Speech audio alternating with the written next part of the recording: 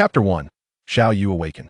In a daze, Xiao Yu heard an extraordinarily gentle and melodious feminine voice, "By heavens, which enchanting beauty is calling for me." Xiao Yu squinted, captivated by the alluring tone. However, as he attempted to open his eyes, a piercing headache assailed him, and the sunlight that streamed and caused tears to flow uncontrollably. What is happening? Oh dear! He tried to move, only to be met with excruciating pain throughout his body, as if his bones were on the verge of disintegration. Where is he? He could only recall participating in the elite competition of Warcraft, emerging victorious, and then going to claim his prize. After the manager led him into a room, he felt as though something had struck his head with tremendous force, and everything thereafter was a blur. That scoundrel of a manager must have embezzled my prize and knocked me unconscious. Just wait until I get my revenge on him. Damn it. Xiao Yu, are you all right? The captivating voice lingered in his ears, this time crystal clear, dispelling any notion that he might still be dreaming. How peculiar. Where am I? Who is this enchanting woman? I don't recall ever knowing a voice so beguiling. Am I in a hospital? Xiao Yu pondered his situation, bemused. After a moment, he finally opened his eyes, and before him was an extraordinarily beautiful and alluring face that left him nearly speechless. She appeared to be in her late 20s, with a flawless visage, skin as delicate as porcelain, and large, sorrowful eyes framed by long, fluttering lashes that added to her pitiful allure. This woman exuded an undeniably enchanting aura. Her brows were slightly furrowed, yet her gaze was filled with emotion that seemed capable of ensnaring one's very soul. Who is this? A stunning mature beauty. My goodness, I have watched so many films, yet I have never encountered anyone with such grace and charm.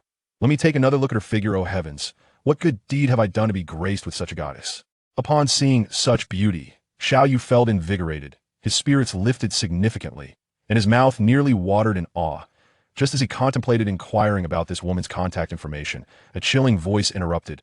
Look at him, it's evident he won't die easily. Good men have short lives, while evildoers are destined to last for eternity. Xiao Yu was taken aback upon hearing this voice. Another beauty? Turning his head, he was astounded to find not just one, but 4 other beauties. Including the mature woman, there were a total of 5 exquisite women in the room, each more stunning than the last. In all his life, he had never encountered so many beautiful women in one place. What on earth is happening? Why are there so many beauties surrounding me? Could this be my prize? My goodness, this is truly to my liking. After 20-some years of celibacy, it seems my time has finally come.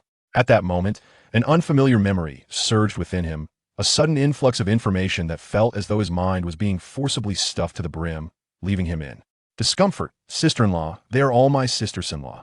Have all 5 elder brothers perished? Xiao Yu was suddenly struck by a wave of memories, leaving him in a state of astonishment.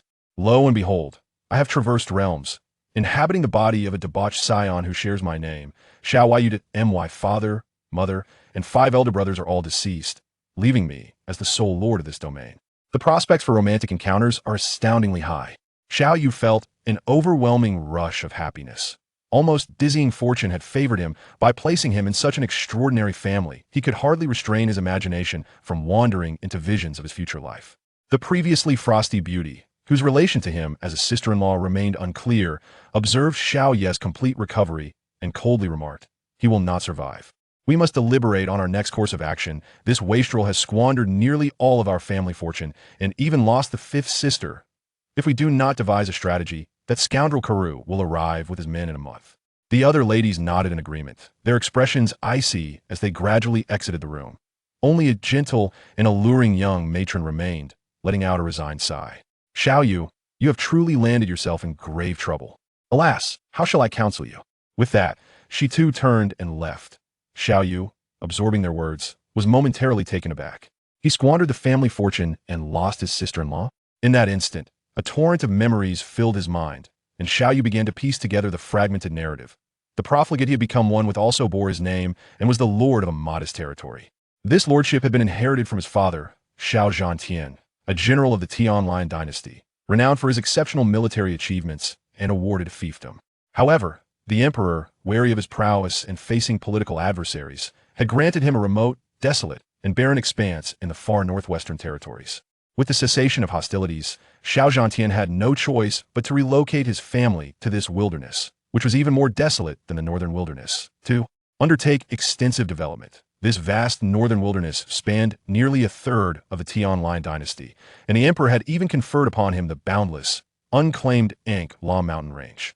Among all the lords of the empire, none had ever been bestowed such a considerable domain. Yet, despite its vastness, the land was abysmally barren. Were it merely lacking in fertility, it could be cultivated over time. The critical issue was that this territory, ostensibly belonging to Xiao Zhantian, was inhabited by numerous foreign tribes, each vying for dominance. Moreover, it was perilously close to the formidable grassland empire, inhabited by the Yunmeng tribe. These marauders frequently descended upon the territory to plunder and wreak havoc. In addition to these tribes, the La mountain range was rife with magical beasts, trolls, orcs, and other races that regularly assaulted villages, plunging the region into chaos. The essence of being an emperor is that the land is bestowed upon you. If you possess the means to pacify its inhabitants, then it rightfully belongs to you. Should you fail to do so, then it is of no consequence. This region was initially a buffer zone against the Western Cloud Empire, which never truly regarded it as part of its sovereign territory. Xiao Zhantian was not one to concede defeat easily, believing himself to possess military prowess. He endeavored to conquer the land upon his arrival, seeking to establish a vast territory for himself through relentless campaigns. After 30 years of tireless struggle, Xiao Zhantian finally erected a modest city upon this barren land, relocating some nearby residents to form a burgeoning community with a stable population. However, prolonged conflict took a heavy toll on the common folk, resulting in a drastic decline in the populace, and 3 of his 6 sons perished in battle. Moreover, due to years of toil and battle wounds, he himself succumbed to illness. Upon Xiao Zhanshan's death, his 4th son, Xiao Han, assumed control of the territory. Tragically, mere days into his reign, on the day of his grand wedding, a marauding ogre tribe launched an attack. Xiao Han bravely led his troops into battle, but met with misfortune and perished, leaving behind a wife whom he had barely met, now a widow before their nuptials could even be consummated. Thus, the responsibility fell to the 5th son, Xiao Yi. Unfortunately, Xiao Yi was frail and ailing, and shortly after taking over, he too succumbed to illness. His newlywed wife, intended to bring him fortune, instead faced a tragic fate, lamentably becoming a widow without having ever shared a bed with him, a cruel twist of fate indeed. The territory was then left to the 16th son, Xiao Yu, a frivolous youth of merely 16 years, utterly devoid of any scholarly pursuits. Regrettably, this Xiao Yu was appallingly irresponsible, indulging in a life of debauchery, skilled in vice, and often peeking at his sister-in-law, while bathing, epitomizing the height of irresponsibility that a year later, the already weakened estate, ravaged by years of warfare, found itself nearly decimated under Xiao Yu's mismanagement. In a neighboring domain, the 3rd son of the lord, named Karu, frequently led Xiao Yu into a life of revelry and gambling. Coveting the beauty of Xiao Yu's 5th sister-in-law, he devised a scheme to challenge Xiao Yu to a wager, stipulating that if Xiao Yu lost, he would forfeit his sister-in-law to him. If he won, he would reclaim the money Xiao Yu had previously lost. In a desperate bid to recover his considerable losses, the reckless Xiao Yu wagered his sister-in-law. Inevitably, this foolish child was duped and lost everything, including his sister-in-law. However, despite his outrageous behavior, Xiao Yu recognized the impropriety of losing his sister-in-law and, seizing an opportunity while Karu was distracted, consumed the contract. Karu, incensed, summoned his men and mercilessly beat Xiao Yu to the brink of death. When he was brought home, the original Xiao Yu had indeed perished, yet by an inexplicable twist of fate, another spirit took possession of his body. Is it truly so? How is it that I find myself so unfortunate? I had once envisioned a life of boundless pleasures, reveling with 5 stunning sisters-in-law. Yet here I stand, confronted with the imminent ruin of my household.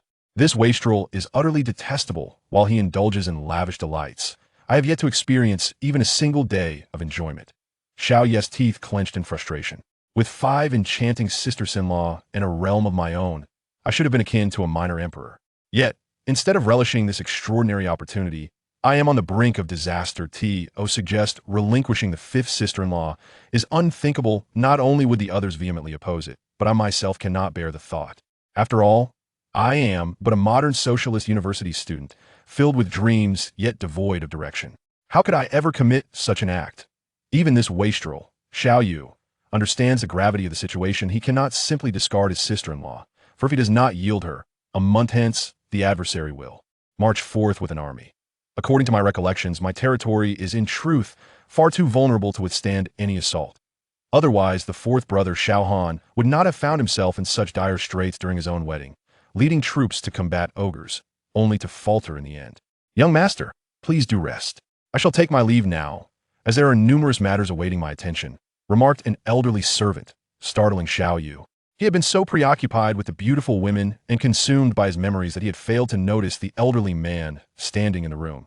The old man, clad in a well-fitted yet slightly tattered suit, regarded Xiao Yu with eyes devoid of anger, as though he were gazing upon a mere block of wood. Clearly, this elder harbored a profound disappointment in Xiao Yu.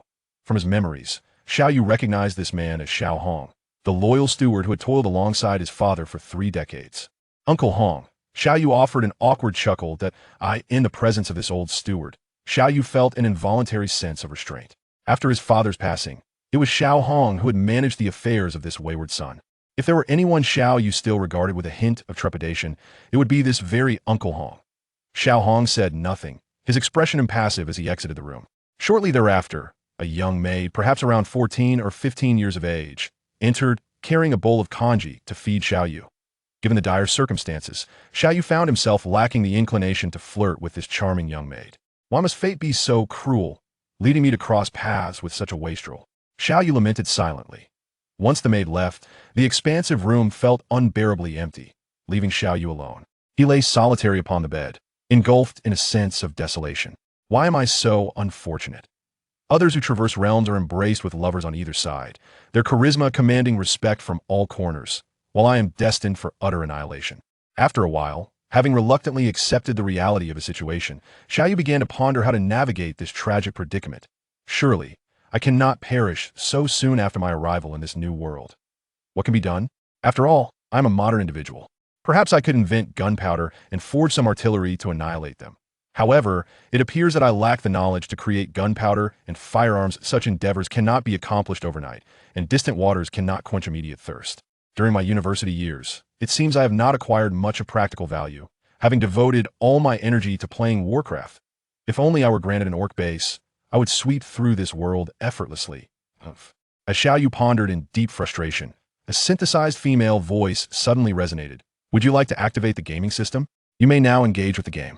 Startled, Xiao Yu looked around, but found no one else in sight. "What the hell? What's going on? Am I seeing things? Is this a hallucination?" He murmured.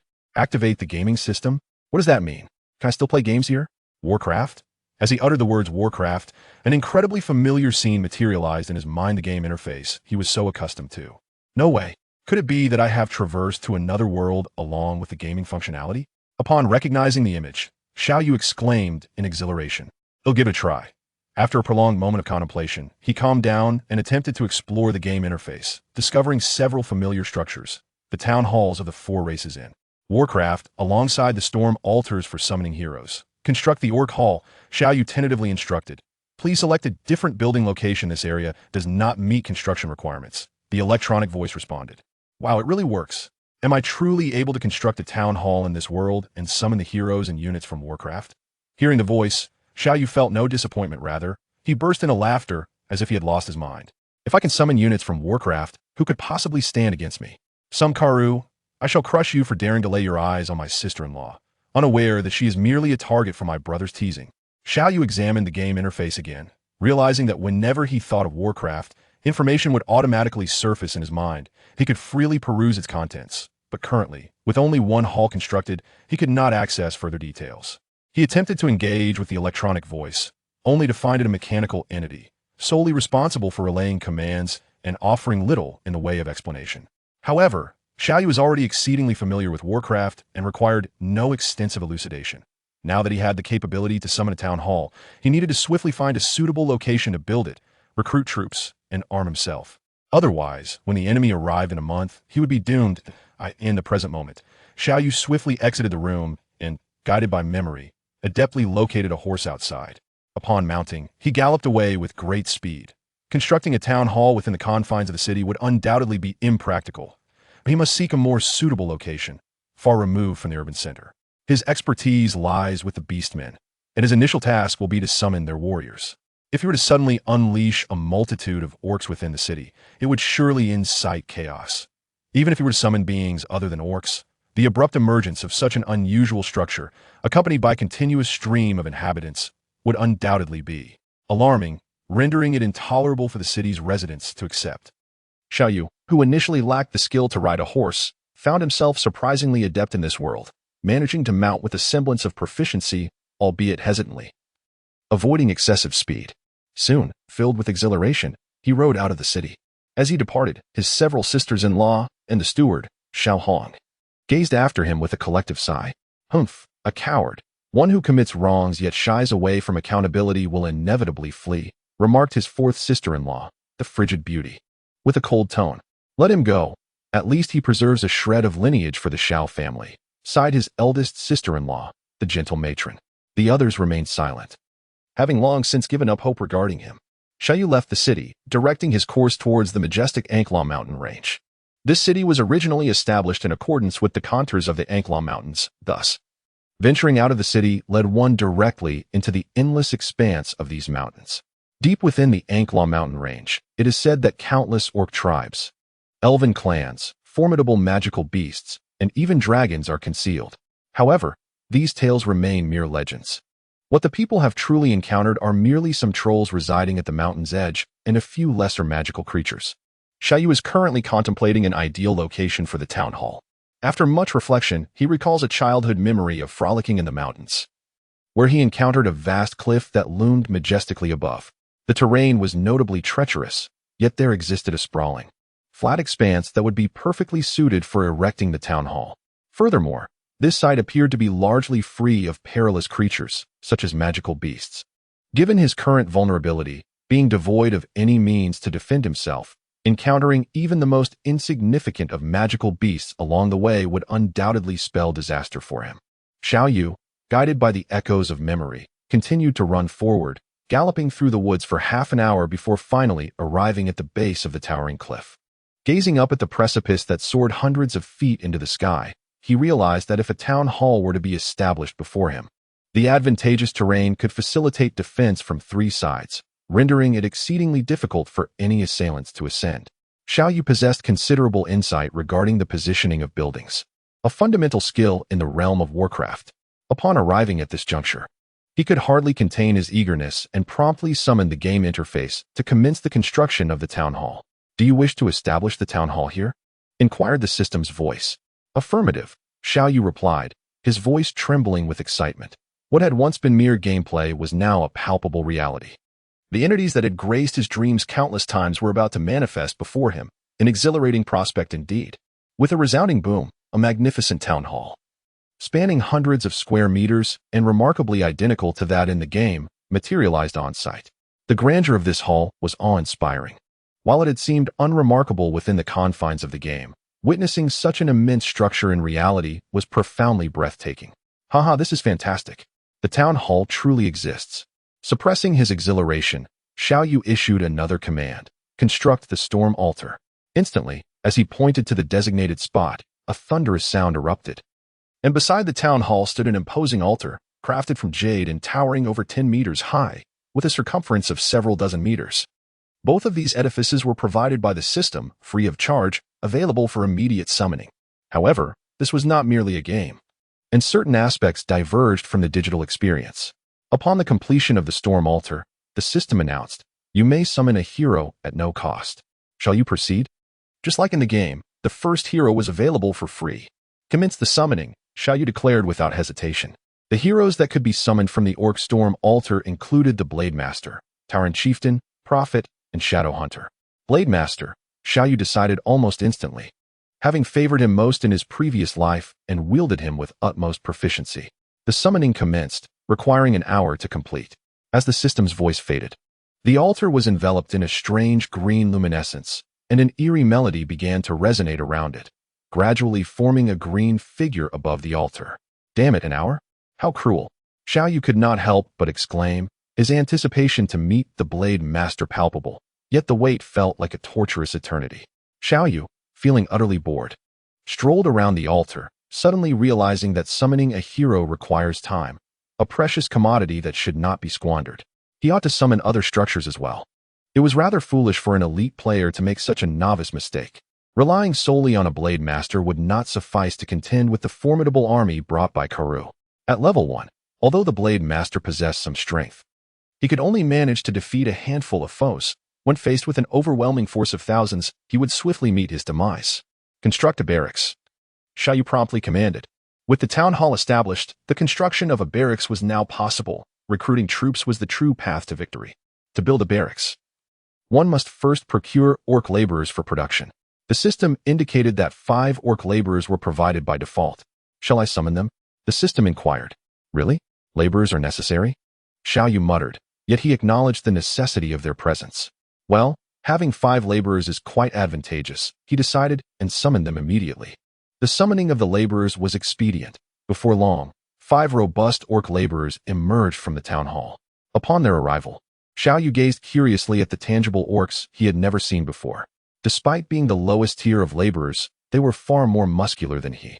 Their green skin, powerful physique, exposed tusks, and bell-like eyes radiated the ferocity and brutality characteristic of the Orcish race. Any ordinary human encountering such a sight would undoubtedly flee in terror. Impatient to acquire units within the game, Xiao Yu commenced issuing orders to construct the barracks. However, the construction process would take considerable time, half an hour to be precise. Thus, he endured the wait, rubbing his hands in anticipation. Suddenly, a brilliant green magic circle illuminated the storm altar, accompanied by a resounding roar that echoed through the air.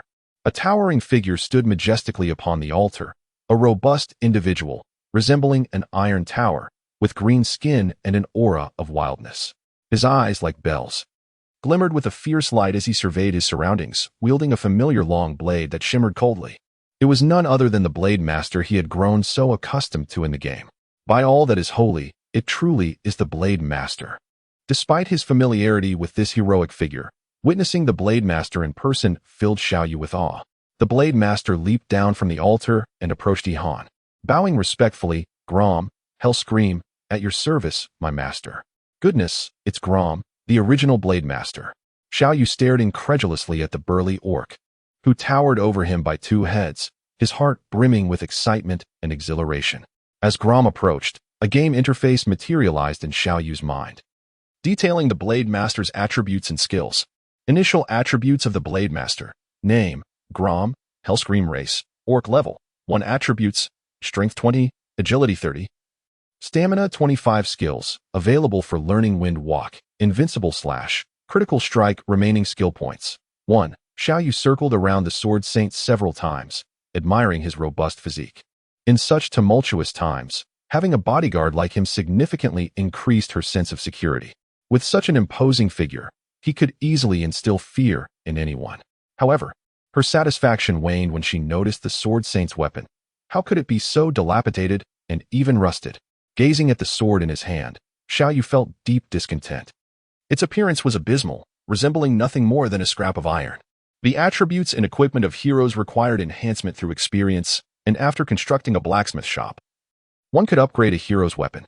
The system's voice echoed once more, seemingly responding to Xiao Yu's thoughts with an explanation. Ah, so weapons could indeed be upgraded. What splendid news. If they could be enhanced to a high level, wouldn't that be impressive? Xiao Yu burst into laughter.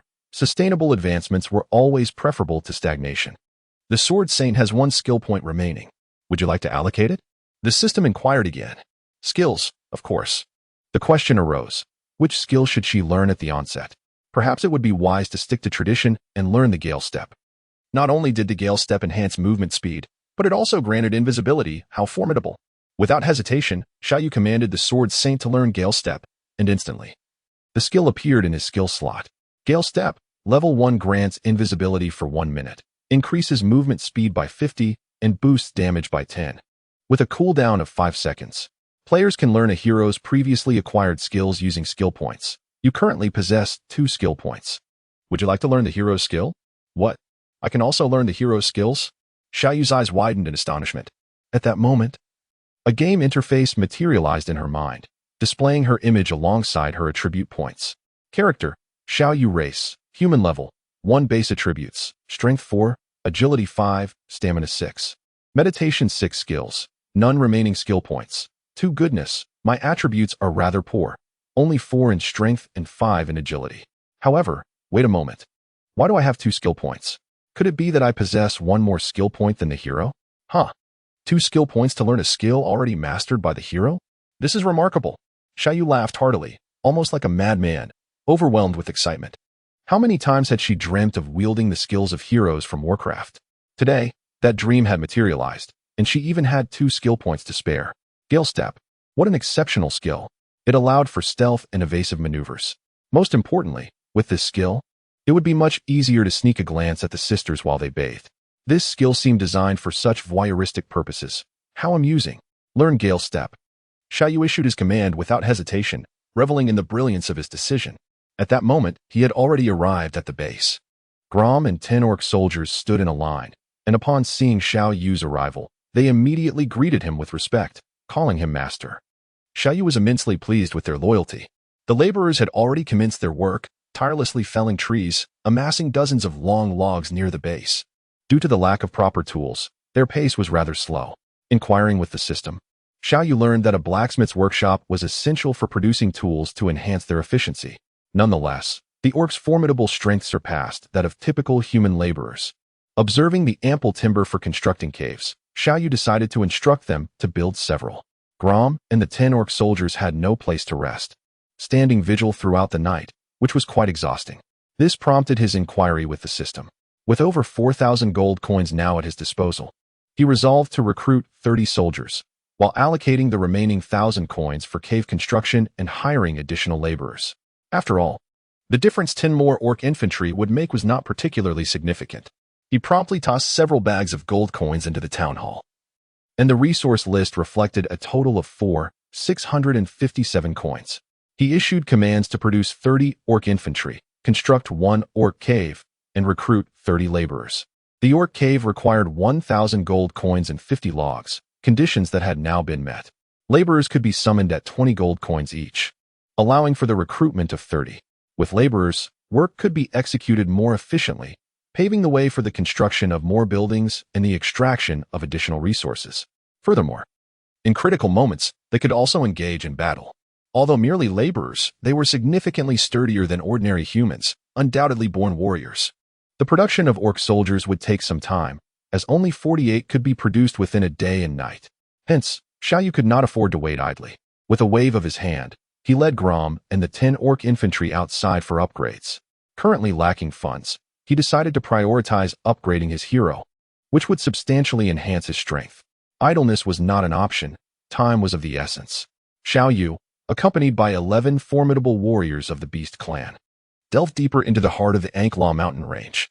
With an additional 10 beast infantry at his disposal, his confidence surged, even against second-tier magical beasts. He felt he stood a fighting chance. Curiously, one could often encounter numerous magical beasts while treading cautiously, yet seeking them out could prove surprisingly elusive. Today, Xiao Yu found himself in such a predicament, having traversed for hours without a single sight of a magical beast, leading his band of beast warriors through the dense woods. The midday sun found Xiao Yu's stomach growling audibly. Suddenly, a tantalizing aroma wafted through the air, hinting at roasted meat. Who could be grilling meat in such a secluded forest? A sense of excitement overcame him, yet apprehension lingered. The keen sense of smell possessed by the beast men, particularly Gromm and his comrades, had also detected the enticing scent. Let us investigate, Xiao Yu commanded, recognizing Gromm's swiftness as an ideal scout. Gromm darted toward the source of the delectable aroma, while Xiao Yu, feeling the weight of fatigue in his weary body, opted to remain behind. After a brief interval, Gromm returned, reporting, "Master, ahead lies a small tribe of ogres, numbering approximately 20. The mention of ogres startled Xiao Yu. His fourth brother had met his demise at the hands of such creatures, and while the presence of ogres in the woods was well known, he had not anticipated encountering them today.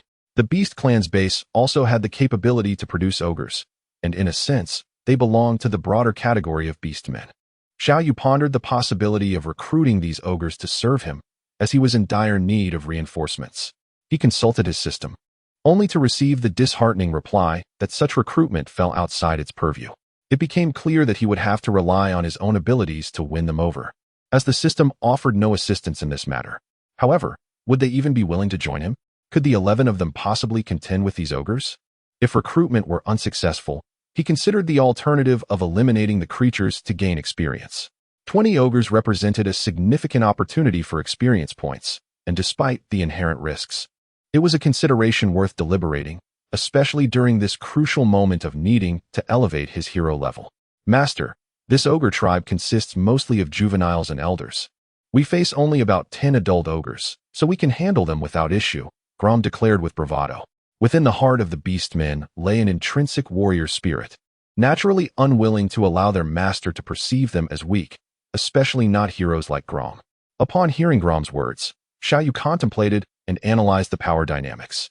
With Gromm currently at level 2 and possessing the invincible slash, he should be able to handle 4 or 5 trolls without issue, especially with the support of 10 orc infantry. If they launched a surprise attack, success could be within reach. Very well, prepare for action, Xiao Yu commanded, leading his contingent of orcs stealthily forward. The orc race typically shunned ambush tactics, preferring direct confrontation to showcase their formidable nature. However, Xiao Yu decisively reprimanded them, imparting the wisdom that ambushes are a strategic necessity, that cunning is the key to victory, and that stealth is the essence of a true tactician. He instructed them to advance with utmost caution. Approximately 200 meters ahead lay a small encampment, replete with makeshift tents and a central area illuminated by a flickering campfire, where unspeakable meats were being roasted. Upon closer inspection, Xiao Yu was horrified to discern that one of the meat racks displayed a human thigh, prompting him to retch. Charge! He commanded, and despite his nausea, he issued the order. Gromm was the first to leap into action, his wind step granting him invisibility as he infiltrated the midst of the trolls. Just as the trolls grasped their rudimentary weapons and rushed towards them, Gromm emerged unexpectedly, executing an invincible slash that felled a robust troll. The 10 orc infantrymen roared as they swung their axes, rapidly engaging the trolls in fierce combat. Xiao Yu, still retching, anxiously monitored the unfolding battle. The orcs and trolls were nearly evenly matched. While the trolls boasted slightly inferior physical attributes, their agility compensated for it, resulting in mutual injuries. However, Gromm's exceptional swordsmanship inflicted significant damage on the trolls, drawing several of them to converge upon him. Number 3, fall back, Xiao Yu commanded loudly, noting that the orc designated as number 3 had sustained severe injuries and should not press forward. To distinguish the orcs, Xiao Yu had assigned them numbers based on their order of creation. Number 3 was the third orc produced. As the foremost fighter, this orc was beset by multiple trolls, sustaining numerous wounds and rendering one arm incapacitated. Normally, an orc's ferocity would compel them to continue fighting as long as they lived. However, drawing from his experience in strategic games, Xiao Yu promptly ordered his retreat. As long as they survived, there would be a chance to return to battle. Once dead, they would serve no further purpose. An orc, however, is worth 100 gold coins, and Xiao Yu could not bear to let them perish. The orc infantry and Gromm continuously emitted fierce roars. Gromm, utilizing his Gale Strike and invincible slash in tandem, single-handedly dispatched 7 or 8 trolls, while the remaining trolls fell under the relentless assault of the orc infantry, all succumbing in less than 3 minutes. Although the trolls displayed considerable ferocity, the orc infantry were, after all, seasoned warriors, having undergone rigorous training. The trolls, in contrast, relied solely on their primal instincts in battle, rendering them somewhat inferior. Xiao Yu harbored no compassion for the trolls, a race so fundamentally different from his own. They were cannibals, mercilessly consuming human flesh, and Xiao Yu spared no one. Even the children among them were not exempt from his wrath. In fact, the troll children were often significantly taller and more robust than Xiao Yu, capable of delivering a blow that could send him flying. Moreover, these trolls were entirely ignorant of human language and moral codes, unless captured like beasts. They possessed no inclination to surrender. Of the 10 orc soldiers, 2 were gravely injured, while the others sustained only minor wounds, which were not of great concern. Gromm endured a few strikes as well, but his injuries were not severe, and with the orc's formidable recuperative abilities, he would soon recover. Nevertheless, this encounter yielded remarkable results, as they had vanquished 23 trolls in total. Gromm earned over 200 experience points, requiring just another 800 to attain the next level. The system's experience calculation takes into account not only the quantity of foes defeated, but also the achievements in battle. An ambush on a troll tribe grants an experience bonus, hence the substantial amount of experience gained. Xiao Yu, as the commander, has accrued over 100 experience points from each slain troll. Yet he still finds himself far from leveling up. To his delight, He discovers that these orc soldiers also possess experience slots, indicating their potential for advancement. The prospect of leveling up these orc infantry is exhilarating. The thought of powerful orc warriors fills him with anticipation. Due to the severe injuries of 2 orc soldiers, Xiao Yu decides to escort them back to recuperate. Upon returning to the camp, he finds that the orc burrow has been completed, and 11 new orc infantry have been produced. Xiao Yu commanded that the 2 severely injured beast soldiers be set down while the others were summoned, amounting to a total of 19 beast soldiers alongside Gromm, who would continue to venture forth to gain experience. Along their journey, they encountered several magical beasts. However, with the overwhelming number of soldiers, a solitary beast posed little challenge. Thus, Xiao Yu instructed Gromm to engage alone, ensuring that the experience would not be diluted among the other infantry, focusing solely on elevating the Sword Saint's level. At this juncture, enhancing the Sword Saint's prowess was paramount. With sufficient manpower, Xiao Yu organized the orc infantry into several pairs, dispatching them to scour for magical beasts and report back. This strategy significantly increased the likelihood of discovering their quarry. By nightfall, the Sword Saint had vanquished over a dozen magical beasts, culminating in a radiant golden light as he attained level 3. Upon reaching this milestone, he was awarded another skill point, which Xiao Yu unhesitatingly allocated to learning the skill Deadly Strike. Deadly Strike, level 1, grants a 15 chance to inflict double damage upon enemies. As the Sword Saint is an agile hero with a rapid attack speed, this probability is quite favorable, and the potential for double damage further enhances his capabilities. As night descended, Xiao Yu found himself compelled to return to the castle, his brow furrowed in concern. Although the Sword Saint had leveled up once more, the looming crisis remained unresolved. Without funds, there would be no reinforcements to counter the formidable forces of Karoo. If Xiao Yu's return the previous day was motivated by the search for money, his second return that evening left Xiao Hong, Long Hui, and several sisters perplexed. Xiao Yu was currently troubled by financial concerns, feeling no inclination to converse with others, especially since they no longer believed in him. Thus, he chose to seclude himself in his room, tirelessly devising a plan to prove his worth in due time. After a sleepless night, Xiao Yu emerged from his chamber the following day, his eyes tinged with redness. He lethargically mounted his horse and rode out of the city, his mind persistently occupied with thoughts on how to amass the necessary funds. At that moment, a soldier unexpectedly dashed around the corner and collided directly with Xiao Yu's horse. Xiao Yu's horse was startled, rearing up on its hind legs, and given Xiao Yu's lackluster riding skills, he was promptly thrown from the saddle. "Ah, my lord, I am utterly to blame," the soldier exclaimed in a state of panic as he hurried over to assist Xiao Yu. Xiao Yu was abruptly thrown to the ground, his head spinning. He cursed, "How careless! What's the rush?" The soldier, fearful of retribution, hurriedly explained, "My lord, I beseech your pardon. The bandits from Longya village have returned to pillage the nearby villages. Lord Longwi has summoned us. We were about to set off." "Bandits in my territory? Who dares to be so audacious?" Xiao Yu retorted angrily. "It is the bandits from Longya village, my lord.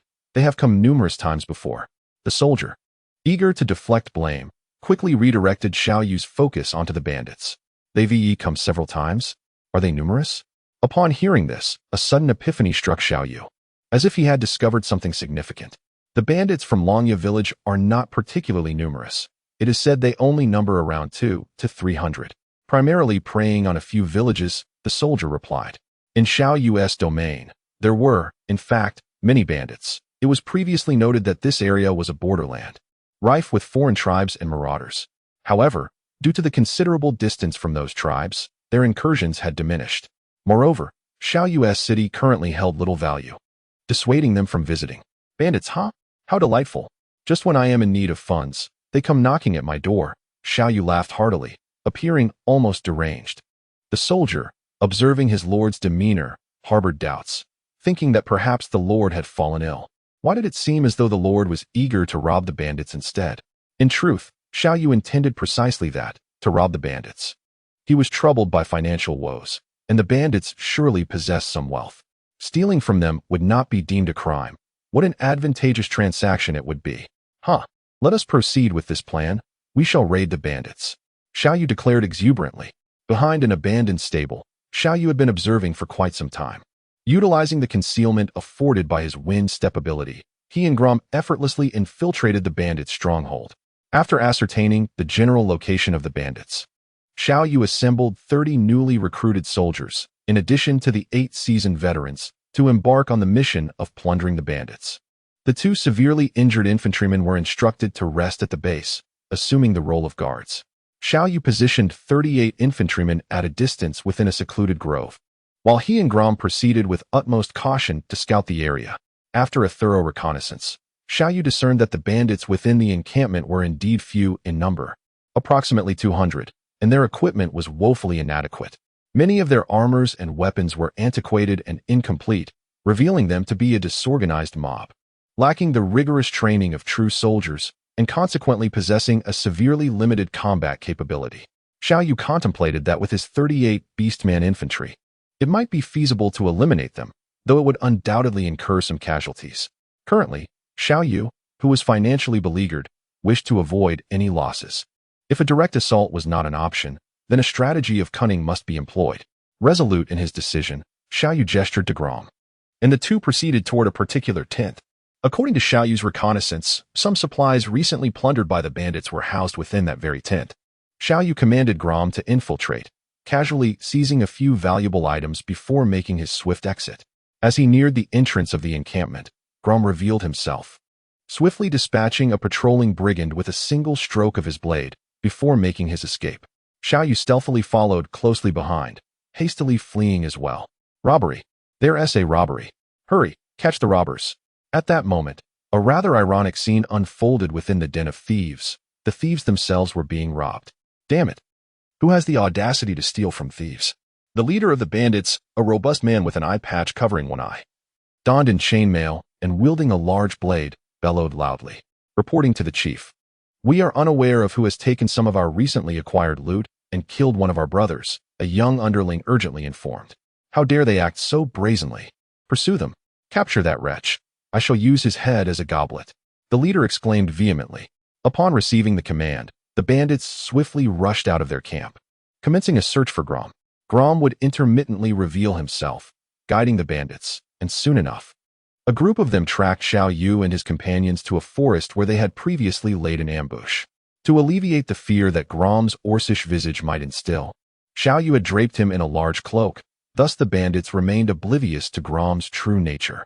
Once in the woods, the complexity of the terrain thwarted the bandits' ability to locate Gromm, prompting them to disperse in search of him. In their eyes, he was merely one individual, incapable of causing significant upheaval. Yet, this precisely played into Xiao Yu's cunning trap. Xiao Yu aimed to separate them, intending to annihilate them individually. With over 200 bandits and only 38 beastmen infantry at his disposal, a direct confrontation would undoubtedly result in significant casualties. Prepare yourselves, remain silent, and wait for them to draw near. Upon my command, spring forth and leave no survivors. Ensure that every last one is slain. Xiao Yu instructed the beastmen soldiers, cautioning them against hasty actions that might alarm the dozen or so bandits ahead. The beastmen were without cloaks, and their sudden emergence could instill fear, potentially causing the bandits to flee. Now, as Xiao Yu observed the bandits, who were approaching while cursing, he issued his command. Gromm and the 38 beastmen soldiers charged forth. A series of anguished cries erupted as the bandits, caught completely off guard, were swiftly dispatched by the beastmen's hefty axes. By the time the bandits realized what was transpiring, their cries intensified. Many did not even have the chance to utter a single word before they were slain by the advancing beastmen. In less than 10 seconds, the skirmish was concluded. Retreat. After eliminating the bandits, Xiao Yu decisively commanded a withdrawal. What transpired? How did they perish? Other bandits, hearing the cries for help, hurried to the scene, only to be met with a grim tableau of scattered corpses. The speed at which their comrades had been slaughtered left them bewildered. Look at Fusy's body, cleaved in two. What kind of power is this? Though these bandits had witnessed bloodshed before, the brutality of the scene left them in shock. Damn it, who are they? Search for them. We must identify them. Inform everyone not to disperse. At least 30 must remain together, commanded a furious bandit leader. Another wave approached, and Xiao Yu saw them coming, instructing his beastmen to crouch low. Be cautious. They may be prepared, the bandit leader warned, brandishing his long knife to slash through the tall grass. A scream pierced the air as one bandit was dragged into the underbrush, disappearing without a trace. "Be careful. They're here," the remaining bandits shouted, on high alert. However, what awaited them was sheer terror. The beastmen infantry charged out, their axes swinging towards the bandits. Many bandits were momentarily paralyzed upon seeing the beastmen, unable to react in time. In that fleeting moment, their lives were irrevocably extinguished. Half an hour later, Xiao Yu surveyed the forest strewn with bodies, a satisfied smile gracing his face. After several surprise attacks, the pursuing bandits, having divided their forces, were entirely vanquished by the orc infantry. Those bandits who were targeted had no chance of escape. Such petty thieves could not possibly outrun the orc warriors, especially with Gromm's swift pursuit in play. However, although all the discovered bandits were eliminated, a few concealed in the shadows, exercising utmost caution, managed to evade capture. They returned to their lair, wailing in terror to their leader, "Chief, we are in grave danger. Those bandits are orcs, real orcs. Each stands over 2 meters tall." And with a single axe swing, Kessa's head was severed. "Fool, what are you panicking about? What orcs? In this world, orcs have long been extinct," the bandit chief exclaimed, delivering a kick to the sobbing underling. "But it's true. They are indeed orcs, green-skinned, with tusks protruding from their mouths, towering over us, even taller than you, Chief. They are incredibly fierce. We stand no chance against them. All our comrades are dead." The bandit continued to lament. The chief, perplexed, thought to himself that there could be no orcs here. They had lived in this region for over a decade without ever encountering one. Trolls, perhaps, but they seldom emerged. "Take me to see," he commanded, brandishing his large blade, attempting to project an air of ferocity to reassure his men. Yet, as he stepped out of the tent, he found himself momentarily stunned. The gate had been breached, and dozens of towering green-skinned orcs stood at the entrance. Standing among them was a somewhat slender, fair-faced youth, exuding an aura of confidence. Beside this young man stood a particularly formidable orc, adorned with war paint, radiating an oppressive presence. This was none other than the Sword Saint Gromm.W. "Who are you? What do you want?" Upon witnessing the orcs before him, the bandit chief's bravado evaporated, his voice trembling. He had not anticipated the reality of orcs standing before him. He was acutely aware of the legendary combat prowess attributed to these creatures, and now, observing their formidable stature, he recognized that his side stood no chance. Yet, he found solace in the presence of a human among them. Xiao Yu stepped forward, raising his right hand with a pointed gesture, proclaiming loudly, "Hark, you brigand! I am Xiao Yu, the Lord of the Lion King's domain. The lands you currently inhabit belong to me. You dare to act as a marauder within my territory, plundering from my neighbors? Today, I shall eradicate you." "What? The Lord of the Lion King's domain?" The bandit gazed at Xiao Yu, disbelief etched upon his face. He was aware that the ruler of the Lion King's territory was a youth, yet he had long heard tales of this young man's debauchery, indulging in excesses of food, drink, and vice, nearly squandering his lands. How could this boy before him possibly be the Lord of the Lion King's domain? Xiao Yu gazed at the bandit leader, his chin raised defiantly, and with a cold snort, he declared, "Indeed, I am the Lord here. I now present you with an opportunity. Surrender all the wealth you have plundered, and I shall spare your life. Otherwise, I will raise your stronghold to the ground." The bandit leader regarded Xiao Yu in silence, lost in contemplation. He realized that with barely 100 men remaining under his command, facing the dozen or so beastmen infantry would spell disaster. Yet, the thought of relinquishing the hard-earned riches he had amassed over the years was unbearable. Those treasures represented over a decade of his toil and sacrifice. Xiao Yu gazed at the bandit leader in silence, dismissing any desire to engage in a protracted exchange. With a mere wave of his hand, he signaled an attack. Instantly, Gromm, accompanied by the orc infantry, charged forward. At this moment, Xiao Yu was confident that the remaining bandits were no match for them. Their demise would yield a considerable amount of experience. After all, the overwhelming majority of these miscreants certainly deserved their fate. The bandits, confronted by such a formidable force of orcs, were utterly paralyzed with fear, fleeing without a fight. The bandit leader, witnessing this chaos, was taken aback, realizing the tide had turned. The intimidation factor that orcs posed to ordinary humans was profoundly severe. As he turned to escape, Gromm activated his swift stride, closing the distance rapidly. With an indomitable sword strike, he cleaved the leader in two, a dazzling arc of light marking the end of the encounter. This bandit leader, lacking even the basic combat aura, had only relied on his imposing stature to assume command. How could he possibly contend with the Sword Saint? Initially, Xiao Yu had contemplated eliminating the remaining bandits before employing the Sword Saint's stealth to infiltrate the stronghold for a surprise attack on some bandits, followed by a direct assault. However, he soon realized that the sight of orcs instilled a paralyzing fear in humans, significantly diminishing their combat effectiveness. Particularly among this ragtag assembly, their morale crumbled instantaneously, allowing dozens of orc infantry to easily overrun the place. Consequently, Xiao Yu shattered the gate and surged inside. His assumptions were indeed validated. After dispatching the bandit leader, the remaining henchmen were already in disarray, scattering in all directions. Xiao Yu promptly instructed the orc infantry to disperse and pursue the fleeing bandits while he made his way toward the central tent in search of spoils. "Please don't kill me. I know where the chieftain's treasure is hidden. I'll lead you there. Just spare my life," pleaded a weaselly figure, cornered and prostrating himself before Xiao Yu, weeping in desperation. "You know where the treasure is hidden?" Xiao Yu had initially harbored no sympathy for these bandits and had intended to end their existence swiftly. However, he restrained Gromm from delivering a fatal blow. Intrigued by the man's claim, I know. I will take you there, my lord." The man, eager to prove his worth, immediately turned to lead the way for Xiao Yu. Xiao Yu pondered for a moment before following suit, reassured by the presence of the Sword Saint's guardians. Knowing that this individual could not possibly engage in any deceitful antics. Thus, Xiao Yu entered the grand tent alongside this character, who, indeed, displayed utmost diligence in presenting various valuable items. Many of the possessions, however, were beneath Xiao Yu's standards. The bandit group was not particularly formidable, thus lacking in wealth. The decor was quite dilapidated and hardly worth any significant sum. While the territory had fallen into decline, remnants of its former prosperity still lingered, far surpassing the worth of these meager spoils. The gaming base accepted only gold, no matter how valuable other items might be. They had to be exchanged for gold coins to be deemed worthy. Consequently, the usual plundered goods fetched little value, rendering them unworthy of Xiao Yu's attention. Nevertheless, in a bid to curry favor with Xiao Yu, this individual exerted himself to produce a considerable amount of gold coins.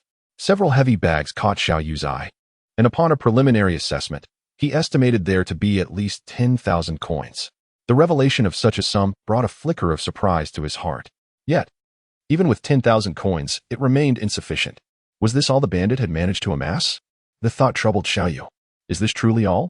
He inquired, his brow furrowed. Certainly not. There are additional treasures buried by the chieftain in the mountains behind.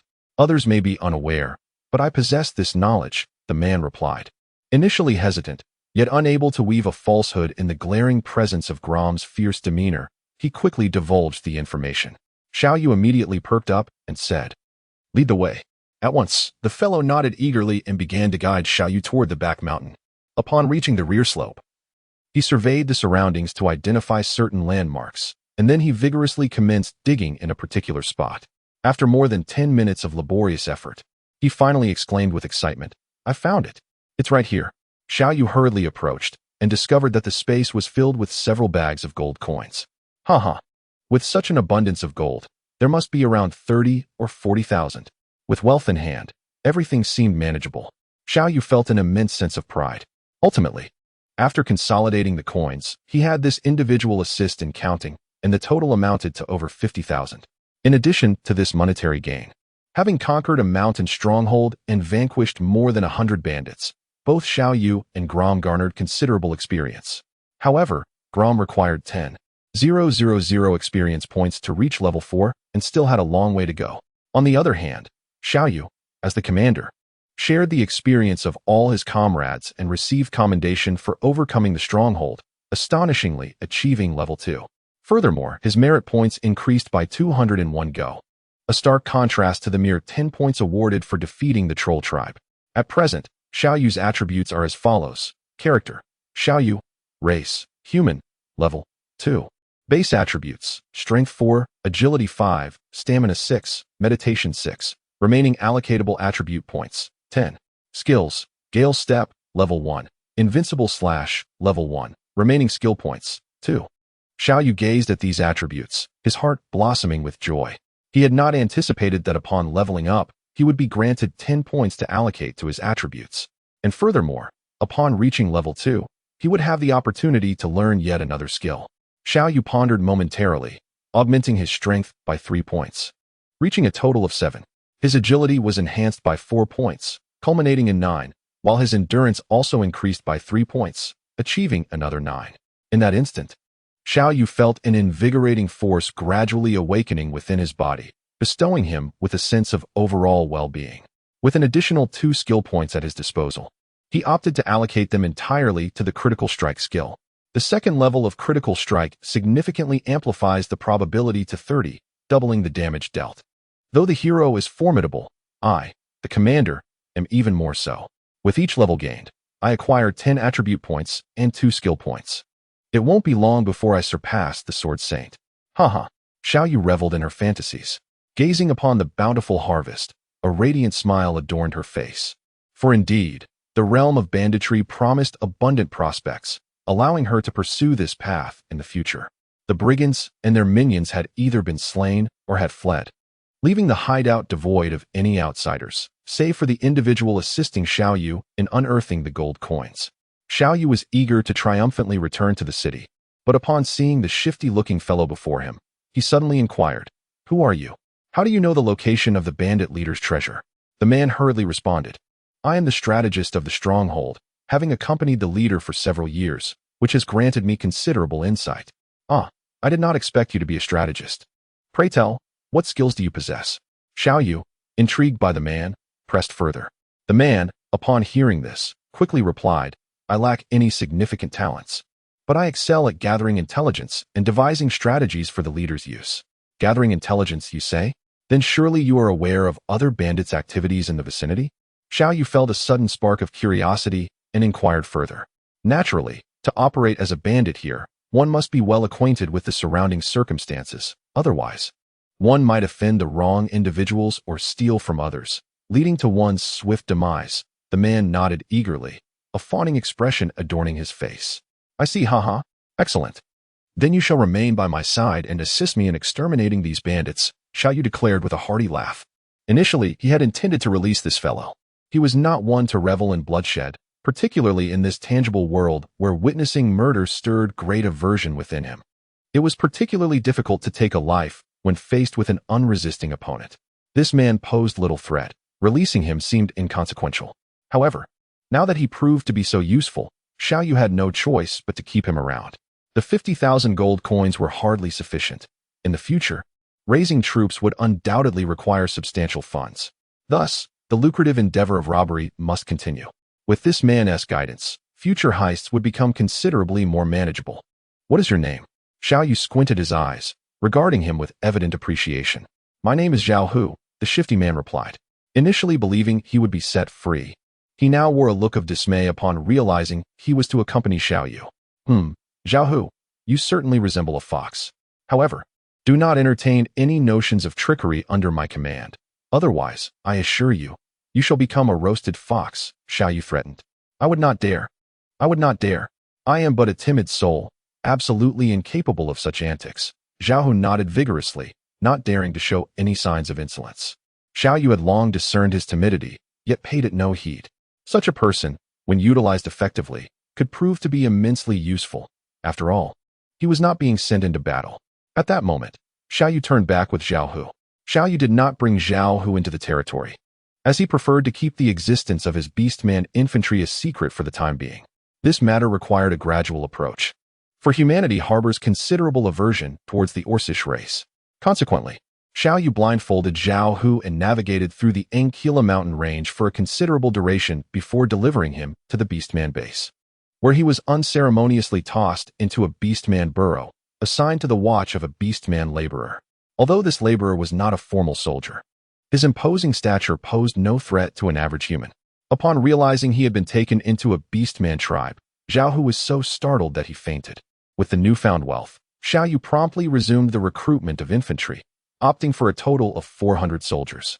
The remaining 10,000 gold coins had initially been earmarked for acquiring a blacksmith shop to produce equipment, arm the infantry, and aid in upgrading the Sword Saint's weaponry. However, he was taken aback to discover that a blacksmith shop required a staggering 300 merit points, which made him roll his eyes in exasperation. It was only now that he grasped the purpose of these merit points. though he remained puzzled as to why the system had instituted such a requirement. When he inquired about it, the system merely stated that it was to align with the true capabilities of the commander. Lacking sufficient merit points would imply an inability to manage such resources.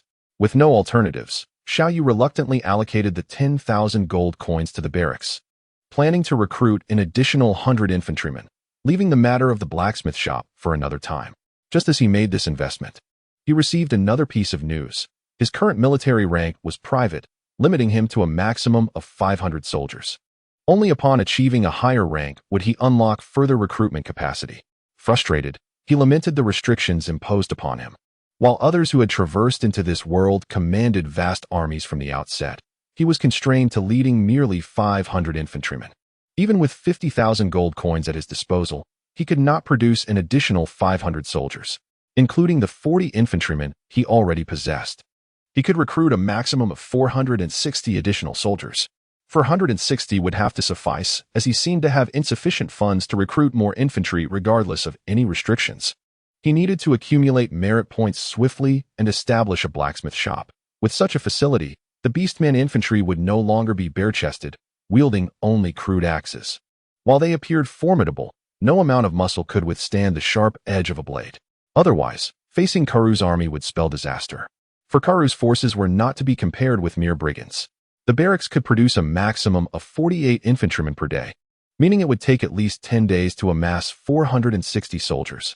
Xiao Yu calculated that with such a prolonged timeline, half a month would pass, and soon Karu would be leading an assault. If he could muster 1,000 beastman infantrymen, they might stand a fighting chance against Karu's army. They were coming to lay siege. He could not be foolish enough to confront them directly, but should defend from within the walls to gain a significant advantage. The best troops for holding a city were archers. Alas, if only he could recruit elven archers. I am uncertain as to when I may construct a second outpost. Upon contemplating this, Xiao Yu inquired when the establishment of the second sub-base would be possible. To his delight, the system responded that as soon as Xiao Yu was promoted to private, he could construct the second base. This was indeed a momentous occasion. The establishment of a second base would grant him a storm altar, allowing for the free summoning of a hero without any conditions. Furthermore, he could directly purchase a barracks with currency, eliminating the need to expend merit points, thus enabling the summoning of archers. How many merit points do I need to upgrade from private to corporal? Xiao Yu eagerly asked. You require 1,000 merit points, the system replied. 1,000 merit points?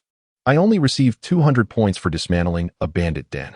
To reach 1,000, I would need to eradicate 5 such dens, Xiao Yu pondered, contemplating how to expedite his promotion to corporal. Knowing that reaching the rank of corporal would allow him to reclaim the second base, he immediately shifted his focus to this goal rather than prioritizing the production of a blacksmith shop. After all, acquiring an additional hero and another race's units would be immensely beneficial. In comparison, while the orcs trolls also served as ranged units, they were certainly inferior to the elf archers. Moreover, he could not yet produce trolls. He would first need to upgrade the barracks to level 2. And trolls were prohibitively expensive, unlike the more affordable elf archers. Most importantly, once the elf base was established, he could summon the enchanting Tyrande, a fantasy he had indulged in countless times. The mere thought of it made Xiao Yu salivate. He resolved to continue raiding, as it would yield both wealth and merit points. During the past few days, Xiao Yu remained indoors, contemplating where to execute his next robbery. According to Xiao Hu's intelligence, he pinpointed several bandit locations on the map, strategizing his attacks while awaiting the production of 100 infantry. Having only 30-odd soldiers was insufficient. Observing Xiao Yu's prolonged seclusion, the old steward, Xiao Hong, found himself perplexed by Xiao Yu's thoughts. Days had passed, and if he did not leave soon, Karu might dispatch someone to keep watch, making escape increasingly difficult. He had been urging the few young ladies to depart, but they were all reluctant, causing him considerable frustration, prompting him to consider more forceful measures if necessary. Stealing a glance through the door's crack at Xiao Yu, he discovered him engrossed in the map, muttering, "Should I go this way or that? There are more enemies over there, and the terrain is flat. If something goes awry, escape would be troublesome." It turned out he was researching escape routes, while I was still worrying about him. Sighing, Xiao Hong turned and walked away. A few days later, the barracks had produced 100 soldiers, and with the previous 38 infantry, there were now a total of 138 beastmen soldiers. The two injured beastmen soldiers had yet to fully recover. Given the severity of their wounds, full healing in just a few days was implausible. Unless a healing profession emerged in the future, or a voodoo shop opened for purchasing potions, their recovery would remain slow. However, Xiao Yu could hardly afford a blacksmith shop, let alone a store. Once he amassed 300 infantry, he would set out. Xiao Yu had firmly resolved to raid another bandit den. Only by attaining the rank of corporal could he undertake greater endeavors. After finalizing the attack plan, Xiao Yu stepped out of his room, stretching lazily to ease his mind. Gazing upon the territory that belonged to him, he silently vowed to prevent its destruction. Furthermore, with the aid of Warcraft, he aspired to expand this territory, truly becoming a formidable lord. As he strolled along the street, Xiao Yu suddenly noticed a familiar room emanating a soft, hazy glow. It was Sister 4's room. Was she bathing? Instinctively, Xiao Yu concluded that a woman was indeed bathing in that distant room. For it was only during such moments that steam would rise, creating that enchanting effect in the light.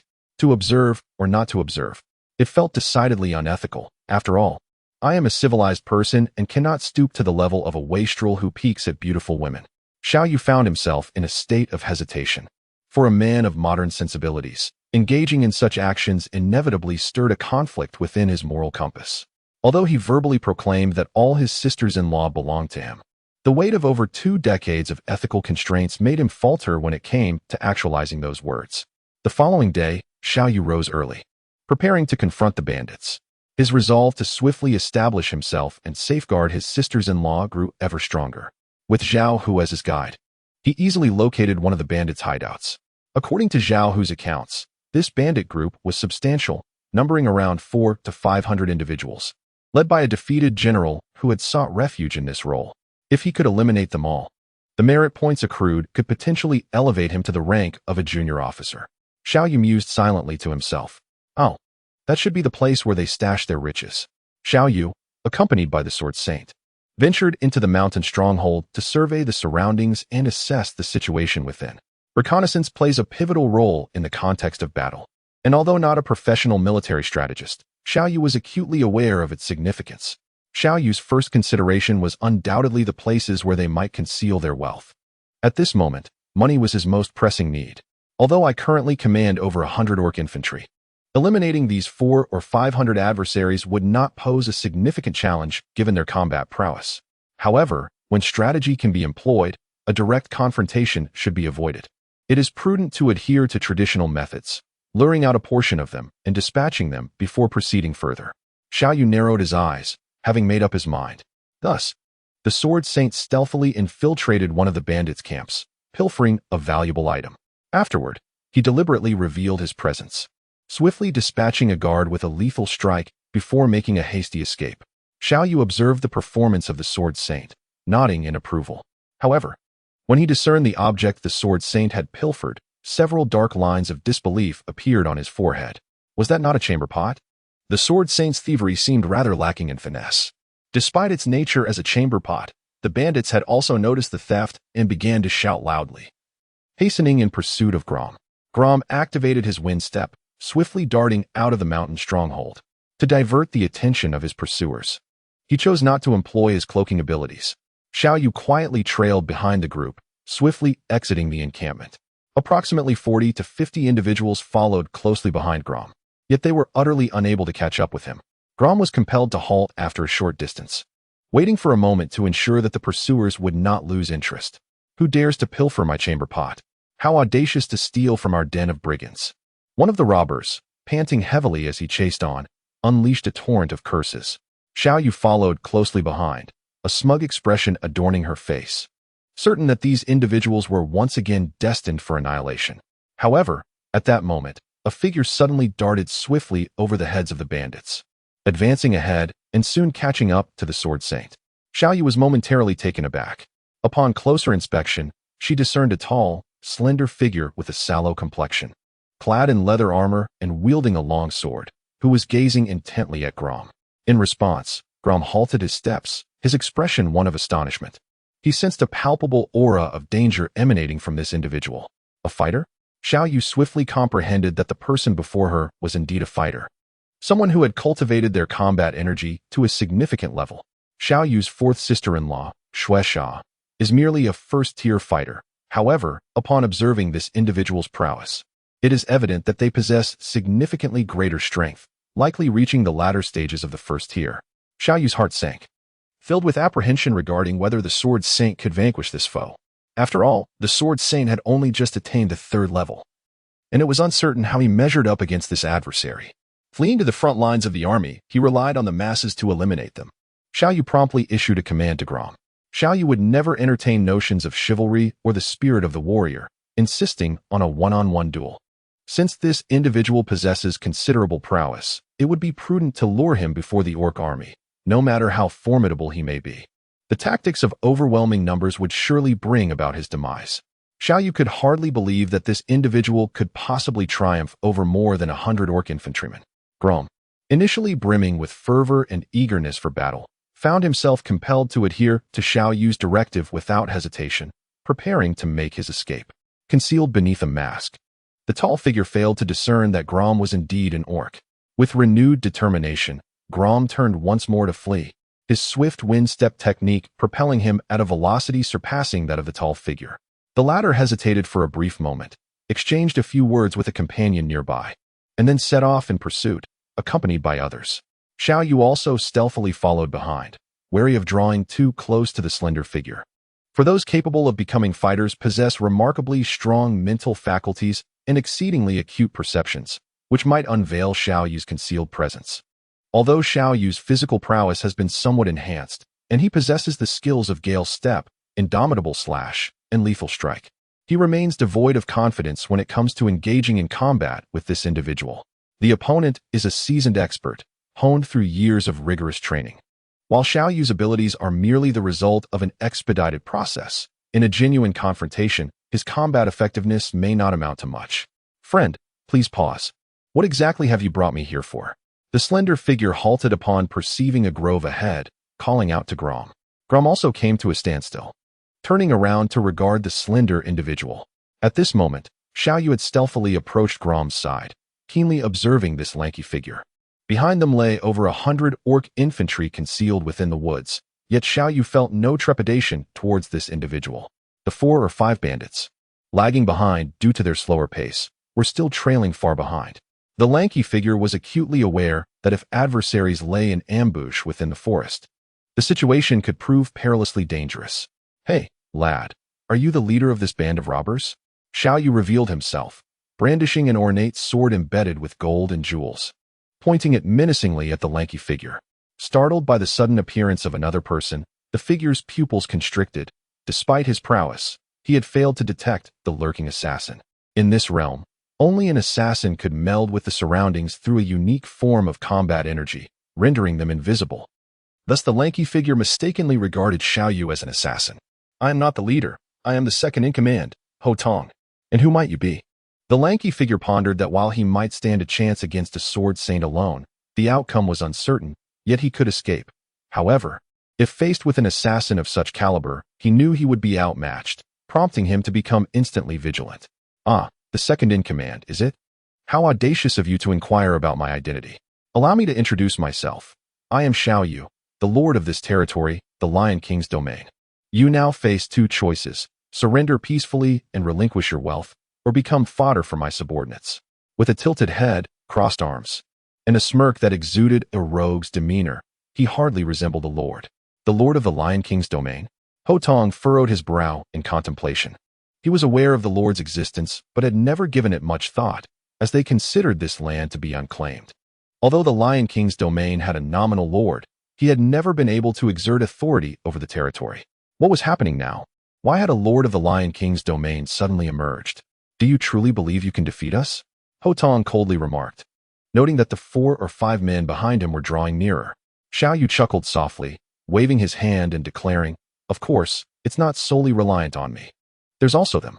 As he uttered these words, a cacophony erupted, and from the depths of the forest emerged over 100 Orcish warriors, their green skin glistening and towering over 2 meters in height.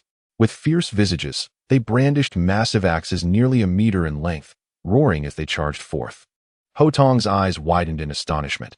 Usually composed in the face of adversity, he found his calm shattered upon witnessing such a multitude of orcs.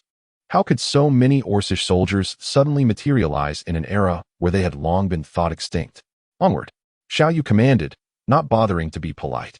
Seizing the moment of their astonishment, he issued the order to attack. At that moment, Gromm let out a ferocious roar, dramatically flinging aside his immense cloak to reveal his formidable physique, and then, sword in hand, he activated his wind step and charged into the fray. Xiao Yu had once contemplated bestowing a new sword upon Gromm, for despite the decline of the Lion King's domain, procuring a few fine blades was still feasible. However, he was informed by the system that a hero's weapon was classified as exclusive and could not be replaced, only upgraded. This revelation left Xiao Yu feeling somewhat disheartened.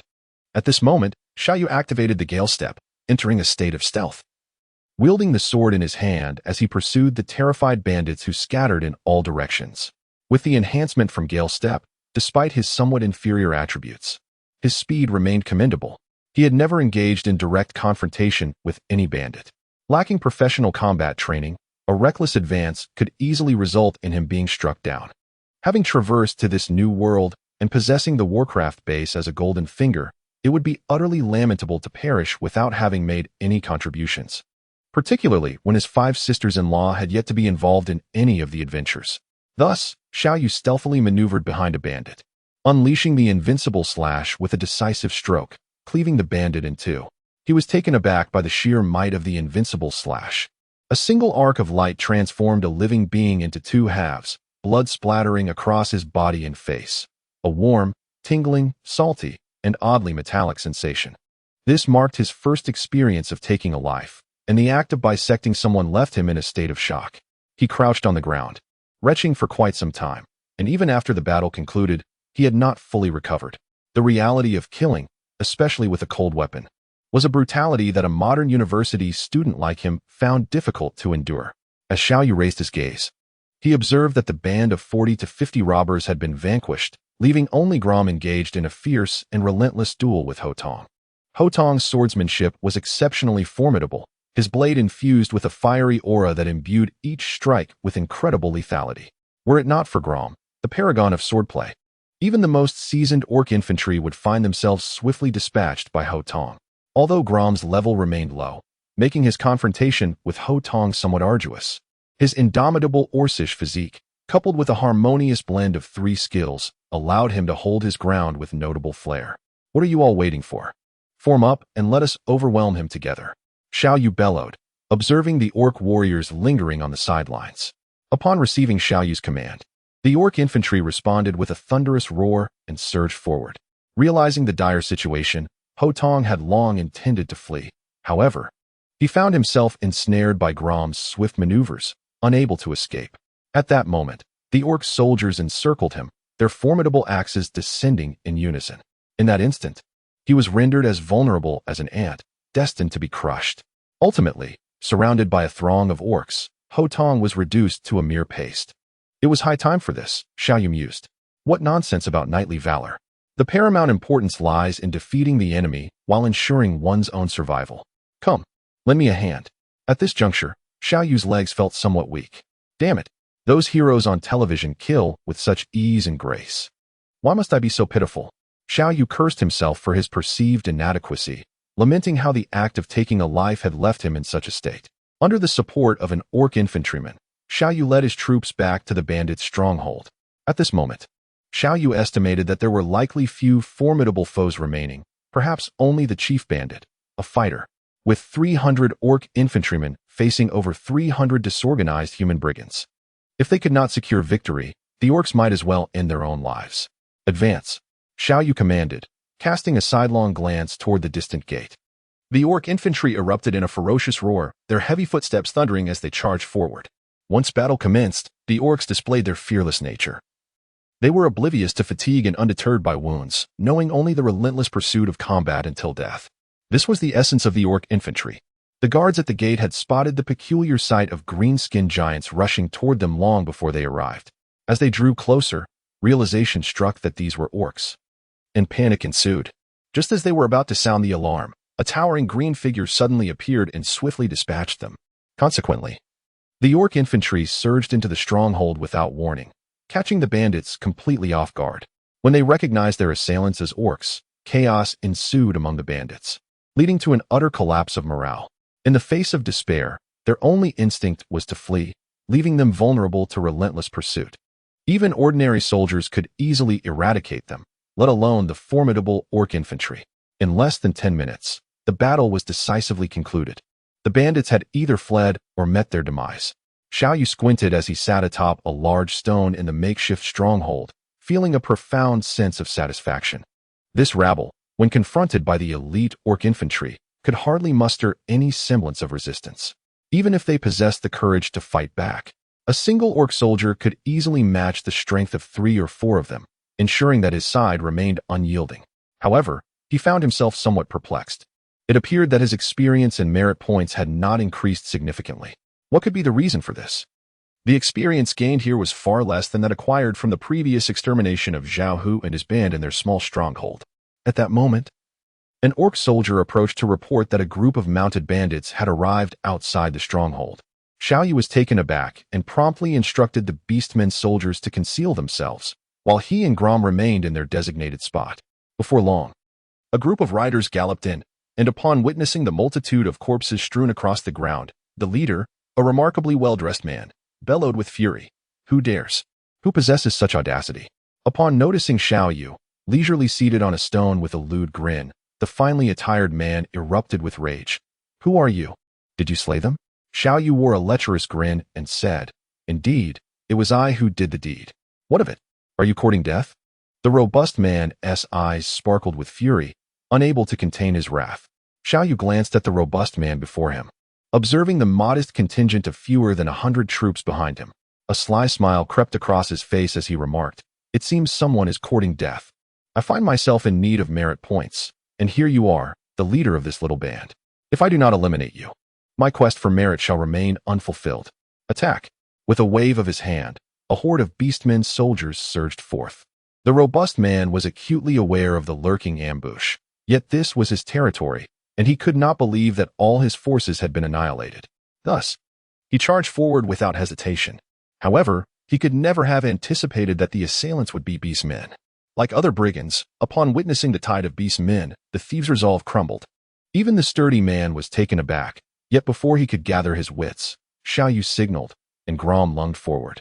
With a thunderous roar, Gromm unleashed a mighty strike, radiating a brilliance akin to the sun, propelled by a fierce wind as it descended. The robust man bellowed in defiance, drawing his sword from his back to parry the blow. In a moment of fierce determination, he shouted, channeling an icy blue energy into his blade, propelling it towards Gromm with lethal intent. Xiao Yu observed from the sidelines, a hint of astonishment flickering across her face. The prowess of this individual far surpassed that of the previous adversary, Ho Tong. During the confrontation with Ho Tong, the Sword Saint had already exerted himself to the fullest. Now, faced with this formidable opponent, the Sword Saint was likely to encounter significant challenges. Indeed, it was not long before Gromm found himself struck by 2 blows from this individual. Though merely superficial wounds, they indicated that Gromm was outmatched by his opponent, who was at least a late-stage fighter. In this world, fighters represented the pinnacle of strength. Despite Gromm's formidable nature, his rank remained relatively low at level 3. However, as the Sword Saint, the more blood he shed, the more ferocity he could unleash within himself. In this moment, he bellowed fiercely, his spirit igniting further as he pressed on with even greater determination. Upon witnessing the situation, Xiao Yu swiftly entered a state of stealth, keenly observing the opportunity to launch a surprise attack. After a brief moment, he discerned that the individual was engrossed in combat with Gromm. Seizing the fleeting moment of inattention, he quietly grasped his sword and, with precision, struck fiercely at the man's posterior. A piercing scream escaped the man's lips as he instinctively clutched his rear. Had Xiao Yu struck any other part of his body, despite the injury, the man might have withstood the pain, merely shedding a bit of blood, which would be trivial for a fighter of his caliber. However, being pierced in such a sensitive area prompted an involuntary reaction.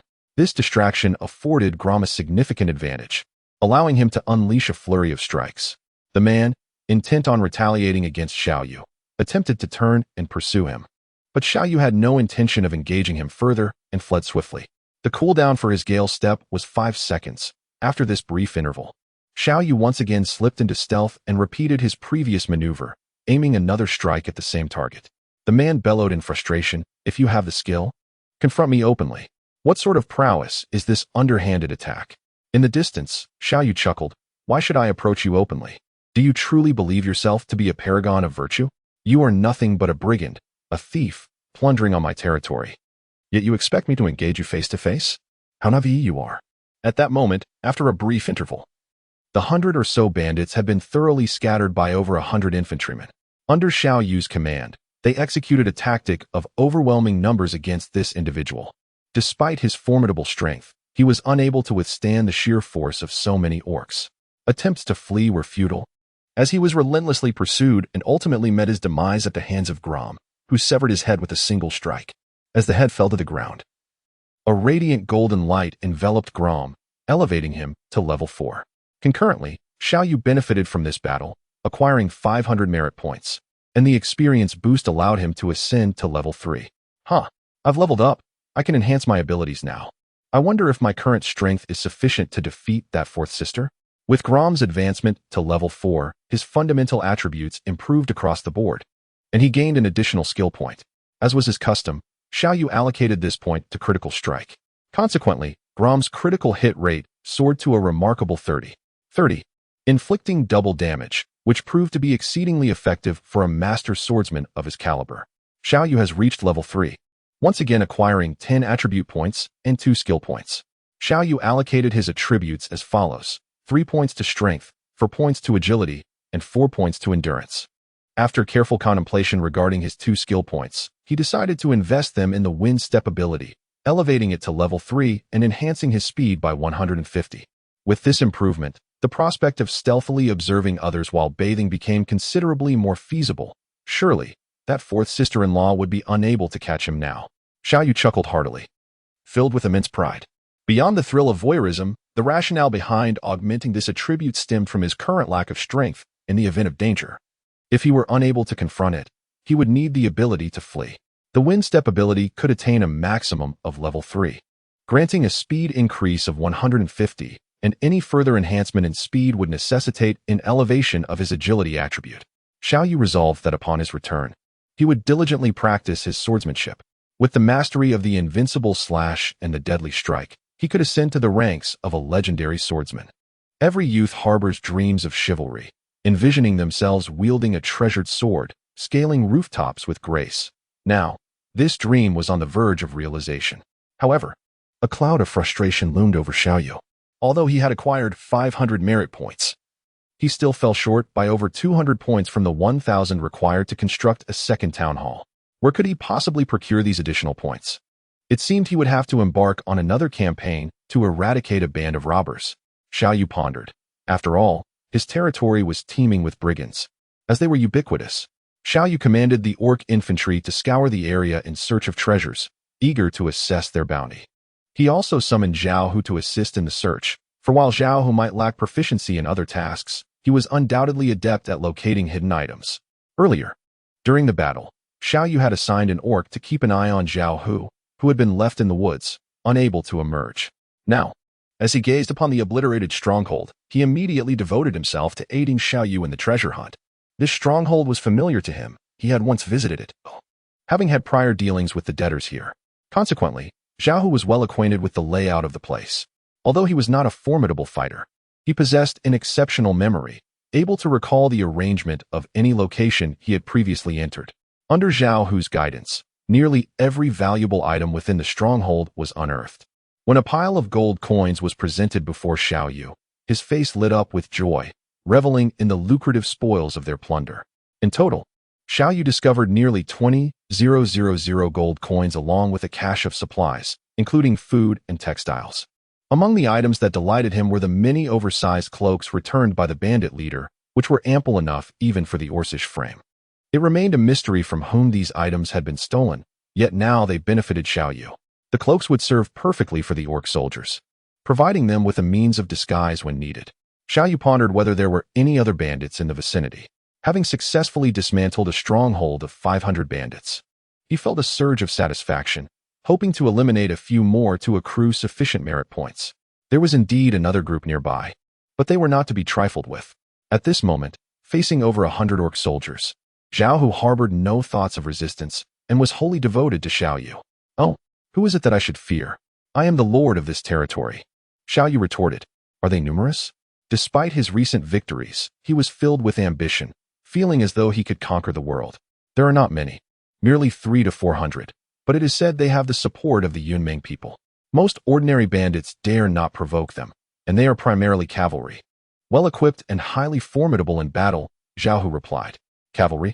Xiao Yu mused. The orc infantry held a distinct advantage over human foot soldiers. Yet they might find it challenging to contend with cavalry, especially when the mounted troops charged, harnessing the power of their steeds. The orcs would undoubtedly suffer losses in such an encounter. "Let us investigate." Xiao Yu ultimately resolved to investigate the situation. He surmised that if he could eliminate these individuals, a mere 1,000 merit points would suffice to establish a second town hall and summon the long-desired tyrant. Thus, he entrusted 20 orc infantry to guard the seized supplies while the remainder accompanied him to the stronghold indicated by Xiao Yu. After traversing for over 2 hours, they arrived at the stronghold. Unlike the previous two he had obliterated, which were situated upon mountains, relying on rugged terrain for defense, this stronghold was located on a high slope with a relatively flat landscape, backed by a mountain wall. From a distance, one could discern the throngs of people within the stronghold, accompanied by the occasional neighing of war horses. Indeed, it was a cavalry unit. They had chosen this location to better facilitate cavalry assaults. Should the orc soldiers charge directly, the defenders could easily descend the slope and swiftly decimate their ranks. Xiao Yu assessed the strength of his adversary. Although the beastmen soldiers were undeniably formidable, they lacked armor and wielded inferior weapons, which could result in significant casualties when facing cavalry. This was a scenario that Xiao Yu was keen to avoid. It would be prudent for me and Gromm to infiltrate and investigate further. With that, Xiao Yu and Gromm once again took to the shadows, preparing to blend into the mountain stronghold for reconnaissance. They activated their wind step, swiftly advancing towards the stronghold. Previously, when Xiao Yu employed wind step, he found it quite taxing to keep pace with Gromm, who always indulged him. Gromm's agility was extraordinarily high, even with a mere 50-point boost from wind step. His speed far surpassed Xiao Yu's. Now, with a remarkable 150-point boost from wind step, Xiao Yu's velocity had significantly improved, enabling him to finally keep up with Gromm. The two of them darted through the gate with astonishing speed, leaving the guards with nothing more than a fleeting sensation of wind, oblivious to their presence. Xiao Yu and Gromm ventured inside, surveying their surroundings. They soon discerned that the bandits here were indeed markedly different from the previous two groups. There was an undeniable ferocity in their demeanor, exuding a fierce spirit. Furthermore, their military attire was impeccably arranged. Each individual stood as straight as a javelin. Clad in complete armor, with weapons gleaming brilliantly, unmistakably revealing their identity as true soldiers. Xiao Yu nodded quietly. Such individuals truly embody the essence of a soldier. The previous two waves of bandits were merely ordinary citizens armed for the purpose of robbery. It seems that Xiao Yu's words ring true. They may indeed have the support of the Yunmeng people. The Yunmeng are a formidable nomadic tribe located near the Tianshi dynasty, having established a powerful empire. However, a desolate and frigid expanse in the northwest has prevented their incursion into the heartland. Presently, this harsh terrain is under Xiao Yu's dominion. With the formidable stealth capabilities conferred by his level 3 Gale Step, Xiao Yu meticulously surveyed the entire encampment. Ultimately, he concluded that a direct assault would likely fail to eliminate these foes in a single encounter. The cavalry, indeed, possessed tremendous strength. Transforming them into infantry would alleviate his concerns. Contemplating this, Xiao Yu's gaze shifted to the nearby stable, and soon a cunning smile graced his face. He devised a plan to return under the cover of night, for the darkened skies and howling winds would provide the perfect backdrop for his nefarious intentions. As night fell, Xiao Yu instructed over 100 orc infantry to approach stealthily. However, upon reaching a distance of 500 paces, he commanded them to halt, to silence their breaths and await further instructions. Meanwhile, he and Gromm stealthily scaled the walls of the bandits' wooden palisade. The fortifications were not particularly imposing. Perhaps the bandits' arrogance led them to underestimate potential assaults. Such defenses might deter ordinary brigands, but they were no match for Xiao Yu and the Sword Saint. Gromm effortlessly grasped the top of the 3-meter-high wall and vaulted over, yet Xiao Yu found himself at a standstill, unable to breach the barrier. The Gale Step enhanced his speed but did not augment his leaping ability. Ultimately, Gromm had to return, allowing Xiao Yu to step onto his shoulder and leap into the encampment. Xiao Yu sighed, lamenting his lack of physical prowess. Xiao Yu and Gromm stealthily infiltrated the area, utilizing the cover of night to easily reach the stable. Rather than recklessly engaging, Xiao Yu first surveyed the surroundings and soon spotted several sentinels on duty. Although they were elite guards, Gromm, leveraging his wind stride technique, launched a surprise attack from behind, dispatching them one by one without a single cry escaping their lips. With the sentries neutralized, Xiao Yu grinned mischievously as he approached the vicinity of the stable, collecting an array of materials to toss inside. He then produced a flint, igniting several spots simultaneously. A brisk wind, blowing at 5 or 6 degrees, fanned the flames, and within just over a minute, the entire stable was engulfed in fire. After Xiao Yu set fire to the stable, he proceeded to ignite other locations, while Gromm was commanded by Xiao Yu to deal with the sentinels at the entrance. Soon, the raucous cries of the bandits reverberated through the night sky. However, due to the prior elimination of the sentries, their realization came too late. By then, the flames had spread extensively, and the warhorses began to scatter in disarray, creating utter chaos. The leader of the stronghold was thrown into turmoil, as the neighing of the horses drowned out the cries of the panicked individuals, leaving many in a state of bewilderment. Although they appeared to be trained soldiers, even seasoned warriors would find themselves flustered by such a sudden attack. Steady yourselves. Immediately extinguish the flames and corral the horses. Those that resist must be dealt with mercilessly, commanded a bald man, bare-chested and wielding an axe, as he appeared before the crowd. The individuals, having received their orders, sprang into action, striving to control the frenzied horses, resorting to lethal measures against those that would not comply. At that moment, the chaos among the steeds significantly hampered their efforts to quell the fire. However, just as they had dispatched a few horses, a primal roar akin to that of a beast erupted from the direction of the stronghold's gate, causing the already panicked horses to become even more agitated. The bandits, relying on their instinct honed from years of bloodshed, sensed an overwhelming aura of impending doom. There were corpses strewn about. They had been slain by an unseen foe, and the fire had been deliberately set. Who could it be? The bandits quickly deduced the identity of their adversaries, as the beastly soldiers charged into the fray. Amidst the chaos, their mighty axes ruthlessly descended upon the bandits attempting to extinguish the flames. Caught unprepared for battle, the bandits were no match for the beastmen in direct confrontations. Even two of them would struggle to overcome a single beastman. Within mere minutes, the bandits found themselves decimated, caught off guard in the mayhem. In ground-level combat, unless one possessed martial prowess, ordinary soldiers stood no chance against the beastmen. Meanwhile, Xiao Yu's fires had indeed served their purpose, further contributing to the disarray, leaving them uncertain whether to extinguish the flames or confront the beastmen. What is there to panic about? Are they not merely beastmen? Charge forth and slay them. The bald bandit pushed through the crowd, advancing to the front, and with a swift swing of his axe, struck down at an orc soldier. The orc roared in response, casting aside his own axe as he charged forward, yet the bald man deftly spun away from the blow. In that moment, his axe, glowing with a dark yellow aura, swept horizontally, cleaving the formidable orc in half. Gromm, witnessing this brutal display, felt his eyes blaze with fury. Activating his swift steps, he charged forward, unleashing his invincible strike upon the bald man.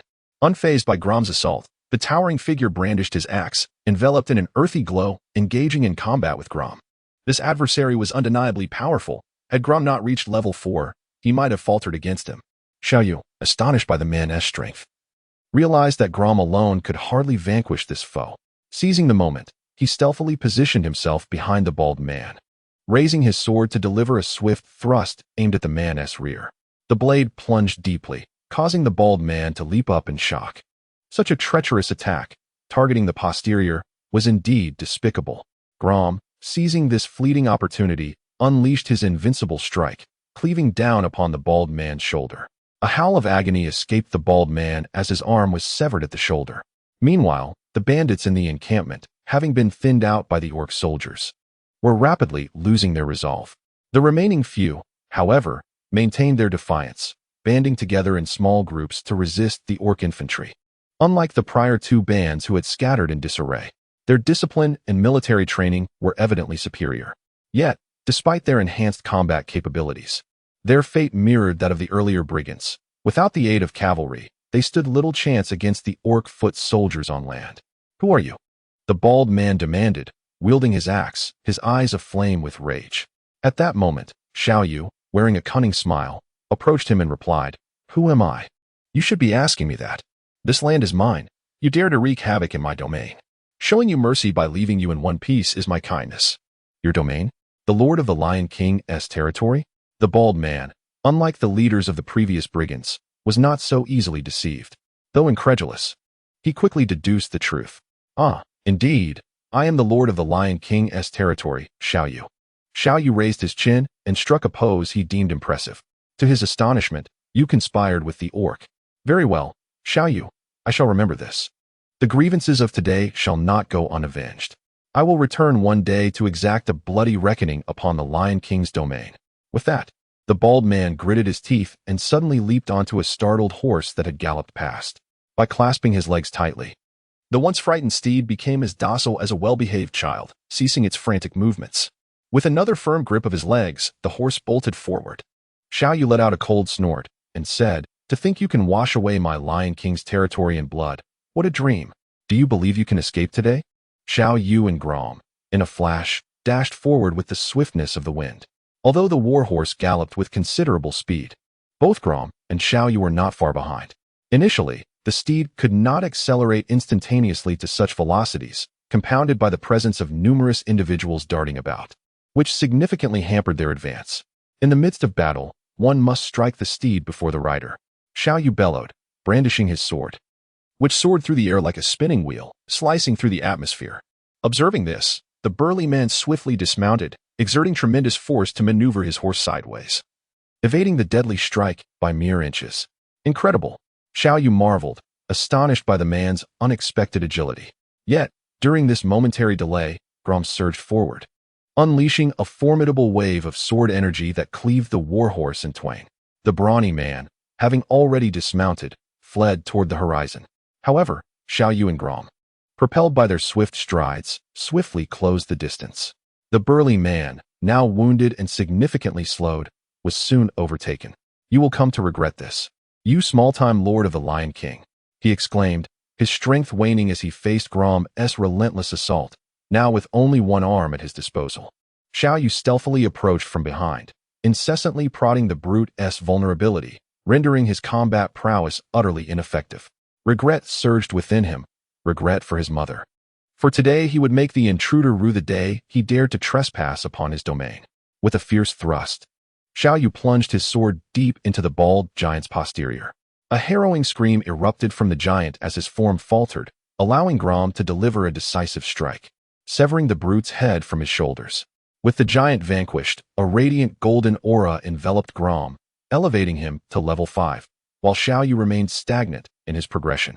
As time passed, the experience and merit required for Xiao Yu's advancement grew increasingly burdensome and elusive. How dare he threaten me? I shall cleanse the Lion King's territory with blood. One day, I will lead my wolf cavalry across your verdant plains and bring ruin to your royal encampment. Xiao Yu spat upon the bald brute before turning to return with Gromm.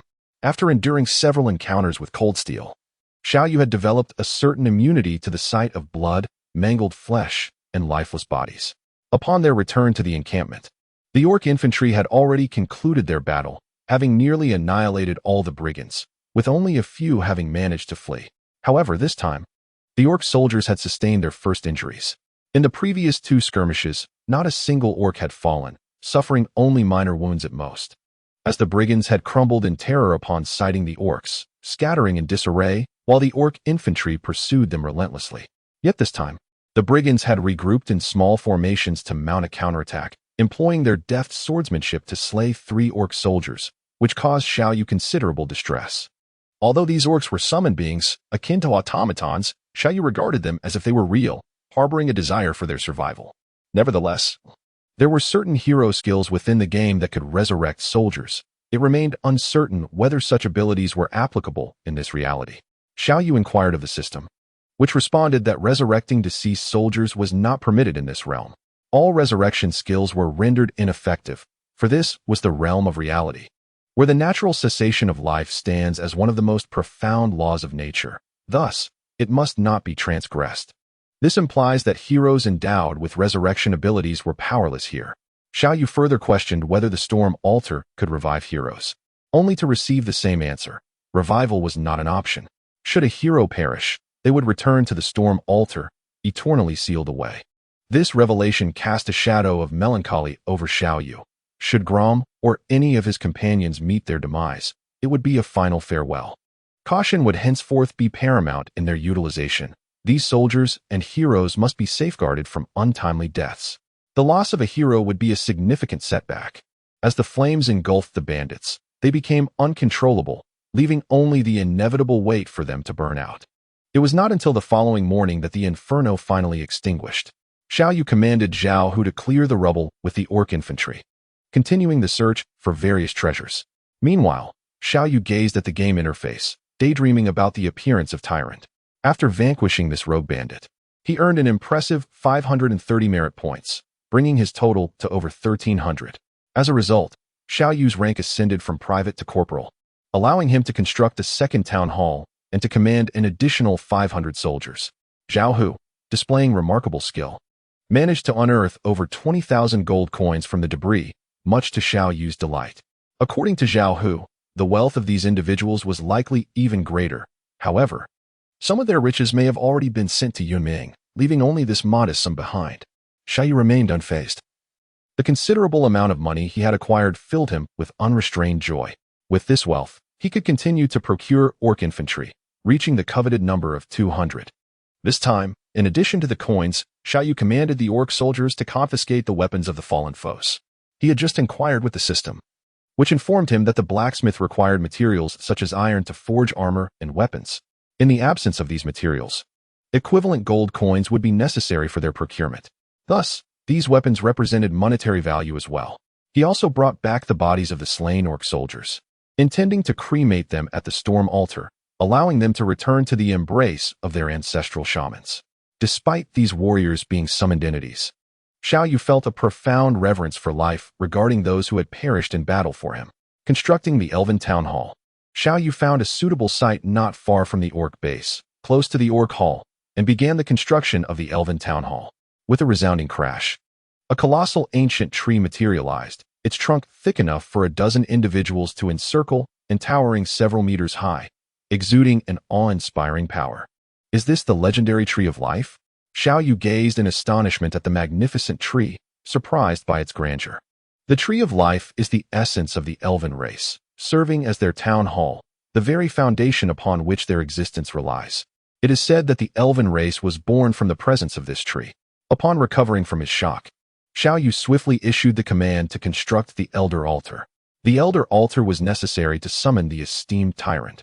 With another thundering sound, a vast altar emerged from the ground, its design far more exquisite than the orc's storm altar, adorned with verdant foliage and pulsating with a vibrant life force.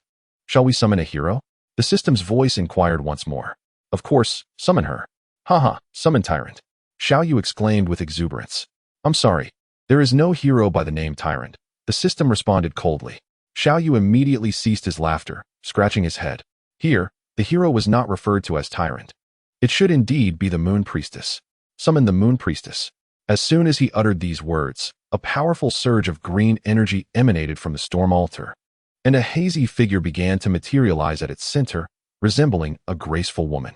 Beside her was the silhouette of a leopard, undoubtedly the white tiger that served as Tyrande's steed. The thought of the white tiger brought a mischievous smile to Xiao Yu's face. Xiao Yu paced back and forth, rubbing his hands together, casting anxious glances towards the storm altar as he eagerly awaited the emergence of Tyrande, the most exquisite beauty of the night elves. What might she be like? Surely, every ardent admirer harbors great anticipation. The prospect of having such a stunning maid by his side to tease ignites an undeniable thrill. Moreover, it seems the barracks have been constructed. Perhaps he could summon a few archers.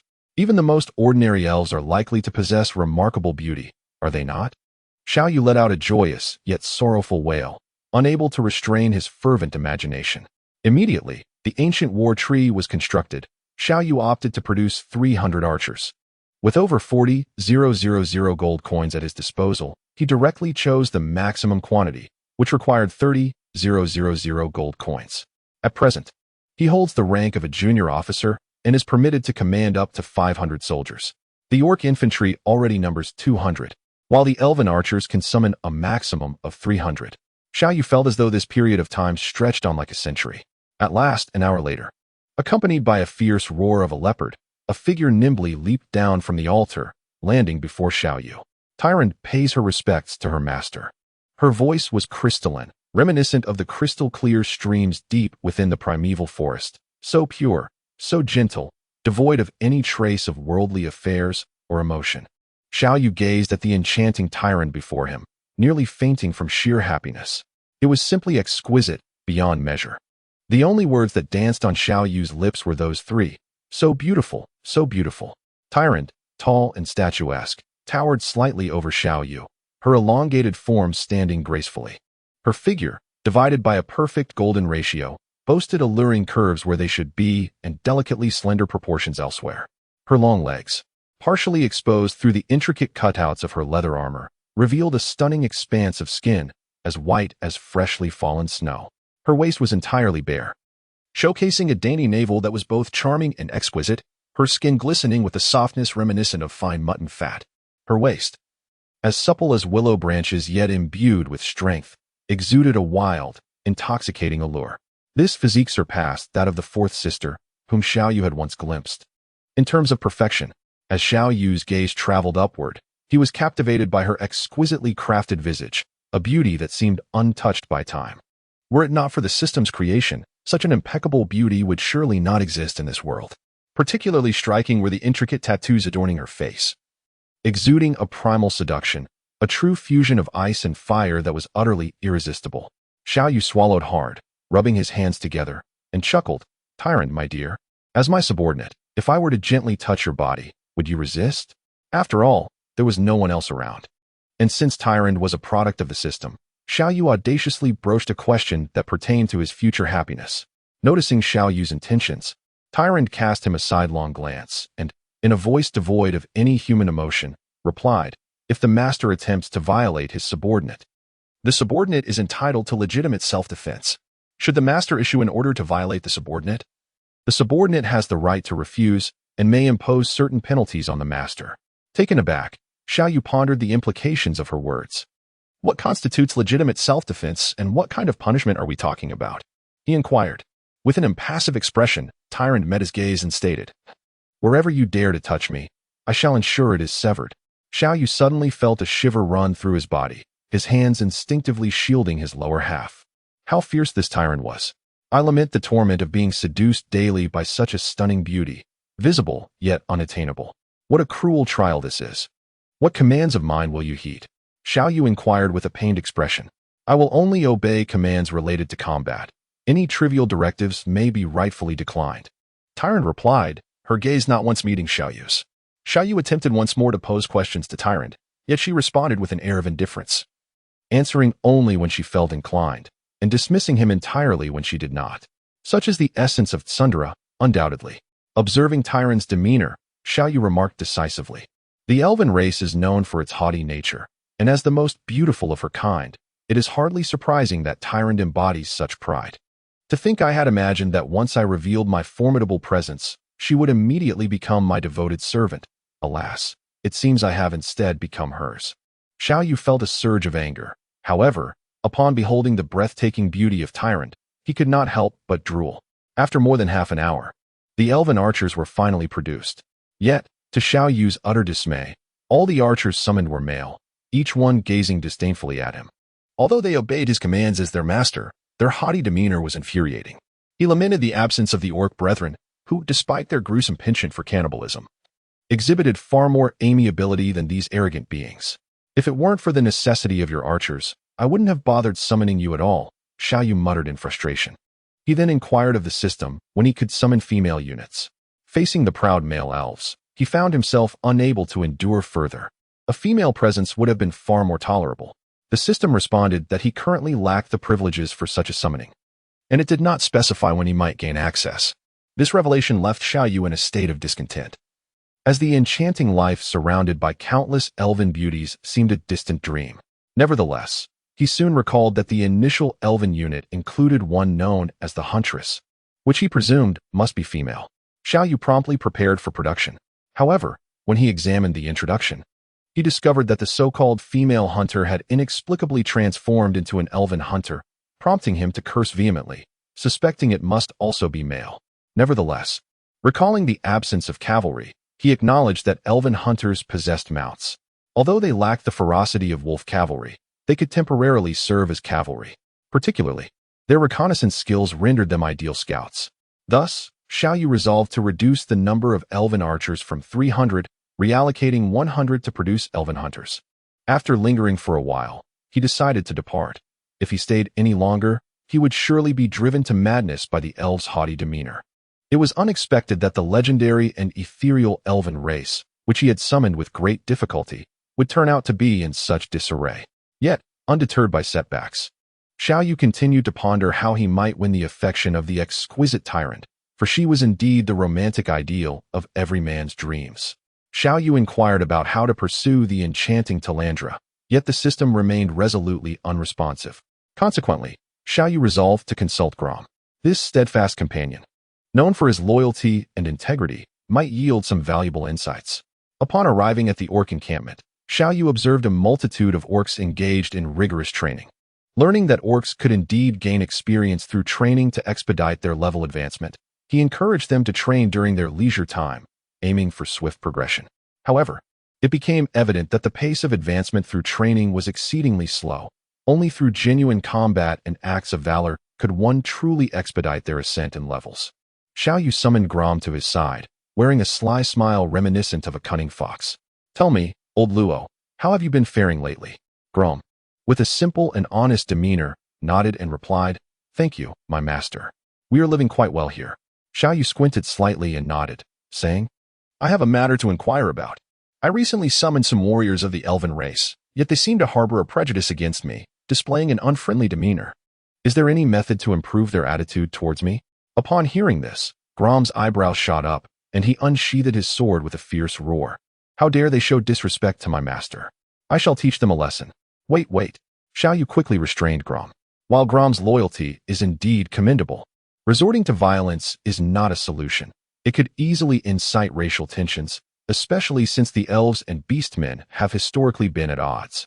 Yet, Gromm's temper is undeniably fiery. Indeed, they do not dare to defy me outright. They still heed my commands. However, they consistently fail to show me the respect I deserve, which is why I seek your counsel on how to earn their respect. Xiao Yu calmly soothed Gromm's anger with a smile. Gromm, still breathing heavily with indignation, coldly remarked, "These arrogant elves believe themselves to be a race bestowed by the gods. Sooner or later, I shall teach them a proper lesson. Master, gaining their respect will be quite challenging.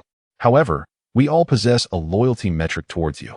If that loyalty were to increase, their respect for you would naturally follow. Yet, elevating the loyalty of these elves is no simple task." Loyalty? Xiao Yu suddenly recalled seeing such a metric associated with Gromm and the others, though he had never paid it much heed. Now, he promptly opened the relevant information and discovered that Gromm's loyalty rested at a green indicator of 20 points. On the opposite side of the green indicator, a red section revealed negative values. Xiao Yu adjusted Tyrande's loyalty level, only to find it at a disheartening -10. How could my loyalty be in the negative? A wave of frustration creased his brow. What determines the rise and fall of loyalty? He inquired further. Gromm replied, "Loyalty is built gradually. As we fight side by side, facing life and death together, our loyalty can increase. Additionally, if you perform acts that touch our hearts, such as returning the bodies of our fallen soldiers to the storm altar, we would be deeply grateful, thus enhancing our loyalty. Conversely, should you engage in acts of cruelty towards us, our loyalty would diminish." Understanding dawned upon Xiao Yu. It was no wonder Gromm and the others had such high loyalty, while Tyrande's was in the negative.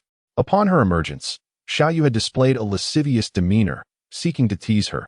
It was indeed surprising that her loyalty was not lower. It seemed there were impressions to consider, and regrettably, his impression of Tyrande was far from favorable. Had he known this, he would have adopted a more virtuous demeanor. What happens if loyalty is excessively high or low? Xiao Yu asked. Should loyalty drop below -50, soldiers will abandon you and cease to serve. If it reaches -100, they will regard you as an enemy. Conversely, if loyalty is exceedingly high, We will undertake more challenging tasks with heightened morale and combat effectiveness. Should it reach 100, we would be willing to do anything for you, Gromm elaborated. Anything? Xiao Yu's interest piqued at this revelation. Indeed, master. Whatever you command, we shall obey wholeheartedly, Gromm affirmed with unwavering loyalty. So that is how it works. Xiao Yu narrowed his eyes, a sly smile gracing his face as he discovered a method to topple Tyrande. The ancient war tree of the Night Elves produces an archer every half hour, culminating in over 40 archers within 2 days. At present, Tyrande has only reached level 1, prompting Xiao Yu to devise a plan to elevate her level, thereby empowering the hero further. The skills available for Tyrande to learn include Fiery Arrow, maximum level 3, Eagle Eye, maximum level 2, Multi-Shot, maximum level 3, and Beast Mastery, maximum level 3.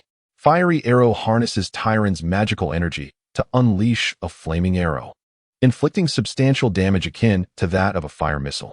Eagle Eye grants the ability to observe enemies from afar, enhancing shooting accuracy.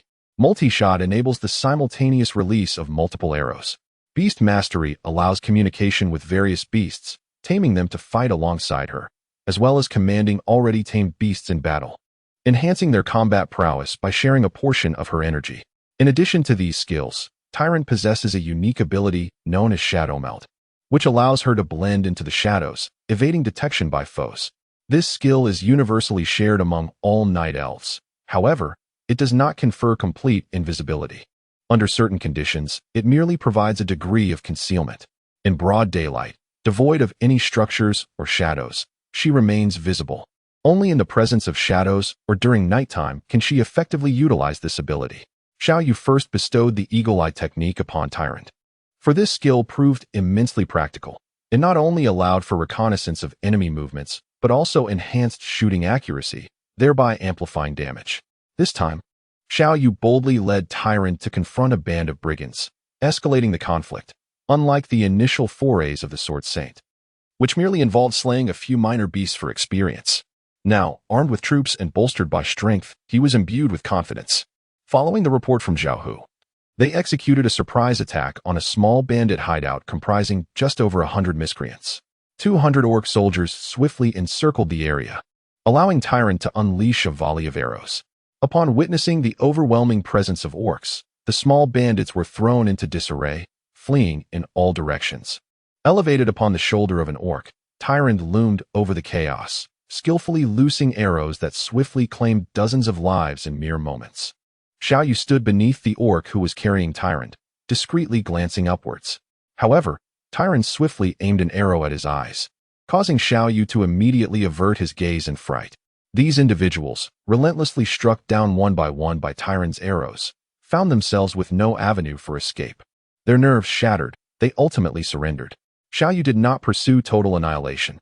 Instead, he opted to bind them all and take them back as slaves. Having spent a considerable duration as bandits, they had undoubtedly committed various misdeeds, and releasing them would be an undue mercy. During Xiao Yu's interrogation of the bandit leader, he uncovered numerous heinous acts, including the despicable violation of women, which prompted Xiao Yu to order Tyrande to execute him with a single arrow. With the eradication of this bandit den, Tyrande's level ascended to 3, and Xiao Yu granted him the abilities of a scorching arrow and a multi-shot arrow, endowing him with 3 formidable skills, thus rendering Tyrande quite impressive. After rummaging through the bandit lair, Xiao Yu was disheartened to discover merely over 2,000 gold coins. Xiao Hu elucidated that not every bandit den is replete with riches. The wealth of their chieftain stemmed from fortuitously robbing a wealthy merchant, yielding over 10,000 gold coins.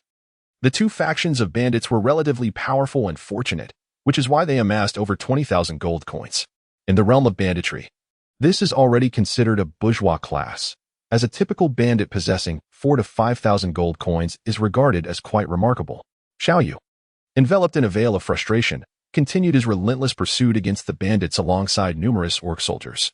In a mere span of 10 days, he had effectively dismantled the strongholds of the nearby brigands, confiscating their assets and enslaving the survivors to labor within the orc encampment, where they toiled in the timber industry. The elves, with their lofty pride, disdainfully rejected any association with these sordid human marauders. Through relentless efforts over these past few days, the orc soldiers had predominantly ascended to level 2, each growing in stature and strength. With a single swing of their axes, they could shatter boulders. At this juncture, Gromm had reached level 6, while Tyrande had attained level 5. Gromm's current skills included Gale Step, level 1, Invincible Slash, level 2, and Lethal Strike, level 3. Tyrande's skills comprised Fiery Arrow, level 2, Eagle Eye, level 1, and Multi-Shot, level 2. Xiao Yu calculated the time. Karoo would soon bring his troops over. Now, with his own strength totaling around 500 men, confronting Karoo's several thousand soldiers should pose no significant challenge. After all, these troops were not of ordinary caliber. Xiao Yu harbored anticipation for the impending grand battle, a momentous trial for the various species of magical beasts. Having amassed a modest sum of currency, he initially constructed a blacksmith's forge, aiming to produce equipment for his orc comrades. However, the prices for crafting weapons and armor left him astounded. Without the necessary materials such as steel, purchasing a basic set of orc armor from the forge alone demanded a staggering 200 gold coins, while a simple axe cost 50 gold coins. This outrageous expense nearly drove Xiao Yu to exclaim in frustration, as equipping a single orc soldier would require 250 gold coins. For 200 soldiers, the total would amount to a daunting 50,000 gold coins, a sum Xiao Yu had barely scraped together after laboring for over half a month, accumulating less than 50,000 gold coins in total. Ultimately, Xiao Yu opted to purchase just 100 sets to begin production, as other funds were needed for various purposes. The orc tribe also required the construction of numerous orc burrows, while the elven tribe needed to build moon wells. Without such provisions, starvation would pose a grave threat. A silver lining emerged for Xiao Yu as the upgraded blacksmith's forge could enhance the sword Saint's blade, which had previously appeared rather lackluster. After the enhancement, the sword shimmered with radiance, exuding an intimidating chill, and its attack power soared to 14 to 23, a significant improvement over its original form. Indeed, the acquisition of scrap steel became a pressing necessity. Xiao Yu issued an order within his territory, realizing that relying solely on gold for equipment was prohibitively expensive. He began to grasp the arduous nature of maintaining an army. The adage that warfare is a battle of finances resonated deeply with him. This was merely through the game's blacksmith, and in reality, crafting a full suit of armor for such large orc warriors would likely be even more costly due to their substantial size and the extensive coverage required. When the first set of armor was completed, Xiao Yu surveyed it with a sense of satisfaction. Although devoid of any additional effects, it adequately protected critical areas, and the metal plates were sufficiently sturdy. Such orc soldiers could truly be deemed combat-ready. Otherwise, relying solely on their tough hides would render them vulnerable to fatal strikes. However, to forge the armor, the blacksmith required orc laborers, as a single worker could take days to produce a set. Consequently, Xiao Yu made the decision to purchase an additional 200 orc laborers for armor production, incurring yet another expense. Yet, after a prolonged search, he found it exceedingly difficult to procure steel, as this harsh northwestern region was notoriously deficient in such resources. His endeavors drew a sharp rebuke from his sister-in-law, Shueisha. A few days ago, Xiao Yu surreptitiously observed her while she was bathing. Although she did not catch him in the act, she was convinced it was indeed him, and she harbored a sense of indignation, seizing the opportunity to berate him. "What were you thinking, acquiring steel for no reason? It seems you are simply indulging in frivolity. In a few days, Karoo will be upon us, yet here you are, engaged in these trivial pursuits. Did you not flee? Why return now, dressed in her battle attire?" With a sword slung at her side, she stood with an air of confidence, hands on her hips, pointing an accusatory finger at Xiao Yu, embodying a formidable presence. Xiao Yu found himself subjected to a torrent of scorn, feeling wronged as he exclaimed, "Sister-in-law, my intentions are to procure steel to forge weapons for your protection. How can you utter such harsh words towards me? You dare to speak? If it weren't for your gambling away fifth sister, would Karoo have come to attack us? Furthermore, do you truly believe that acquiring steel will enable you to vanquish Karoo's mighty army? Are you not merely waiting for death instead of fleeing for your life? The Xiao family has but you left as its sole heir. If you perish, what would your father think?" Shueisha's verbal onslaught was relentless, leaving Xiao Yu defenseless. Though her words were harsh, they masked a deeper concern for Xiao Yu's safety, urging him to escape and preserve the family's lineage. This revealed that beneath her fierce exterior, the fourth sister-in-law possessed a profoundly kind heart. "Rest assured, sister-in-law, I have devised a plan to defeat Karoo. A few days ago, I ventured out to hire a band of mercenaries who can assist us in overcoming Karoo, Xiao Yu proclaimed confidently, narrowing his eyes. However, his declaration was met with skepticism. Who could possibly gather a band of mercenaries in such a short span to confront Karoo? Moreover, the old Xiao Yu was known for his deceitful nature, capable of lying without a flicker of his eyelids. To assemble a mercenary force capable of defeating Karoo would require at least 2,000 to 3,000 men, a cost that would amount to hundreds of thousands of gold coins, an expenditure far beyond their current means, as the finances of the Lion King's territory had truly run dry. Young master, it would be wise for you to depart. If your heart is in the right place, seek vengeance when the opportunity arises. The old steward, Xiao Hong, approached Xiao Yu with a tone of lamentation. He had always believed that Xiao Yu would soon leave, yet he was taken aback by Xiao Yu's prolonged stay of over half a month. Seeing the despair in Xiao Hong's eyes, Xiao Yu let out a soft sigh, understanding that Xiao Hong could not possibly believe in his ability to defeat Karoo. Uncle Hong, fret not. I assure you that I can protect the Lion King's territory, he declared resolutely. At that moment, a soldier presented a missive, a declaration of war. Karoo truly overestimates himself by sending such a challenge. Xiao Yu scoffed derisively at the document handed to him. Convey to him that if he desires battle, I shall await him, Xiao Yu replied with a cold snort, giving the messenger his response. You must leave swiftly, young master. Both Xiao Hong and the captain of the guard, Long-Hui, implored him. In recent days, they had exhausted every possible means to persuade Xiao Yu and the other young ladies to depart, yet none had chosen to leave. Xiao Yu boldly proclaimed his determination to coexist with the Lion King, aspiring to embody the essence of a true man. This declaration left the old steward in a state of anxious urgency. If only Xiao Yu had come to such a realization sooner, they might not have found themselves in this dire predicament. Should Xiao Yu meet his demise, how would he ever face Xiao Zhantian in the afterlife? The date for the decisive battle was set for 3 days hence, and Xiao Yu had already begun to strategize. He surveyed the 200 orc infantry and 200 elven archers, alongside 100 elven hunters, and felt an overwhelming confidence in victory. Over a period of conquest, all 200 orc soldiers had reached level 2, and nearly half of the elven archers had achieved the same. The 100 elven hunters, however, due to their frail defenses, were at risk of perishing too easily, limiting their utility primarily to pursuits. Only a third had attained level 2. Nevertheless, the primary forces for the city defense consisted of the orc infantry and elven archers, rendering the hunters temporarily inconsequential. The level 2 orc soldiers, with half equipped with level 1 armor and weapons, would find it exceedingly easy to contend against twice their number. Coupled with the archers' exceptional marksmanship, even if the enemy were to present 4,000 to 5,000 troops, as long as they held the fort, they would face no significant challenges. To Xiao Yu's astonishment, the arrows fired by the archers required payment. He bellowed at the system in exasperation. Resources were already scarce, having only managed to procure 100 sets of armor for the orc soldiers. The notion that arrows would incur a cost was utterly preposterous.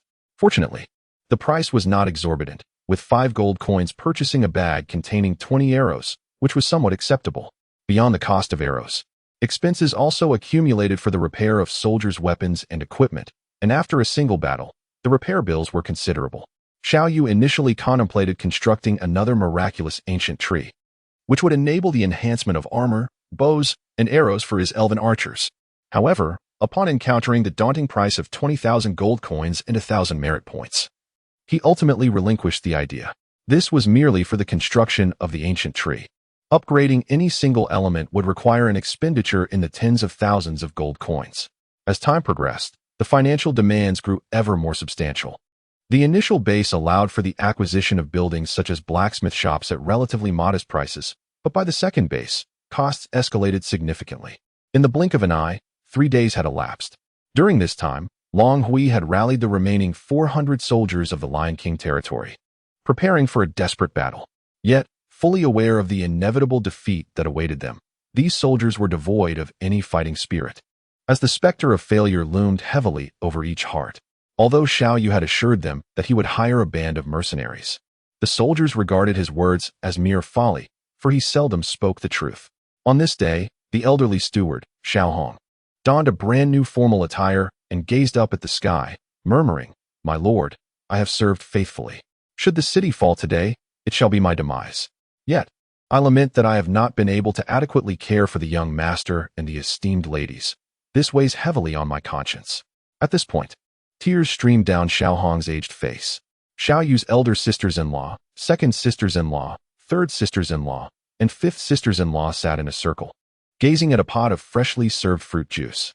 This honeydew juice was their favorite, yet due to the financial strain on their territory, they had not savored it for quite some time.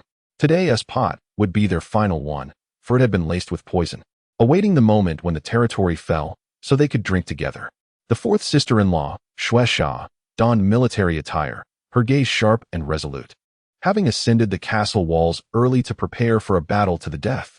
However, that very morning, accompanied by a synchronized sound of marching, a troop entered the castle. Initially, Long Hui believed it to be Karu's army arriving, and he had readied himself for combat, but upon seeing Xiao Yu at the forefront, he was taken aback. What was happening? Could it truly be the mercenaries he had hired? This prodigal son, from where did he procure such a multitude of mercenaries? And what terms had he offered? The mercenaries appeared peculiar. Each was cloaked in a grand cape, with the front line consisting of towering figures, each exceeding 2 meters in height, embodying the strength of formidable soldiers. Behind them, a second line exhibited slender physiques, their forms remarkably proportionate, each bearing intricately carved bows and arrows on their backs. At the forefront of this assembly rode an individual atop a white leopard, her cape revealing only a pair of eyes that betrayed an air of extreme arrogance and pride. "Young master, are they all mercenaries you hired?" Long Hui exclaimed in disbelief. Xiao Yu smiled gently and nodded, remarking, "Indeed, this contingent should be capable of withstanding Karu's formidable army." Long Hui observed the robust physiques of the orcs ahead, along with their distinctive gait, and immediately discerned that they were undoubtedly elite soldiers. He promptly stated, "Although this force is relatively small, it is comprised entirely of seasoned warriors. With these 400 men, combined with our original nearly 400, while we may not necessarily vanquish Karu's vast legions, we can certainly fortify our defenses within the city. At the very least, we should be able to safeguard ourselves for the time being. Given Karu's prolonged siege, he is likely to retreat soon." A hint of arrogance appeared on Xiao Yu's face as he boldly declared, "Let us commence the fortification of the city. This time, I shall ensure that Karu suffers a significant setback for daring to cast his eyes upon my sister-in-law. Such insolence is intolerable." Yet, within his heart, he pondered, merely a defensive stance? Humph, with these 400 elite warriors at my disposal, I am determined to make him rue his actions. Immediately, the beastmen soldiers and elven archers ascended the city walls. A grand battle was on the verge of commencing, marking the onset of Xiao Yu's conquest in this foreign realm. "My lord, does it truly require 5,000 troops to handle a mere Lion King territory? With their current strength, I could easily level them with just 2,000, remarked a scruffy fellow with 3 whiskers, addressing a golden-haired man seated atop a carriage. "Humph, what do you understand? My intentions extend beyond merely capturing that young lady, Xiwen. What I genuinely desire is the Lion King territory itself. In the tumult of these chaotic times, acquiring more land is always advantageous. This region borders the Yunming Empire, and it is unlikely that others will set their sights here. We can use it as a stronghold to gradually develop and scheme for greater ambitions." The golden-haired man sipped crimson wine, his eyes narrowing in pleasure as he envisioned the city in ruins, its citizens subjugated, and beautiful women in his embrace. "Indeed, my lord possesses grand aspirations. You are bound to conquer far and wide, leaving a legacy of unmatched accomplishments." Had Xiao Yu seen this young man, he would have recognized him as his sworn enemy, Karu. Behind the opulent carriage marched a regiment of soldiers, each bearing an air of arrogance. To them, seizing the Lion King territory was merely a formality. They anticipated that the opposing forces would surrender without the need for genuine combat. They fretted that their swords would not taste blood before the battle concluded. By noon, Karu had arrived within 10 miles of Lion King City. "What is the status? Have those young ladies departed?" he inquired of the dog-headed strategist beside him. "Rest assured, my lord, I have arranged for someone to keep watch in the city. They have certainly not left," the strategist chuckled. Karu nodded in satisfaction, surveying the desolate sandy terrain devoid of vegetation. From his vantage point, the imposing city walls were already visible in the distance. Meanwhile, atop the walls, Xiao Yu was also observing the approaching forces. They seemed to have quite a number. Long Hui remarked as he gazed at the dense throng of troops advancing. He was taken aback by the sheer size of Karu's contingent, regardless of their numbers. "I shall ensure they remain here," Xiao Yu proclaimed grandly, his confidence buoyed by the presence of the elite beastmen infantry and elven archers. "Are these soldiers truly reliable?" Longhui gazed upon the neatly arranged orc infantry and elven archers concealed beneath the inner city walls, a persistent doubt lingering in his heart. How could these individuals be so benevolent as to offer assistance to the Lion King's territory? Could it be that they harbored ulterior motives? Xiao Yu, after all, is still quite young. If he fails to manage these individuals properly, it may lead to inviting danger into our midst. Longhui, having followed Xiao Zhantian in battles across various fronts, has witnessed many events, and thus cannot help but harbor concerns. The combat prowess of these troops is beyond question. Longhui can discern at a glance that they are indeed elite soldiers. However, the crucial issue remains. Can these 400 men be trusted? Yet Xiao Yu continues to assure everyone, pounding his chest in guarantee, claiming there is no cause for alarm. After all, they have been summoned. What could possibly go wrong? They have arrived. Tyrande's keen eyesight has already detected the approaching Karu army, and she reports to Xiao Yu in a frigid tone. Xiao Yu nodded slightly, lifting a glass of red wine to his lips and savoring a slow sip. Today, he had set up a table atop the city wall, prepared a few delicacies, and brought forth a fine wine that had been treasured in his territory for ages, indulging in it while surrounded by his companions. Tyrande on the left and Gromm on the right, embodying an air of serene contentment. Xiao Yu understood the intricacies of psychological warfare. Although he lacked extensive experience in commanding battles, his past life had afforded him ample exposure to films and novels, allowing him to draw inspiration from Zhuge Liang's famed empty city stratagem. This tactic would not only bewilder Karu, but also bolster the morale of his own men, reassuring them that their lord remained steadfast and confident, thereby stabilizing their spirits. In truth, the elven scouts had long since relayed intelligence. As soon as Karu's forces appeared 30 miles away, Xiao Yu had been informed. The elven hunters, capable of cloaking themselves and swiftly traversing the terrain on their leopard mounts, were ideally suited to act as sentinels. Particularly, once these scouts reached level 10 and acquired the sentry skills, they would be able to place watchful eyes at considerable distances. Soon, Karu's grand army approached, and Xiao Yu could distinctly see Karu's figure. Naturally, Karu spotted Xiao Yu as well. "Xiao Yu, I never imagined you would remain unscathed since our last encounter," Karu remarked with a narrowed-eyed smile from his opulent carriage. Beside him, a wizard employed an amplification spell that projected his voice clearly over the city walls. By the gods, a wizard, Xiao Yu thought. Yet he felt a surge of confidence knowing that he had Tyrande on his side, although his own side lacked a wizard for amplification. He pondered the implications of raising his voice too loudly, opting instead for an air of utmost gentlemanliness. He raised his glass of red wine in a distant salute to Karu, then extended his left hand, elegantly displaying his middle finger. In that moment, silence spoke volumes. Xiao Yu's graceful smile, complemented by the exquisite wine and the subtle gesture, wielded tremendous impact. Instantly, Karu's countenance darkened, and he hurled his wine glass to the ground with a resounding crash.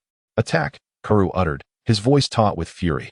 He had intended to unleash a barrage of scornful remarks upon Xiao Yu, but the elegant insult had stripped him of all noble decorum, compelling him to initiate combat without further ado. "Once I capture this city, I shall take great pleasure in toying with your sisters-in-law before your very eyes." Reducing them to mere playthings for all, Karu declared, malice gleaming in his eyes. Lacking experience in leading troops, Karu relied on seasoned commanders to issue commands. As they methodically directed the infantry forward, ladders and siege engines had been wheeled out with precision. To see such fine siege equipment being deployed. Karu certainly seems willing to invest, Xiao Yu mused. As Xiao Yu stood atop the city walls, he beheld the formidable siege tower, a colossal battering ram measuring a good 10 meters in length, being pushed forth by the Karu army. A sense of admiration welled up within him. The Lion King's domain currently lacked any trebuchets. Such a massive siege engine could only be compromised by the presence of a sorcerer. Without magical intervention, it was virtually impossible to breach it. The enemy was further fortified by tower shields, and the battering ram itself was reinforced with additional protection. Given the current combat capabilities of the Lion King's domain, there was little that could dismantle this formidable siege engine from the heights of the city walls. Xiao Yu had initially contemplated producing several siege engines of the beast race and blade cars of the elf race, for such contrivances indeed possess a formidable deterrent effect. However, upon discovering that the research required 2,000 merit points and 50,000 gold coins, he decisively abandoned the idea. Long Hui's countenance darkened at the sight of the formidable siege machine. He understood all too well that the gates of the Lion King's territory could not withstand the onslaught of this heavy siege vehicle. Once the city fell, Karu's 5,000 soldiers would flood in, rendering any resistance futile. Originally, he had thought that with the 400 elite soldiers Xiao Yu had just brought, they could launch a surprise attack, bolstered by the 300 to 400 soldiers already defending the city. Yet, this powerful siege engine had completely derailed his plans. Long Hui realized that they would not be able to fend off the invading 5,000 troops. In that instant, he experienced a profound sense of despair. The soldiers atop the city walls of the Lion King's territory were also shaken, their weapons trembling slightly in their hands. At that moment, the only one who maintained an air of composure was Xiao Yu. Gromm and Tyrande, not being human, were born warriors, fueled solely by fervor, devoid of fear. Xiao Yu personally poured a glass of wine and handed it to Long Hui, saying, "Uncle Long, do take a sip. This is a fine wine cherished by my father for decades. It would be a shame not to indulge." Long Hui let out a soft sigh, accepting the wine from Xiao Yu and downing it in one gulp. "Very well, if we must perish here today, then a true man's end is to be wrapped in a horse's hide, the noblest conclusion. Uncle Long, why speak such disheartening words? We ought to be the ones ensuring they meet their demise. We intend to live well. How wondrous this world is, how refreshing the air." Xiao Yu gazed at Long Hui, a confident smile gracing his face. Long Hui, perplexed by Xiao Yu's demeanor, wondered if he had lost his senses or if he truly possessed a method to navigate the dire situation at hand. What could he rely on?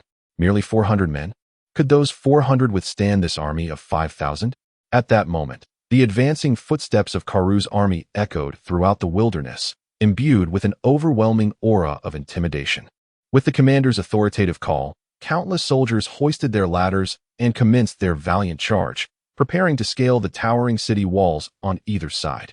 The colossal battering ram thunderously advanced, moving towards the central gate. The battle cries of 5,000 warriors resonated across the sky.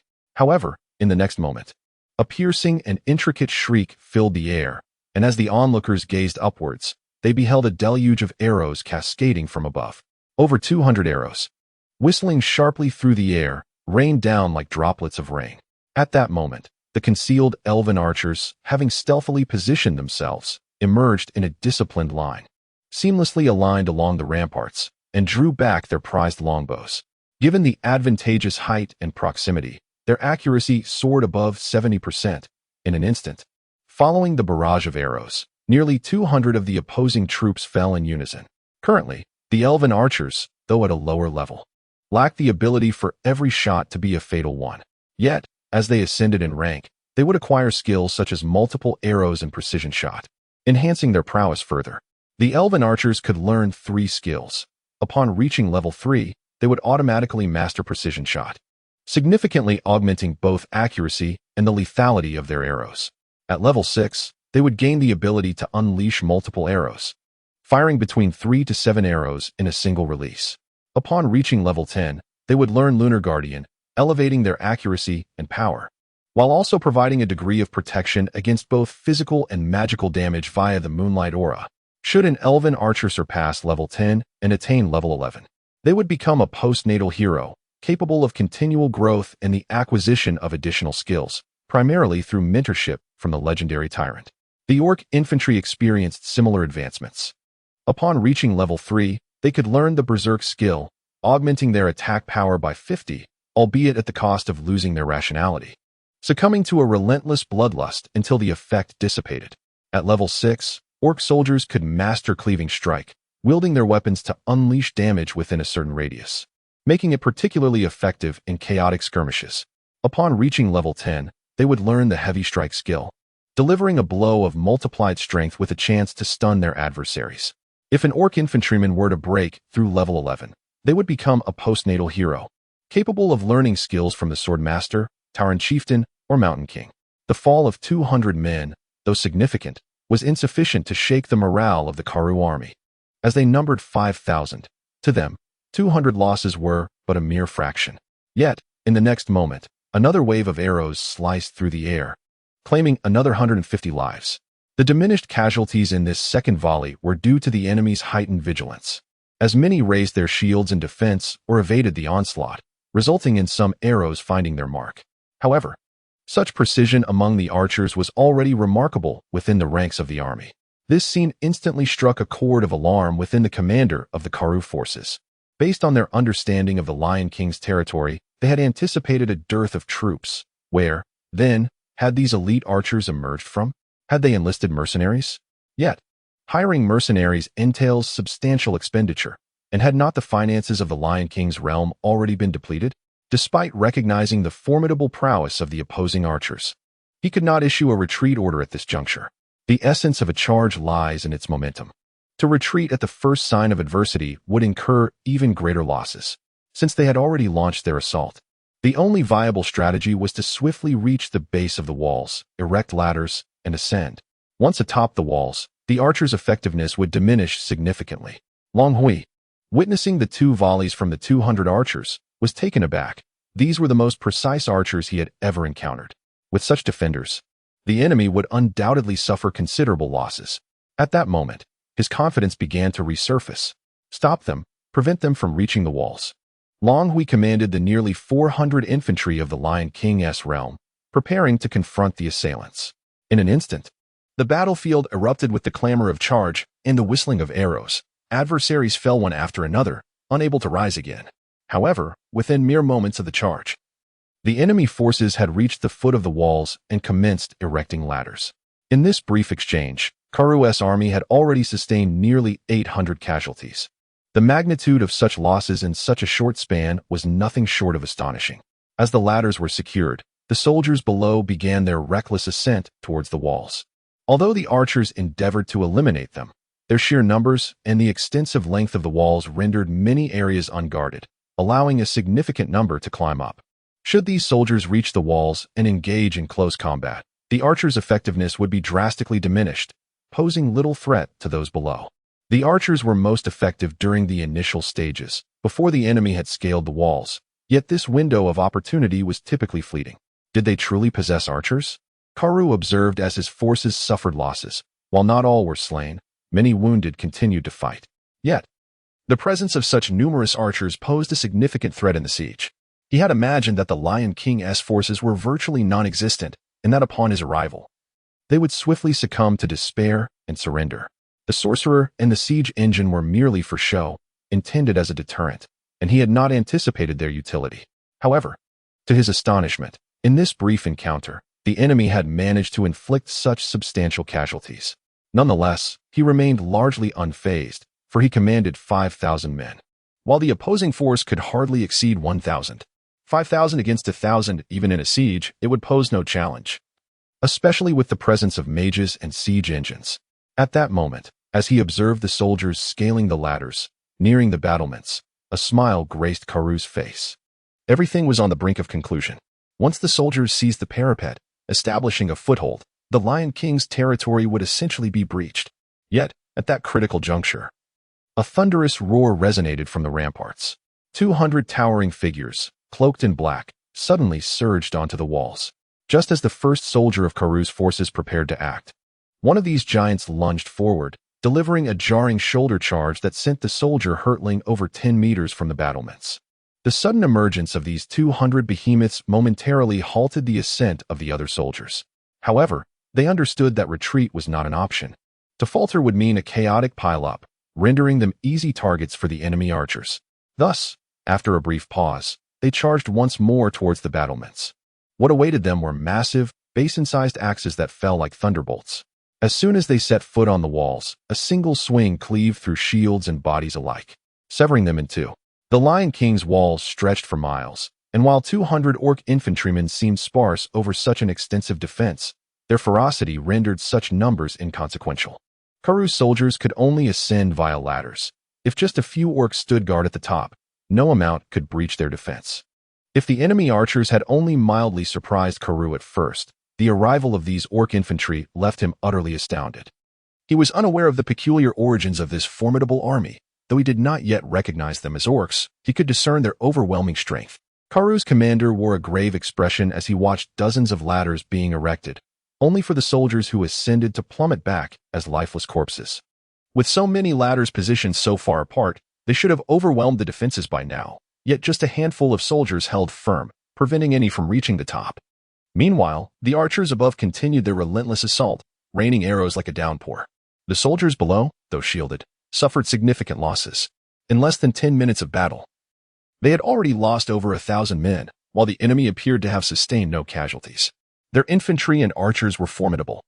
It seemed scaling the walls would be an arduous task. The only viable option now lay in a frontal assault on the gates, once breached. The ensuing close combat would surely leverage their numerical advantage to secure victory. The commander felt a profound sense of unease. Initially, he had brought an army of 5,000 to intimidate such a small territory, believing it to be an overkill akin to using a sledgehammer to crack a nut. However, he was taken aback when, after a mere encounter, over 1,000 of his men perished. This left him in a state of distress. Upon his return, punishment was inevitable. Despite the fact that the blame did not rest solely on his shoulders, it was a consequence of his failure to gather intelligence on the adversary, coupled with the formidable strength of their archers and infantry. Nonetheless, Karu would undoubtedly shift the blame entirely onto him, and he could not escape the impending reprimand. He could only hope that the siege engine would breach the city walls, securing a victory that might mitigate his transgressions. Boom. The siege engine had now reached the base of the city gate, and the massive battering ram was being hoisted by the soldiers, who shouted in unison as it thunderously collided with the gate. Fortuitously, this time he had brought the siege engine. Otherwise, breaching the defenses would have proven exceedingly challenging. The commander felt fortunate that Karu, eager to showcase his prowess, had brought this costly siege engine, valued at tens of thousands of gold coins. Once the gate was breached, the outcome of the battle would be determined. Karu, observing the prolonged assault on the city walls, wore a frown darkening his features. You, Xiao Yu, have caused me such grievous losses. Once I breach the city, I shall ensure that every single inhabitant of your territory pays the ultimate price. Karu had risen from his opulent chariot, his hand clutching the wine goblet pail against the vivid crimson of the liquid it held. Meanwhile, Xiao Yu sat atop the walls, exuding an air of calm as he sipped wine and savored delicacies while watching the fierce combat below. To this point, none of his soldiers had fallen, while over 1,000 of the enemy lay dead. This skirmish had begun to reveal the formidable combat capabilities of his summoned soldiers, though few in number. They could vanquish foes tenfold their own size if deployed judiciously. Quantity was indeed a significant issue, but in the future, it could be compensated for with superior equipment. The orc blacksmiths and the ancient war trees of the elves could produce excellent gear, provided there were sufficient funds. Should he manage to outfit his troops with the finest gear reminiscent of those in the Warcraft universe, equipping each with a set of T1 or T2 armor, he would have no cause for fear, regardless of the numbers he faced. Xiao Yu had previously inquired with the system regarding the availability of upgraded equipment and discovered that classic gear from the Warcraft universe could indeed be manufactured, albeit at a substantial cost. He eagerly anticipated donning a set of T5 gear to test its efficacy. Boom. The resounding crashes reverberated in the hearts of all. Even the townspeople within the city heard each thundering impact, as if a mountain were being lifted and repeatedly slammed to the ground. The gates of Lion King's territory, once thought impervious, began to creak ominously under the relentless assault of the heavy battering ram. It was evident that it would not be long before the gates would yield. Although the archers atop the walls continued to reap the lives of the soldiers below, once the city gate was breached, the Lion King's forces would lose their tactical advantage and would undoubtedly struggle to withstand the ensuing onslaught. Upon witnessing this, Xiao Yu remained utterly unperturbed and issued a command to Gromm. Gromm nodded and immediately let out a series of shouts in Orcish, a language incomprehensible to Xiao Yu, before leading 50 armored orc infantry downwards. The siege engine continued its relentless assault, shielded by thick iron plating, rendering the soldiers concealed beneath it impervious to the arrows of the archers, including the scorching arrows of Tyrande, which could not penetrate such formidable armor. At this moment, a burst of golden radiance erupted around Xiao Yu, signifying that Tyrande had ascended to level 7. Under these circumstances, the archers were leveling up at an astonishing rate, especially with Tyrande now possessing 3 skills. The moment her scorching arrow was unleashed, even an ordinary shield could not withstand the impact, resulting in a direct annihilation of the foe. Furthermore, her multi-shot, unleashed in such an environment, claimed multiple lives in an instant, coupled with Tyrande's eagle-eye skill, which allowed her to shoot farther and more accurately than others. She had already reaped over 300 lives on her own. Such a prolific spree of kills was bound to propel her to a higher level, and indeed, she ascended to level 7, surpassing Gromm in the process. However, Gromm's performance was soon to commence, and it would not be long before he too experienced rapid advancement. Following Tyrande's elevation, she gained 2 additional skill points, which Xiao Yu allocated, one to multi-shot and another to eagle-eye, for she would soon need Tyrande to contend with the opposing mage. Enhanced by the eagle-eye technique, Tyrande's shooting range extended further, and her accuracy soared to unprecedented heights, with her eagle-eye skill now at level 2, reaching its maximum potential. And her multi-arrow ability, also at level 3, she became a formidable force, swiftly reaping the lives of her enemies. With a resounding crack, the door, studded with copper nails, was breached, creating a gaping hole. Immediately, the soldiers of Karoo began hurling spears through the opening, aiming to eliminate the defenders. However, they soon discovered that no one guarded the gate. Their spears fell into the empty void beyond. Just then, a creaking sound echoed, and the door slowly began to open. The Karoo soldiers were momentarily taken aback. Despite the breach, the locking mechanism remained intact. Before long, they beheld a group of imposing figures draped in black cloaks standing within the gate. A palpable aura of bloodlust emanated from these giants, evoking the sensation that they were not merely human, but rather ferocious beasts poised to pounce upon their prey. Yet, amidst the chaos of battle, this feeling was ephemeral, as they received the command to charge forward. With the gate now wide open, it was time for revenge. Their comrades had fallen to the enemy's archers just moments before. Entering the city, a massacre was imperative to quell their fury. The battle cries surged like waves, thundering towards the cloaked giants. Despite being vastly outnumbered, the few dozen warriors stood their ground, undaunted. Among them was a towering figure, over 2 meters tall, resembling a living fortress. The gleaming blade in his grasp radiated a chilling aura that instilled a sense of dread.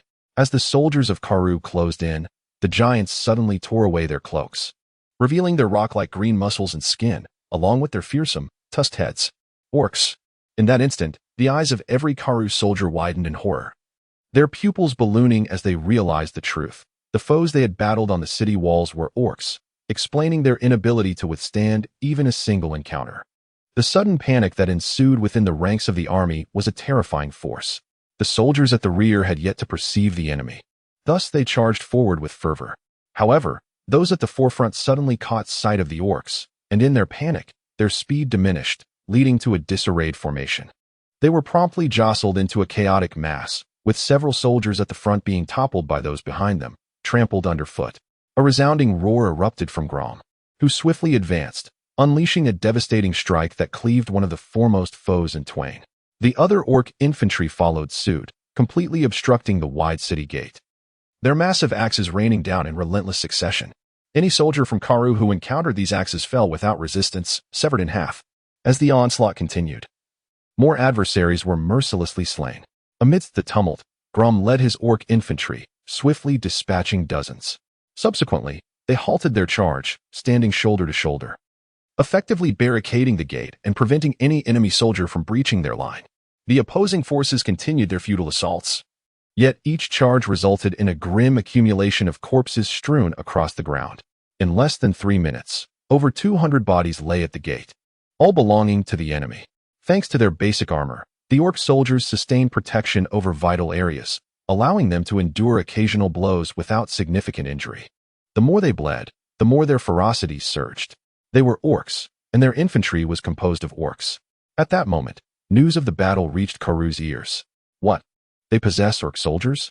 He was taken aback, spilling red wine onto his luxurious robe in his astonishment. Indeed, my lord, they are undoubtedly orc soldiers. A contingent has blocked the city gate, and we cannot advance. Judging by their appearance, their numbers are not vast. The figures clad in black robes atop the walls must be orcs, a soldier reported. How can this be? Where did this Xiao Yu acquire such a multitude of orcs? Karoo seethed with rage, for his forces had already suffered nearly 2,000 casualties. Even if he were to seize the Lion King's territory, he would face his father's wrath upon returning.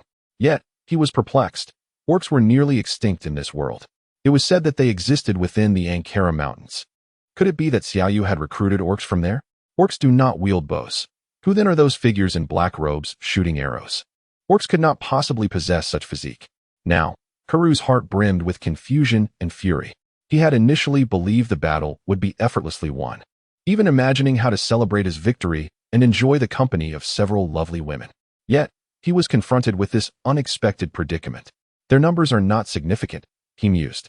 I have discerned that they were clearly orc soldiers summoned down from the city walls, indicating their limited numbers. Can it be that our 3,000 cannot overpower these orcs? In his heart, Karu harbored a resolute determination, his eyes gleaming with a fierce light as he declared, "Issue the order to breach their defenses at any cost. Once we penetrate within, what does it matter if they are orcs? With our numerical superiority, we can vanquish them all, regardless."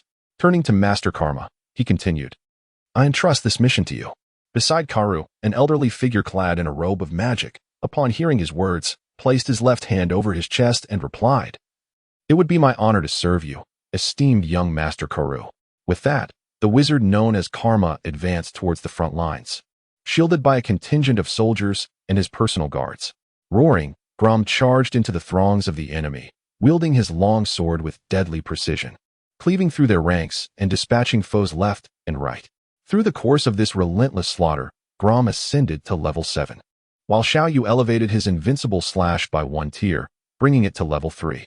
With a single stroke, Gromm's sword unleashed a 2-meter-long wave of energy capable of cleaving through 2 adversaries simultaneously.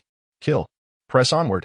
The commander at Karu's side, driven by rage and desperation after witnessing the loss of so many lives, felt the suffocating frustration as the city gates stood ajar yet remained unattainable. He summoned 2 squad leaders, both mid-tier fighters, in a desperate bid to carve a path through the enemy lines.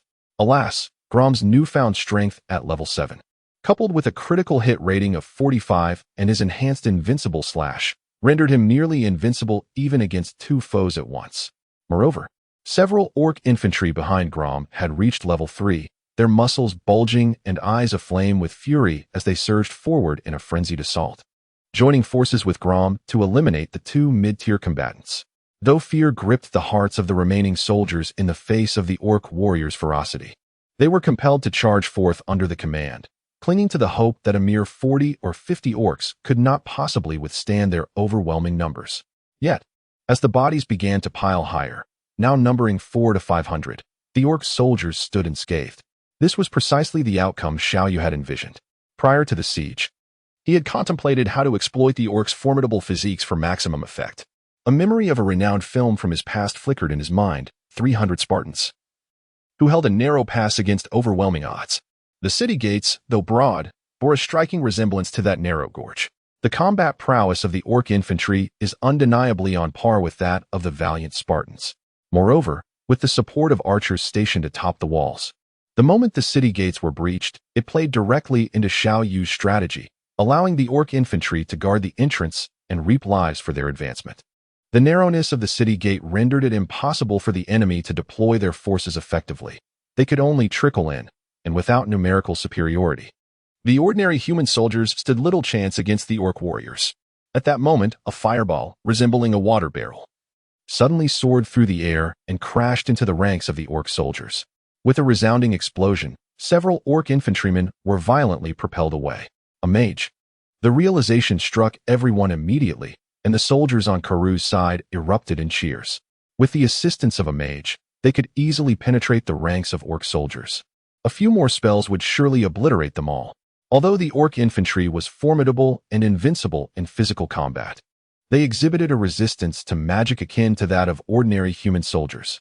On the battlements, Xiao Yu observed the unfolding scene, his gaze chilling. He snapped his fingers at Tyrande and commanded, "Eliminate that mage.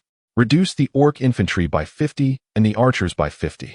With the city gates wide open, many soldiers shifted their focus to assaulting the gates rather than climbing the ladders. Thus, Xiao Yu prudently withdrew some troops to assist below, retaining 100 orc infantrymen and 150 elven archers, combined with the original 400 soldiers led by the Lion King. They should be able to maintain a solid defense atop the walls." Boom. Another fireball hurtled towards them, resulting in another explosion that sent more orc soldiers flying, causing disarray in their formation. Many of Karu's soldiers seized the opportunity to charge forward. A chaotic melee ensued, creating a breach in the defense that had been filled by the orc infantry. Despite their valor, the sheer number of the enemy was overwhelming. The pivotal factor was the mage's presence, which disrupted the orcs' soldiers' formation, preventing them from maintaining an orderly defense. This exemplifies the significant role of a mage on the battlefield. Receiving Xiao Yu's orders, Tyrande's eyes glimmered with a violet light as she swiftly nocked an arrow, aiming it at the location of the mage. A perfect arc traced across the sky, akin to a falling star. With a resounding impact, the fiery arrow, though not as powerful as magic, nonetheless exploded upon striking a soldier bearing a tower shield who stood guard beside the mage. Having eliminated that soldier, Tyrande immediately readied another arrow, intent on taking down the mage. However, a sorcerer's guardian quickly filled the gap, raising a formidable tower shield to deflect Tyrande's arrow. The sorcerer himself was taken aback by the potency of her shot, for sorcerers are typically wary of formidable archers. He had not anticipated the presence of such a powerful marksman capable of striking from such a distance, and wielding enchanted arrows that could pierce through a guardian bearing a tower shield. Nevertheless, the sorcerer did not retreat. Instead, he hastily began to chant incantations, launching several explosive fireballs into the gates, sending the beastly soldiers reeling back. He was confident that there were not many archers of her caliber, and with several layers of guardianship surrounding him, he had also cast a magical shield upon himself, believing himself to be secure. However, he underestimated Tyrande's prowess. Tyrande possessed not only the searing arrow but also the eagle eye technique.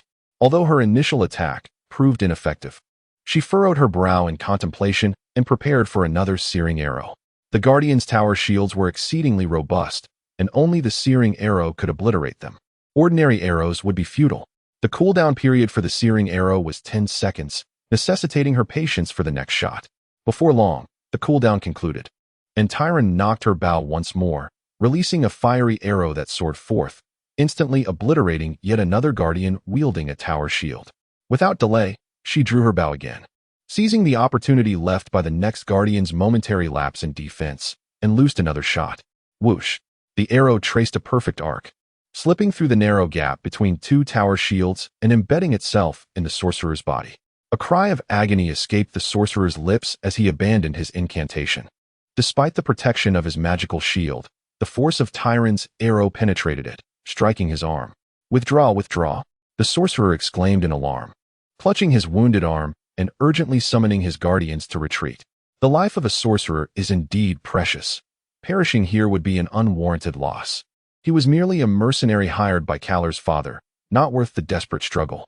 They had not anticipated that the opposing side possessed an archer capable of such an extensive range. This was truly the archer's nemesis. As he observed the magician retreating, Xiao Yu felt a tinge of regret. Tyrande's offensive capabilities still left much to be desired. Once funds and merit points were acquired, he would undoubtedly upgrade Tyrande's bow.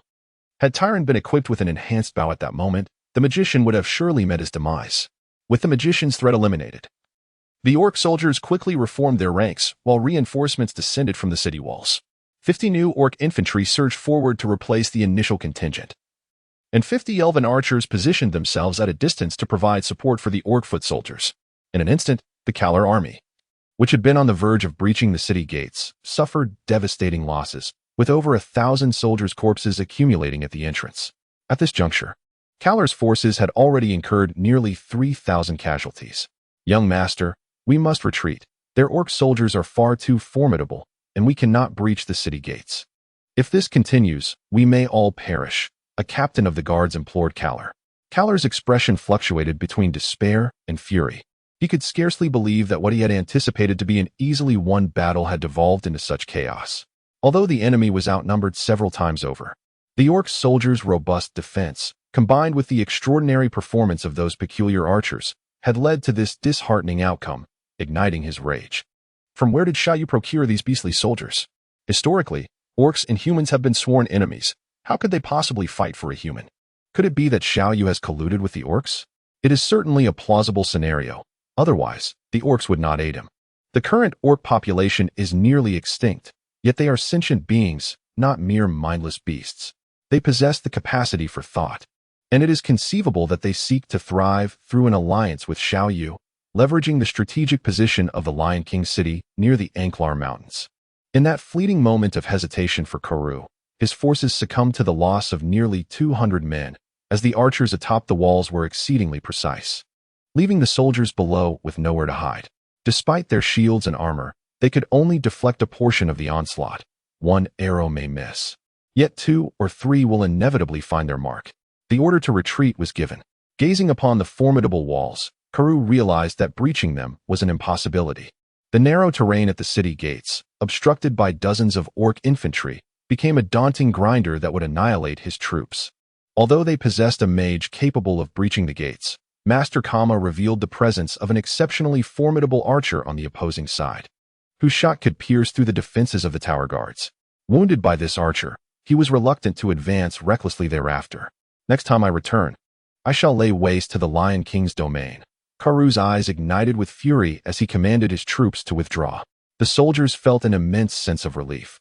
Confronted by a rain of arrows from above and the ferocity of the orc soldiers below, their courage to fight had waned. Observing the enemy's retreat, Xiao Yu rose to his feet, squinting thoughtfully, contemplating whether to pursue. After a moment's hesitation, he ultimately decided against the chase. His recent success was chiefly attributed to the solid defense of the walls, the orc infantry's prowess in individual combat, and the elven archer's remarkable accuracy. Should he engage in pursuit across the plain, his forces would hold no advantage.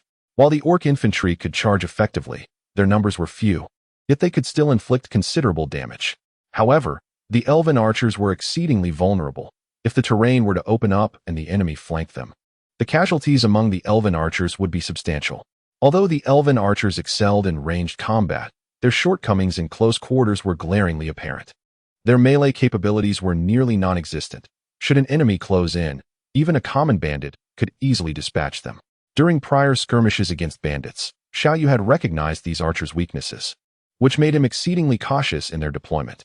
Xiao Yu once inquired of the system regarding the means to marginally enhance the melee capabilities of the elven archers.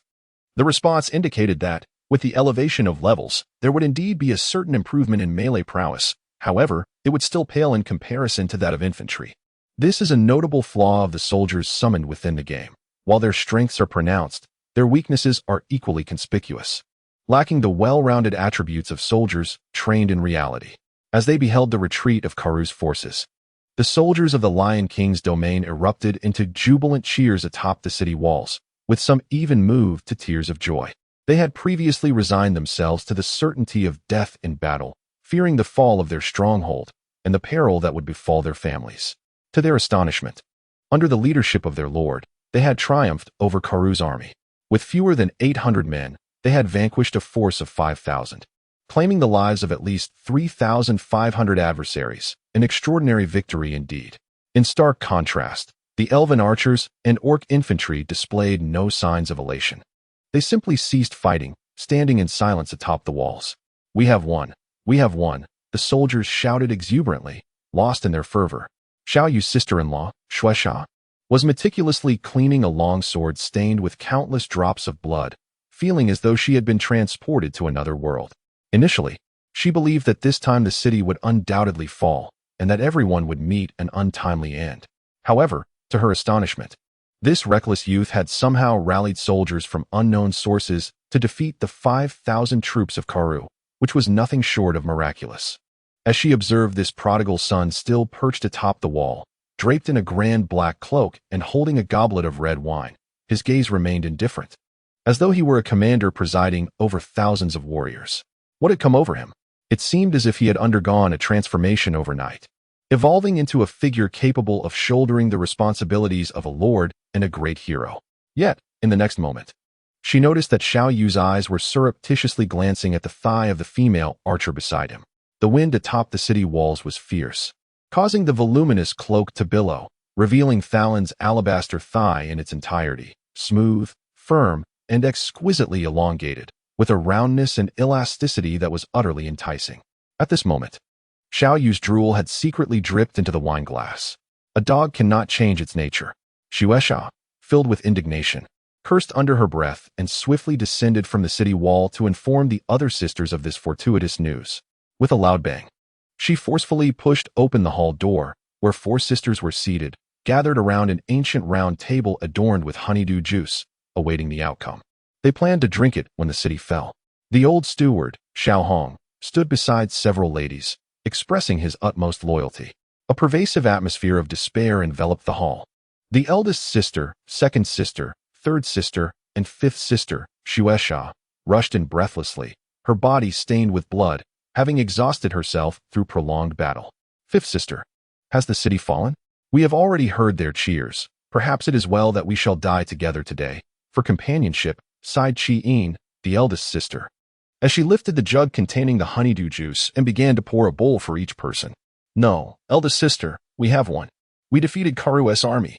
Shueisha, noticing Chi-In preparing to drink the poison, hurriedly interjected. What? The four young ladies, along with the old steward Xiao Hong, were momentarily taken aback, gazing at Shueisha with disbelief. Fourth sister, have you lost your mind? Where is our army? How could we possibly defeat Karu's forces? Chi-In asked incredulously, unable to fathom the idea of triumphing over Karu's army. It is true, eldest sister. That wastrel Xiao Yu somehow hired a group of mercenaries, including orc soldiers. And we have indeed vanquished Karu's forces. They have retreated. Shueisha hastily explained. What? Xiao Yu hired mercenaries? Orc mercenaries? Chi-In and the others struggled to comprehend. While hiring mercenaries was one thing, how could there be orcs? Had they not long been extinct? Shueisha swiftly approached the table, casting aside the jug of poison, and declared, regardless of how that wastrel managed to enlist the orc soldiers, we have defeated Karu, and we need not die. Go outside and see. We are now celebrating. When the old steward Xiao Hong and the sisters reached the city walls, they beheld the corpses of Karu's army scattered across the ground, alongside elven archers cloaked in black and orc infantry who had discarded their cloaks. It was then that they finally believed they had truly triumphed over Karu's forces. Meanwhile, Xiao Yu was commanding the orc soldiers to gather the bodies of their fallen comrades, instructing Long Hui to rally the townsfolk to clean the battlefield and strip the weapons and armor from Karu's soldiers. They would then drag the corpses away to a large pit for cremation and burial to avert the threat of disease. With these discarded armors, they should be able to forge another 100 sets of equipment for the orc infantry. Strength comes from having the right gear. Without it, one cannot prevail. Although these soldiers of the beastly realm are of exceptional quality, their numbers are insufficient. It is imperative to enhance their equipment and implement a comprehensive strategy of elite forces. As Xiao Yu contemplated these subsequent matters, he found himself troubled by future developments. The funds he once possessed had been entirely depleted, and now, assisting the elven archers in procuring equipment and acquiring new arrows demanded a substantial sum, one that currently eluded him, seemingly nestled within the pockets of some unknown individual. Indeed, the outcome of this battle was nothing short of magnificent. It was not merely the defeat of the Karu army that was significant, but rather the remarkable advancement in levels achieved by both the beast warriors and the elven archers through this confrontation. The beast warriors had all ascended to level 2, with over 50 attaining level 3, thus acquiring the ferocity skill. The elven archers, too, predominantly reached level 2, with a dozen or so achieving level 3 and gaining the precision shot skill. Due to the nature of siege warfare, archers harvested experience at a remarkable pace, thus facilitating their swift progression. Gromm and Tyrande both attained level 8, and Xiao Yu upgraded Gromm's wind step to a higher tier, enhancing his movement speed to 100. The decision to elevate wind step rather than invincible stemmed from Xiao Yu's awareness that the sword saint might encounter even more formidable foes in the future. A quicker wind step would render his movements more agile and his overall combat prowess more formidable. Tyrande, on the other hand, upgraded her scorching arrow to level 3, reaching its maximum potential. Consequently, the might of scorching arrow intensified, capable of creating a substantial breach in even the most resilient of walls. As Tyrande's level continued to rise, her attack power would grow ever stronger, enabling her arrows to potentially breach castle gates. Xiao Yu, due to the triumph of this defensive battle, has remarkably attained the 5th level, a testament to his leadership and valor. This exhilarating achievement prompted him to swiftly allocate his 20 basic attribute points, 8 to strength, 8 to agility, and 6 to stamina. Consequently, his overall physical prowess now rivals that of an average soldier, a stark contrast to his previous existence as a frail scholar. With an additional 4 skill points at his disposal, he elevated his critical strike to the maximum level of 3, while advancing his invincible slash to level 4. Astonishingly, his invincible slash now surpasses that of the Sword Saint, whose ability remains at a mere level 3. Yet, it is noteworthy that Xiao Yu's strength and agility do not match the Sword Saint's, rendering his superior skills less potent in comparison. Despite these substantial gains, the beastly soldiers sustained losses during the defense at the city gate, with 8 perishing and 7 grievously wounded, while the remainder bore lighter injuries. This was primarily the consequence of the enemy mage's devastating spells. In this era, mages wield immense power akin to mobile heavy artillery. When unleashed, their wrath can yield catastrophic results. Fortunately, Tyrande managed to subdue that mage in time. Otherwise, Xiao Yu's strategy, inspired by the legendary Spartans, might have faltered.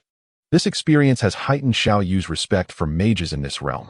While the Sword Saint can handle fighters with ease, confronting mages, especially when protected by numerous guards and employing ranged attacks, presents a formidable challenge. Moreover, the elven soldiers suffered a casualty, as one of the enemy's soldiers seized the moment during the chaotic casting of spells, fatally striking an elven archer. The elven archer's low defenses and frail close combat capabilities have become a source of vexation for Xiao Yu. It is imperative to acquire more resources swiftly to enhance their armor. Presently, while Xiao Yu finds himself lacking in funds, he possesses an abundance of merit points. Following this siege, he garnered over 5,000 merit points, elevating him to the rank of sergeant. Achieving this rank signifies the opportunity to summon an additional base, an exhilarating prospect for Xiao Yu. For his third base, he intends to select a human base, eagerly anticipating the prospect of commanding his own mages after witnessing the formidable power of the enemy spellcasters. The game system allows for the rapid summoning of 4 bases, yet elevating any of these to levels 2 or 3 proves to be exceptionally challenging.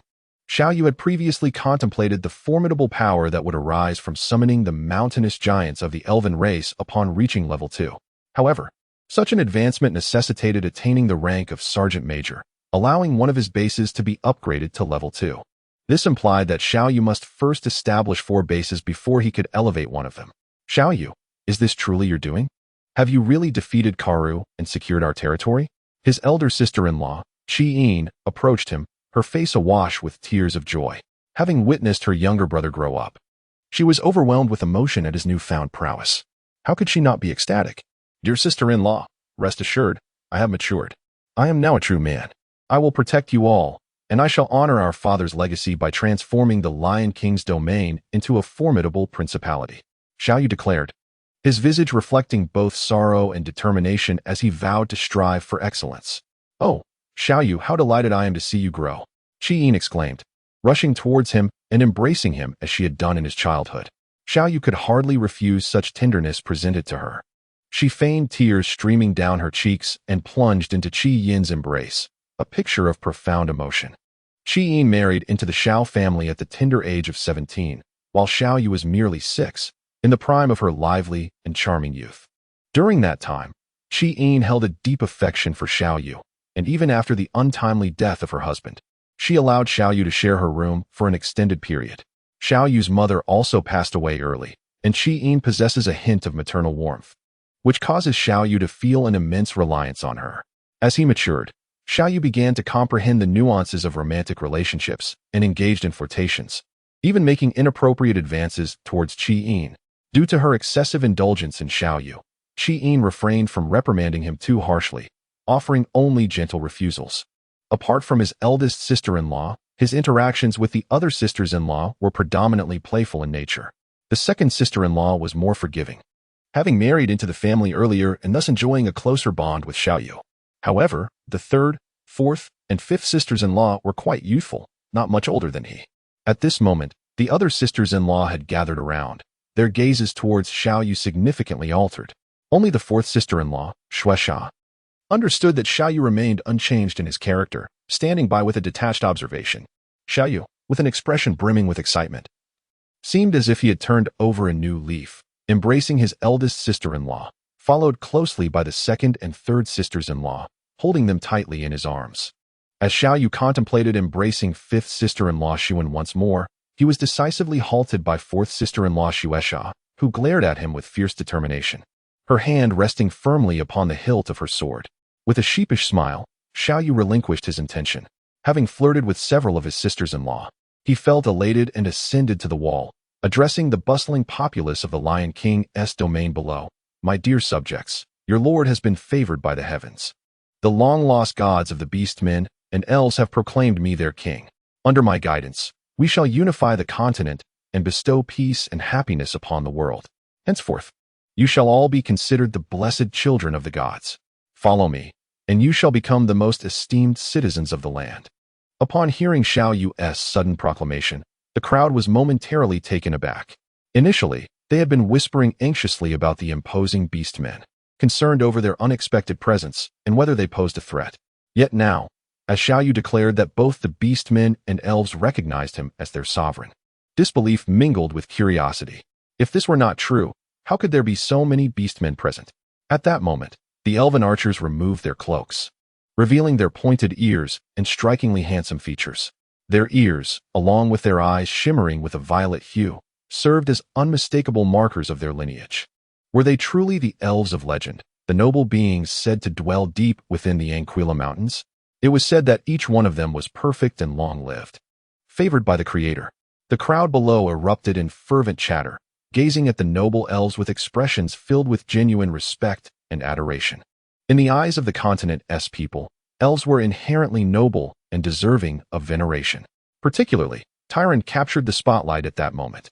The 5 young mistresses were undoubtedly beautiful, each possessing unique charms, yet upon witnessing Tyrande, all were utterly captivated, with some subjects even kneeling in reverence before her.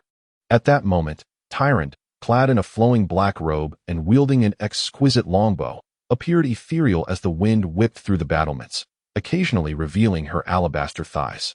Her serene demeanor, paired with her unparalleled beauty, rendered her akin to a goddess descended from the heavens. The white leopard at her side added an additional layer of mystique. The populace could scarcely believe she was not divine. In an instant, all eyes were entranced by Tyrande, with some individuals overwhelmed to the point of tears, proclaiming that the great elven goddess had come to save them. The 5 young mistresses stood in stunned silence, their self-assuredness and their own beauty shattered. Upon witnessing Tyrande, they felt dwarfed, their vanity extinguished. For Tyrande's beauty transcended the realm of mortals. Indeed, she was not of this world. At this moment, Xiao Yu observed the attitudes of those around him and couldn't help but curl his lip in disdain. Initially, he intended to seize this opportunity to publicly disclose his possession of both orc and elven forces, thereby facilitating their acceptance among the populace. Simultaneously, he sought to enhance his leadership credentials by proclaiming himself the sovereign endorsed by both the elven and orc tribes, thereby providing a pretext for his aspirations of dominion over the realm. Historically, emperors aspiring for supremacy had to undertake significant feats, such as slaying a white serpent or invoking celestial omens. If he wished to navigate this world successfully, he too would need to find a similar justification. Although Xiao Yu possessed no extraordinary abilities, he had watched enough films in his past life to understand the dynamics at play. However, he did not anticipate that Tyrande would completely overshadow him, as everyone around expressed adoration and reverence solely for her, showing little interest in him, the so-called king of the 2 clans. Alas, what a wretched fate! Am I truly so unappealing? What a world we live in, where beauty garners all the attention, no matter where it is found.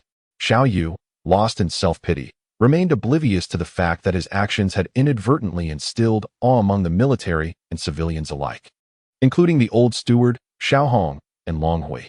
Today, we have celebrated a significant victory in the Lion King's territory, and this triumph will not be the last.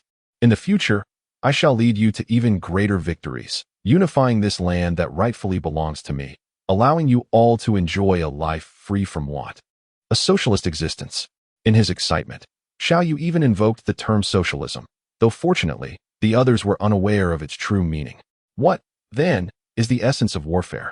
It is the soldiers, indeed, the soldiers who valiantly safeguard our security with their very lives. They are the most honorable, the true heroes. I, Xiao Yu, as the Lord of the Lion King's domain, hereby officially decree the establishment of a monument to heroes in the square of Lion King City. All soldiers who have perished in battle, be they noble, commoner, or slave, shall have their names inscribed upon this monument, provided they fought and fell for the Lion King's territory. Our land requires such heroes, and we must eternally honor their memory. Xiao Yu proclaimed once more with fervor. In the past, He had played construction-themed games that featured a hero's monument, purported to bolster morale. Thus, he sought to create one today. Given the presence of the main combatants, the orcs and elves, the number of fallen ordinary soldiers was not excessively high. Nevertheless, Xiao Yu resolved to grant them the most dignified funerals, ensuring their names would be engraved upon the hero's monument. This act served not merely as a means to uplift morale, but also reflected Xiao Yu's personal reverence for life. Regardless of who fell in battle for his cause, he felt compelled to honor them in death. Indeed, upon the issuance of Xiao Yu's command, the populace below erupted in jubilant cheers. A soldier's death, deserving of respect, is the highest tribute to their bravery. Many of these soldiers were the children of the townsfolk. And in this moment, those who had recently mourned their loved ones found the greatest solace.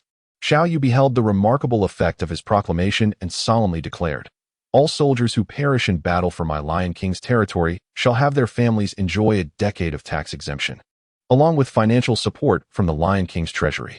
Their kin shall also be awarded a medal of valor, which will be eternally displayed upon their door." Seizing upon the fervor of the crowd, Xiao Yu further expanded this policy, laying a foundation for future conscription. The number of beastmen troops is undeniably limited, and a substantial number of ordinary soldiers will be required in the future. Such policies will significantly enhance the enthusiasm of the youth to enlist and their valor in combat. Indeed, the populace became even more exhilarated, fervently praising Xiao Yu and reverently bowing before him. Their attention had finally shifted from Tyrande to Xiao Yu. Xiao Yu felt a sense of pride regarding this matter. Xiao Hong listened to Xiao Yu's words, and within his once murky gaze, a flicker of long-lost anger emerged. Although he disapproved of many of Xiao Yu's actions, he recognized that Xiao Yu had begun to contemplate the construction of the territory. No longer the prodigal son indulging in debauchery. Hui, upon hearing Xiao Yu's remarks, felt a swell of excitement in his heart. As a seasoned veteran who had endured countless battles, witnessing the Lord's profound respect for his soldiers brought him immense solace. Xiao Yu entrusted the subsequent matters here to the old steward Xiao Hong and Hui, while he swiftly departed with the beastmen soldiers and elven archers. For he now had a more pressing task at hand, the construction of the third base. Xiao Yu first held solemn funerals for the fallen soldiers at both the orc and elf bases. Subsequently, he cast the captured armors and weapons of the Kuru army into the orc blacksmith's workshop to forge new armors. The bodies of the orcs were cremated and placed at the storm altar, returning to the embrace of the beast god. In contrast, the bodies of the elves were interred at the base of the ancient tree of life, reuniting with the nurturing arms of nature. This reflects the elves' intrinsic reverence for nature and their commitment to maintaining its balance. Even in death, they aspire to return to the natural world. As Xiao Yu watched the body of the elven archer being buried, a twinge of sorrow welled up within him.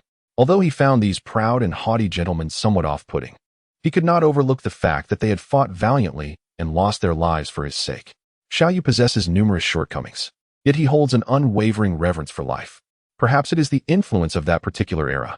In this age of cold steel, death is a commonplace occurrence. However, each life that departs evokes a profound sorrow within Xiao Yu's heart. His sentiment is not a mere pretense to win the favor of the elven soldiers. Yet his genuine emotions inevitably enhance their regard for him. Should one attend a funeral with insincerity, it would be utterly impossible to deceive the perceptive elves. Xiao Yu glanced at Tyrande's favorability rating and discovered it had plummeted to a disheartening -5. He couldn't help but yearn for the day when her favorability would soar to a perfect 100. Lost in thought, Xiao Yu furtively cast his gaze upon Tyrande's elegantly exposed long legs and swallowed hard. To his dismay, he immediately noticed that her favorability had dropped from -5 to -6. How could a mere glance lead to such a decline? It was utterly exasperating. With a pout, Xiao Yu decided to take his leave. If he lingered any longer and succumbed to the temptation of stealing another glance at Tyrande, her favorability might plummet to -50, and soon, all the elven soldiers would likely have departed. Xiao Yu discovered a more advantageous location and established the third base for humanity. With a resounding boom, a colossal fortress emerged. Though not as vast as the Lion King's stronghold, it exuded an intricate design and a majestic presence, commanding awe. Indeed, this is the epitome of a true human castle. Once I am affluent, I shall undoubtedly transform the Lion King's domain into a marvel of this caliber. Xiao Yu pondered deeply, yet swiftly reconstructed the storm altar once more. With the storm altar, he could summon another hero. After minimal contemplation, Xiao Yu resolved that his first hero would be the Archmage. Today's city defense battle had revealed the formidable threat posed by mages. Only by possessing a mage of his own could he counter the enemy's sorcerer. Having attained the rank of sergeant, Xiao Yu was now capable of summoning a total of 1,000 soldiers, thereby significantly enhancing his strength. However, lamentably, Xiao Yu found himself nearly destitute, rendering it impossible to summon any additional troops. It was no wonder that a certain notable figure from a past life proclaimed that the most tragic aspect of existence is living without wealth. Half an hour later, Xiao Yu finally beheld the long-awaited Archmage. In truth, Xiao Yu had hoped to summon the enchanting Jaina, yet regrettably, the Archmage summoned was none other than the original Archmage Antonidas. Antonidas bowed before his master. The Archmage, still mounted upon his steed, leapt gracefully from the storm altar and greeted Xiao Yu with a respectful salute. Xiao Yu beheld the appearance of the mage, adorned in a flowing white robe, grasping a staff in hand, and sporting a long, white beard, exuding an air of ethereal wisdom. To the untrained eye, he would undoubtedly seem like a venerable elder, steeped in knowledge and well-versed in the literary arts. Xiao Yu still lamented his inability to summon Jaina, circling around the mage and remarking, "Olden, why must you ride such a wretched steed? It hardly befits your identity as a mage. Shouldn't a mage be able to fly?" Antonidas, with a smile reminiscent of a kindly grandfather, replied, "I am of advanced years, and my legs are not as spry as they once were. Hence I must rely on a mount. This steed has accompanied me for centuries. There is a bond between us." Xiao Yu couldn't help but curl her lip in disdain. The great mage appeared to be rather seasoned, akin to a crafty veteran. After contemplating for a while, she decided to first examine the skills that the great mage could currently acquire. Before reaching level 10, the mage was limited to just 4 skills: Ice Arrow, maximum level 3, Ice Shield, maximum level 3, Cone of Cold, maximum level 3, and Summon Water Elemental, maximum level 3. The absence of Blizzard left Xiao Yu somewhat disheartened, for it was only with Blizzard that one could wield a formidable area of effect attack on the battlefield. However, this was to be expected, as they would eventually ascend to much higher levels, and such ultimate abilities would not be available at the moment. After all, iconic techniques like the Blade Storm of the Sword Saint and the Starfall of Tyrande had yet to manifest. Although Blizzard was not among the skills, Cone of Cold was still a commendable area attack, albeit with a smaller range, rendering it incomparable to Blizzard. At this stage, Xiao Yu felt content to possess even such a range attack skill. Xiao Yu ultimately prioritized teaching the D8 mage the Frost Arrow spell, postponing the acquisition of other skills until a later stage. It would be imprudent to allow the DA mage to embark on their journey without mastering even the fundamental Frost Arrow. This very skill is essential for the mage's advancement. Xiao Yu tested the formidable power of the ice arrow wielded by the mage. To his astonishment, from a distance of 30 meters, the ice arrow effortlessly severed a sapling the width of a bowl. This spectacle startled Xiao Yu. Indeed, magic surpassed physical attacks by leaps and bounds. The invincible slash of the Sword Saint likely required level 2 to achieve such might. This exemplifies the quintessential nature of mages. Their defenses may be feeble, yet their offensive capabilities are undeniably formidable. Having summoned to the mage, the next course of action was evident. He must venture forth to gain experience. Xiao Yu was in dire need of continuing his campaign against bandits, as his coffers were utterly bare. He possessed the structure for a 1,000-strong army, yet lacked the soldiers to fill it. Following Karu's recent defeat, it would not be long before they returned, and next time, they would likely come not with 5,000 troops, but rather with an overwhelming force exceeding 10,000, potentially bolstered by even more formidable units. Under such circumstances, the mere 400 to 500 men at his disposal would be woefully inadequate. Thus, he needed to amass sufficient military strength before Karu's forces reappeared. Xiao Yu thus ventured into the Beast Tribe's cavern to meet Xiao Hu. Upon seeing Xiao Yu, Xiao Hu immediately adopted a posture of utmost respect, bowing repeatedly. The time spent residing in the Beast Tribe's cavern had indeed been a torment for him. Xiao Yu narrowed his eyes and gazed at Xiao Hu, inquiring, "Xiao Hu, how have you fared during your stay here?" With a pained expression, Xiao Hu replied, "Master, to speak candidly, my experience here has been less than satisfactory. Could you possibly arrange for me a more suitable dwelling? I assure you of my unwavering loyalty for all eternity, with no divided allegiance." Upon hearing the other beastmen refer to Xiao Yu as master, he too began to adopt the same address. Xiao Yu gently caressed her slender fingers and remarked, I shall relocate you. It is no trouble at all. After all, you have accompanied me for quite some time. However, you must pledge your unwavering loyalty to me. For if not, your days shall be eternally spent in this place. Absolutely, absolutely. I vow to devote myself wholeheartedly and serve my master with utmost fidelity, Xiao Yu exclaimed, his eyes gleaming with excitement upon hearing Xiao Yu's promise to take him away from this confinement. Xiao Yu nodded with satisfaction. It was indeed time to take this fellow out, for if he remained here any longer, he might very well lose his sanity.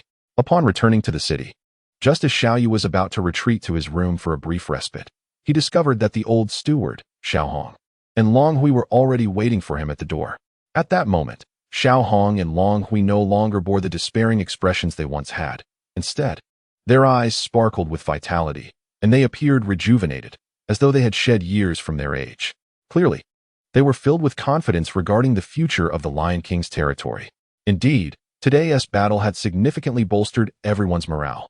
Though the source of Xiao Yu's orc and elf soldiers remained a mystery, they beheld in him a glimmer of hope. This hope stemmed not only from Xiao Yu's extraordinary feat of defeating Karu's army with a smaller force, but also from his remarkable transformation. On the battlements, he commanded with poise and assurance, and his post-battle arrangements were meticulously organized and appropriately executed, as if everything were firmly within his grasp, inspiring a profound trust among all. Especially notable were the measures of compensation he instituted after the battle, which conveyed the essence of a true great leader. In reality, Xiao Yu was no extraordinary figure. He merely replicated the narratives he had encountered in films and novels. In the previous life of Xiao Yu, the era he inhabited was 2 millennia more advanced than this world, where even the slightest notion could evoke astonishment and intrigue. Uncle Hong, Uncle Long, have you summoned me for something? Xiao Yu inquired with a smile, his hands clasped behind his back. Young master, we indeed have matters to discuss, replied Xiao Hong, a rare smile gracing his face. Pray tell, from where did you summon these beastly warriors and elven archers? Might you enlighten us? Xiao Yu chuckled softly and said, Come in and speak. He had long since devised an excuse for this matter, and now it was merely a matter of providing them with a reason to believe. Even if they were skeptical, it mattered little, for he was now undeniably powerful. It is a lengthy tale. After I was grievously wounded by Karu and became aware of the trouble I had caused, fear consumed me, and I contemplated fleeing. Xiao Yu's initial approach was imbued with such seemingly tangible words, which made it feel natural to Xiao Hong and Long Hui, preventing any suspicion regarding the rapid transformation of his character. Otherwise, given their previous understanding of Xiao Yu, a timid, cowardly, and idle scion indulging in vice, such a sudden change would undoubtedly seem abnormal. Indeed, upon hearing Xiao Yu's words, both Xiao Hong and Long Hui exhibited expressions of realization, acknowledging that this was precisely how Xiao Yu ought to be. Xiao Yu continued, In my moment of panic, I fled deep into the Ankla mountain range, believing it to be a sanctuary where no one would find me. In retrospect, that was indeed a foolish decision, for the mountains were teeming with magical beasts, rendering it an even more perilous choice. As fate would have it, I had scarcely ventured far into the mountains when I encountered a formidable grizzly bear, which charged at me with a terrifying roar, moving with the swiftness of a tempest. At that moment, I thought my demise was imminent. Fear immobilized me, leaving me clueless as to how to escape. However, just then, a brilliant flash of light illuminated the scene, and 2 figures abruptly manifested before me. One was an exceedingly robust orc, while the other was a tall, exquisitely handsome elf. Upon their arrival, a mere glance from them caused the grizzly to flee in utter terror. Astonished, I inquired about their identities. They revealed themselves as the gods of the orc and elf races, explaining that due to the decline of both clans, they sought a great individual to lead the orcs and elves toward revival, and they had chosen me. After Xiao Yu concluded her remarks, she held her chin high, exuding an air of someone who believed themselves to be the fated one. Xiao Hong and Long Hui exchanged glances, their eyes wide with astonishment, yet remained speechless for what felt like an eternity. It was not until 5 full minutes had passed that Xiao Hong finally pointed at Xiao Yu and asked, Chosen you? Xiao Yu nodded with an air of smugness, exuding an ostentatious demeanor as if he were the emperor of this continent. Indeed, it is I who have been chosen. The spirit god and the beast god have proclaimed that I am destined to be the greatest king of this era, destined to unify the entire continent. Thus, They seek to harness my strength to revitalize both the beast and elf clans. Upon finishing her statement, Xiao Yu wore an air of self-satisfaction, as if her words were undeniably true. To lie without a hint of shame is indeed a remarkable skill, and Xiao Yu possessed this talent innately. Xiao Hong and Long Hui exchanged glances, remaining silent for quite some time, unable to articulate their thoughts. Xiao Yu's assertion was simply too astonishing to comprehend. It was one thing to believe that the elven god and the beast god had chosen Xiao Yu's father, Xiao Zhantian. After all, he was a man of remarkable talent, albeit born in an era that did not recognize his worth. However, selecting Xiao Yu himself was utterly incomprehensible. Could it be that the elven god and the beast god were blind, opting for such a wastrel? Xiao Yu was acutely aware that his situation was indeed quite perplexing. However, it proved rather challenging to concoct a more plausible excuse. After all, the orcs and elves belonged to entirely different races, and it was unfathomable that they would willingly follow him. The animosities between these races had always run deep. Nevertheless, Xiao Yu currently possessed the authority to command these orcs and elves, and such an explanation, even if met with skepticism by others, would elicit no substantial dissent. This rationale served not only to elucidate the origins of these elves and orcs, but also to provide a foundation for Xiao Yu's future ambitions of unifying the realm, akin to the legendary tale of Emperor Gaozu slaying the white serpent, which would lend credence to the belief that Xiao Yu was destined by fate. This era yearned for such a narrative to inspire confidence among the populace. Xiao Yu indeed possessed the unique ability to summon elves and orc warriors, and as his powers gradually expanded, his credibility would only grow stronger. At present, he needed to perpetually reinforce this notion to establish his authority. Xiao Yu understood that anyone with a modicum of intelligence would not place their faith in such absurdities. However, it sufficed that the vast majority of the common populace believed it. Xiao Yu recalled a political figure from a past life who once proclaimed that the populace exists merely to be deceived. Ahem. So it transpires that the young master is indeed destined for greatness. We shall certainly assist him in achieving monumental success.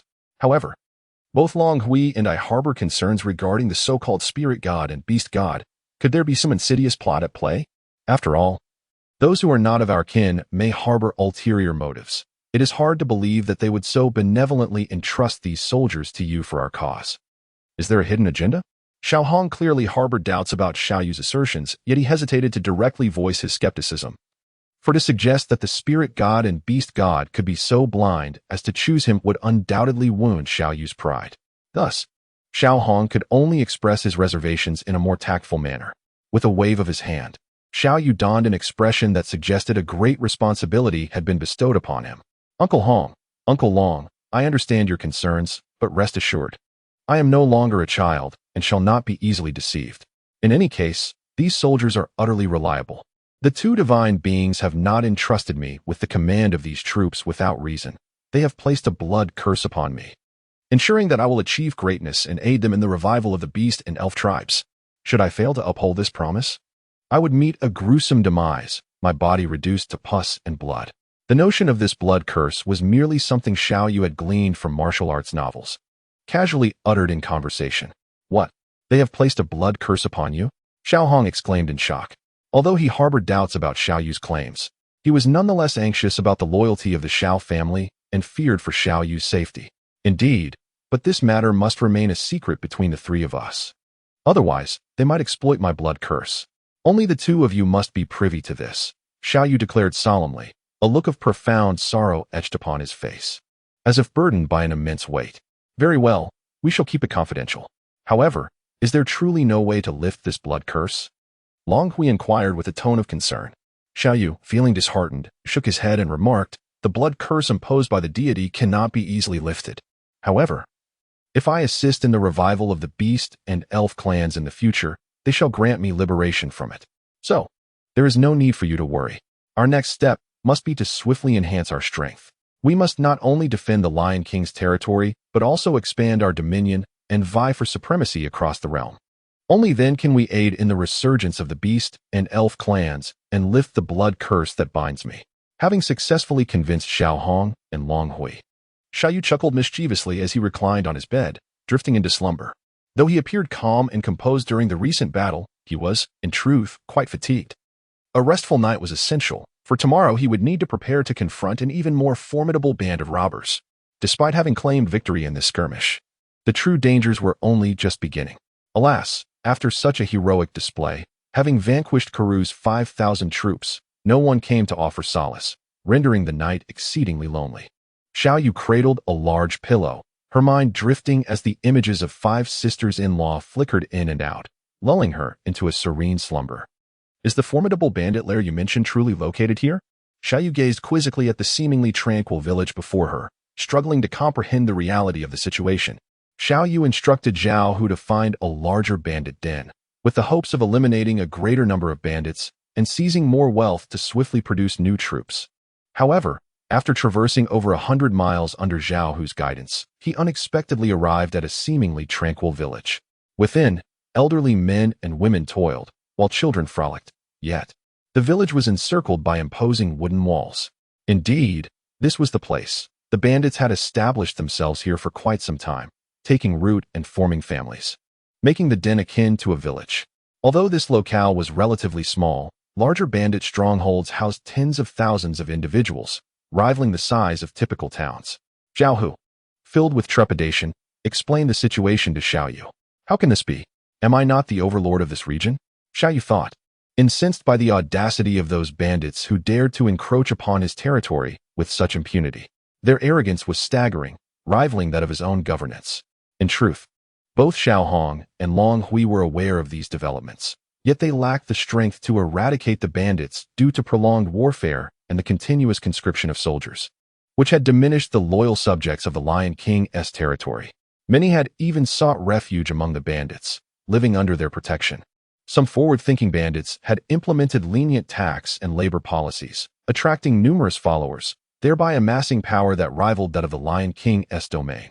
Although he nominally governed a territory bestowed by the Heavenly Lion dynasty, in reality, it was merely a fade. Everyone pursued their own interests, disregarding the so-called Lion King's authority entirely. Curious about the stronghold's population, Xiao Yu observed while contemplating how to eradicate the bandits efficiently.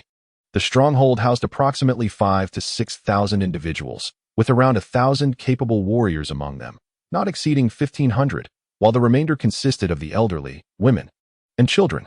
Xiao Hu possessed a thorough understanding of the local bandit situation. Only 1,500?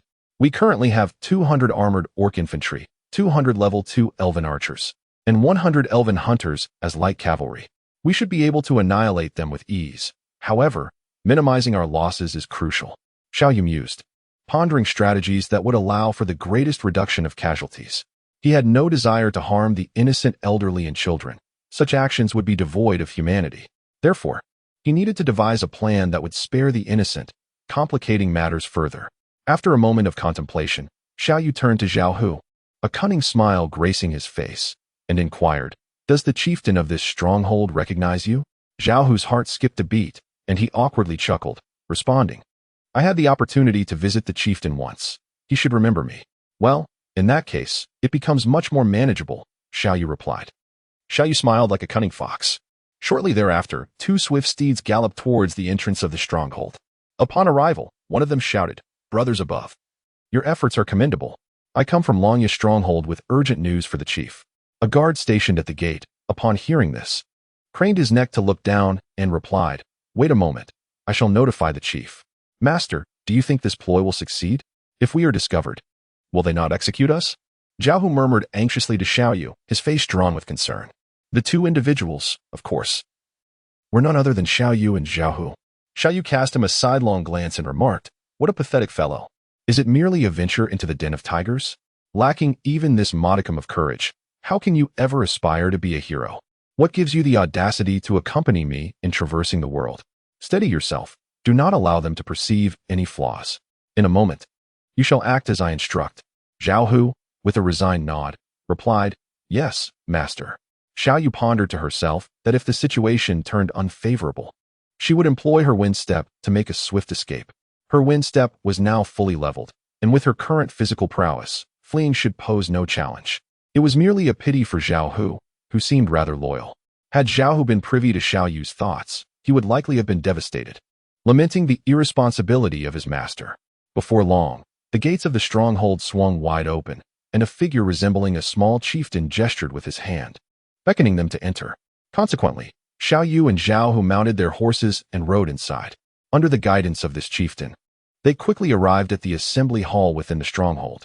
In the hall, a burly man sat prominently, observing a group of recently captured dancers performing before him. A lewd smile etched upon his face. Xiao Yu gazed at the towering figure before her, a slight tremor coursing through her heart. The man's prowess was formidable, likely reaching the pinnacle of a first-tier combatant, mere steps away from ascending into the ranks of second-tier warriors. Xiao Yu surmised that even if Gromm were to confront him now, it would surely result in a fierce struggle.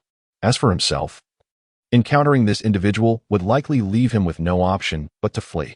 While briefly surveying the hall, Xiao Yu discerned at least 4 or 5 formidable fighters present, their auras radiating immense power. This realization heightened his vigilance. Although the Beastmen soldiers were remarkably formidable, they would inevitably suffer losses against fighters, unless all the Beastmen reached the 10th level, thereby undergoing a qualitative transformation. However, he found solace in the fact that the number of fighters was always limited, whereas he commanded a battalion of 200 Beastmen infantry. As Xiao Yu cast another glance, he was taken aback to discover a rather lecherous-looking wizard among those mesmerized by the alluring figures of the dancers. Goodness, they even have a wizard among them. However, this one's prowess seems to pale in comparison to that formidable wizard Karu from before.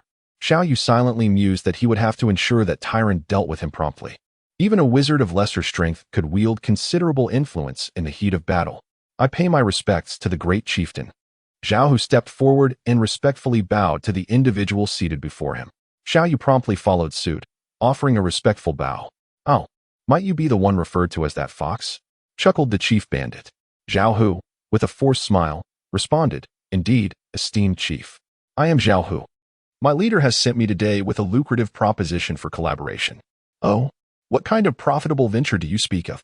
The chief's interest was piqued, his brows arching with curiosity. Zhao Hu cast a glance at Xiao Yu beside him before continuing, "Esteemed chief, our leader recently discovered that a wealthy merchant from the capital intends to procure a substantial shipment of furs in Yunmeng.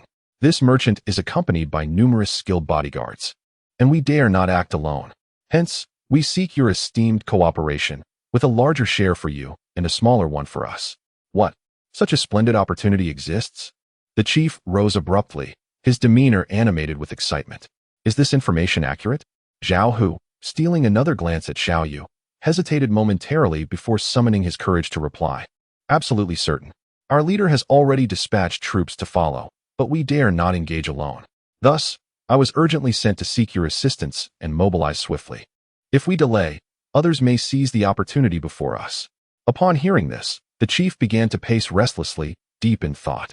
The second and third leaders beneath him, upon hearing the news, redirected their attention from the alluring dancers, their eyes glinting with avarice. After all, in comparison to vast wealth, the presence of beautiful women became inconsequential. Once riches were secured, who would fear a lack of beauty? Observing the chief's indecision, Xiao Yu gently nudged Zhao Hu with her elbow. Understanding the cue, Zhao Hu quickly added, "Esteemed chief, to demonstrate our sincerity, our leader has specially sent his cousin, Xiao Yu, to accompany me in seeking your assistance." "Oh, such earnestness indeed." The chief turned to regard Xiao Yu with newfound interest. Xiao Yu hurriedly stepped forward to offer his respects, saying, "Great chief, such a rare opportunity is difficult to come by. We place our trust in your character, which is why we have sought you out. We merely hope that when the time comes, you might share a bowl of broth with us after your feast." The great chief, upon hearing Xiao Yu's words, let out a hearty laugh and replied, "Wealth should be shared among all. If that is the case, how could I possibly refuse? How many individuals are involved? How many of our men shall we require to manage this situation?" Upon hearing this, Xiao Yu discerned that the matter was already settled. He stepped forward, narrowing his eyes into a smile, and remarked, "Although the chief of the stronghold possesses formidable forces, the strength of the opponent should not be underestimated. I propose that the chief deploy all the elite warriors from our stronghold and exert every effort. Otherwise, we risk the fruits of our labor slipping away, allowing others to reap the benefits. If we succeed in this endeavor, the chief shall not have to worry about sustenance for the next decade." The chief, upon hearing Xiao Yu's words, slapped him heavily on the shoulder and declared loudly, "Very well. Since you, the chief, have expressed such earnestness, I shall not be stingy. When shall we set forth?" Xiao Yu grimaced in pain, clutching his shoulder, and implored, "My lord, I beseech you to dispatch troops at once. Delay may lead to unforeseen consequences." Xiao Yu and Zhao Hu rode ahead on horseback, followed by an extensive procession that, at first glance, resembled a long, sinuous serpent. At this moment, a radiant smile graced Xiao Yu's face, his eyes squinted in delight, reveling in the beauty of the world. Beside him, Zhao Hu trembled with trepidation, nearly falling off his horse as he mounted. After much persuasion from Xiao Yu and Zhao Hu, the formidable chieftain Tong, accompanied by the elite forces of his band, set forth, eager to seize a lucrative opportunity. In the realm of banditry, it is not uncommon for individuals unable to secure a contract alone to seek partnership. When there is sustenance, all partake, and when there is wealth, all share, benefiting everyone involved. Should a small band insist on tackling an insurmountable challenge alone, the potential for severe self-inflicted damage is immense, even risking total annihilation, rendering the endeavor futile. Thus, Tong harbored little suspicion and willingly followed suit. The recent obliteration of Longya village and several other small strongholds had not garnered much attention from neighboring bands. Such diminutive factions frequently formed alliances and just as regularly disbanded. Tong could hardly fathom that anyone would target his stronghold with intentions of complete eradication. He held no significant enemies and was unaware of any nearby bandits harboring such grand ambitions of conquest, leading to a marked decrease in his vigilance. Unbeknownst to him, a leader like Xiao Yu had emerged from the Lion King's domain, intent on enhancing his military achievements and amassing fortune by vanquishing them. As the procession advanced, traversing approximately 4 to 5 li, a thicket came into view. Noticing this, Xiao Yu remarked, "Chieftain, we have stashed some items in the woods. Let us retrieve them." Tong trusting his companion, replied, "Very well." With that, Xiao Yu and Zhao Hu spurred their horses towards the grove. Within the woods, Xiao Yu had indeed concealed a contingent of 500 soldiers. Upon their arrival, with a mere wave of his hand, the soldiers surged forth, ready for action. Xiao Yu gazed upon the elite soldiers, a surge of valor swelling within him. Today marks our inaugural confrontation against an army thrice our number. Yet, I firmly believe we are the finest warriors. None can vanquish us. We are invincible. With a resounding roar, the orc warriors echoed his sentiment, their spirits ignited. Several orc soldiers, having reached level 3, succumbed to a feral frenzy. Gromm led the orc infantry in a direct assault, while Tyrande commanded 200 archers to unleash a barrage from the rear. Should they encounter enemy strikes, they would retreat and evade, engaging in guerrilla tactics. The elven hunters were divided into 2 squads, each comprising 50 members, charging from the flanks to harass the foe. Xiao Yu swiftly issued the command. Although he had little experience in leading troops into battle, his extensive gaming background and previous exposure to numerous war films and analyses provided him with a foundational understanding of military strategy.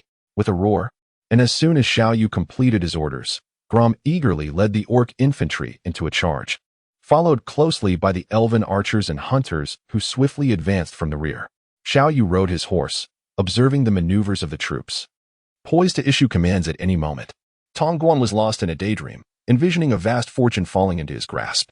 Suddenly, a fearsome roar of beasts shattered his reverie, jolting him awake. What was happening? How could such creatures appear here? The sound suggested that at least hundreds of beasts had emerged. How could this be possible? Tong, filled with uncertainty, swiftly issued orders for a defensive stance. When they finally discerned what was charging forth from the woods, shock washed over them all. Orcs, these unfamiliar beings, inflicted a profound visual and psychological impact upon their senses. After all, the notorious reputation of orcs had long been whispered across the continent. Half human, half beast, they were regarded as the mightiest of warriors, a fact beyond dispute. In the collective consciousness, orcs were believed to have vanished into the annals of history. How could so many appear so suddenly? Though these bandits had seen their share of battle, pillaging numerous villages and ambushing traveling merchants, their encounters with organized forces had been few. Confronted by such a horde of orcs, despite their own numbers exceeding 1,500, they found themselves thrown into disarray.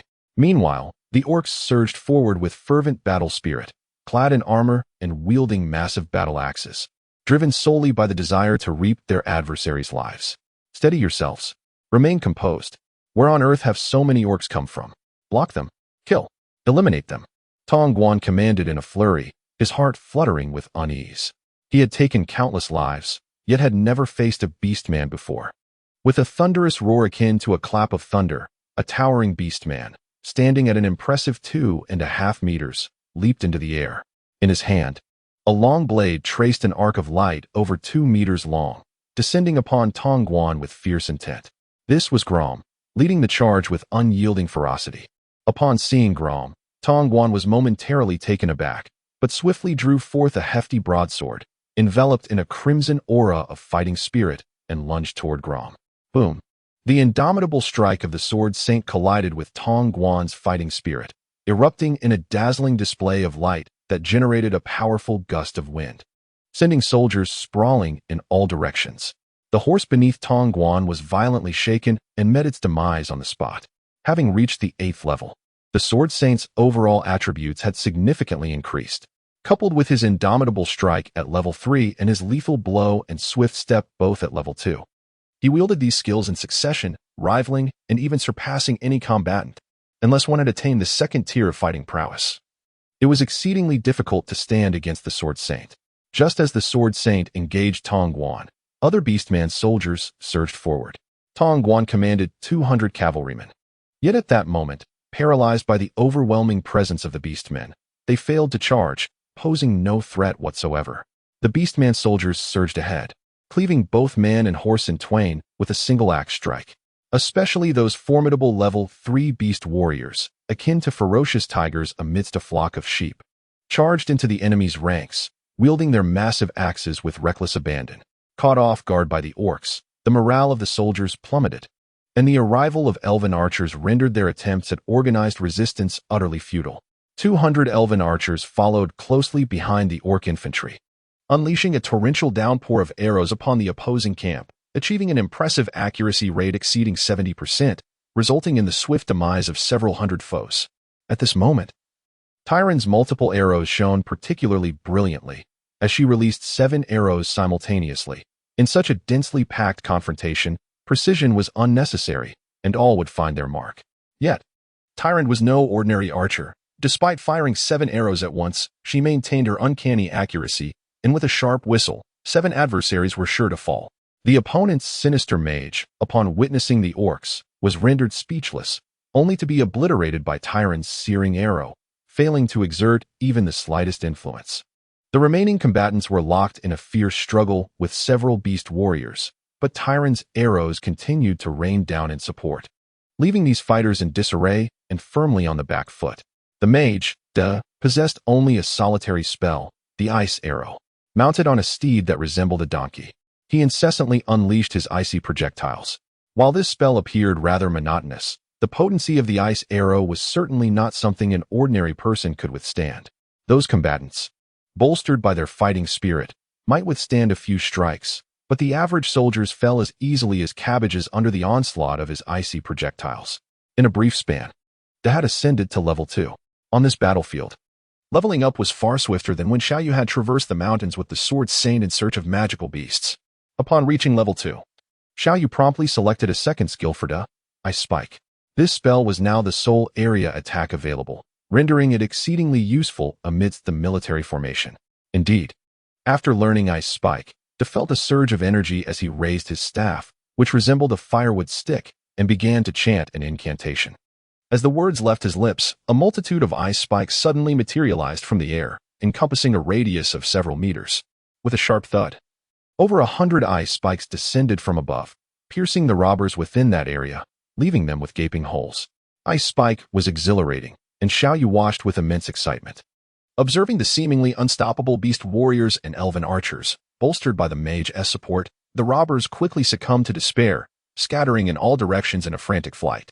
At that moment, the elven hunters, mounted on leopards, commenced their pursuit as light cavalry. As light as the wind and as swift as lightning, the elven hunter glided past, effortlessly wielding a chainsaw that claimed a spray of fresh blood. In just a matter of 2 or 3 minutes, the bandits retreated en masse. Yet under the relentless pursuit of the elven hunter, one after another fell lifeless to the ground. The ice spear spell of the mage, harvested enemy lives with an efficiency surpassing that of Tyrande's multi-arrow barrage. In the blink of an eye, they had ascended to level 3. The experience required for the initial levels was minimal, and amidst such a densely populated battlefield ripe for harvesting, Da's advancement was remarkably swift. Upon reaching level 3, Xiao Yu promptly upgraded Da's ice spear spell once more, elevating it to level 2. The area of effect of the level 2 ice spear expanded significantly, covering an expanse of 30 to 40 square meters, raining down with a torrent of 400 to 500 icy projectiles, leaving no refuge for evasion as they pierced through their targets. Observing the already defeated bandits, Xiao Yu nodded in approval from atop his steed, thoroughly satisfied with the soldiers' performance. This marked Xiao Yu's first triumph in a direct confrontation, achieving victory against superior numbers, rather than merely defending a fortress. This further assessed the soldiers' capabilities in open combat. For Xiao Yu would soon face numerous battles that would not solely involve the defense of a city. Meanwhile, the youth, Tongguan, witnessing Xiao Yu engage in jovial discourse beside the mage, could not contain his fury and exclaimed, "You scoundrel! You have deceived me." Xiao Yu feigned surprise, exclaiming, "Did you just realize that I deceived you? With your level of intelligence, who else could I possibly trick?" At that moment, Tongguan was rendered utterly helpless by Gromm. Floundering in a state of disarray, Xiao Yu exchanged a glance with Tyrande, who immediately understood, knocking an arrow and unleashing a searing shot that struck Tongguan squarely. Caught in Gromm's grasp, Tongguan had no time to evade. Thus, with a terrified scream, he was reduced to a mere heap of flesh. Tongguan, a name destined for demise, Xiao Yu scoffed disdainfully at the remnants of Tongguan's existence.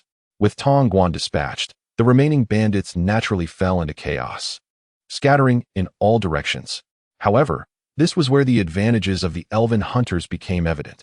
Mounted on leopards, the elven hunters were undeniably swifter than the two-legged brigands. The synergy between the elven hunters and their leopards was nothing short of perfect. They were inherently designed to battle whilst riding these magnificent beasts, granting them agility akin to that of being on foot. Thus, any attempt at retaliation from the bandits was rendered nearly impossible. The elven hunters adeptly evaded and counterattacked, leaving the brigands defenseless and swiftly reaping their lives. Observing the annihilation of the bandits, Xiao Yu commanded the orc infantry to collect their weapons and armor for repurposing. The orc infantry executed this task with commendable efficiency, stripping the bandits bare, even retrieving their undergarments.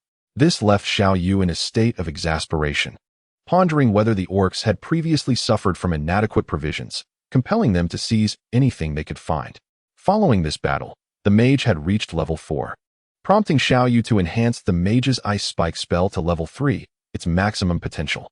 Consequently, the mage would be significantly more formidable in future encounters. However, without the ice shield, the mage remained exceedingly vulnerable.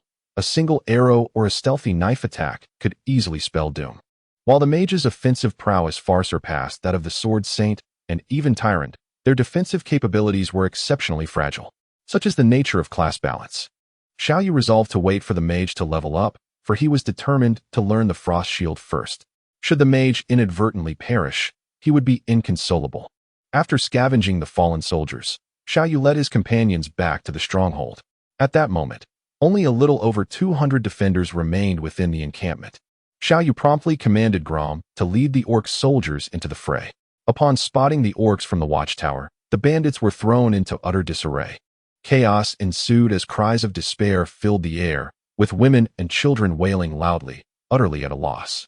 Xiao Yu commanded the orc infantry to guard several gates, then confidently ascended a high platform and proclaimed to all present, "Listen closely, we do not harm the elderly, the weak, or women and children. If you surrender now and relinquish your possessions, pledging your allegiance to me, the Lord of the Lion King's domain, I assure you a life of abundance and prosperity." Xiao Yu suddenly realized that he resembled an intruder in a village, perhaps a consequence of having watched too many films of that nature in his past life. Upon hearing Xiao Yu's impassioned cries, the crowd gradually regained their composure, while the more than 200 bandit soldiers defending their stronghold had long since laid down their weapons. Lacking even the will to resist, Xiao Yu observed that they had stabilized, adjusted his attire, cleared his throat twice, and raised his chin with dignity. "Esteemed elders and fellow villagers," he began, "allow me to introduce myself. My name is Xiao Yu, the Lord of the Lion King's territory. These orc warriors are my soldiers, and they will not indiscriminately harm anyone without my command, so you need not worry." Upon hearing the phrase "harm anyone," Several children in the crowd were immediately frightened and began to cry out in distress. Xiao Yu was exceedingly pleased. This was precisely the effect he desired to instill fear.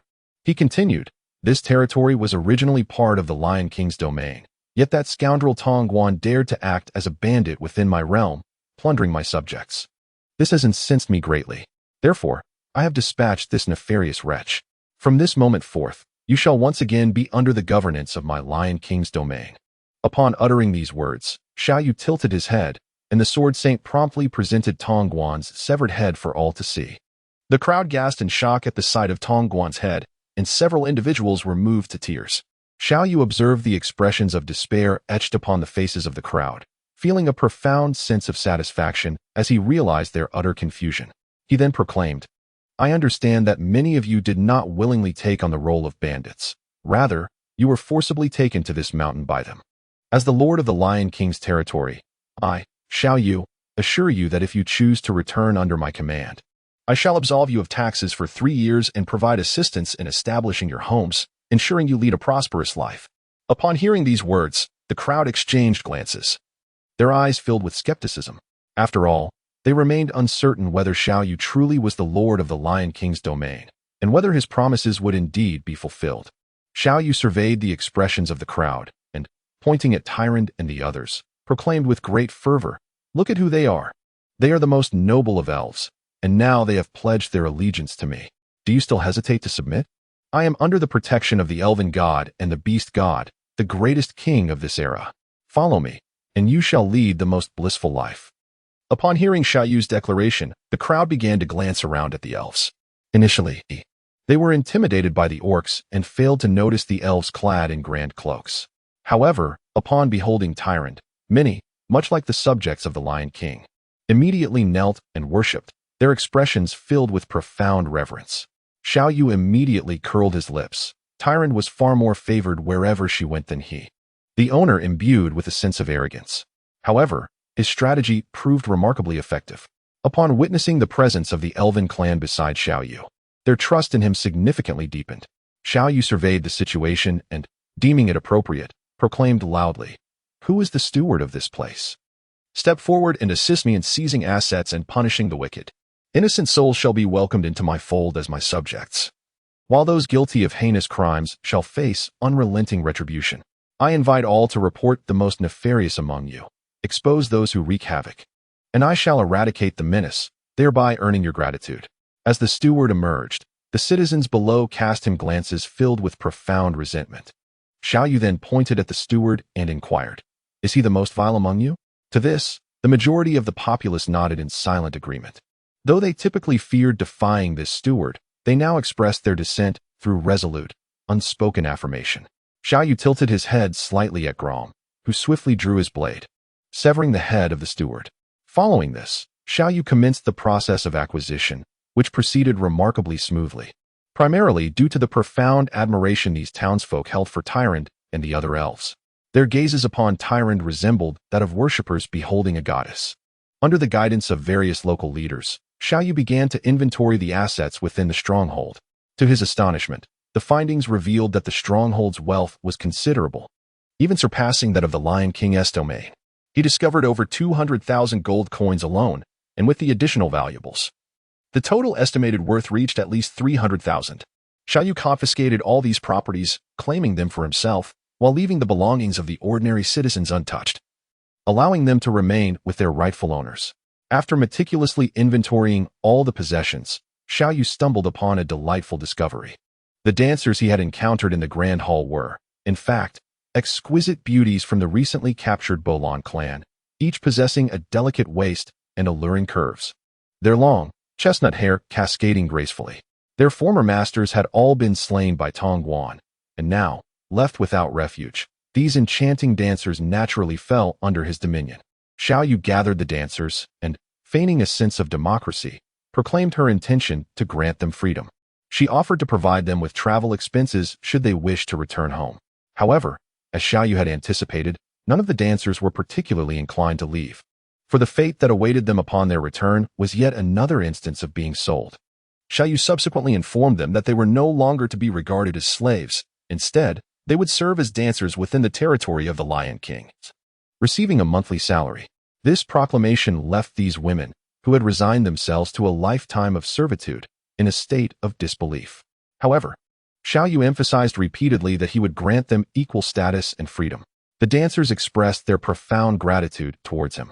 After these arrangements were made, Xiao Yu astonishingly discovered that Tyrande's loyalty had risen to 0, finally shedding its previous negative value.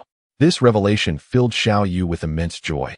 In truth, his actions were not solely aimed at winning Tyrande's favor. Rather, individuals from his era harbored a strong sense of compassion for female slaves and were unaccustomed to treating others as chattel. Thus, while he hoped the dancers would remain in the Lion King's domain, he merely wished to enjoy the sight of their performances occasionally and tease them playfully. Xiao Yu could never truly regard them as mere possessions or slaves, for his own moral compass forbade such treatment. It was acceptable to sneak a glance at a few sisters-in-law bathing, yet he could not bring himself to exploit these women as other nobles might. After securing the valuables and rallying the populace, he dealt with a few particularly notorious bandits.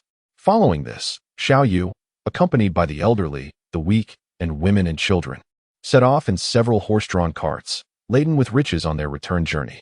Upon arriving back, he had even more pressing matters to attend to. With newfound wealth, he could afford an additional 500 soldiers.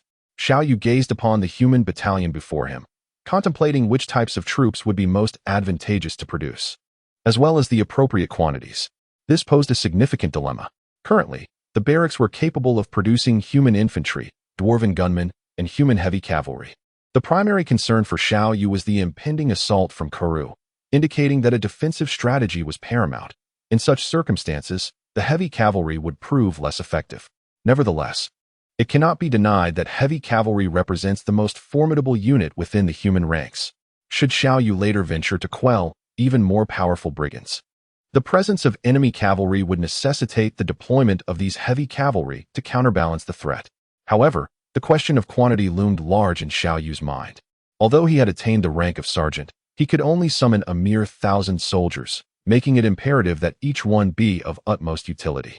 Thus, he resolved to forego heavy cavalry for the time being, opting instead to produce orc infantry and human infantry. The heavy cavalry could be summoned later, upon reaching the rank of master sergeant, allowing him to call forth an entire battalion of 1,000 heavy cavalry, an impressive force that would charge forth, followed by the orc infantry, effectively dismantling any formation in their path. Xiao Yu had firmly resolved his decision. He was well aware of the formidable power of heavy cavalry in this era. When two armies clashed, heavy cavalry could swiftly dismantle the enemy's formation, rendering them utterly disorganized. With his own orc infantry, if they could advance rapidly from the rear, they would undoubtedly secure victory in battle. Thus, Xiao Yu proceeded to produce an additional 300 orc infantry, ensuring that the core of his forces remained composed of these soldiers. A contingent of 200 archers would suffice.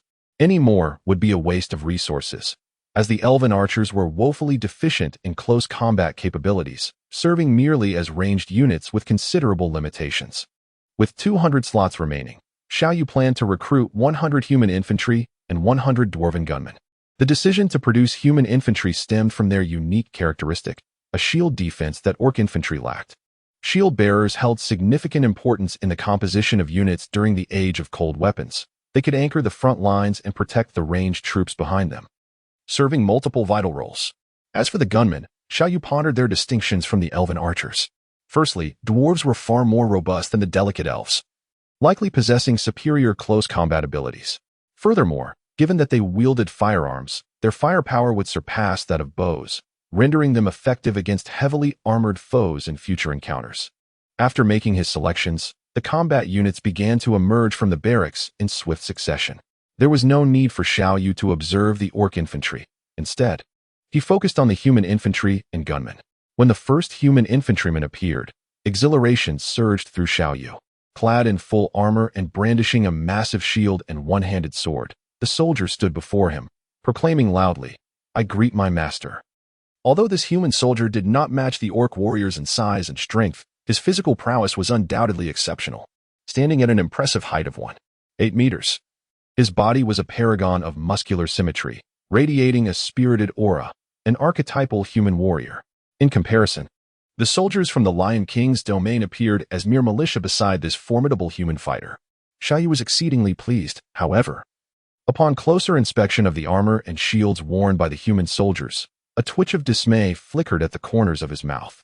Goodness! From which deceptive workshop was this armor crafted? It was so flimsy, and the shields were merely wooden frames embedded with iron plates. As for the swords, they resembled nothing more than scrap metal. The infantry of the humans could not compete with the orcs. Their reliance lay solely on their equipment. In such a state, even the most elite forces would struggle against their opponents. The quality of these armors was inferior to that of the ones he had seized from the Karoo soldiers. Xiao Yu let out a resigned sigh, fully aware that this would be yet another expense. The most exasperating aspect of this wretched system is that everything necessitates an upgrade, and every item must be procured at one's own expense. Why couldn't T1 simply start with a T1 set? Thus, Xiao Yu took it upon himself to commence the production of armor and shields for human soldiers at the blacksmith shop of the human race. To his astonishment, he discovered that the cost of equipment for the humans was twice that of the beastmen. There was no alternative. The humans relied heavily on their gear, unlike the beastmen, who could consider a few iron plates adorning their vital areas as sufficient armor. This revelation prompted Xiao Yu to curse under his breath. Had he known, he would have opted to produce beastmen soldiers instead. Nonetheless, certain advantages of the human soldiers compelled him to prepare a few reserves. Fortunately, he only produced 100 human soldiers. Had it been more, the expense for their armor alone would have been substantial. It seemed that the 20,000 gold coins he had recently intercepted would soon dwindle away. Before long, the firearms specialist emerged.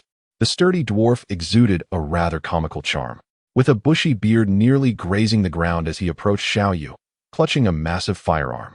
With a voice that surpassed even that of the orcs in volume, he exclaimed, "Master, do you have any ale?" Initially, Xiao Yu held a favorable impression of this dwarf.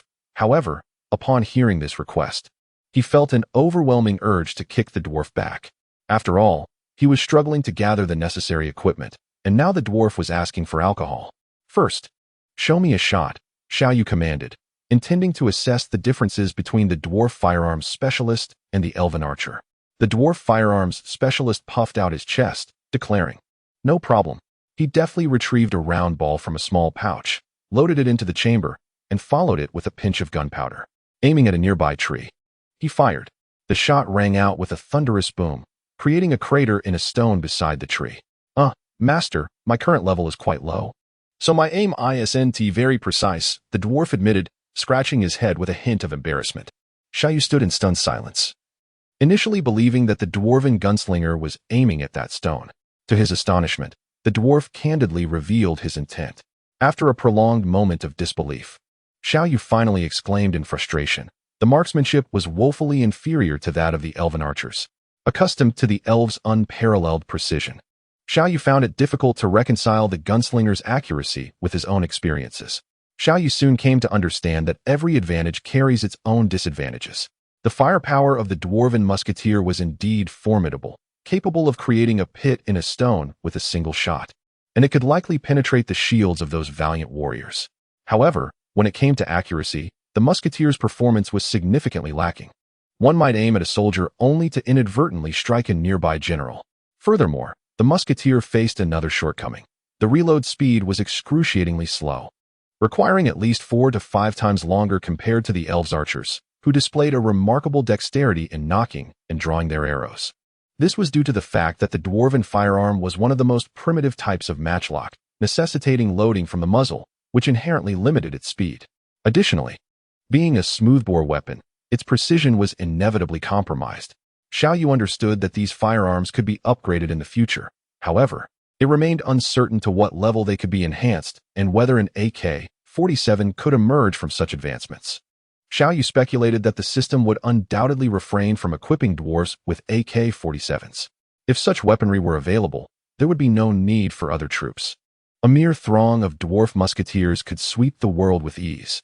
Alas, this wretched firearm certainly requires an upgrade, for its lethality is woefully inadequate. Xiao Yu pondered this, a pang of concern gripping his heart as he realized the expenses it would incur. Despite their numerous shortcomings, he understood that these human infantry and musketeers could prove invaluable under certain circumstances. Thus, he resolved to produce 100 units as a reserve. In addition to procuring armor and weaponry for the human faction, it was imperative to do the same for the elves, perhaps even with greater urgency. The elf archers were exceedingly feeble, easily felled by a single blade. Moreover, one could not help but criticize the elves for their ornate equipment. Adorned with intricate carvings, were they not inviting their own demise? Xiao Yu endeavored to negotiate with Tyrande, hoping to procure sturdier leather armor for their forces. However, Tyrande promptly dismissed the notion, asserting that such crude armor was only suitable for filthy orcs and humans. Noble elves would never don such vulgar attire. Upon hearing this, Gromm was incensed, nearly drawing his sword to confront Tyrande, but Xiao Yu managed to restrain him just in time. The mage observed the exchange with a bemused expression. Yet he did not exhibit Gromm's fiery temperament. Privately, Xiao Yu speculated that aware of his lower level, refrained from acting against Tyrande, choosing instead to maintain a prudent distance, understanding that this was not the opportune moment for confrontation. Nevertheless, Xiao Yu recognized that eliciting an apology from Tyrande was an utterly futile endeavor. Such was the obstinate nature of the elven race, who would rather perish than compromise their ideals of beauty and nobility. Consequently, Xiao Yu invested a significant sum of gold to upgrade the armor and weapons of all elven warriors, adorning them with new armor that, while still aesthetically pleasing, offered a marked improvement in defense. Tyrande's bow was enhanced, dramatically increasing her ranged attack power. A single searing arrow could now obliterate a boulder the size of a millstone. As Xiao Yu equipped all the soldiers, he was astonished to discover that his treasury had been nearly depleted, with only a scant reserve of 20,000 gold coins remaining. Xiao Yu constructed the Hunter's Hall for the elves, established a blacksmith shop for the humans, and erected a shaman's shop for the orcs. With these developments, the grievously injured soldiers can now receive the medical attention they require. For instance, several severely wounded orc soldiers from the recent city defense battle still lie in the underground hideout. However, with the establishment of the shaman's shop, healing potions can be procured, enabling the treatment of these brave warriors. Yet, Xiao Yu was disheartened to discover that the shop also has level restrictions. A level 1 shop can only offer 2 types of items: basic healing potions and basic mana potions. Furthermore, each purchase is subject to a cooldown period, allowing a maximum of 10 of each potion to be bought per day. This limitation left Xiao Yu exceedingly frustrated, prompting him to curse in exasperation. Consequently, he could only send Gromm to purchase 10 potions daily, which would then be stored in the orcs' underground lair. However, when the potions were applied to the wounded orc soldiers, the miraculous healing effect made Xiao Yu forget all his complaints. The wounds began to heal at a visibly rapid pace. Although the soldiers remained weak, it was evident that they were no longer in grave danger. Truly, this was akin to a fountain of life. Xiao Yu's spirits lifted at the thought that if these potions were sold in the future, it could lead to substantial profits. Xiao Yu initially contemplated establishing another shop for the human race, thereby acquiring an additional 10 bottles. However, he was soon informed by the system that the cooldown period for identical items was shared. This revelation left Xiao Yu in a state of discontent and frustration. At the first level, the offerings from both the human and beast shops appeared to consist solely of these 2 items. After purchasing them, Xiao Yu found himself with over 2,000 merit points and pondered the development of a catapult for the beast race or a blade cart for the elf race. Envisioning the advantage of heavy weaponry for the next defense of the city, with only a little over 2,000 merit points at his disposal, he could only develop one item. After careful consideration, he opted for the elf's blade cart. The blade cart launched a massive crescent-shaped blade that, upon release, spun violently, capable of cleaving through a throng of foes in an instant. The visual impact of such a weapon was undeniably formidable, sure to demoralize the enemy. Once the development was complete, Xiao Yu envisioned purchasing 100 units to position atop the city walls, rendering him impervious to any army that Karoo might send forth. Unfortunately, he was once again informed that, firstly, his funds were insufficient, limiting him to the purchase of merely 2 units. Secondly, the primary base at level 1 only permitted the ownership of 10 blade carts, restricting any further production. Xiao Yu found himself cursing once again. However, as the blade vehicle emerged, he resolutely swallowed his words. After testing the vehicle's formidable offensive power, he was utterly stunned into silence. A beast soldier hefted a moon blade weighing 60 pounds onto the vehicle and then activated the trigger. The immense moon blade began to spin, transforming into a vast, disc-like silver plate that soared through the air, cutting down every tree within a 50-meter radius with alarming precision. Goodness, this was merely a level 1 blade vehicle. One could only imagine the incredible potential it would possess upon upgrading. Tears of excitement streamed down Xiao Yu's face. Even with just 10 of these machines, they would be enough to give Karu's army a serious challenge. Upon returning to the city, Xiao Yu remained exhilarated by the weapon's demonstrated might. With this blade vehicle, the overall strength of the troops would undoubtedly experience a significant enhancement. Having been a modern individual, Xiao Yu understood the crucial importance of heavy weaponry all too well. Alas, with the current funds, only 2 could be produced. He must find a way to amass enough resources for 10. Only then would they truly possess formidable combat capability. Xiao Yu pondered on how to generate some additional wealth, for a blade machine alone cost a substantial sum of 10,000 gold coins. As he entered the city, Xiao Yu observed the old steward, Xiao Hong, animatedly directing the arrangements for the captives and treasures acquired from the bandits. It had been a considerable time since the territory had seen any income, and today, the steward was exceedingly delighted. Although the cash had been allocated by Xiao Yu to the production of troops, the amassed wealth was still valued at over 100,000 gold coins. Furthermore, the influx of population to the territory was a significant boon, especially since many had fled during the excessive military campaigns of Xiao Zhantian years ago. "Young master, you have returned," exclaimed Xiao Hong with a cheerful demeanor upon seeing Xiao Yu, his previous coldness replaced by warmth. Xiao Yu smiled gently and nodded, inquiring, "Uncle Hong, what of Uncle Long?" Xiao Hong pointed towards the training ground and remarked, "Long-Hui is over there training the soldiers. Relying solely on your orcs and elves is insufficient. Long-Hui has also begun recruiting individuals and is intensifying his training efforts." Xiao Yu nodded and said, "I entrust the matters at home to you. After all, I shall not involve myself. If it becomes too overwhelming, feel free to seek assistance from the elder sisters." Xiao Hong squinted his eyes and chuckled, "Very well." Xiao Yu turned and made his way towards the training grounds. Upon arriving, he discovered Long-Hui commanding over 500 soldiers diligently practicing tactics for offense and defense. Following the success of the recent city defense battle, coupled with Xiao Yu's impassioned speeches and embellishments, the inhabitants of the territory now held a profound confidence in him, resulting in an increased number of enlistments. In an effort to alleviate the weakness among the populace caused by years of warfare, Xiao Yu had decreed a 3-year tax exemption for all residents. At the time, the old steward, Xiao Hong, and Long-Hui had earnestly admonished Xiao Yu, cautioning him that such a tax exemption would deprive the territory of its vital income. After all, their very existence depended on tax revenues. Without them, how would they sustain themselves or support their soldiers? Yet, Xiao Yu merely replied with a mysterious assurance that he had his own clever plans, and then he departed.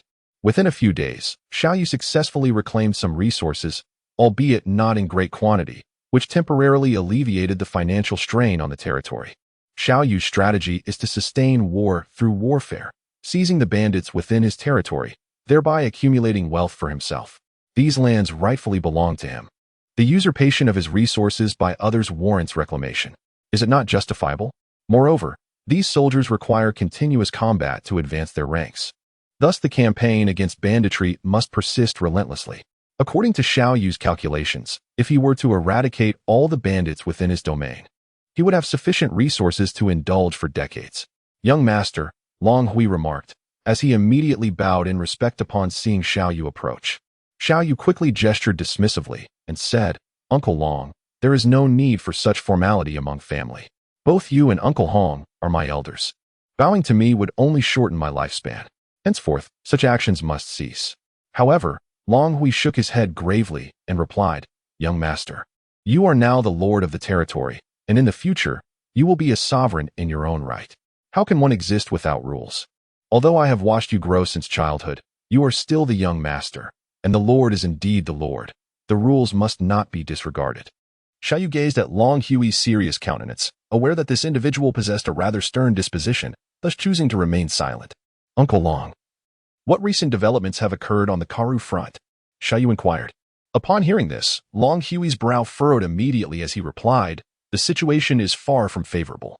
The informant I dispatched has reported that after Karu's return, his father was exceedingly irate, nearly striking him. However, Karu, with his silver tongue, asserted that our defeat was due to the presence of thousands of beast soldiers. Consequently, Karu's father has resolved to send additional troops, determined to obliterate the Lion King's territory and avenge the previous affront." Xiao Yu listened attentively, nodding slightly as he inquired.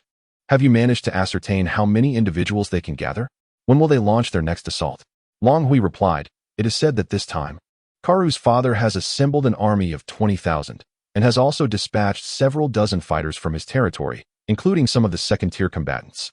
All 4 of their mages have mobilized as well, determined to capture the Lion King's domain. They are currently gathering and conducting some training for siege warfare. It is estimated that they will strike within a month at most. Xiao Yu listened and said, 1 month? If I were granted another month, I would undoubtedly fear him no more. Young master, with merely the orc and elf soldiers you brought last time, it would be exceedingly challenging to withstand an onslaught of 20,000. Hui reminded Xiao Yu, stating that although they were all elite troops, even the bravest warrior cannot prevail against sheer numbers. Xiao Yu wore a mysterious, subtle smile and remarked, recently, the deity of the dwarves has reached out to me, expressing intentions to send some dwarves to assist. Hui was taken aback. Hundreds of miles away, in the Senna territory, a fervent preparation for battle was underway. As the commander, Karu sat atop the observation platform, surveying the neatly arranged troops below. A surge of ambition welled up within him. The orcs and the elves believe that possessing such specialized forces renders them invincible? This time, I shall demonstrate my prowess, Karu. And once I have subdued the Lion King's territory, they will pay a heavy price for their arrogance. Karu was brimming with confidence, reminiscent of his previous campaign. Back then, he had underestimated his foe, believing that a mere few hundred remnants could be easily swept aside by his 5,000 troops. Now, however, he commanded an army of 20,000, bolstered by dozens of formidable fighters and 4 powerful mages, not to mention their pride, the specially trained heavy infantry. Such a force would undoubtedly hold its own against even the fiercest orcs. In addition to these strengths, they had prepared even more siege weaponry, far surpassing what they had previously mustered. With such resources at his disposal, it was no wonder Karu felt invincible. This assault must be flawless. They would rigorously train in siege warfare and countering the orc heavy infantry formations. In due time, he intended to capture those orcs as his slaves and the elves as his personal companions. Karu spoke to his goblin strategist beside him, who immediately praised him, saying, Young master, with an army of 20,000 and such fine troops, not only can we conquer the Lion King's territory, but even the capital of the Wei Principality, Huicheng, will fall before us. The Wei Principality? Karu scoffed. That land will inevitably become mine. Soon, Huicheng shall stand as my capital. Kalu squinted his eyes, indulging in dreams of becoming a formidable king amidst the chaos of the world. Here, he trained his troops, refining siege tactics and strategies to combat the orc infantry, unaware that he was unwittingly granting Xiao Yu ample time to prepare. Had Kalu chosen to assault immediately, Xiao Yu's human forces would still be in the midst of production. With only 2 siege engines completed and the defensive fortifications far from perfected. However, through intelligence gathered by scouts, Xiao Yu was aware that Kalu would require at least another month to initiate a siege, a month during which he could accomplish a multitude of tasks. Kalu's side frequently dispatched scouts to glean information about Xiao Yu's orc forces, yet Xiao Yu's 100 elven hunters were far from defenseless. With their ability to meld into shadows and swiftly maneuver on leopards, coupled with the keen vision granted by their elven eyes, they could see much farther than their human counterparts. During the night, they could disregard the darkness entirely, possessing night vision, with such scouts at his disposal. Any enemy spies that ventured within 10 miles were swiftly eliminated. Once they reached level 10, these elven hunters would gain the capability to establish watchposts, effectively monitoring a vast area surrounding the Lion King's territory. The prospect of annihilating another bandit stronghold was enticing, especially with the newly produced siege engines that needed to be tested in battle. Xiao Yu gazed at the 2 siege engines being carried on the shoulders of 2 orc warriors, eagerly anticipating witnessing their prowess in combat.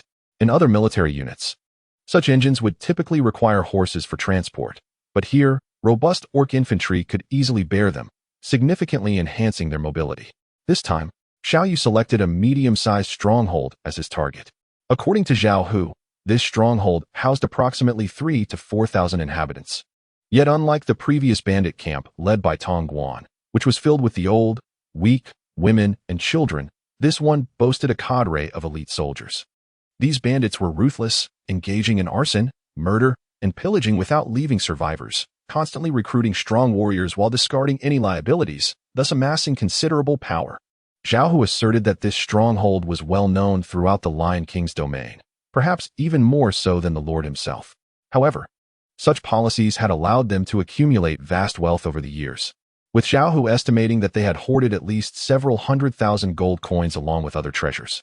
Xiao Yu is now consumed by the relentless pursuit of wealth, for he finds himself in dire need of funds from all quarters. With so many mouths to feed within his territory and the absence of tax income, he must resort to plunder as a means of generating revenue. Consequently, he has set his sights on this band of robbers. Simultaneously, he aspires to engage in this more formidable combat as a means to assess the synergy among the various troop types and to evaluate his own command capabilities. Real combat remains the sole criterion for measuring a military's effectiveness.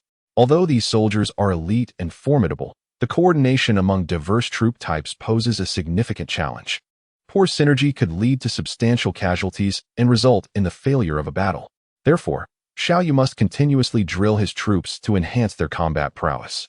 Presently, he commands an army composed of 300 beastmen infantry, 50 human infantry, 200 elven archers, 50 musketeers, 50 elven hunters, and 2 blade carts. A portion of his forces remains at home for protection, while others are still in the process of being trained. A 1,000-strong battalion remains insufficient. Xiao Yu, accompanied by the Sword Saint, first ventured to survey the terrain, contemplating the possibility of employing some cunning stratagems. Ultimately, he discerned that the likelihood of utilizing such tricks within this hideout seemed rather slim. Xiao Yu was not well acquainted with this band of brigands, rendering him unable to deceive them as he had previously done. Moreover, following the dismantling of Tongguan's stronghold, nearby outlaws had begun to take notice. Whispers began to circulate, alleging that a band of orcs had emerged in the region, having already attacked several tribes. Consequently, Xiao Yu refrained from the reckless endeavor of confronting the thieves alone. This stronghold was built against the mountains, fortified by a stone wall exceeding 4 meters in height, unlike the wooden enclosures typical of other brigands. One could assert that this den of thieves had nearly transformed into a small fortress. Xiao Yu possessed little experience in siege warfare. Gazing upon the formidable city walls, he realized that while they were not as impenetrable as those of his own Lion King territory, they were still far from easy to breach. He found himself troubled, pondering how to orchestrate an effective assault. Unlike Karoo, he could not afford to launch a reckless attack without comprehending the enemy's strengths and weaknesses, thus incurring unnecessary casualties. The loss of even a single soldier weighed heavily on his heart. After all, his current forces numbered less than 1,000, and he could not afford to squander lives as carelessly as Karoo did. Xiao Yu currently possesses merely 2 siege vehicles, the blade carts, which he estimates should suffice to breach the city gates. He believes that from a distance of 50 meters, the formidable offensive capabilities of the blade carts would enable them to dismantle the gates within 10 strikes. However, a direct assault is merely a last resort, as it could incur significant losses. The bandits atop the walls patrol with meticulous vigilance, leaving no room for complacency, thus rendering a surprise attack exceedingly challenging. After much contemplation, Xiao Yu ultimately resolved to engage in a nocturnal assault, as his forces would enjoy a substantial advantage under the cover of darkness. In the night, the prowess of the Dark Elves can be extraordinarily unleashed. First, they can employ shadow concealment to become invisible, and second, their night vision allows them to perceive their surroundings with remarkable clarity during night battles. While their own forces can vanish from sight, the enemy remains starkly visible from a distance, thus enabling advantageous archery ambushes. In the realm of night warfare, the dwarves find themselves at a disadvantage. It is well known that their vision is rather poor, despite their adeptness in tunneling and mining. They rely heavily on bright lights for guidance and lack the capacity for long-range sight. Consequently, the 50 dwarven gunmen are rendered ineffective, but Xiao Yu sees no alternative. The orcs, however, possess decent night vision. Although not as formidable as that of the elven kin, it is certainly adequate. The human infantry need not be concerned. As exemplary warriors of their race, they can manage the circumstances with competence. Thus, Xiao Yu patiently awaited the cover of night within the nearby forest before making his move. The moon hung as a slender crescent, while countless stars cast a cool luminescence upon the landscape, creating the perfect shroud of darkness. At a distance of 50 meters, even the most perceptive humans would struggle to discern what lay ahead, yet the elves could see with clarity from 100 meters away. Xiao Yu first led the Sword Saint and Tyrande, accompanied by 200 elven archers, to gradually approach the base of the city wall. 10 of the archers, having reached level 3 and possessing the skill of precise shot, stealthily activated their shadow cloak. Even if the sentinels above sensed something amiss, by the time they scrutinized the area, nothing remained. Xiao Yu and the Sword Saint stealthily navigated through a sparsely guarded corner of the city wall, employing their swift footwork to ascend gradually. For Gromm, the more than 4-meter-high wall posed no challenge, standing at an impressive height of 2 meters and 56 centimeters. A mere leap was sufficient for him to reach the top. However, Xiao Yu faced considerable difficulty. The wall, towering over 4 meters, was akin to the height of 2 stories, making his ascent quite arduous. Ultimately, in a moment of desperation, he grasped the Sword Saint's enormous foot tightly, and with a powerful heave, the Sword Saint propelled him upward, allowing him to scale the wall as well. Upon reaching the city wall, Xiao Yu immediately pinched his nose, nearly fainting from the overwhelming stench. How long had it been since the Sword Saint had washed his feet? Next time, they must organize a collective hygiene overhaul. Once atop the city wall, cloaked by the invisibility of the gale steps, even if the enemy approached within 2 meters, they would remain unaware. The Sword Saint and Xiao Yu refrained from drawing their swords, wary of reflecting light that might alert others. Instead, the Sword Saint advanced directly, seizing his opponent's head, covering his mouth, and with a fierce twist, snapped his neck with a decisive crack, silencing him utterly. Meanwhile, the archers below began to seize their opportunity. Tyrande and 10 elven archers, having reached the 3rd tier, loosed arrows at the distant, isolated sentries on the wall, piercing their throats before they could utter a sound. Thus, they swiftly eliminated over a dozen sentinels stationed on that section of the wall. The remaining guards grew suspicious. Typically, the patrolling sentinels carried torches. Yet now those flames had extinguished, indicating something was amiss. However, before they could discern the anomaly, the archers struck again, sending arrows through their throats. The last 2 sentinels were swiftly dispatched by the Sword Saint, who delivered 2 powerful blows to their throats, shattering their windpipes. At this point, the sentinels on one side of the wall had been entirely cleared.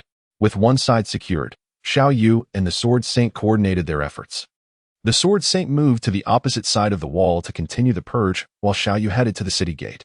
He had already signaled to the orc and human infantry below, urging them to swiftly reach the entrance. Utilizing the invisibility granted by the gale steps, Xiao Yu easily approached the massive gatepost. Looking at the enormous gatepost, he smirked. Fortunately, he had reached level 5, significantly enhancing his base attributes. In the past, he would have struggled to even lift such a substantial post, and now there were 2, one above and one below. Xiao Yu ascended a nearby prepared ladder, deftly removing the 2 door bolts, and then gently pried open the imposing gates. What on earth was happening atop the city walls? Why had the torches been extinguished? At that moment, a piercing cry shattered the stillness of the night. Meanwhile, Tyrande had already entered through the grand entrance, and at a subtle gesture from Xiao Yu, she swiftly loosed an arrow that pierced the throat of the assailant. The shout had alerted several sentinels on the opposite side of the battlements, who, unaware of the impending threat, merely inquired, "What is happening?" However, what awaited them was the cold gleam of the Sword Saint's blade. A few anguished cries later, the sentinels were all dispatched. At this juncture, some patrolling soldiers within the city, upon hearing the screams, gradually sensed something amiss and began to sound the alarm by striking the bronze gong. Xiao Yu swiftly commanded the troops behind him to advance and seize advantageous terrain, preparing to engage in combat with the opposing forces. The elven archers and dwarven gunners ascended the city walls, ready to unleash their volleys from atop. On either side of the stone steps leading to the walls, 50 human infantrymen stood vigilant.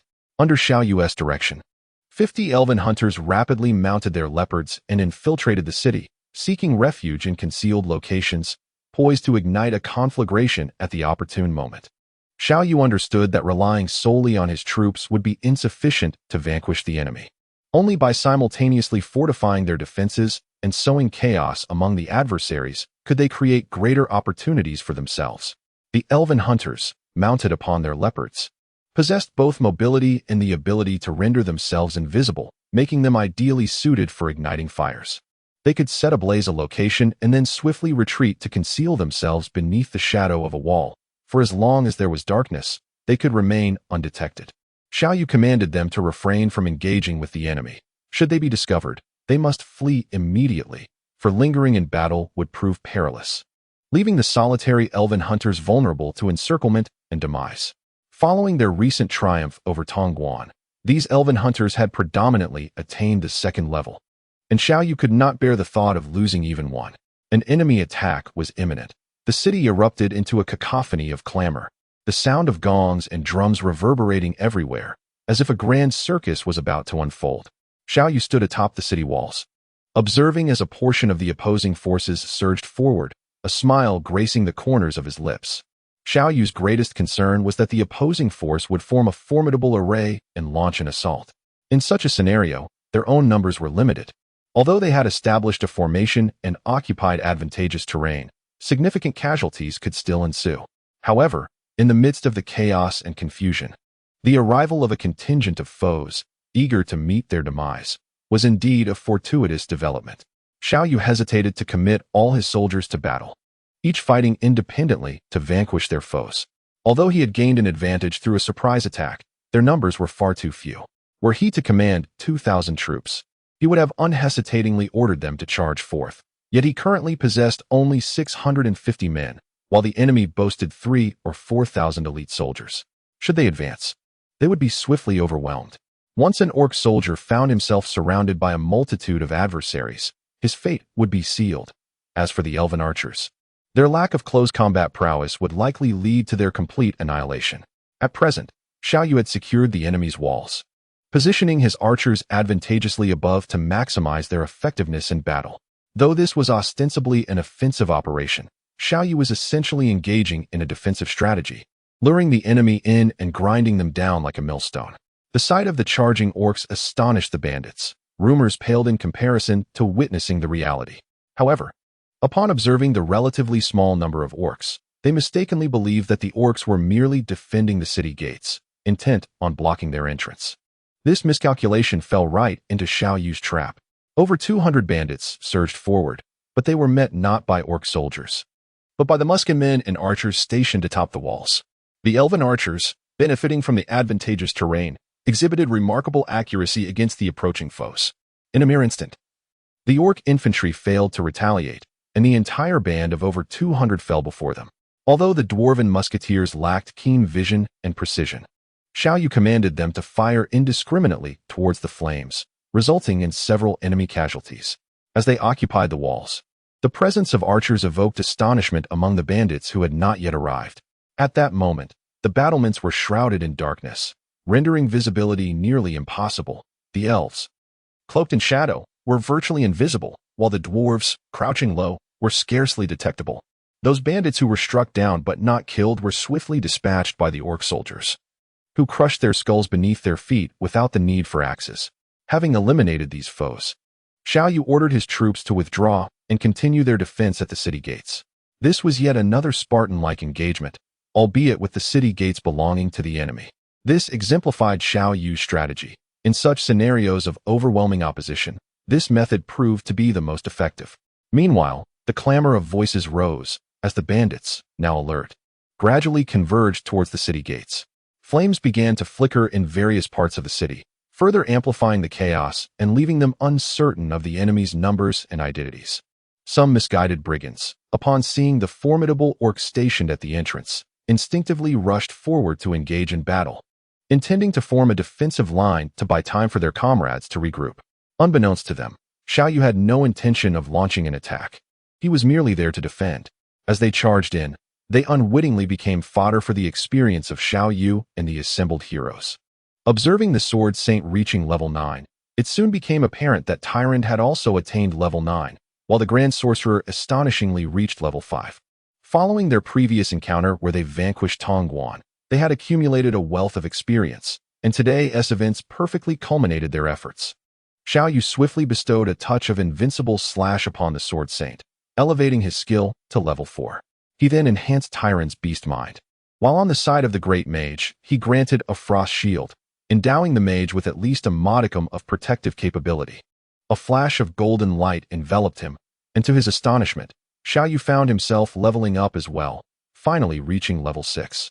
Bursting into laughter, he allocated his basic attribute points and decisively learned the frost shield skill for himself. Henceforth I shall wield my magic shield while charging into battle. Who could possibly stand against me? Xiao Yu reveled in his triumph. The system, having granted him an additional skill point beyond that of ordinary heroes, intended for him to amalgamate the abilities of multiple heroes rather than confine himself to a singular skill, thereby amplifying his strength. Otherwise, he would have exhausted all of the Sword Saint's skills while still possessing numerous and used skill points. How splendid! At this moment of intense combat, we have all experienced a collective upgrade. It seems we are all but assured of vanquishing this den of bandits today. Xiao Yu, in a moment of self-satisfaction, was suddenly jolted by a thunderous roar that reverberated through the air. Who dares to launch a surprise attack on my stronghold?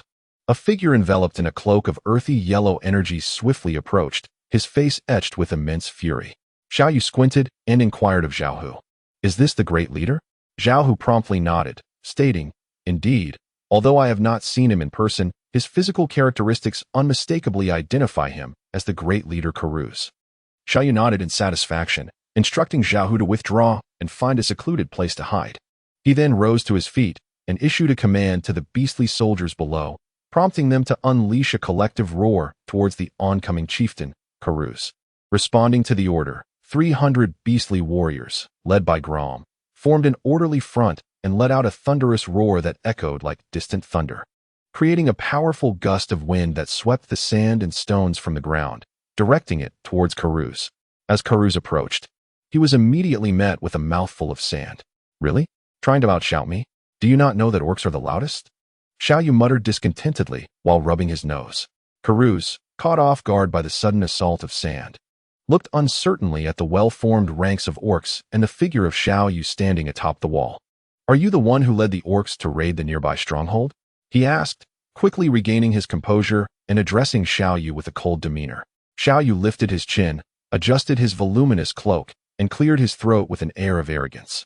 "Indeed, I am Xiao Yu, the Lord of the Lion King's territory. Your audacity to seize my domain is utterly outrageous. I give you 1 minute to kneel and surrender. Otherwise, you shall become mere fodder for my soldiers." "Humph. The Lord of the Lion King's territory? Even the Emperor of the Celestial Lion Dynasty has no authority over us. Do you truly believe that merely summoning a horde of orcs will secure your victory against us? What a farce. I was just contemplating claiming a few orc heads as trophies," Karuz retorted with a scoff. Having steadied himself after the initial shock of the ambush, he now exhibited no fear of Xiao Yu's orc forces. The act of severing orc heads as trophies is a time-honored tradition. In this land, many noble scions once ventured into the deep mountains to hunt orcs, proudly displaying their trophies on walls to garner respect from their peers. Even now, it is said that numerous individuals still embark on such hunts to showcase their valor and status. However, with orcs nearly extinct, few remain who can procure such adornments. At this juncture, the chieftain arrived, and the other bandits had regained their composure, gathering into a formidable formation 100 meters from the city gates, numbering over 2,000. Meanwhile, the fire in the rear was being addressed with remarkable efficiency, indicating that these bandits possessed an impressive level of organization and strength, rivaling that of a regular army. Yet, despite their prowess, they paled in comparison to the combined might of the orc soldiers and elven archers. Their earlier charge had already claimed the lives of over 600 of their own, though they remained oblivious to this loss, still reeling from the surprise of the orc soldiers' emergence. Xiao Yu curled his lip and remarked, "Do you truly believe that your numerical superiority can triumph over my orc army? What a jest! Since I have the audacity to be here today, I am confident I can eliminate all of you and convert you into my merit points. The Emperor has no jurisdiction over this matter. It is my domain. By the way, may I inquire, esteemed chieftain, what is your mother's surname? Humans are born of human mothers, and beasts from beastly ones. With your appearance, what manner of creature birthed you? You appear far more unsightly than my orc soldiers. Might you be the result of some grotesque hybridization between man and beast?" "Oh, you wretched Karuz," upon hearing Xiao Yu's scathing insults, erupted in furious wrath. With a sweeping gesture, he commanded, "Shield bearers to the front, charge forth and vanquish these orcs. That scoundrel is mine to deal with."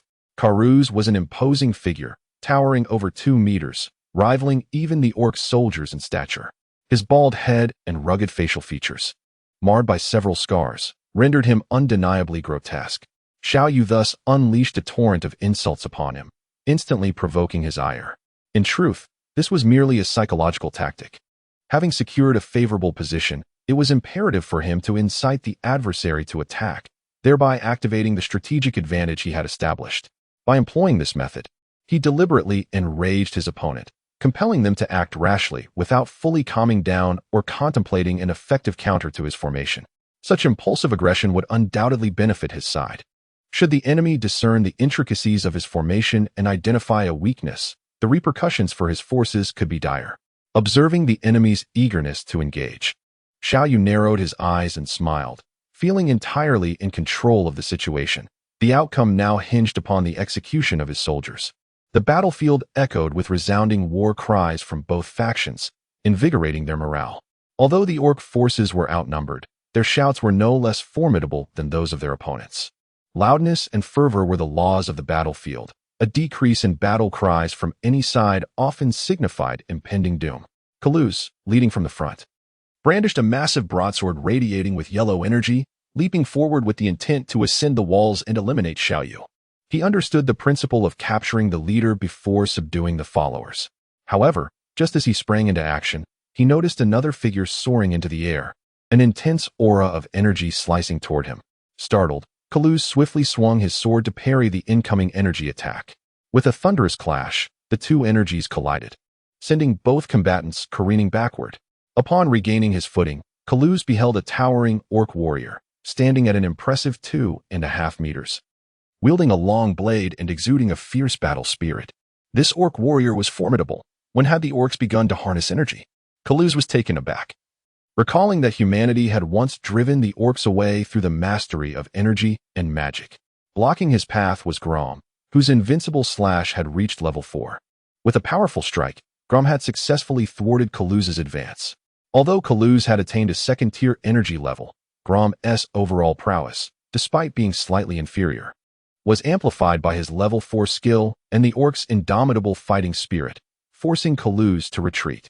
Today, I shall vanquish this orc and fashion its head into a trophy to showcase my glory, Kaluz resolved. Signaling several deputy leaders on either side to devise a plan to scale the walls and eliminate Xiao Yu, he then charged once more toward Gromm. As a second-tier fighter, he felt the formidable power of Gromm, yet he remained confident in his ability to slay Gromm beneath his blade. In addition to the chieftain Karuz himself, his subordinates included a dozen vice chiefs, all fighters who had reached the peak of the first tier, exhibiting remarkable prowess. At this moment, upon receiving the chieftain's orders, they prepared to ascend the city walls from both flanks, intent on eliminating Xiao Yu and the Grand Sorcerer standing beside him.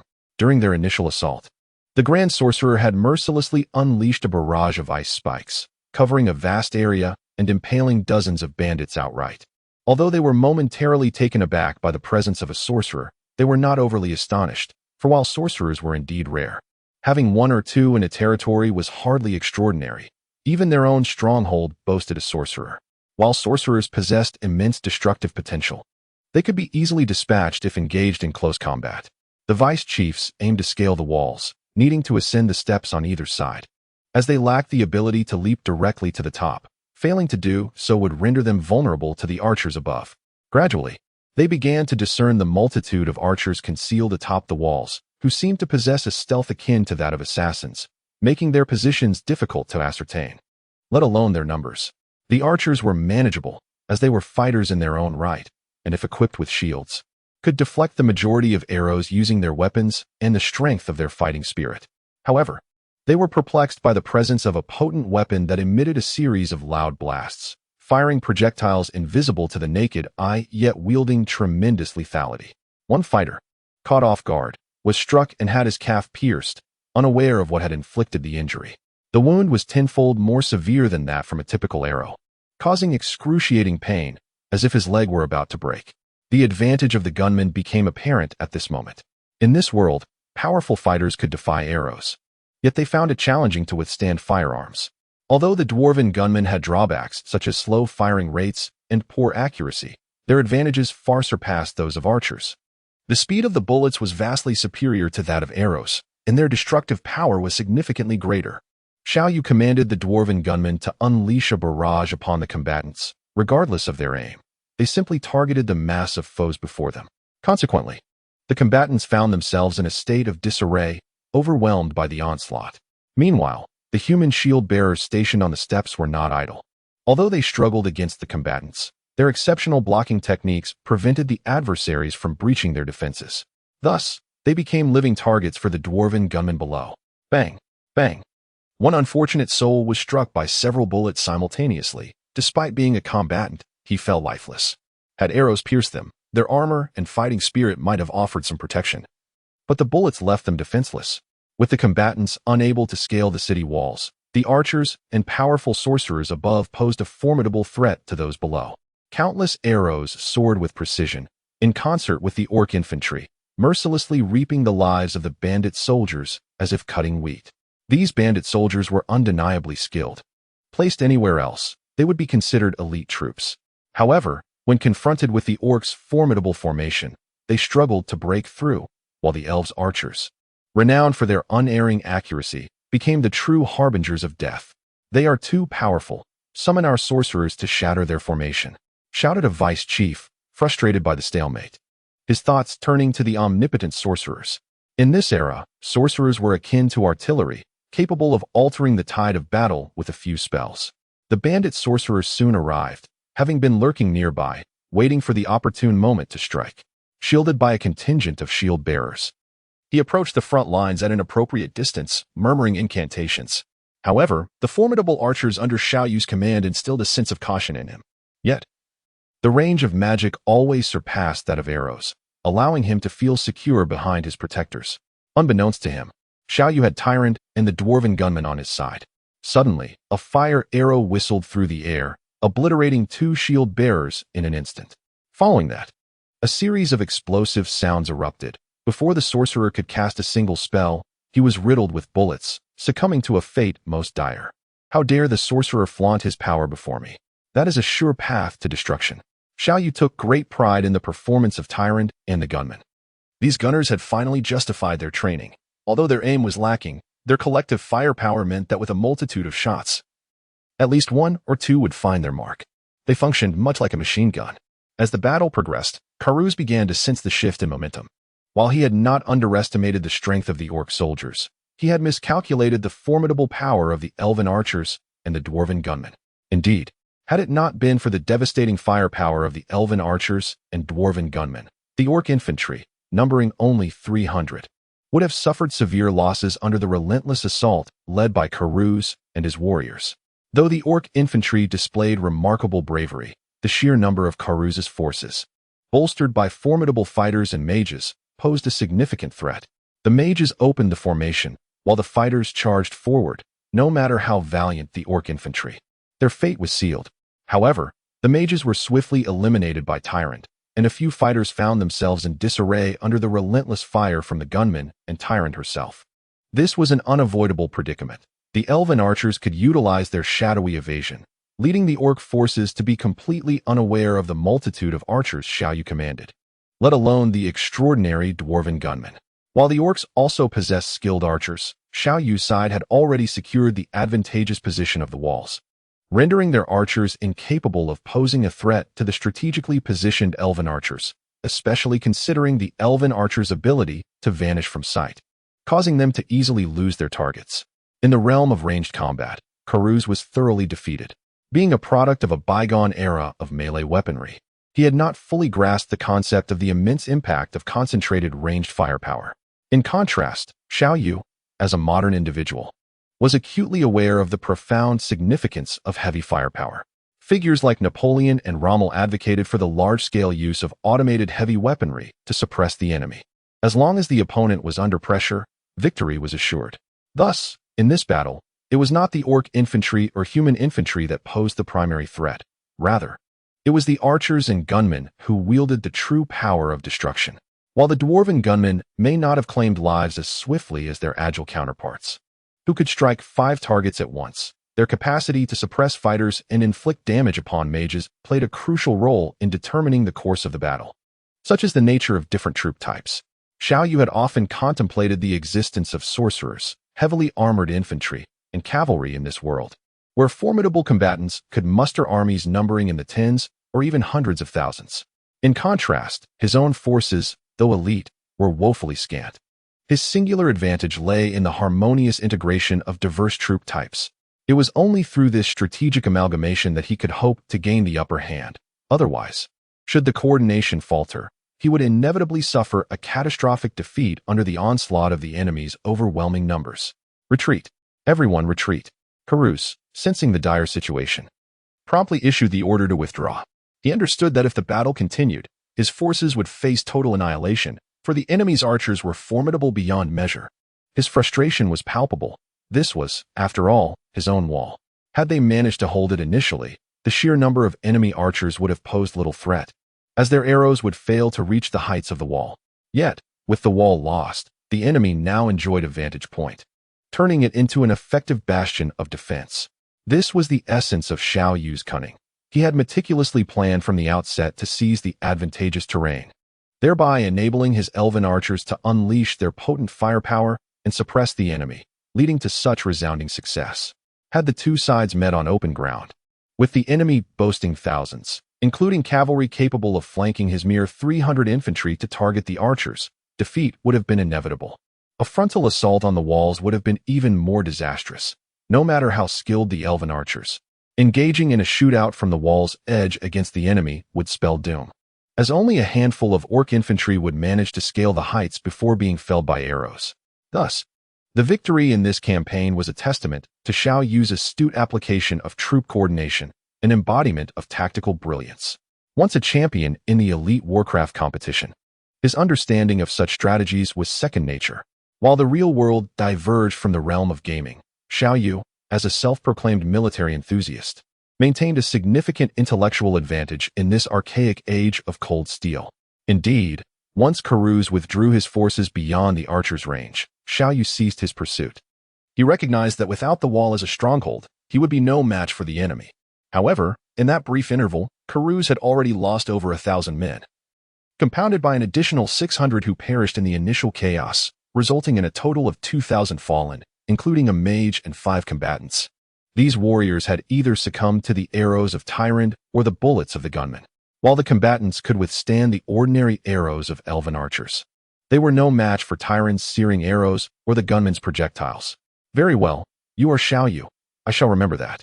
Watch how I lay waste to your Lion King's domain. Karuz seethed with rage. This was an unprecedented defeat in his career as a bandit. Over 2,000 lives lost in less than half an hour. It was crucial to note that his bandit stronghold comprised fewer than 5,000 souls. This loss represented nearly half of his forces. Xiao Yu observed them retreating beyond the range of the archers and smiled faintly, saying, "You, a mere hybrid of man and beast, dare to challenge me? To slaughter our Lion King's domain? What a jest! I am the anointed king of this era by the gods of the elves, the beast, and the dwarves, possessing the grand fortune of heaven and earth. You shall either submit or meet your demise. Do you think you are worthy to contend with me?" Xiao Yu was no stranger to verbal skirmishes. In his past experiences with online gaming, he had encountered numerous foolish players, and their exchanges had often escalated into epic confrontations. Through countless rounds of life and death trials, he had honed his invulnerable skill in verbal dueling. How could this Karuz possibly be his equal? Humph, the king of this age? Just you? Today, I shall see you perish here. I wonder what great fortune you possess. He commanded, "Summon the heavy cavalry." At that moment, Karuz's countenance twisted with rage as he revealed his final trump card. Equipping the heavy cavalry required some time, and amidst the night's chaotic ambush, they would not immediately deploy. Karuz had issued orders for them to don their armor and prepare, waiting for the opportune moment to strike. Otherwise, the heavy cavalry would be no different from the foot soldiers, rushing out haphazardly and losing their tactical advantage. In the age of cold weapons, heavy cavalry were the undisputed rulers of the battlefield. A well-formed charge from a line of heavy cavalry could shatter enemy formations, allowing the foot soldiers to follow and easily secure victory. Many great battles were determined by which side's heavy cavalry gained the upper hand. Ordinary bandits simply lacked the resources to forge a heavy cavalry unit. Though immensely powerful and pivotal on the battlefield, heavy cavalry were also an exorbitant drain on finances. The cost of training soldiers, selecting steeds, crafting armor, and refining formations for a single competent heavy cavalryman could easily reach thousands of gold coins. Without wealth, one could not even dream of maintaining such forces. Karuz had spent over a decade amassing capital to cultivate a troop of 300 heavy cavalry, a force that had instilled dread in many of his adversaries. When the heavy cavalry charged, it resembled an onslaught of countless war chariots, trampling ordinary infantry into mere pulp. In such a band of marauders, the presence of a formidable cavalry unit serves as an unequivocal emblem of absolute power. At this moment, flames have erupted throughout the stronghold, consuming everything in their path. Although some have attempted to extinguish the fires, igniting them is invariably easier than quelling them. One individual can unleash chaos upon 100, and thus, the primary structures within the stronghold are on the brink of destruction. Karis must swiftly conclude the battle and vanquish Xiao Yu before he can attend to the inferno. Otherwise, the fruits of his labor over the past decade will be reduced to ashes. With a cacophony of neighing, the 300 heavy cavalry have assembled. The powerful hooves of their steeds thunder against the ground, resonating like distant thunder. The horses capable of bearing such heavy cavalry are no ordinary beasts.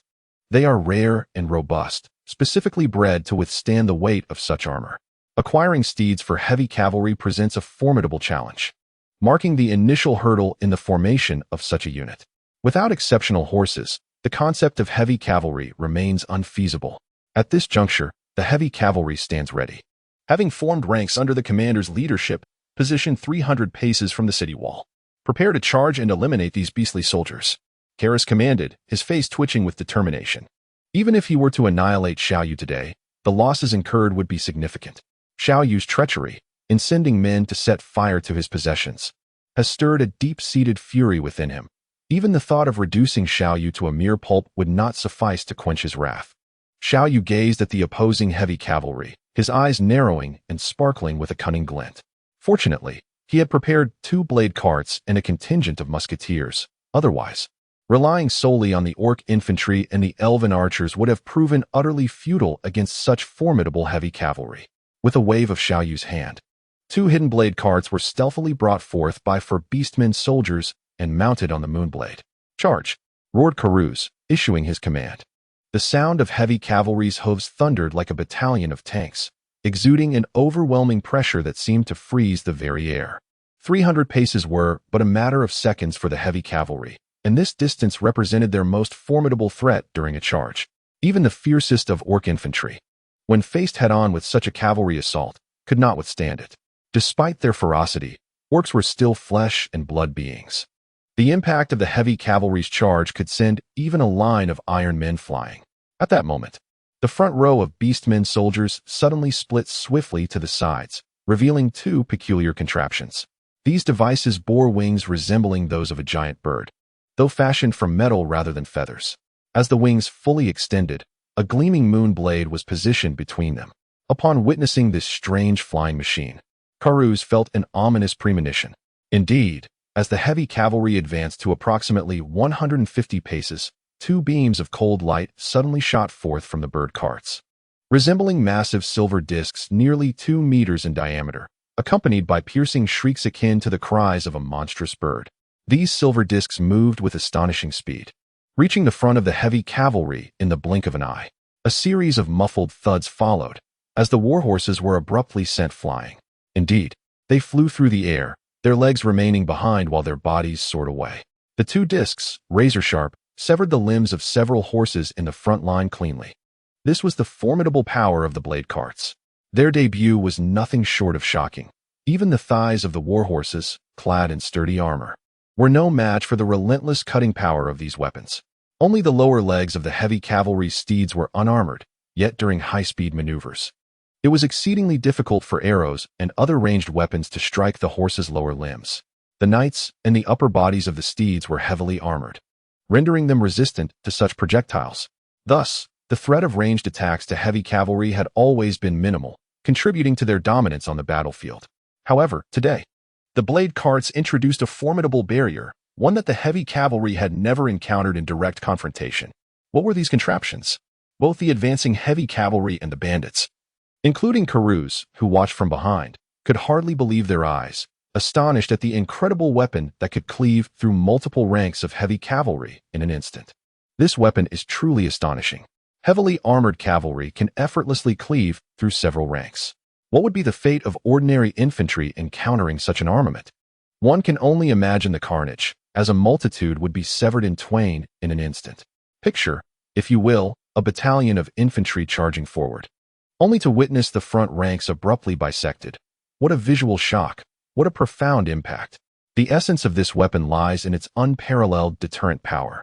Although the cavalry behind, propelled by inertia, continues their charge, the sight of their comrades' steeds being cleaved in half sends a jolt of terror through their ranks, causing their advance to falter. At this moment, atop the battlements, Xiao Yu, with a satisfied smile, bellowed, "First group, fire!" The sharp reports rang out, and several charging cavalrymen were once again brought down, tumbling to the ground in disarray. Some of their comrades trampled over them, while others stumbled and fell. "Second group, fire!" Xiao Yu commanded again, and another volley erupted, sending more horses crashing to the earth. Meanwhile, the two-blade carts had been reloaded, and two more silver discs flew forth. Witnessing these meteoric projectiles, despair etched itself upon the faces of the cavalry. As the blades struck, they severed the thighs of a dozen horses, and the riders, too, were similarly afflicted, soaring through the air before crashing down, howling in agony alongside their steeds. "First group, fire!" Once more, Xiao Yu's voice rang out from the parapet, and the cacophony of gunfire echoed like the ominous toll of death knells. In merely a few seconds, the heavy cavalry would reach the orc infantry. Yet, as the remaining fewer than 200 cavalrymen approached the orc lines, their once formidable charge had lost all momentum. The massive lances they wielded, though formidable in appearance, were rendered ineffective without the force of a charge. These lances, long and cumbersome, would have been a nightmare for any infantryman had they been used in a full gallop. Even the most heavily armored foot soldiers would have been pierced through and dispatched. However, stripped of their momentum, these lances became burdensome liabilities. The terrain here was unfavorable for maneuvering, and the orc infantry, with their backs against the city gate, had but one opportunity to withstand the charge. If they could not inflict damage in that moment, their chances of mounting a successful counterattack would be severely diminished. In the open fields, however, after a charge, heavy cavalry could regroup from different angles and continue their assault. However, the terrain here evidently afforded them no opportunity for a second charge. Thus, as they stood before the orc infantry, they were no different from mere foot soldiers. The musket fire from the battlements continued unabated, and the densely packed formation of 300 was perfectly suited for such imprecise, yet powerful musket volleys. Xiao Yu, having traversed the era of firearms, understood the immense significance of concentrated firepower. Therefore, as the heavy cavalry charged, he did not permit the dwarven musketeers to fire freely. Instead, he divided them into two groups, commanding them to alternate their concentrated shots. This method of concentrated fire proved exceedingly formidable, requiring not precision but mere coverage. Although the firing range of 25 muskets was not extensive, it sufficed to counter the charge of 300 heavy cavalry. The heavy cavalry was clad in formidable armor, seemingly impervious to blades and bullets. However, this was merely theoretical. In certain joints and areas, the armor was not uniformly thick. While the musket balls failed to penetrate the most resilient parts of the cavalry's armor, they occasionally struck the chain mail on the horses' necks, the gaps between the knights' chests and abdomens, and other regions where the armor was comparatively thin, where they could not withstand the musket fire. Each volley, though capable of toppling only a few steeds, nonetheless impeded the advance of the heavy cavalry, coupled with the intermittent heavy fire from the blade carts. The combination generated such overwhelming force that it utterly dismantled the cavalry's charge. As the heavy cavalry drew near, their momentum dissipated, rendering them inferior even to infantry. Although encased in armor that rendered them seemingly invulnerable, they could discard their lances in favor of swords, but this depended greatly on the nature of their adversaries. Against ordinary human soldiers, they towered from their mounts like mobile fortresses, capable of slaying many common foes. Yet, the orc soldiers were not susceptible to such tactics. They had been taught by Xiao Yu a straightforward method to counter heavy cavalry, to simply use brute strength to topple the horses before engaging in combat. While the orc soldiers could not withstand the rapid charge of the war horses, they possessed the strength to overturn them once they came to a halt. Gromm remained poised, calmly observing Karuz, awaiting the approach of this formidable opponent. Due to the overwhelming strength of Karuz, the ordinary orc infantry proved to be no match, inflicting considerable damage. Only Gromm stood a chance against Karuz. Meanwhile, the other orcs showed no mercy, swiftly encircling from both sides, violently colliding their shoulders against the war horses or striking fiercely at the armored thighs. toppling the formidable steeds to the ground. The heavy cavalry, now fallen, found it exceedingly difficult to rise again due to their cumbersome armor. Orc soldiers approached, swinging their axes horizontally, crushing helmets and causing splatters of white matter to erupt. Charge! Charge! Karuz shouted frantically, witnessing his heavy cavalry's impending doom as he rushed forward himself. However, at that moment, 2 silver discs flew overhead, severing the advancing robbers in half. Their bodies, propelled by inertia, flew forward while their lower halves collapsed a moment later. The spectacle was utterly breathtaking, a visual shock of unparalleled intensity.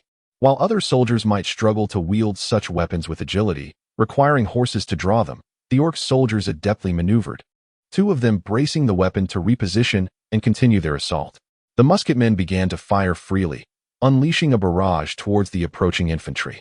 Meanwhile, the elven archers provided support for the orc infantry, accurately targeting any assailants that dared to approach. The musketeers, however, dared not take such risks, fearing they might inadvertently strike their own. In contrast, the elven archers possessed unwavering confidence in their aim, able to strike down robbers without harming their orc allies. Even amidst a chaotic melee, as the skirmish intensified, Karuz found himself with no other options, plunging into a state of desperation, relying solely on sheer numbers in a bid to turn the tide. Several attempts were made to assault the walls, aiming to eliminate the archers perched above. Although human infantry may not be as strong in individual combat as their orc counterparts, their shield formations were remarkably effective. It seemed as though this skill was innate to them. 25 soldiers stood shoulder to shoulder, shields overlapping to protect one another, forming a defensive line reminiscent of Alexander's phalanx, staunchly guarding a staircase, making it arduous for the robbers to advance. They needed not to attack, for the archers behind them would take care of the marauders. Amidst the chaos, a flash of golden light revealed that the Grand Sorcerer had achieved the 6th level of mastery. Therefore, I earnestly beseech all esteemed readers, if you find pleasure in this reading, to cast your votes, bestow your collections, and perhaps offer some rewards, as it would undoubtedly inspire me, Xiao Yu, to pen more words. In terms of lethality, wizards certainly reign supreme on the battlefield. The Grand Sorcerer's magical energy has been depleted several times. Yet Xiao Yu has constructed a shop and procured some lesser potions of magic. Although the replenishment is minimal and slow, it suffices for the Grand Sorcerer at this stage. The spells may be monotonous, with ice spikes raining down in succession, effortlessly piercing through groups of foes, harvesting lives as if one were reaping wheat. While the potency of these ice spikes may not suffice to penetrate the heavy armor of knights, it is rare for bandits to don such formidable protection. The ice spikes easily pierce through the common leather armor. To prevent any ambush against the Grand Sorcerer, Xiao Yu and Tyrande have remained steadfastly by his side. Although Xiao Yu's level is not particularly high, he has reached level 6, and several of the Sword Saint's skills have attained maximum proficiency. He also possesses the Ice Shield, making him a formidable opponent for most. Moreover, while Tyrande specializes in ranged attacks, her leopard is no mere creature. It can effortlessly contend with 4 or 5 average soldiers, especially after gaining some enhancements from the Beastmaster's spirit, thus bolstering its strength. As the Archmage leveled up, Xiao Yu promptly allocated a skill point to summon a water elemental, thereby augmenting the Archmage's defensive capabilities and enhancing his offensive potential. A cascade of azure light shot skyward, casting a cerulean hue upon the entire city wall, as a towering water elemental, over 7 meters tall, materialized beside the Archmage. As soon as the water elemental emerged, it unleashed an icy arrow, piercing through a bandit attempting to scale the wall. This territory belonged to the bandits, who were intimately familiar with it, and they had ladders at their disposal. Some of the more lucid bandits attempted to bring ladders to ascend the wall, but they were swiftly dispatched by the water elemental or the archers. In daylight, or had Xiao Yu not ignited chaos with fire, the bandits might have devised numerous strategies against him. However, caught off guard in the dead of night, most were still in a state of confusion. Even those who regained their composure found themselves disoriented amidst the flames, leading to their dismal defeat at Xiao Yu's hands. While a few bandits remembered to carry ladders, the pandemonium rendered them oblivious to their whereabouts, and the majority were at a loss for action. Initially, they had heavy cavalry, mages, and numerous fighters, relying on these assets to reclaim the situation. Yet, to their astonishment, Xiao Yu dismantled each of their hopes one by one. The heavy cavalry was decimated by the blade carts and gunmen. The mages fell to Tyrande, and the fighters found their encounters with the orc infantry to be far from favorable, further stifled by Tyrande and the gunmen. Consequently, they found themselves devoid of viable options, left to make a final desperate stand relying solely on their numbers. A string of defeats had plunged their morale to an abyss. Morale is the essence of warfare. Once it falters, even a numerical advantage guarantees failure.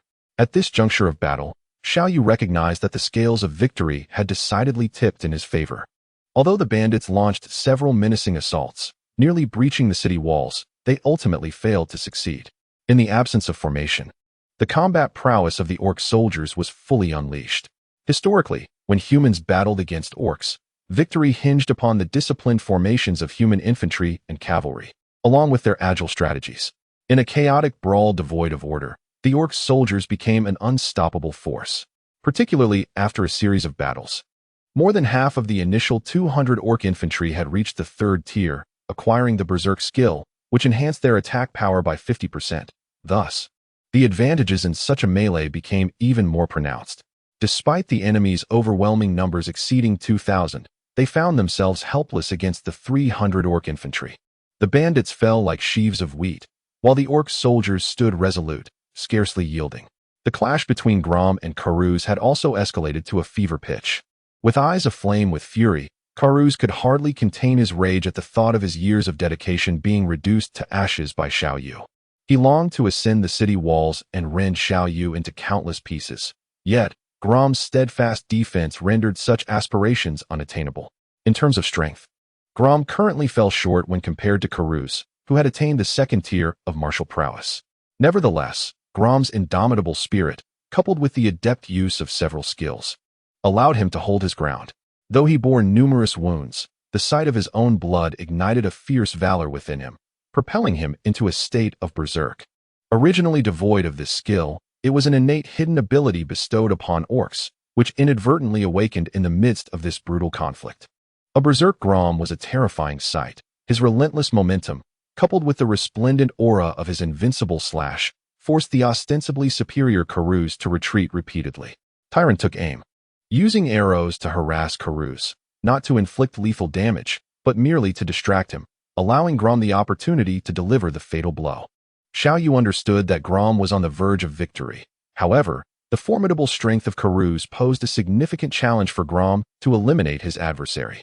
Yet, with Tyrande's incessant harassment, Karuz's power would diminish considerably, thus providing Gromm with an opportunity. Karuz was a second-tier fighter, and Xiao Yu recognized that should Gromm succeed in slaying him, he would certainly ascend to level 10. Achieving level 10 would signify a transformative leap, akin to a warrior in this world reaching the second tier, resulting in qualitative changes. Not only would the overall attributes of the sword saint be elevated, but he would also gain access to a plethora of new skills, thereby enhancing his prowess further. Tyrande, through her relentless onslaught in this grand battle, was swiftly reaping lives, and by eliminating an opposing mage, she was on the cusp of leveling up, merely a hair's breadth away. In contrast, Gromm had been preoccupied with fending off Karuz from the onset, leaving him with a considerable deficit in experience. With a thunderous roar, Gromm unleashed his invincible slash once more. Threatened by Tyrande's scorching arrow, Karuz had no choice but to parry with his great sword, which left him somewhat weakened when he returned to defend against Gromm's assault. The two forces clashed violently, and Gromm's ferocious energy ultimately prevailed.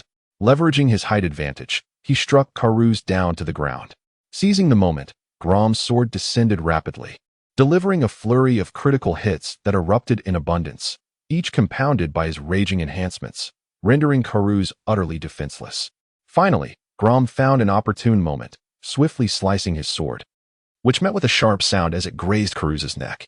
In an instant, Karuz's head was sent soaring into the air. "Excellent!" Xiao Yu exclaimed, leaping with joy and laughing heartily, for Karuz was dead, and this battle could now conclude. Without their leader, the bandits could only be pursued and annihilated by the orc infantry. With a hum, two golden lights enveloped them as Tyrande and Gromm simultaneously reached level 10. Tyrande's skill set expanded with several new abilities. Strong Strike Aura, maximum level 5, enhances the ranged attack strength of the user and their party members by 20, scaling with level up to a maximum of 100. Eagle Guardian, maximum level 3 allows the user to summon a majestic eagle, a manifestation of elemental nature.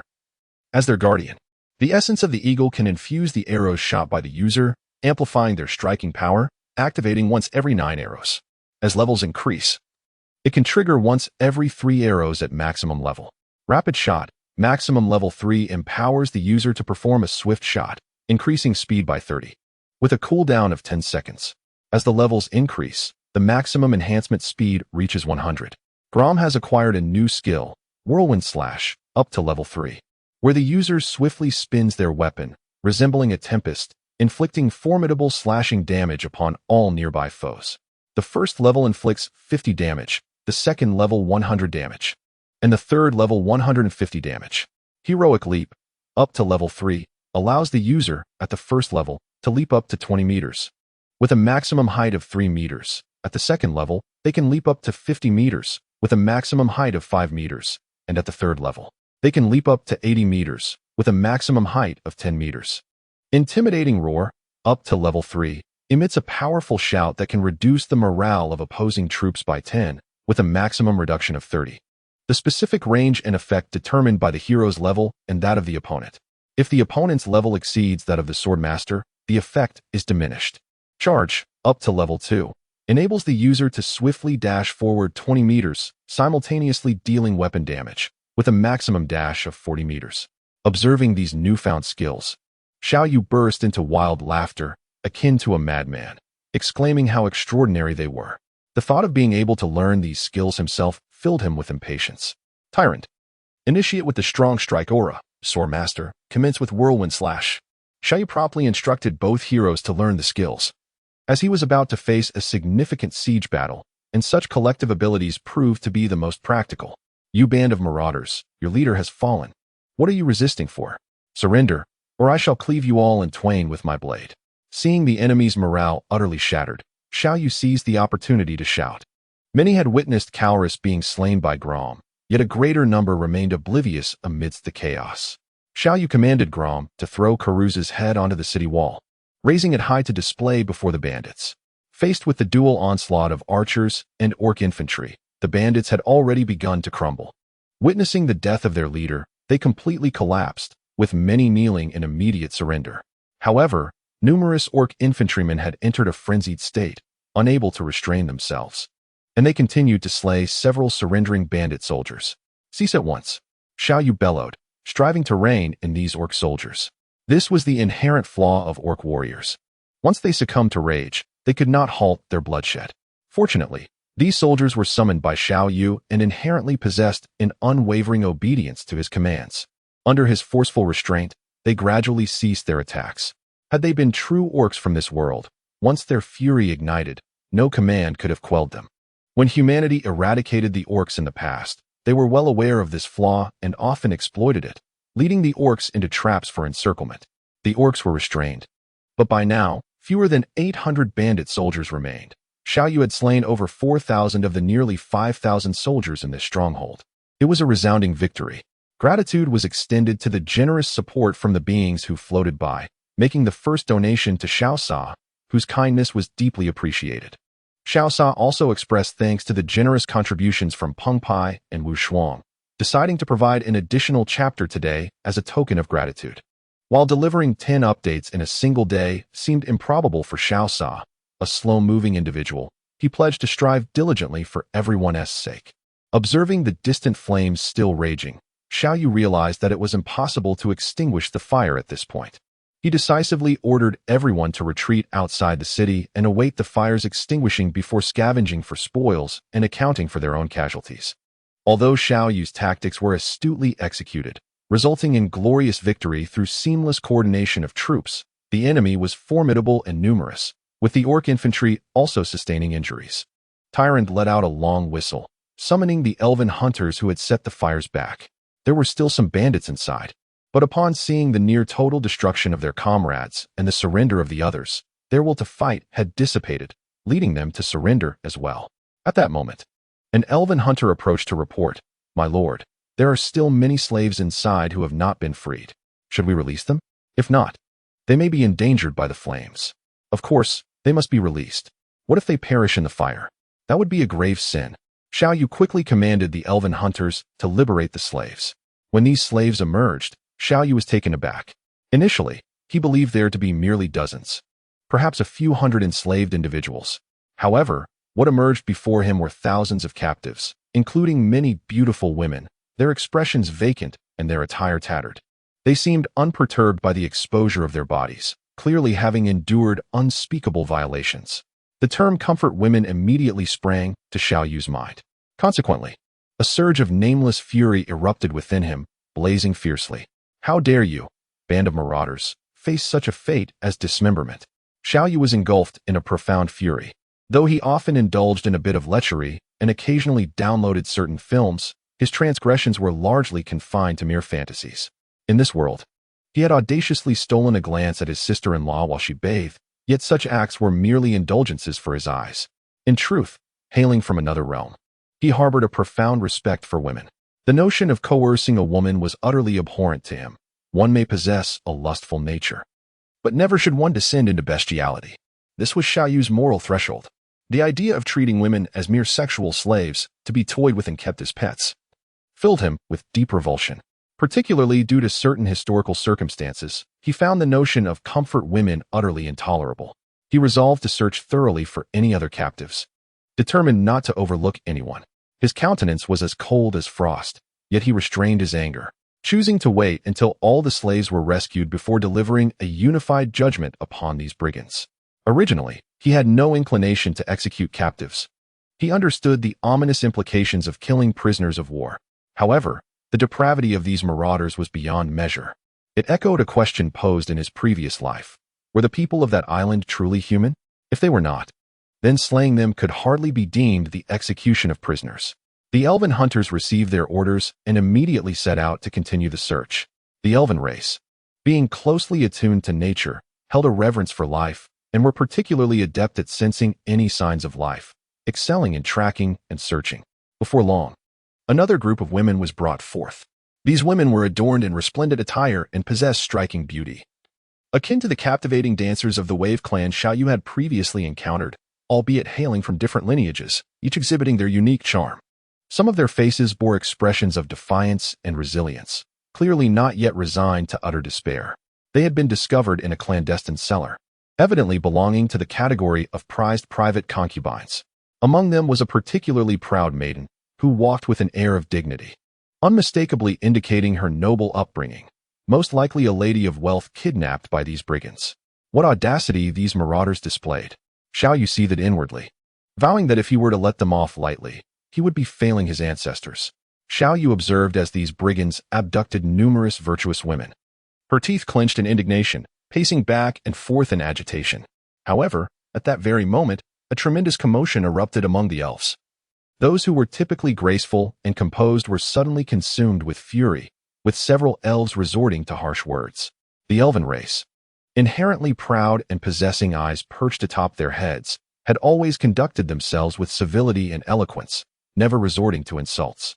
Xiao Yu surmised that there were likely no profanities in their language, yet now these elves were resorting to curses, indicating that something truly heinous had transpired, inciting the ire of both gods and men alike. Xiao Yu hurriedly rushed over, and upon witnessing the scene, his eyes widened in rage. He drew his blade and mercilessly severed the head of the wretched Karuz, reducing it to a grotesque pulp. A group of elves surrounded a young woman, who was curled up in a pitiful manner, her gaze filled with trepidation as she surveyed the onlookers. She appeared frail and delicate, draped only in a tattered black robe that had belonged to another elf. Occasionally, as she lifted her hand, her bare skin was exposed beneath the garment. Around her neck was a leather collar, tethered by a chain, resembling that of a pet. It was a monumental struggle for her to rise. Instead, she could only huddle and crawl, much like a cat. This girl was undoubtedly not born into such a state. She had been conditioned to endure this degradation. Such cruelty was already a grave offense against humanity, yet it was not the most alarming aspect.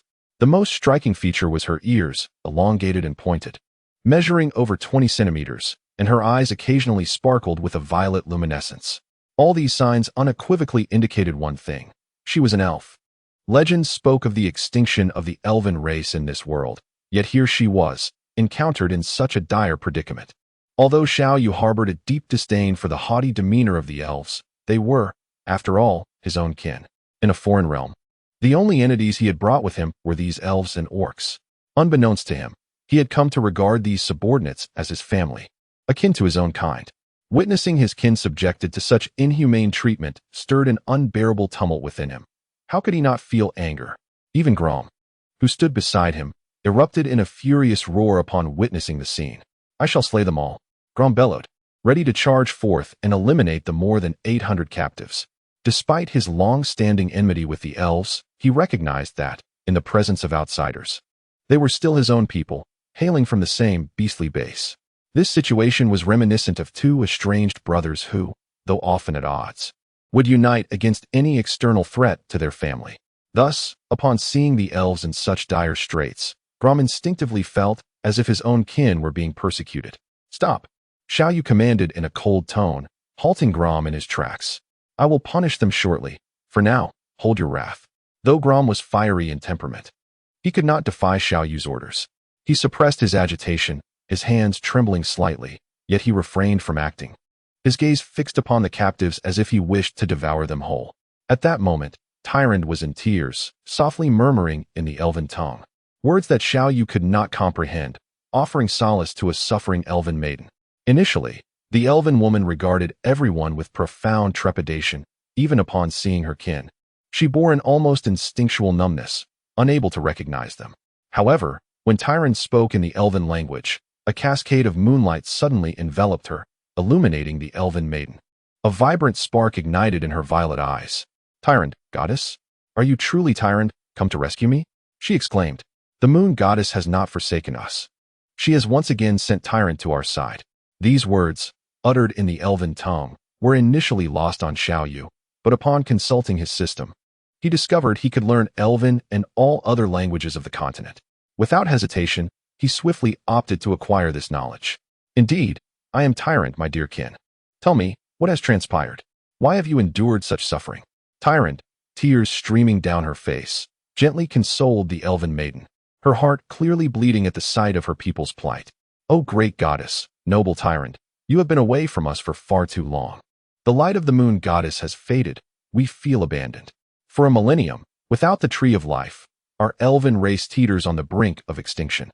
Those vile humans have slaughtered us, encroaching upon our living space.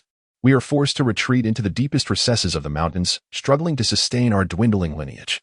At this moment, your return brings immense joy. Hope for the elven race is rekindled." The elven women gazed upon Tyrande as if beholding a living deity, deeply bowing in reverence, their bodies trembling with excitement. Is the elven race facing extinction? How could they endure such a dire fate? Those despicable humans. Tyrande wept. Her words, though filled with fury, were still melodious, akin to the sweet song of a warbler. Upon hearing this, Xiao Yu felt a pang of guilt. The words of the elven woman suggested that it was humanity that had driven her kin to the brink of despair. Xiao Yu was well aware of the inherent flaws within the human race. The women of the elven tribe were undoubtedly the most coveted companions of certain noblemen. And for this reason, those so-called bounty hunters and human adventurers would venture into the deep mountains to hunt orcs for glory or capture elves as mere playthings. This seemed to be a long-standing tradition among human aristocracy. According to Xiao Yu's recollections, his father, Xiao Zhantian, had once entered the great mountains in his youth to hunt orcs and capture elves. "O great goddess Tyrande, I implore you, save them. Rescue our kin. Only you can deliver them from suffering and restore them to the protection of the moon goddess." The elven woman prayed earnestly to Tyrande. "My dear kin, I vow to you that I shall revitalize our race. I will restore the elven lineage to its former glory."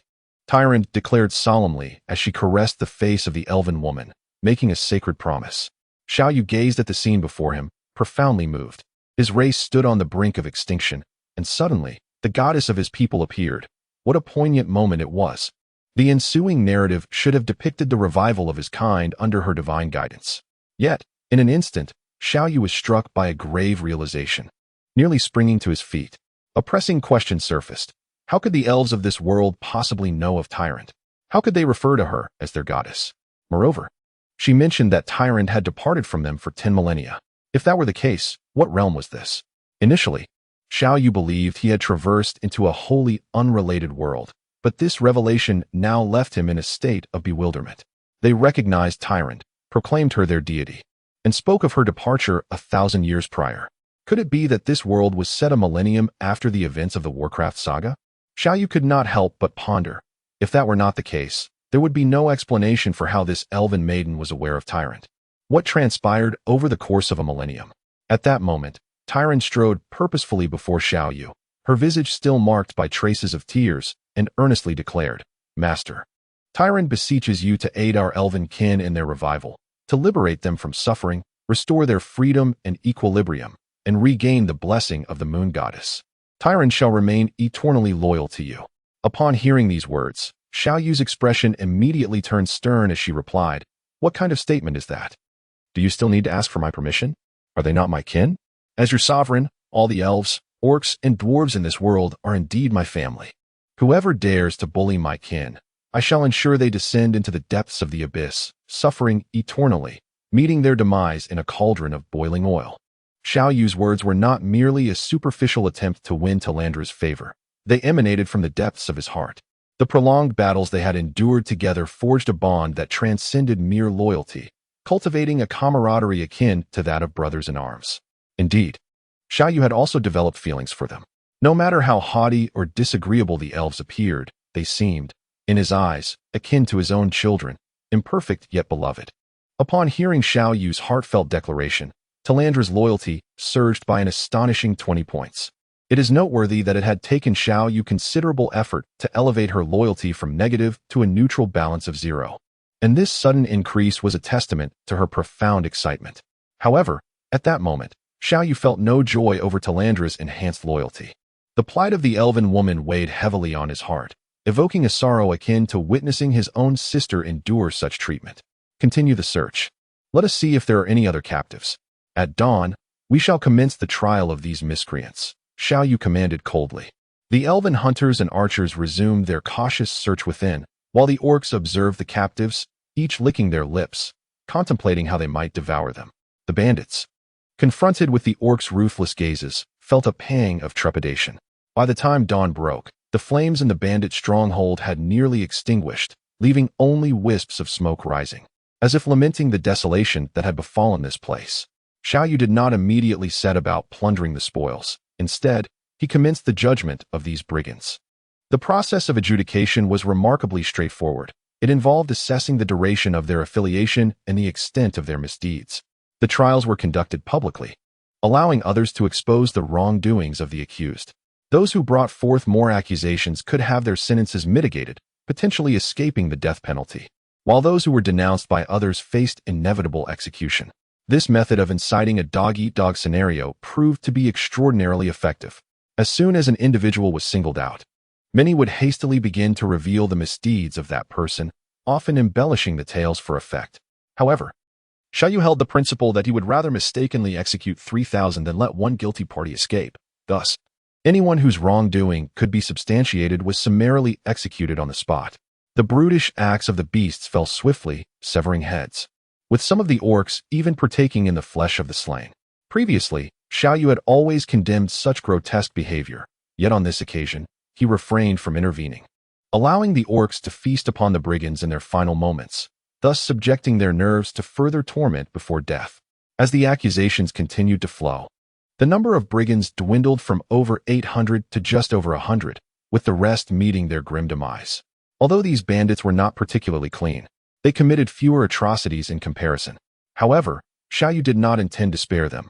He had clearly observed the scars on the slaves, and he resolved that they, too, would experience such treatment, albeit in a far more brutal manner. The shackles that had once bound the slaves were swiftly removed and replaced with 2 sets for each of the bandits, who would now toil under the watchful eye of the orc overseers. During the trial, several bandits attempted to flee or resist, but the furious Tyrande was all too eager to find an outlet for her rage, swiftly eliminating one with a single arrow, showing no mercy. The elven race, known for their peace-loving nature and reverence for life, displayed no hesitation in meting out lethal punishment in response to the plight of their kin. Surprisingly, they found themselves less averse to the orcs consuming the flesh of these bandits, believing such retribution to be most gratifying. After executing the bandits, Xiao Yu assessed the losses incurred by his side. A total of 5 orc infantry, 5 human soldiers, and 2 elven hunters had perished. The elven hunters had been slain by bandit fighters while igniting the fires. Fortunately, the elven archers and dwarven gunmen, stationed atop the towering walls, remained unscathed. The other injured soldiers had generously utilized life potions for treatment. As long as there was breath in their bodies, the healing elixirs could restore their vitality. With a force of just over 600, the loss of 12 soldiers, while vanquishing over 4,000 of the enemy, was a significant victory.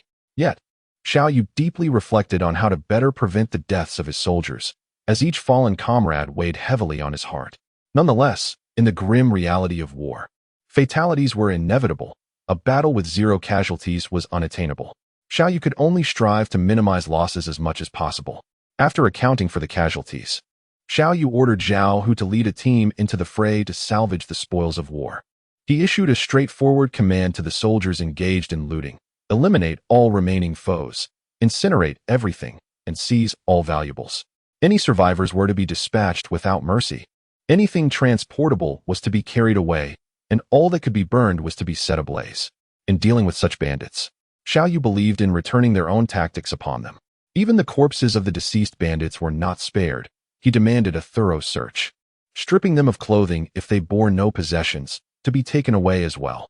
In this era, clothing, a vital necessity, was exceedingly precious. Many of the Lion King's subjects suffered from the cold in winter, and distributing these garments would surely benefit them. The orc soldiers executed Xiao Yu's orders with utmost diligence, some even not sparing the bandits' undergarments. As for the 38th orc, we can forego the underwear. And the 56th orc, those shoes are in tatters. There is hardly any fabric left to salvage. Let them be burned, they remarked. In order to clearly distinguish these orc infantrymen, Xiao Yu assigned each of them a simple code name. Initially, he referred to them as number 1 and number 2. However, with the emergence of the elf race, such nomenclature became confusing. Thus, he designated the orc soldiers as Orc 1, Orc 2, and so forth, while the elf archers were labeled as Archer 1, Archer 2, etc., and the elf hunters as Hunter 1, Hunter 2, continuing in this manner. Under the guidance of the captives, Xiao Yu swiftly searched the entire mountain stronghold, uncovering an astonishing sum of over 400,000 gold coins, along with various supplies. Unfortunately, a devastating fire had consumed many resources, resulting in a lesser haul compared to the previous bounty acquired from Tongguan's stronghold. However, the wealth of gold was substantial. The captives, now exceedingly obedient, observed with horror as an orc soldier brutally tore off an arm to consume it. The robbers had already reached a breaking point, and under Xiao Yu's intimidating threats, they divulged everything, including the secret passage and several concealed chambers that Karuz had excavated in the rear mountains. Karuz had once contemplated a contingency plan for a large-scale attack, intending to secure an escape route, but the unfolding battle had deviated entirely from his expectations, leaving him no opportunity to flee with his treasures. Cursing vehemently, Xiao Yu suddenly recalled that the name of this bandit leader bore a striking resemblance to Karuz. Upon returning from this venture, armed with funds, preparations for war must be expedited. This time, Karuz's army would not be as easily subdued as before, necessitating thorough readiness to ensure victory. Observing the solemn countenance of Tyrande and the blind adoration of the elven women towards her, a peculiar sensation washed over Xiao Yu. The pretext he had employed to deceive everyone seemed to be gradually manifesting into reality. The gods of the elf and orc races regarded him as the greatest king of this era, bestowing upon him these soldiers to aid in their resurgence. This notion was slowly transforming into fact. Tyrande now embodied the elven deity, and if Xiao Yu were to summon Thrall, would he not also represent the orc god? They would all be his subordinates, and with Xiao Yu's character, he would undoubtedly assist them in safeguarding their kin and revitalizing both the elf and orc races. What had initially been an unreliable and fanciful excuse appeared to be materializing. Was it possible that there indeed existed a divine fate at play? Oh, the third update has arrived. Everyone, please cast your votes generously. We aim to ascend the rankings next week. Your support is crucial, as the better the results, the more smoothly and motivated Xiao Sa will write. With a grand procession, Xiao Yu returned to Lion King City. As the soldiers atop the fortress witnessed Xiao Yu's triumphant return, countless citizens surged forth from the city to extend a fervent welcome. Xiao Hong, Long Hui. and several of Xiao Yu's sisters-in-law all exited the city to hold a grand welcoming ceremony for the soldiers engaged in battle. It had been an eternity since the Lion King's city had witnessed the return of triumphant troops. For over a decade, Xiao Zhantian had waged numerous campaigns, suffering far more defeats than victories, resulting in significant loss of manpower. The citizens of the Lion King territory had grown exceedingly weary of war, burdened by the heavy toll it exacted. Families torn apart by death and oppressive taxes had eroded their sense of belonging to the Lion King's realm. However, the current circumstances were markedly different. Although conflict persisted, it imposed comparatively little burden on them. In fact, through warfare, Xiao Yu had procured abundant resources from bandits, distributing these spoils among the populace. The grain, fabrics, and other essential goods acquired from the bandits were sold at modest prices, while Xiao Yu also implemented more favorable policies, alleviating tax burdens. With tangible benefits now in hand, the citizens no longer harbored disdain for war. Rather, they embraced it with newfound support. In their eyes, warfare had transformed into a source of sustenance, clothing, and reduced taxes, naturally garnering widespread approval. What Xiao Yu desires is precisely this effect. Only by instilling in the populace the belief that their interests can be attained through warfare will they lend their support. Xiao Yu prepared to further mobilize the populace's enthusiasm for war, akin to how significant contributions could earn one the noble titles of landholders, along with certain privileges or allocations of land. It is imperative to transform the conflict into a national endeavor to secure ultimate victory. A lesson distilled from the wisdom of countless ancestors in Xiao Yu's former life. Upon witnessing the thousands of captives and the numerous carts laden with supplies and gold coins, the old steward, Xiao Hong, felt a surge of exhilaration in his eyes. The territory was in dire need of funds. Although the citizens were not lacking in basic necessities due to favorable policies, the chief steward was on the verge of being unable to afford clothing. The sudden influx of gold coins was, therefore, a source of great excitement for him. He had previously voiced his opposition to Xiao Yu's proposal for a 3-year tax exemption, arguing that such a measure would jeopardize the territory's sustainability. However, Xiao Yu insisted on the necessity of a respite for the war-weary populace, citing the need for recuperation after prolonged conflict. As for the territory's expenditures, he promised to devise a solution. Unable to sway Xiao Yu's resolve, the old steward had no choice but to acquiesce. Xiao Yu waved his hand, directing the beastmen soldiers to carry away 300,000 gold coins. The remaining over 100,000 gold coins and supplies were entrusted to the old steward, Xiao Hong, for management. He also instructed Xiao Hong to arrange accommodations for the captives as he assumed the role of a detached master, leading soldiers from 3 different races along with more than 100 captured bandits away. These captives would soon be subjected to labor reform under the supervision of the beastmen. And despite their relatively few heinous acts, they could not escape a degree of malevolence. Thus, labor punishment was indeed quite lenient. Upon arriving at the base, Xiao Yu first conducted a grand funeral for all the fallen soldiers, allowing them to find peace. He then inspected the newly produced soldiers, integrating them into the existing ranks. Subsequently, Xiao Yu promptly purchased 8 blade carts, preparing to utilize them for city defense. After his encounter with Karuz, he was exceedingly satisfied with the power of the blade carts. Now that he had the funds, it was only natural to prioritize the acquisition of such formidable weaponry. The victory in this battle brought not only gold coins, but also a substantial amount of merit points. Xiao Yu earned over 10,000 merit points this time, a sum unprecedented in his experience. This was to be expected, for the previous encounter with the Karuz army involved mere defense, whereas this time it was an assault, significantly increasing the difficulty level. Although 10,000 merit points may seem considerable, upon careful calculation, Xiao Yu realized they could be expended in the blink of an eye. Indeed, merit points are something one can never have too much of. Xiao Yu initially invested 2,000 merit points in the orc blacksmith shop to develop a catapult, intending to procure 10 additional orc catapults for the city's defense. After all, during a siege, such formidable machinery is more effective than 1,000 soldiers, a fact already substantiated by the utility of the blade cart. The orc catapults undoubtedly possess their own unique attributes, and when utilized skillfully, they can yield tremendous benefits. However, while the efficacy of these devices is undeniable, their cost is undeniably steep. The acquisition of 8 blade carts, coupled with 10 catapults, has resulted in an expenditure of 180,000 gold coins. Regrettably, The once substantial sum of 300,000 gold coins has dwindled to less than half before it could even warm in hand. Furthermore, Xiao Yu established 2 orc blacksmith shops, further depleting 2,000 merit points, and also set up 2 human blacksmith shops, incurring an additional 2,000 merit points. Presently, the newly produced soldiers are still without armor. It is not a matter of insufficient funds, but rather the protracted production time required by a single blacksmith shop to craft armor. Moreover, the armor of the returning soldiers is damaged and requires extensive repairs, consuming a significant amount of time. Xiao Yu must equip his forces before the arrival of the Karoo army, leading him to construct additional blacksmiths and recruit more farmers and laborers. This decision swiftly depleted his over 6,000 merit points, as he had initially hoped to conserve the remaining 5,000. However, he was soon met with an extraordinary surprise.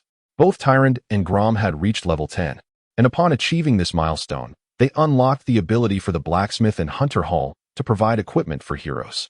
This equipment included the coveted T1 set that Xiao Yu had long desired, greatly enhancing the power and survivability of both Tyrande and Gromm.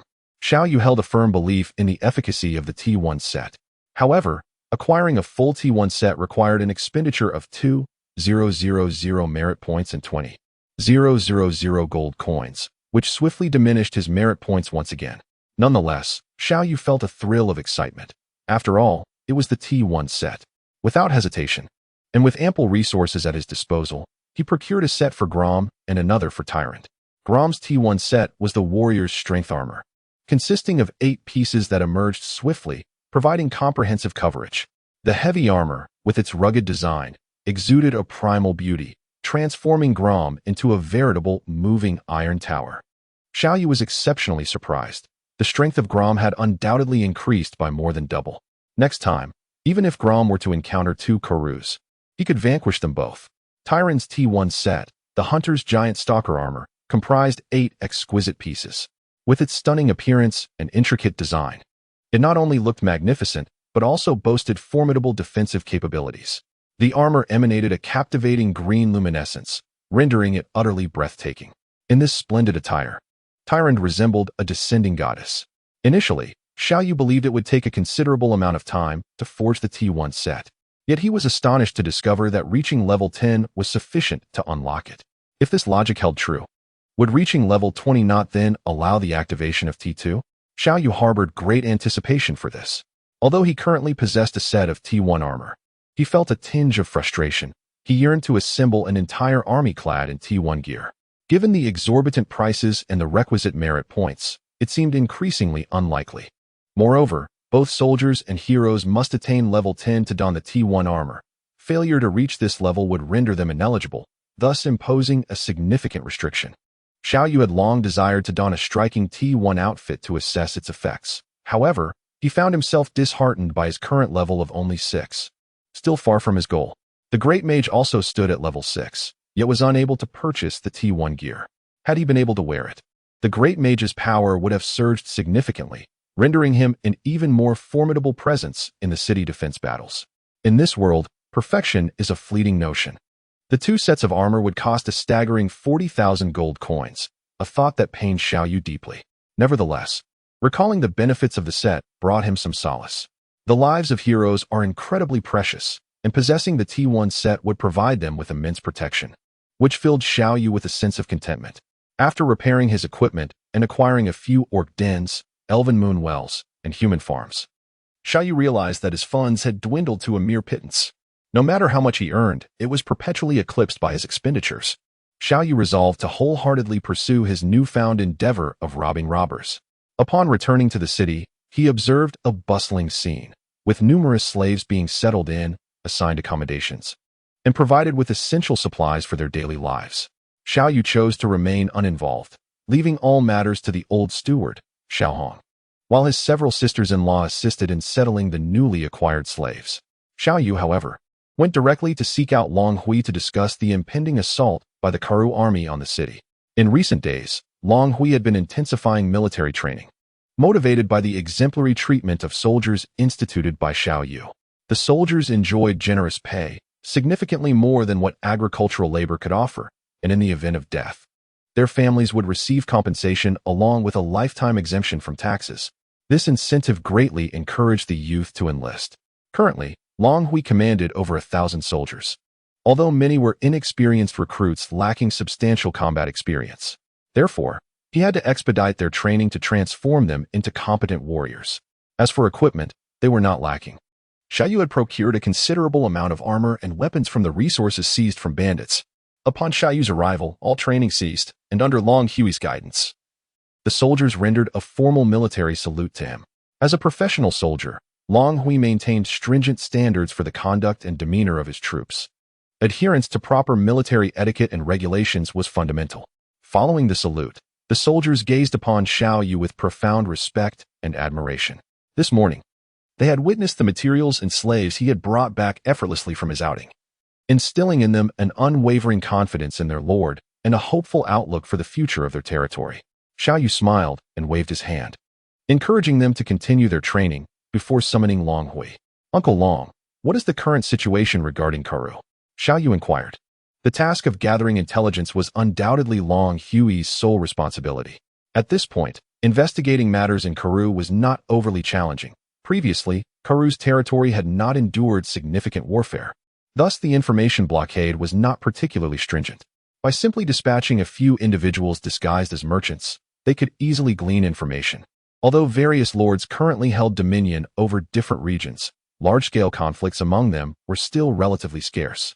"Reporting to you, young master, according to the information from our scouts, Karoo has assembled at least 20,000 troops, including a formation of heavy infantry, as well as no fewer than 5 mages and over 30 fighters. They are currently undergoing combat drills and may launch an assault on us at any moment. Karoo aims to showcase his formidable forces while exerting pressure on us. Hence, these details have not been kept secret, making them readily accessible. They have even boasted that they intend to sever the heads of all the orcs and return with them as trophies." Hui stood erect, akin to a spear, diligently reporting to Xiao Yu. His respectful and meticulous demeanor clearly indicated his acknowledgement of Xiao Yu's status as the lord. Previously, he had only recognized Xiao Zhantian as his master, regarding Xiao Yu merely as a young master, which was reflected in his prior manner of speaking. However, following the recent city defense battle and Xiao Yu's victories over bandits, which yielded substantial resources, alongside the series of policies Xiao Yu had implemented, Hui had completely acknowledged him.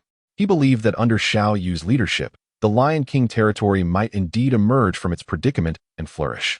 Xiao Yu listened attentively to Hui's words, nodding slightly with a faint smile gracing his face. "Let them come. It is an opportune moment for them to deliver some equipment to us." Observing Xiao Yu's nonchalant demeanor, Hui could not help but interject, "Young master, the army of Karoo is formidable. Even with your orc troops, it may be challenging to withstand their advance. This time, they possess heavily armored infantry. Historically, when the human race vanquished the beastmen, it was through the extensive deployment of heavy infantry, cavalry, and sorcerers. Indeed, beastmen soldiers are remarkably fierce. An adult beastman can easily contend with 5 elite human soldiers, if not more. However, when it comes to formations and tactics, they are significantly lacking. 10 beastmen facing 10 human soldiers would undoubtedly result in the annihilation of the human contingent. Yet, 100 beastmen against 100 human heavy infantry would likely result in a stalemate, with mutual losses. However, if 1,000 beastmen were to confront 1,000 human heavy infantry, the beastmen would find themselves at a disadvantage. Should the human forces also incorporate the breakthroughs of heavy cavalry and the devastating magical assaults of sorcerers, the orcs would stand no chance of retaliation. They may excel as individual heroes, yet struggle to function as a cohesive unit. This time, Karoo's army is well equipped with heavy infantry and sorcerers, as well as combatants and various siege engines. Your orc forces are far too few to withstand such an assault." Listening to Hui's concerns, Xiao Yu understood that he was worried about the Lion King's limited manpower, which amounted to only 1,000 or 2,000 troops, utterly inadequate against an elite force of over 20,000. However, Xiao Yu felt no trepidation. His trump card was not merely the robust orc infantry. Rather, it was the synergy among various troop types that heralded victory. With the forces at his disposal, complemented by siege engines such as the blade cart and catapult, he believed they could hold the fort effectively, and with proper command, eliminating 20,000 soldiers was well within reach. The current orc soldiers and elven archers had experienced significant advancements in their levels. The first batch of 200 orc infantry and 200 elven archers who followed Xiao Yu had all reached level 3, with some attaining level 4, provided they had survived. Upon reaching level 3, orc infantry saw their strength increase by at least 30, and with the effect of their rage, a single orc soldier could easily dispatch 7 or 8 elite human soldiers. The archers, now at level 3, had acquired the skill of precise shooting, enabling them to target the eyes of heavily armored infantry directly. While heavy infantry may be clad in armor, their eyes remain unprotected, thus significantly diminishing their combat effectiveness. Furthermore, Tyrande had gained the powerful aura of striking, enhancing both the range and attack strength of the archers. In addition, the emergence of firearms, human infantry, blade carts, and catapults were all elements that Karoo had not anticipated, capable of yielding surprising advantages. If they dared to approach, Xiao Yu intended to ensure they would be buried here. He possessed unwavering confidence in his troops and his command. However, upon hearing Longhui's earlier remarks, Xiao Yu found himself unexpectedly intrigued. His interest did not lie in the might of Karoo's army, but rather in the annals of history. Did a great war between humans and orcs truly erupt in this world? Uncle Long, was there really a powerful orc empire and a kingdom of elves in history? Did human soldiers genuinely triumph over the forces of the orc empire? Seizing this opportunity, Xiao Yu sought to unravel the mysteries of this world's true nature. Listening to Xiao Yu's inquiries, Longhui could not help but smirk and replied, "Young master, such knowledge is readily available in books. Your disinterest in reading has naturally left you unaware of these historical truths. The orcs once possessed a formidable empire, thriving under the guidance of their deity, Sarl. However, for reasons unknown, their god vanished, leading to the decline of the orc empire. Similarly, the elves once flourished, their presence gracing every mountain range. But their life trees suffered destruction, leaving them in a state of despair." Upon hearing Longhui's words, Xiao Yu silently cursed, realizing that Sarl, the god of the orcs, and Tyrande, the goddess of the elves, truly existed. This led him to ponder. Could it be that this world was once the continent of Azeroth? What extraordinary changes transpired to shape it into what it is today? Xiao Yu was suddenly beset by a throbbing headache. It appeared to be a monumental historical conundrum that would require considerable effort to unravel. He mused to himself that he should take some time to delve into books. "Very well, Uncle Long, you may proceed with their training. I shall take care of the city's defenses, and rest assured, I will ensure that rascal Karoo suffers another significant setback. Do not forget, I am the king designated by the deities of the Beast clan, the Elven clan, and the Dwarven clan. How could I possibly be unable to deal with a mere Karoo?" Xiao Yu flashed a grin and once again presented his seemingly mystical theories to reassure Longhui. Naturally, Longhui regarded Xiao Yu's words with skepticism. If the beast god were to choose someone like Xiao Yu as the king of this era, it would indeed be a grave error in judgment. Yet, inexplicably, the confidence radiating from Xiao Yu instilled in him a glimmer of hope, as if this battle could indeed be won. Was it not the same last time? Xiao Yu had merely summoned those beastly soldiers and vanquished Karoo's 5,000 troops. Perhaps he could conjure another miracle this time. Should Karoo's 20,000 forces be defeated, he would possess no strength left to assault the Lion King's territory, allowing it to rise robustly, no longer the frail entity it once was, and enabling it to develop steadily henceforth. The crux of the matter lay in withstanding Karoo's formidable advance. Gratitude poured forth from Xiao Sa as he acknowledged the generous contributions from his readers, which invigorated him immensely. He expressed his heartfelt thanks to the reader who graciously offered a substantial donation, elevating him to the status of a scholar. Initially, Xiao Sa intended to write only 2 chapters today. However, overwhelmed by such generosity, he felt compelled to deliver 3 updates instead. Furthermore, he took this opportunity to rally his readers to cast their votes. As a newcomer, he could not compare to the established authors with their loyal readership and editorial support, boasting multiple prominent recommendations. Xiao Sa, on the other hand, was elated with even a single modest recommendation. With a new week approaching, the rankings would reset, and lacking prominent placements, he could only rely on the support of his audience for clicks and votes. He expressed his heartfelt appreciation to everyone. In recent days, the entire Lion King's territory was engulfed in intense preparations for the impending battle. Each individual appeared as if wound up like a clockwork mechanism, tirelessly laboring to contribute to the defense of their homeland. During the last assault by Karoo's forces, the atmosphere had been markedly different. No one believed the Lion King's territory could withstand the onslaught, and each citizen was mentally prepared to accept a change of masters, an alteration they deemed inconsequential. However, none could have foreseen that Xiao Yu would summon not only beast soldiers, but also elven warriors, triumphing over Karu's army. Following that battle, Xiao Yu implemented a series of policies that bestowed unprecedented benefits upon the inhabitants of the territory, establishing a governance model unparalleled in any realm. Now, every individual cherished these immensely favorable social policies, yearning for their continuation. To sustain this policy, it is imperative to ensure that Xiao Yu remains the lord of this territory and that the Lion King's domain does not fall to Karu. Presently, Xiao Yu has successfully bound all the citizens to his cause. Curiously, the one who appears most at ease is, in fact, Xiao Yu himself.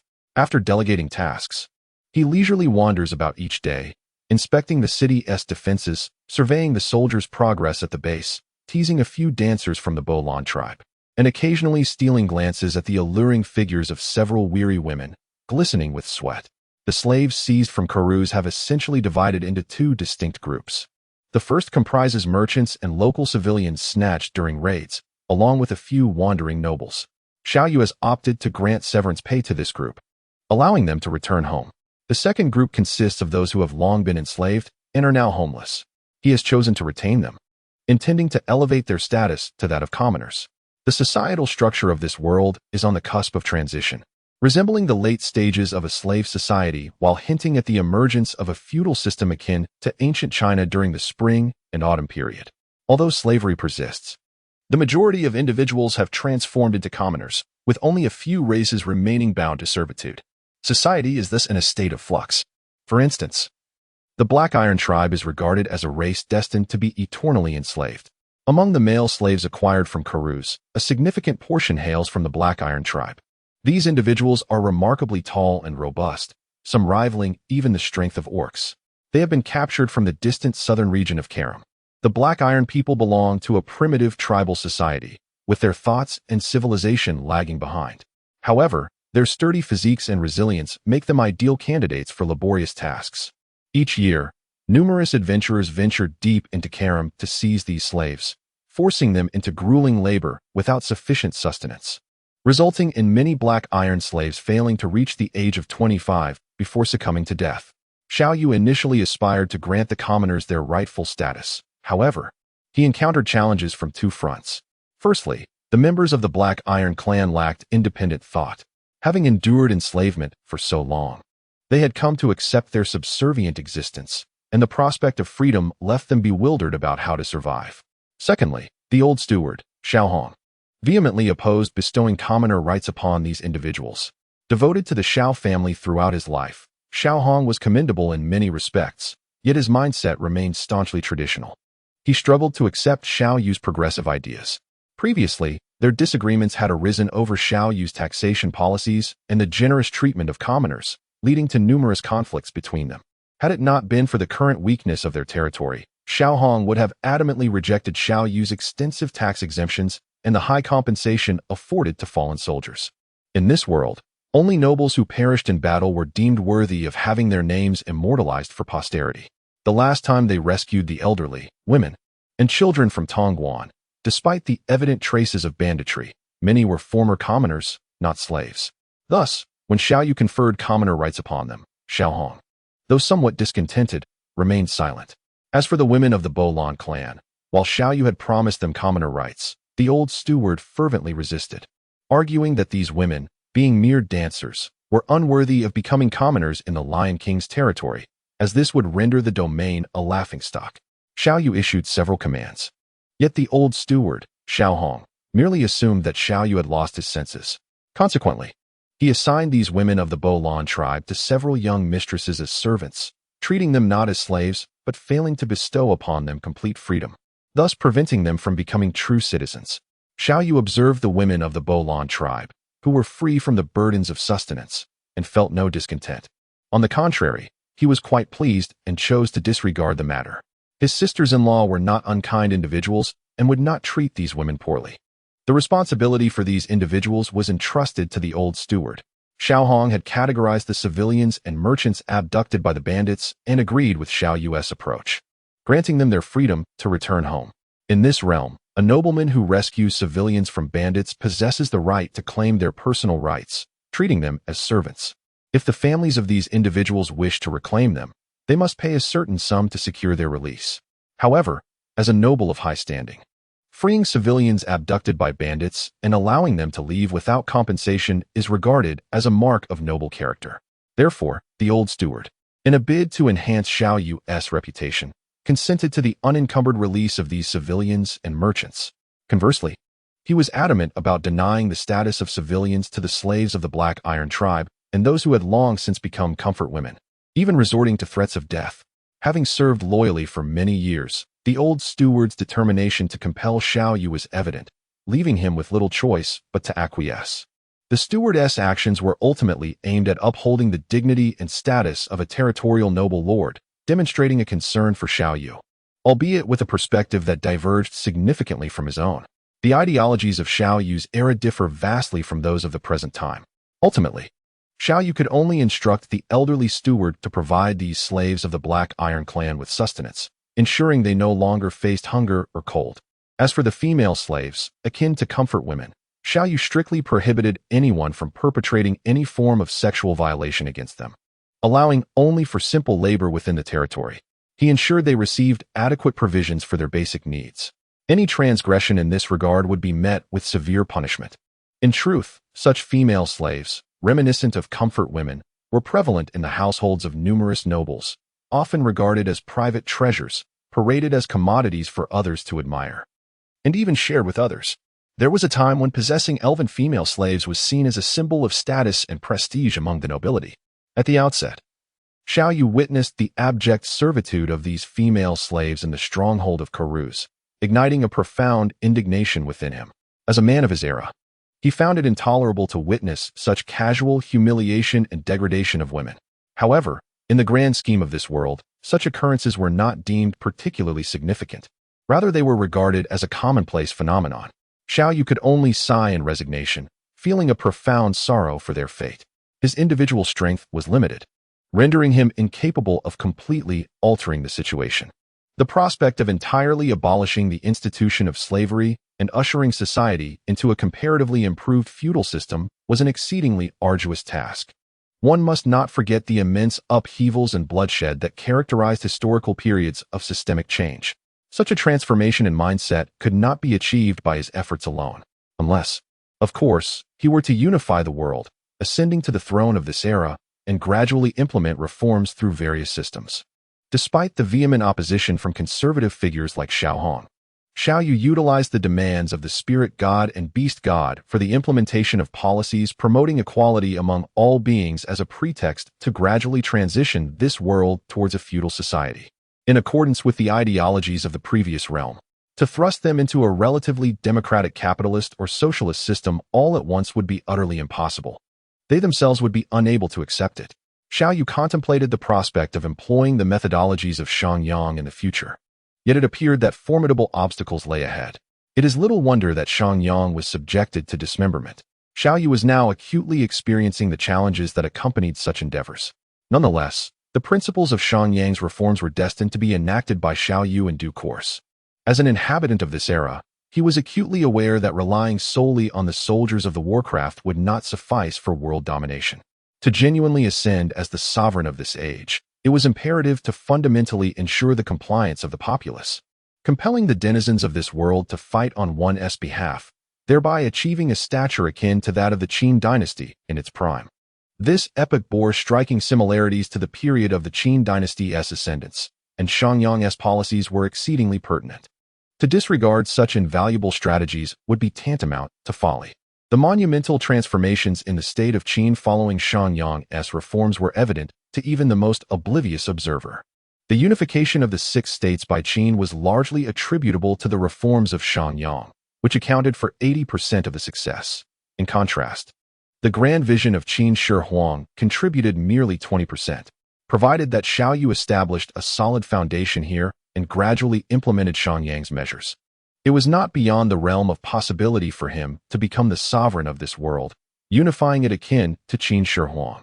However, it was essential to proceed methodically, for an abrupt leap could lead to overwhelming adversity, even for a lord.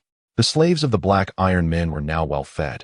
Warmly clothed and brimming with vigor, they tirelessly transported stones to the city walls. Their formidable stature was matched by an insatiable appetite, as they had never experienced true satiety since their enslavement. Indeed, it could be argued that they had never known fullness at all. For their former tribe's productivity was exceedingly low, making it a challenge to secure sufficient sustenance. In Xiao Yu's domain, the provisions were ample and clothing plentiful, rendering the inhabitants as though they were in paradise. The task of transporting stones to the city walls was a command from Xiao Yu. With the introduction of the formidable catapult, a sufficient supply of ammunition was imperative.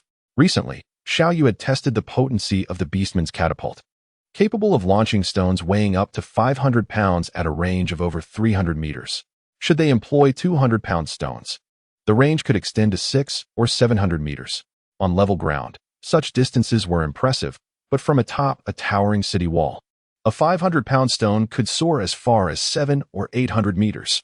With such range and firepower, Xiao Yu was exceedingly pleased and thus dedicated himself to ensuring an ample supply of ammunition.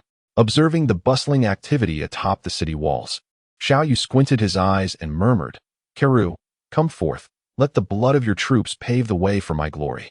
As the third hour approached, Xiao Yu anticipated a busy day ahead, likely limiting his output to 2 updates, though he would strive for 3. He hoped for his readers' support in voting to elevate his new book's ranking, as a prominent position on the new book list was of utmost importance. The impending battle loomed, eliciting excitement for how Karu would be vanquished.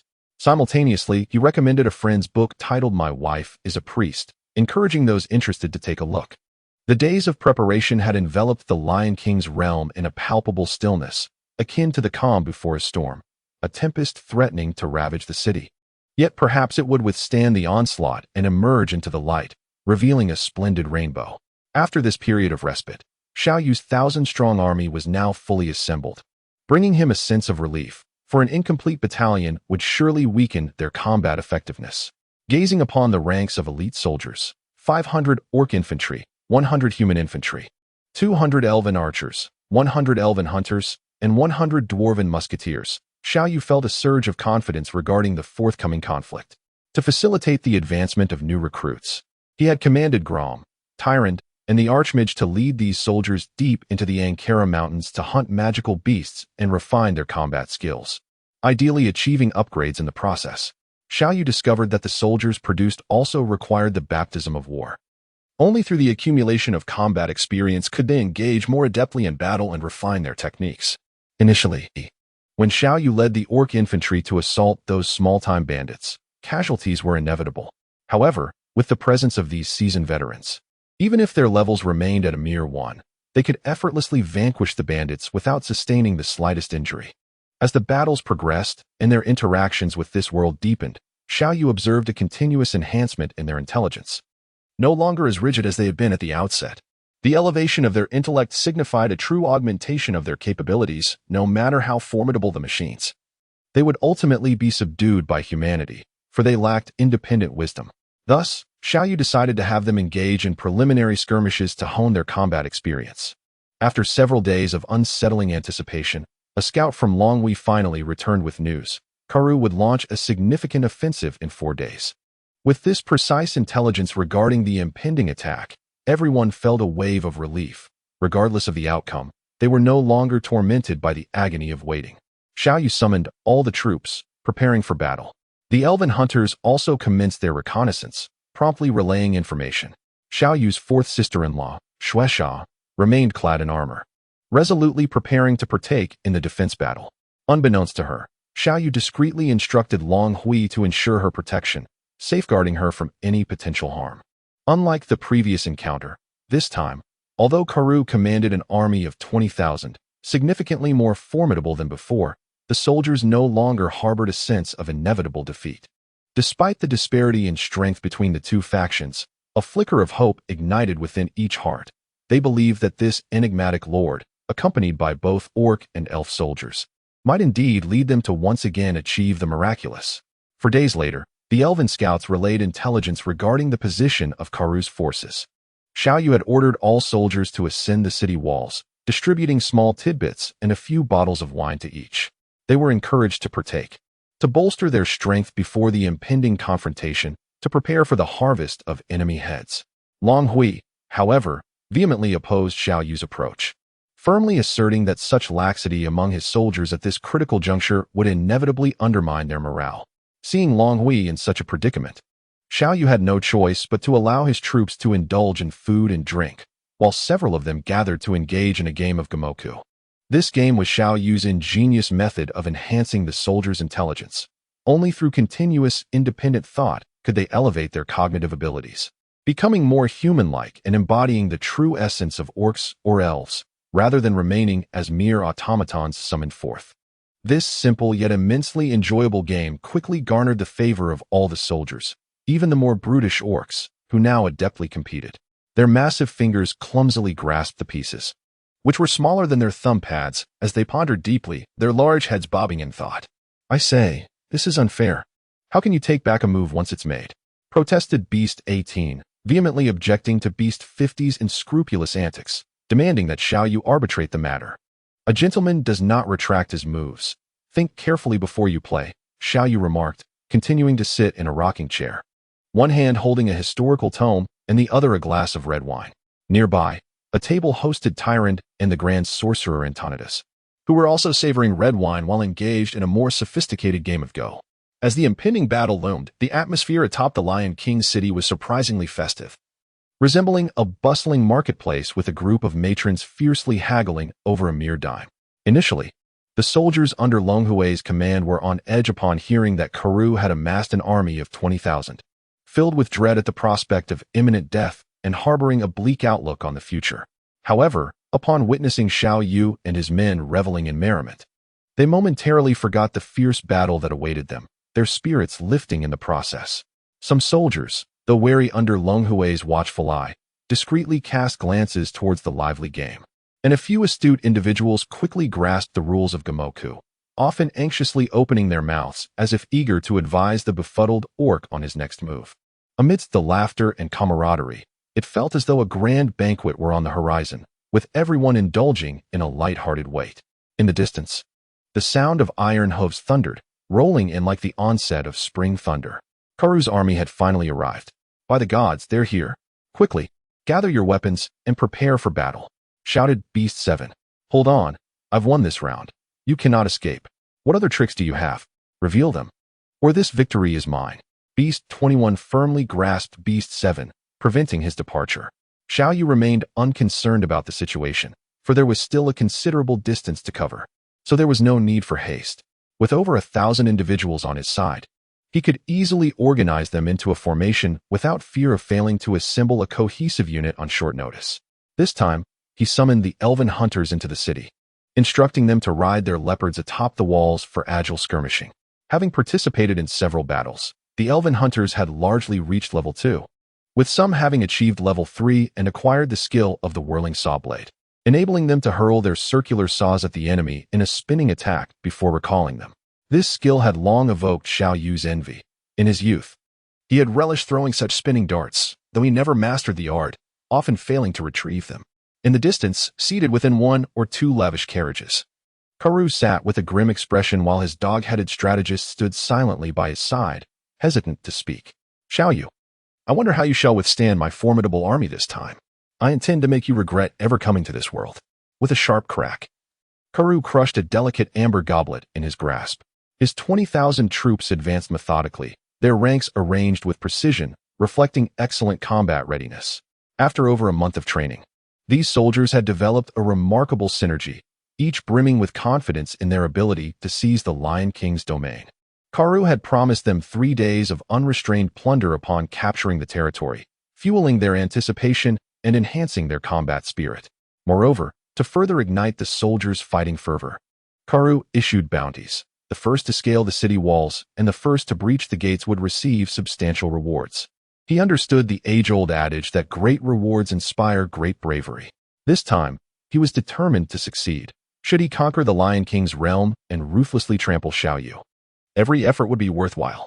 As one gazed upon the 20,000 troops, they appeared as an overwhelming tide, and Xiao Yu's 1,000 men would seem but a mere stone cast into the water destined to vanish without a trace. The 20-fold disparity was nearly insurmountable. The sound of heavy infantry marching upon the ground resonated with a rhythmic cadence, akin to the beat of drums, lifting the soldiers' morale without the need for actual drums. This formidable army instilled a sense of confidence in all its soldiers. What of the orcs? They had been slaughtered beneath the onslaught of heavy infantry in years past. Furthermore, they boasted mages and fighters among their ranks. Were it not for the nature of siege warfare, they would have heavy cavalry at their disposal. The prospect of slaying these orcs and claiming their heads was a tremendous honor, a tale to boast of upon their return. Each soldier felt not fear towards the orcs, but rather an eager anticipation for the battle ahead. They are not the untrained brigands one might envision. Rather, they are rigorously trained, equipped with superior gear, possess a significant numerical advantage, and receive the support of magic. Thus, in their eyes, orcs are merely a trivial matter. Despite their formidable strength, the orcs were still vanquished by humanity. After more than half an hour, Karu's army finally halted at a distance of over 1,000 paces from the Lion King's city. The soldiers roared in unison, their synchronized battle cries bestowing an aura of might upon the 20,000-strong force, simultaneously demonstrating their unwavering confidence in breaching the Lion King's domain. With their ranks steady, the grand assault is on the verge of commencing. As I prepared to venture out today, I rose early to make updates, only to discover that I remained in fourth place.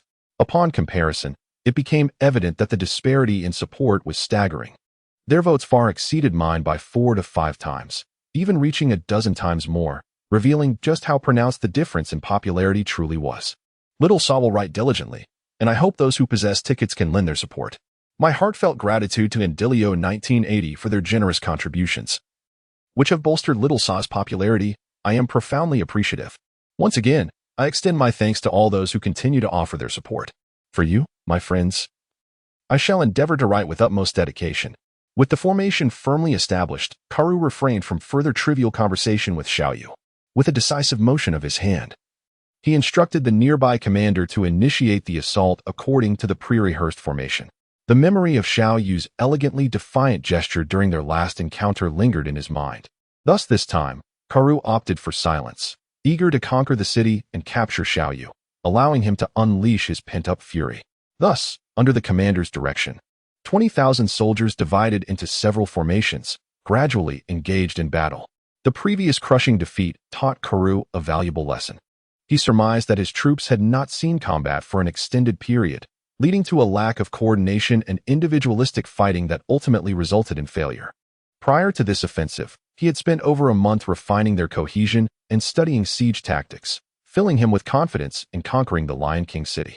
The rhythmic march of the infantry resonated against the ground, akin to a splendid symphony, weighing upon the hearts of all present. Had it not been for Xiao Yu's pre-battle psychological relaxation tactics, the inexperienced soldiers under Long Hui, embarking on their first combat, might have succumbed to fear. The nonchalant demeanor exhibited by Xiao Yu's troops towards the impending battle instilled a sense of false bravado among them, diminishing the dread of conflict.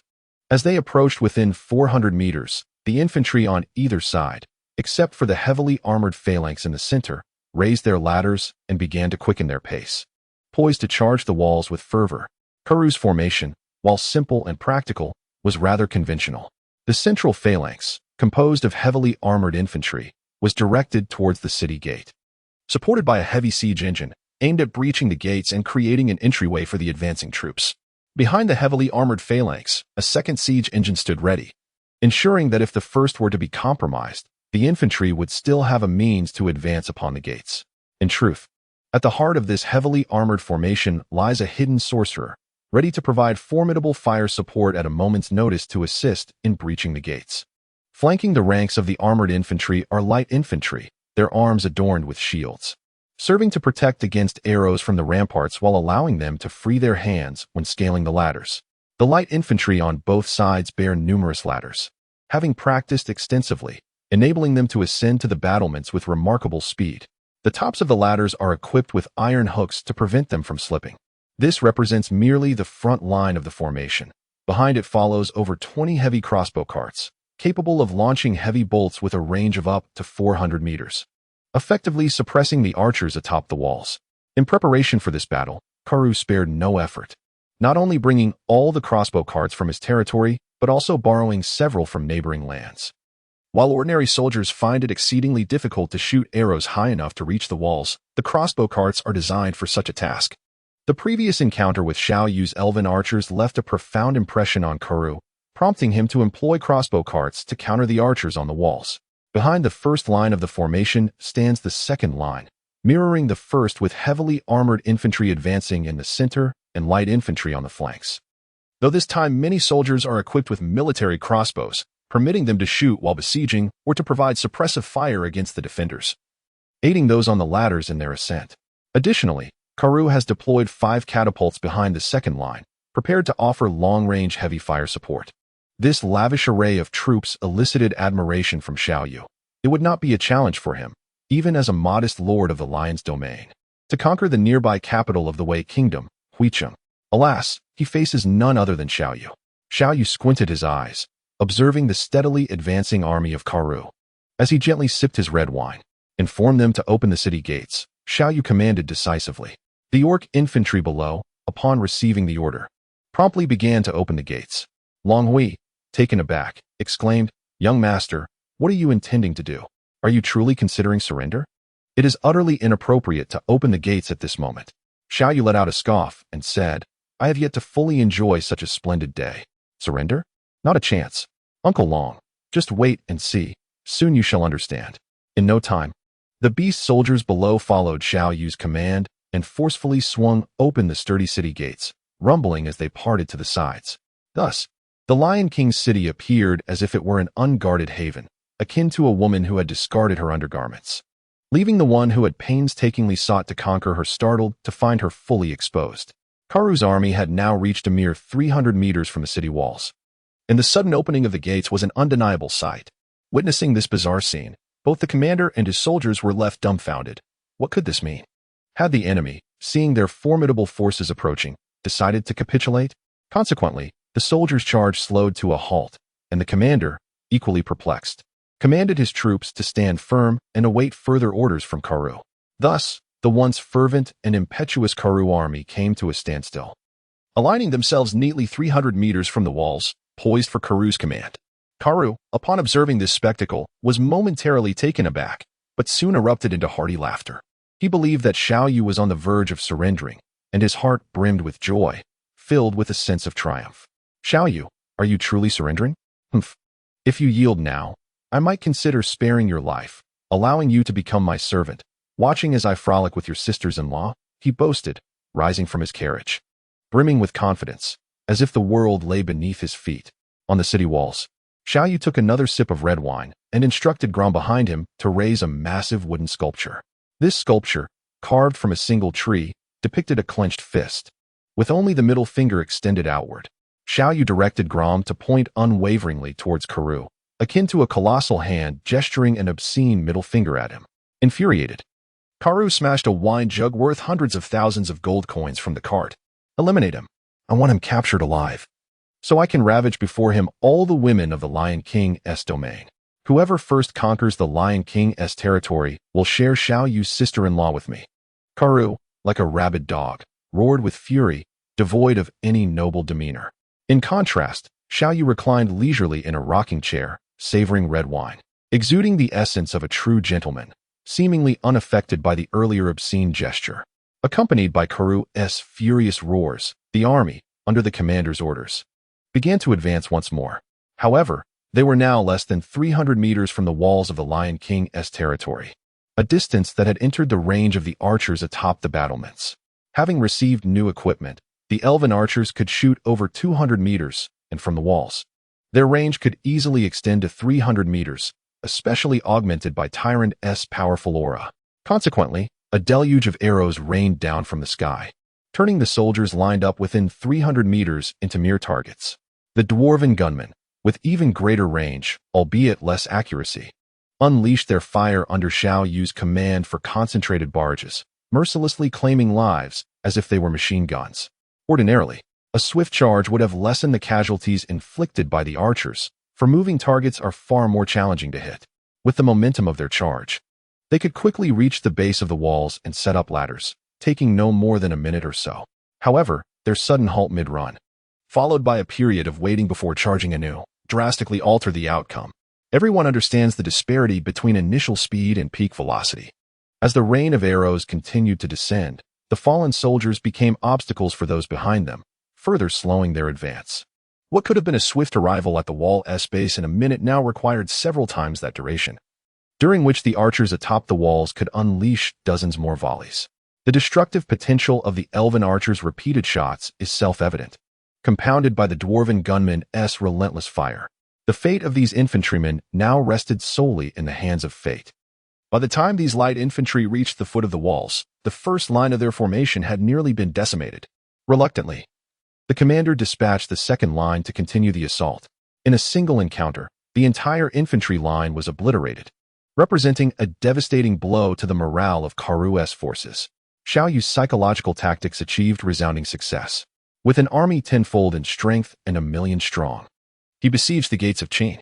The Qin forces opened the gates to delay the enemy, while the armies of the 9 nations hesitated and dared not advance. Xiao Yu murmured about Jia Yi's discourse on the fall of Qin, secretly reflecting, "Indeed, the wisdom of the ancients is truly invaluable. I have opened the city gates, yet they dare not advance." Little Sa is about to head out. He rose at 6:30 in the morning and managed to produce a chapter. Quite commendable, I must say. There will be more this evening. I kindly urge everyone to cast their votes generously. Little Sa expresses heartfelt gratitude.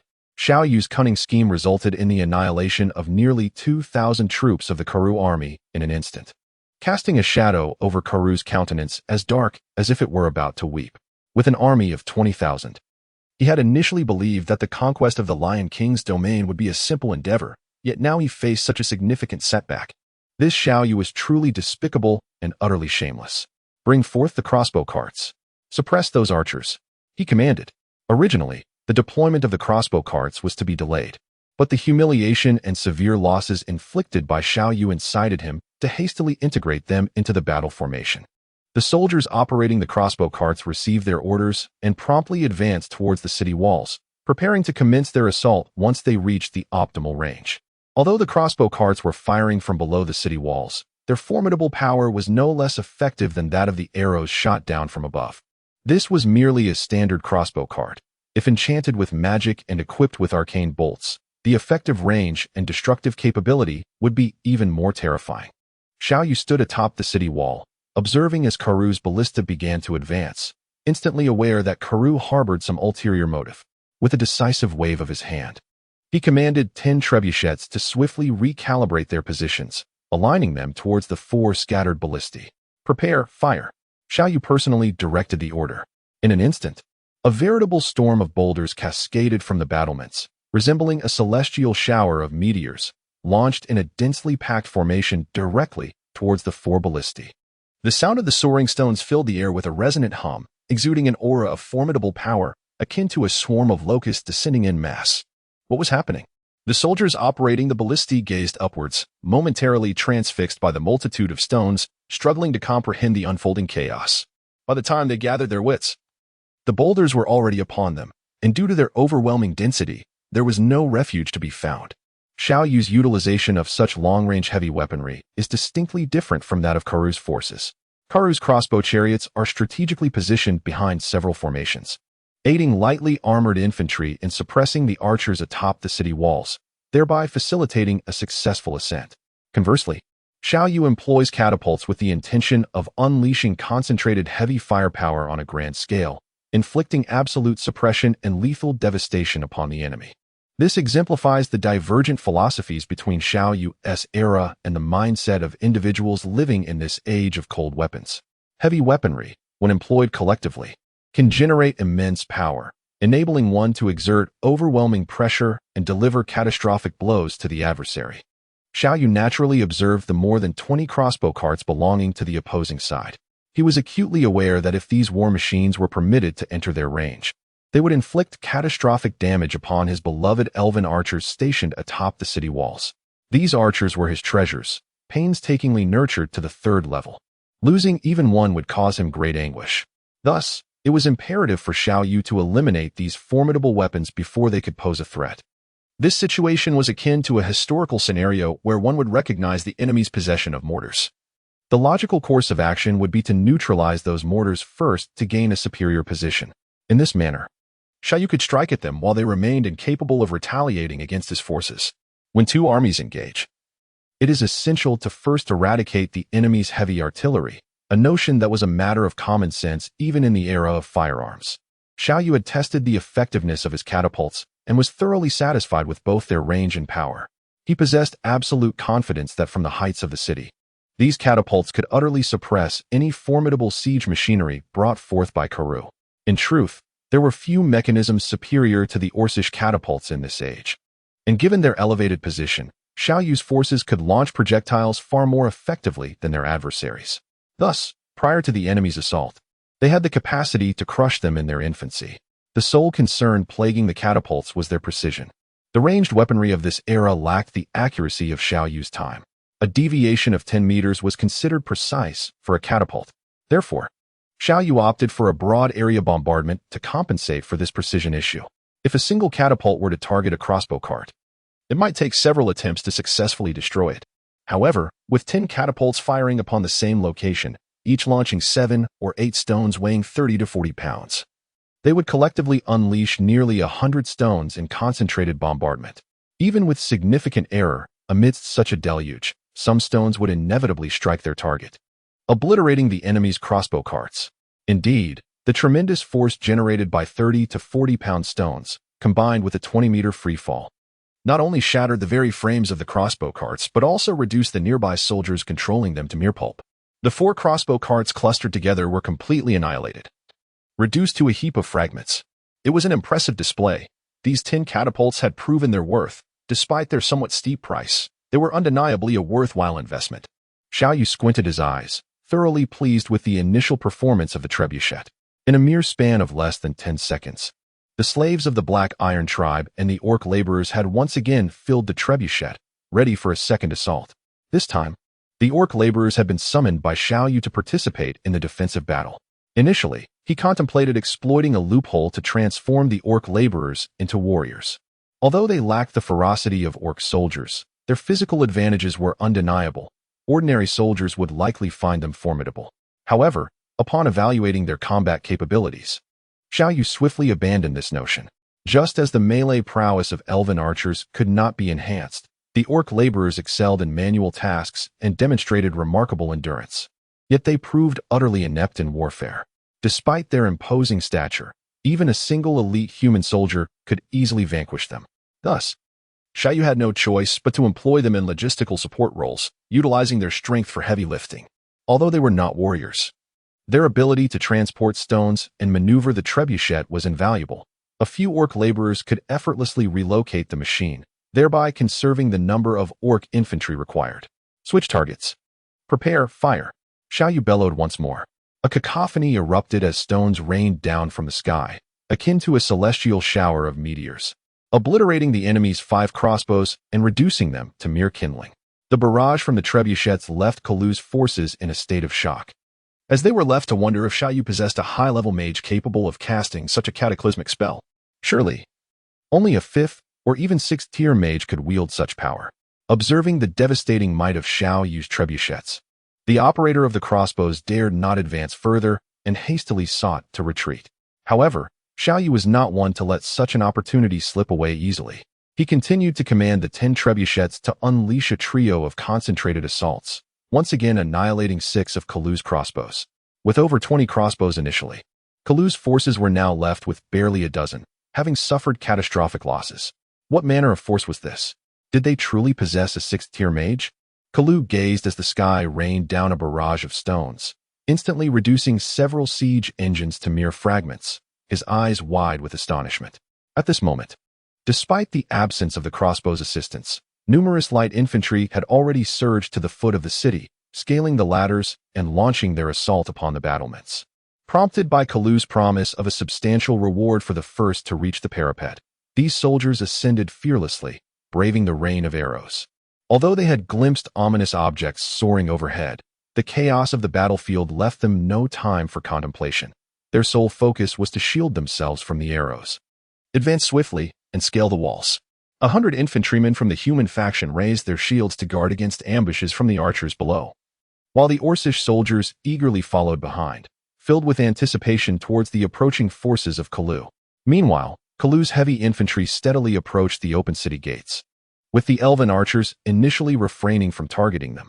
Xiao Yu understood that using arrows against heavily armored infantry would be a sheer waste of arrows. Thus, he commanded all elven archers to target only the lightly armored troops, allowing the heavily armored soldiers to approach unimpeded, preparing to confront them. Long Hui observed the Karoo soldiers nearing the ramparts and called out loudly, "The third update has arrived. After a day out, I have just returned and am deeply grateful for everyone's generous support and kind tokens. Although I still have a considerable distance to cover to match some esteemed creators, I can see that many appreciate my work, prompting me to repay your kindness with improved content and more frequent updates.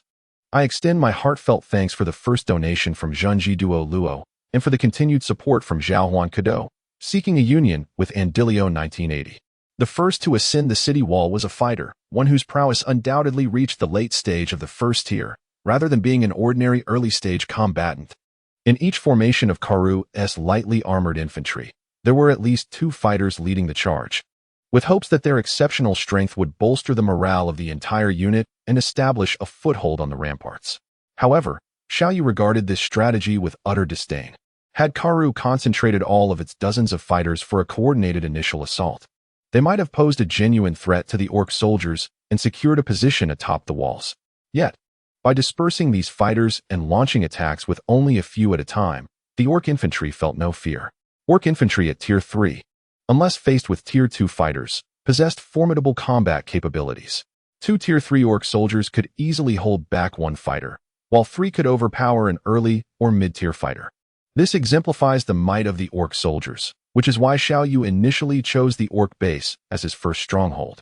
In this era of cold weapons, what troop could surpass the orc infantry? Neither elven nor human forces could compare to the orc infantry's prowess. The human infantry produced by Xiao Yu, though capable of forming superior formations and boasting exceptional shield technology, would still falter against the orc infantry, as 1 orc soldier could easily contend with 3 or 4 human soldiers of equivalent rank. Only a formation of 100 human soldiers could match 50 orc soldiers. In one-on-one melee combat, the orc infantry stands as the premier close combat force. The battle atop the city walls bore little difference from the last encounter.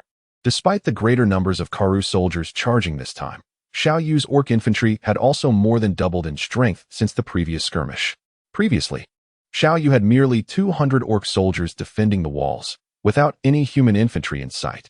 The orc infantry has amassed to a formidable number of 500, complemented by an additional 100 human infantry stationed for defense, along with 100 elven hunters providing intermittent support.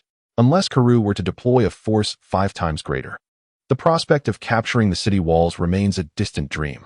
The battle atop the battlements erupted with extraordinary ferocity in an instant, with flesh and blood scattering in the air.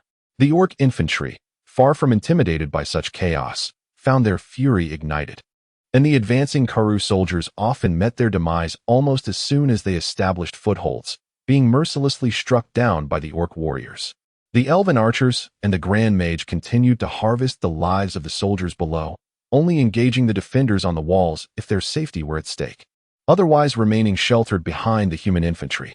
The human soldiers promptly raised their shields to safeguard the elven archers.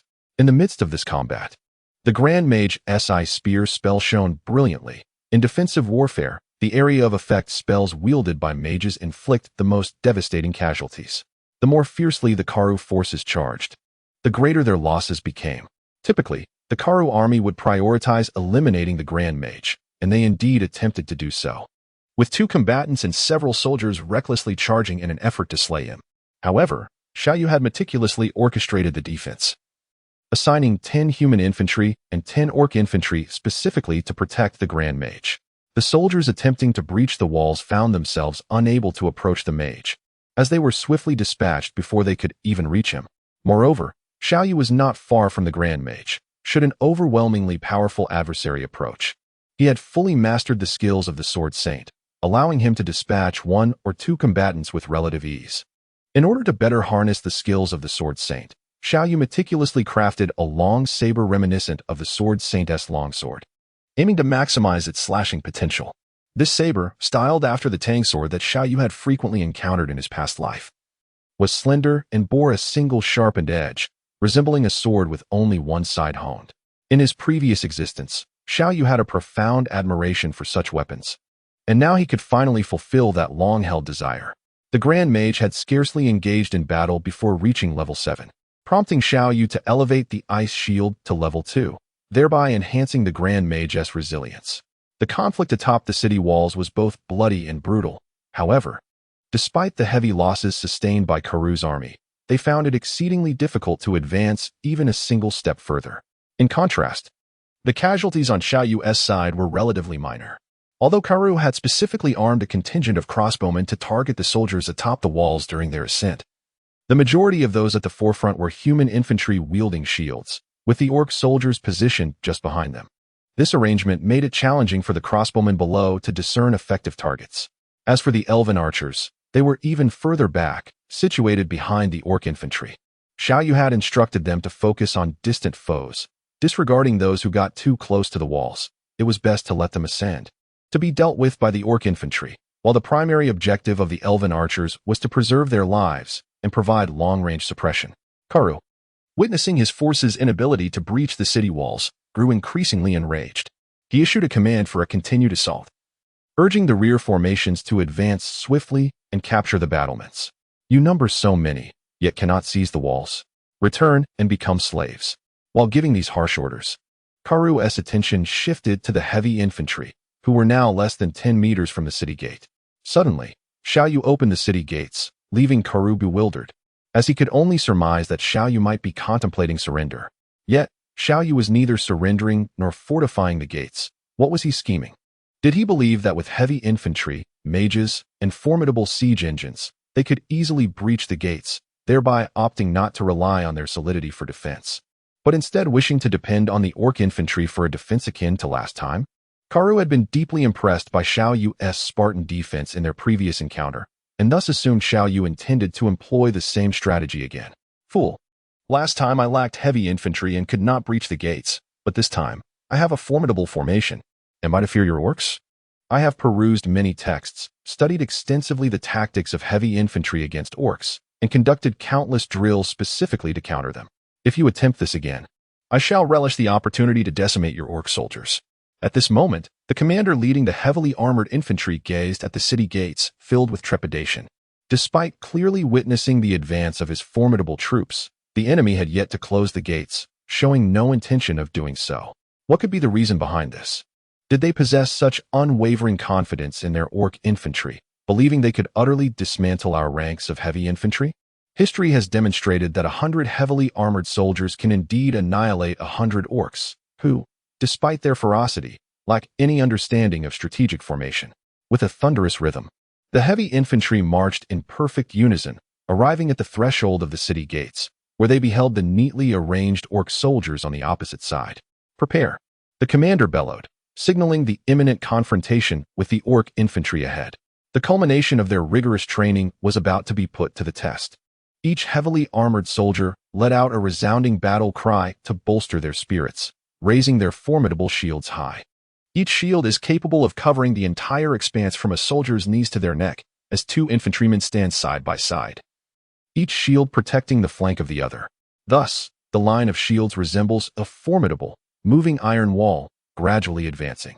To counter the orc infantry, this wall-like progression is essential for maximizing effectiveness. The foremost ranks of soldiers wield a shield in one hand and a sword in the other, tasked with repelling the orc warriors' charge, preventing them from breaching the front lines.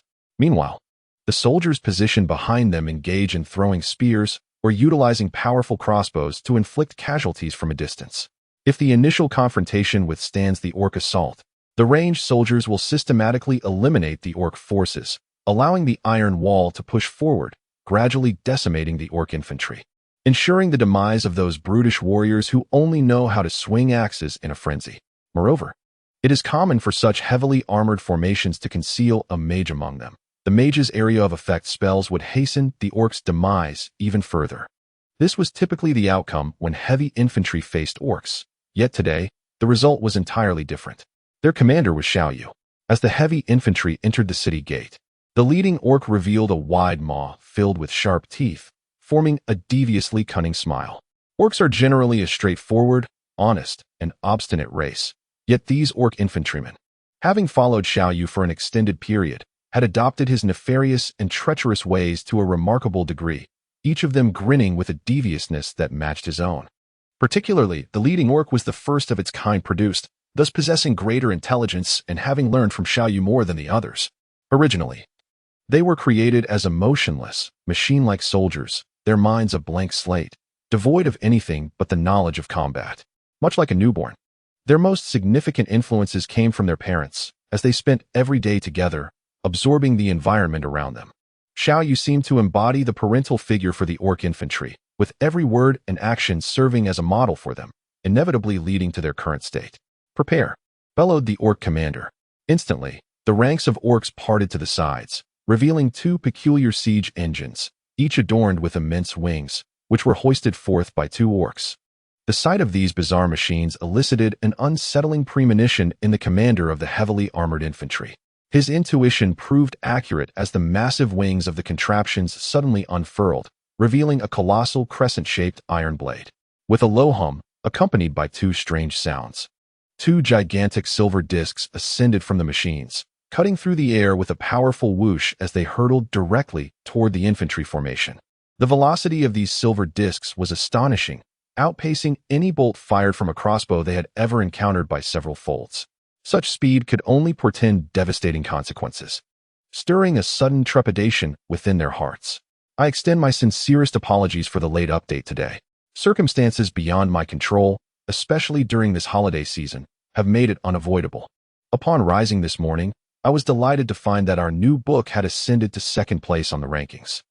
Although our red votes and the numbers trailing behind are still significantly lacking, our click-through rate has propelled us forward. Rest assured, I shall endeavor to work even harder and increase updates to express my gratitude to all of you. Though the hour is late today, Little Saw strives to express gratitude for everyone's support through their votes, especially to those generous friends who have chosen to bestow rewards upon him. As the swarms of tadpoles are summoned, there is no need to elaborate on the trio of entities that must unite. Each day of the past few days, the heartfelt appreciation within Little Saw has grown immensely. Furthermore, he extends his thanks to the first-time donor, the enigmatic Rain, who believes in the Dark Sovereign. Now, Little Saw shall embark on his writing journey. A peculiar sound, reminiscent of metal being severed, resonates, evoking a sensation akin to grinding teeth, disquieting to the ear yet fleeting, evolving into a rapid, tearing noise akin to fabric being sliced. In summary, this sound is intricate. However, as it subsides, the advancing formation of heavily armored infantry comes to a halt. The eyes of the front row soldiers suddenly reflect sheer terror, akin to witnessing a specter in broad daylight. Their eyes nearly bulging forth, bloodshot and wide. Instinctively, they sense something amiss within their bodies, as though they have lost something vital. Yet they cannot immediately recall what it is. Suddenly, they feel a weightlessness, toppling forward, their lower bodies remaining in place, only their upper halves collapsing. A piercing scream reverberates throughout the gate, akin to a wailing specter, a desperate cry that seems to exhale every ounce of life. Two crescent blades slice through the air, and of the 10 soldiers in the front row, 8 are cleaved in twain, while the remaining 2 fortuitously evade the onslaught. Thus, from 10 soldiers, only 2 remain, rendering the heavy infantry formation utterly ineffective. The heart-wrenching wails of those bisected on the ground shatter any remaining combat spirit, with several soldiers succumbing to involuntary loss of control. The majority of soldiers enter battle with thoughts of reaping their enemies' lives, seeking personal glory, seldom contemplating their own mortality. Yet, when faced with such brutal death, their nerves often shatter. The act of being bisected is considered one of the most gruesome punishments in antiquity. Those subjected to it, despite losing their lower half, remain conscious for a time, enduring the agony long before succumbing. The agonizing cries of the bisected criminals at execution sites are enough to leave an indelible shadow on anyone's heart, and the knowledge that one might be next can induce fainting or mental collapse. Typically on the battlefield, though the fighting is fierce, instances of such bisecting are rare. More often, a soldier's head is severed, leading to immediate demise.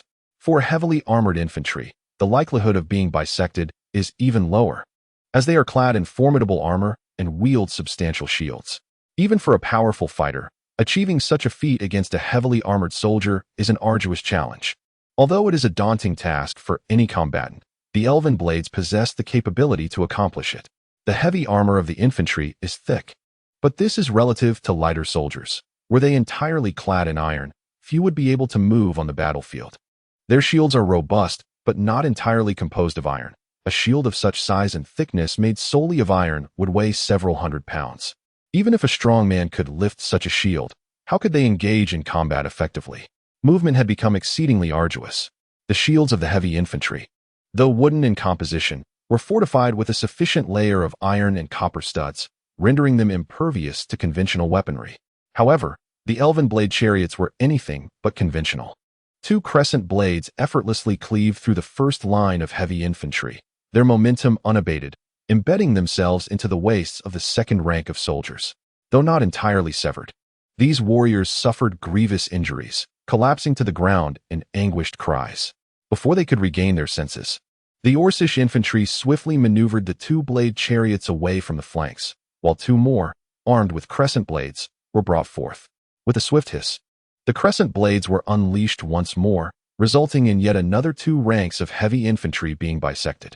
In the span of less than 3 seconds following this onslaught, a third pair of blade chariots was readied for another assault.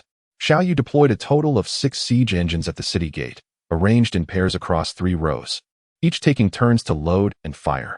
Once one row completed its barrage, the orc infantry swiftly carried away the spent engines, clearing the way for the next row to continue its relentless assault. This orchestrated sequence resulted in a rapid and concentrated barrage of heavy firepower. The heavily armored infantry felt as if countless silver discs were slicing through them, cleaving their bodies into various shapes, their innards spilling forth like a gruesome harvest across the ground. At this juncture, the morale of the heavily equipped soldiers had utterly collapsed, besieged by such concentrated firepower. They perceived no escape from their impending doom. The broad cross-section of the crescent blades rendered the narrow city gate a trap, leaving them with no refuge.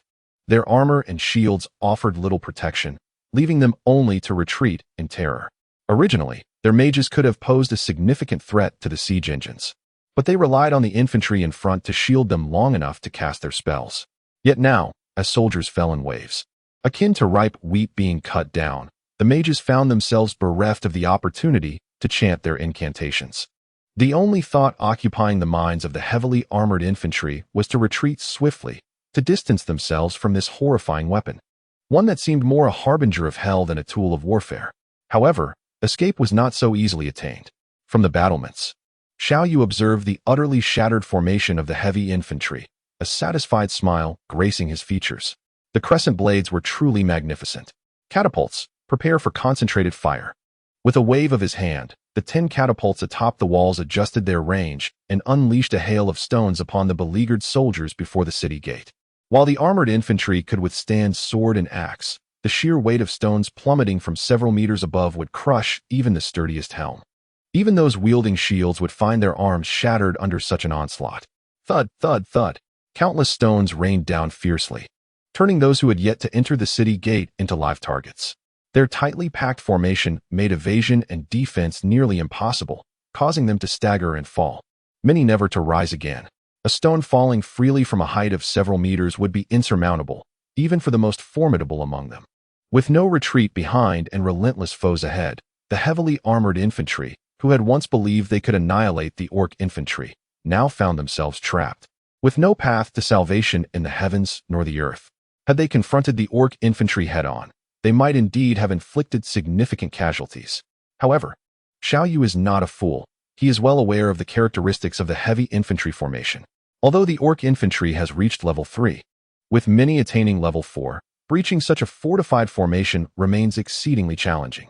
No matter how formidable their large axes are, it is nearly impossible to completely shatter a wall of iron. The unity of 10 individuals amplifies their defensive strength, rendering it far more formidable than mere arithmetic suggests. It is akin to a single chopstick being easily broken, yet a bundle of 10 is much harder to snap. This principle underlies the heavy infantry formation.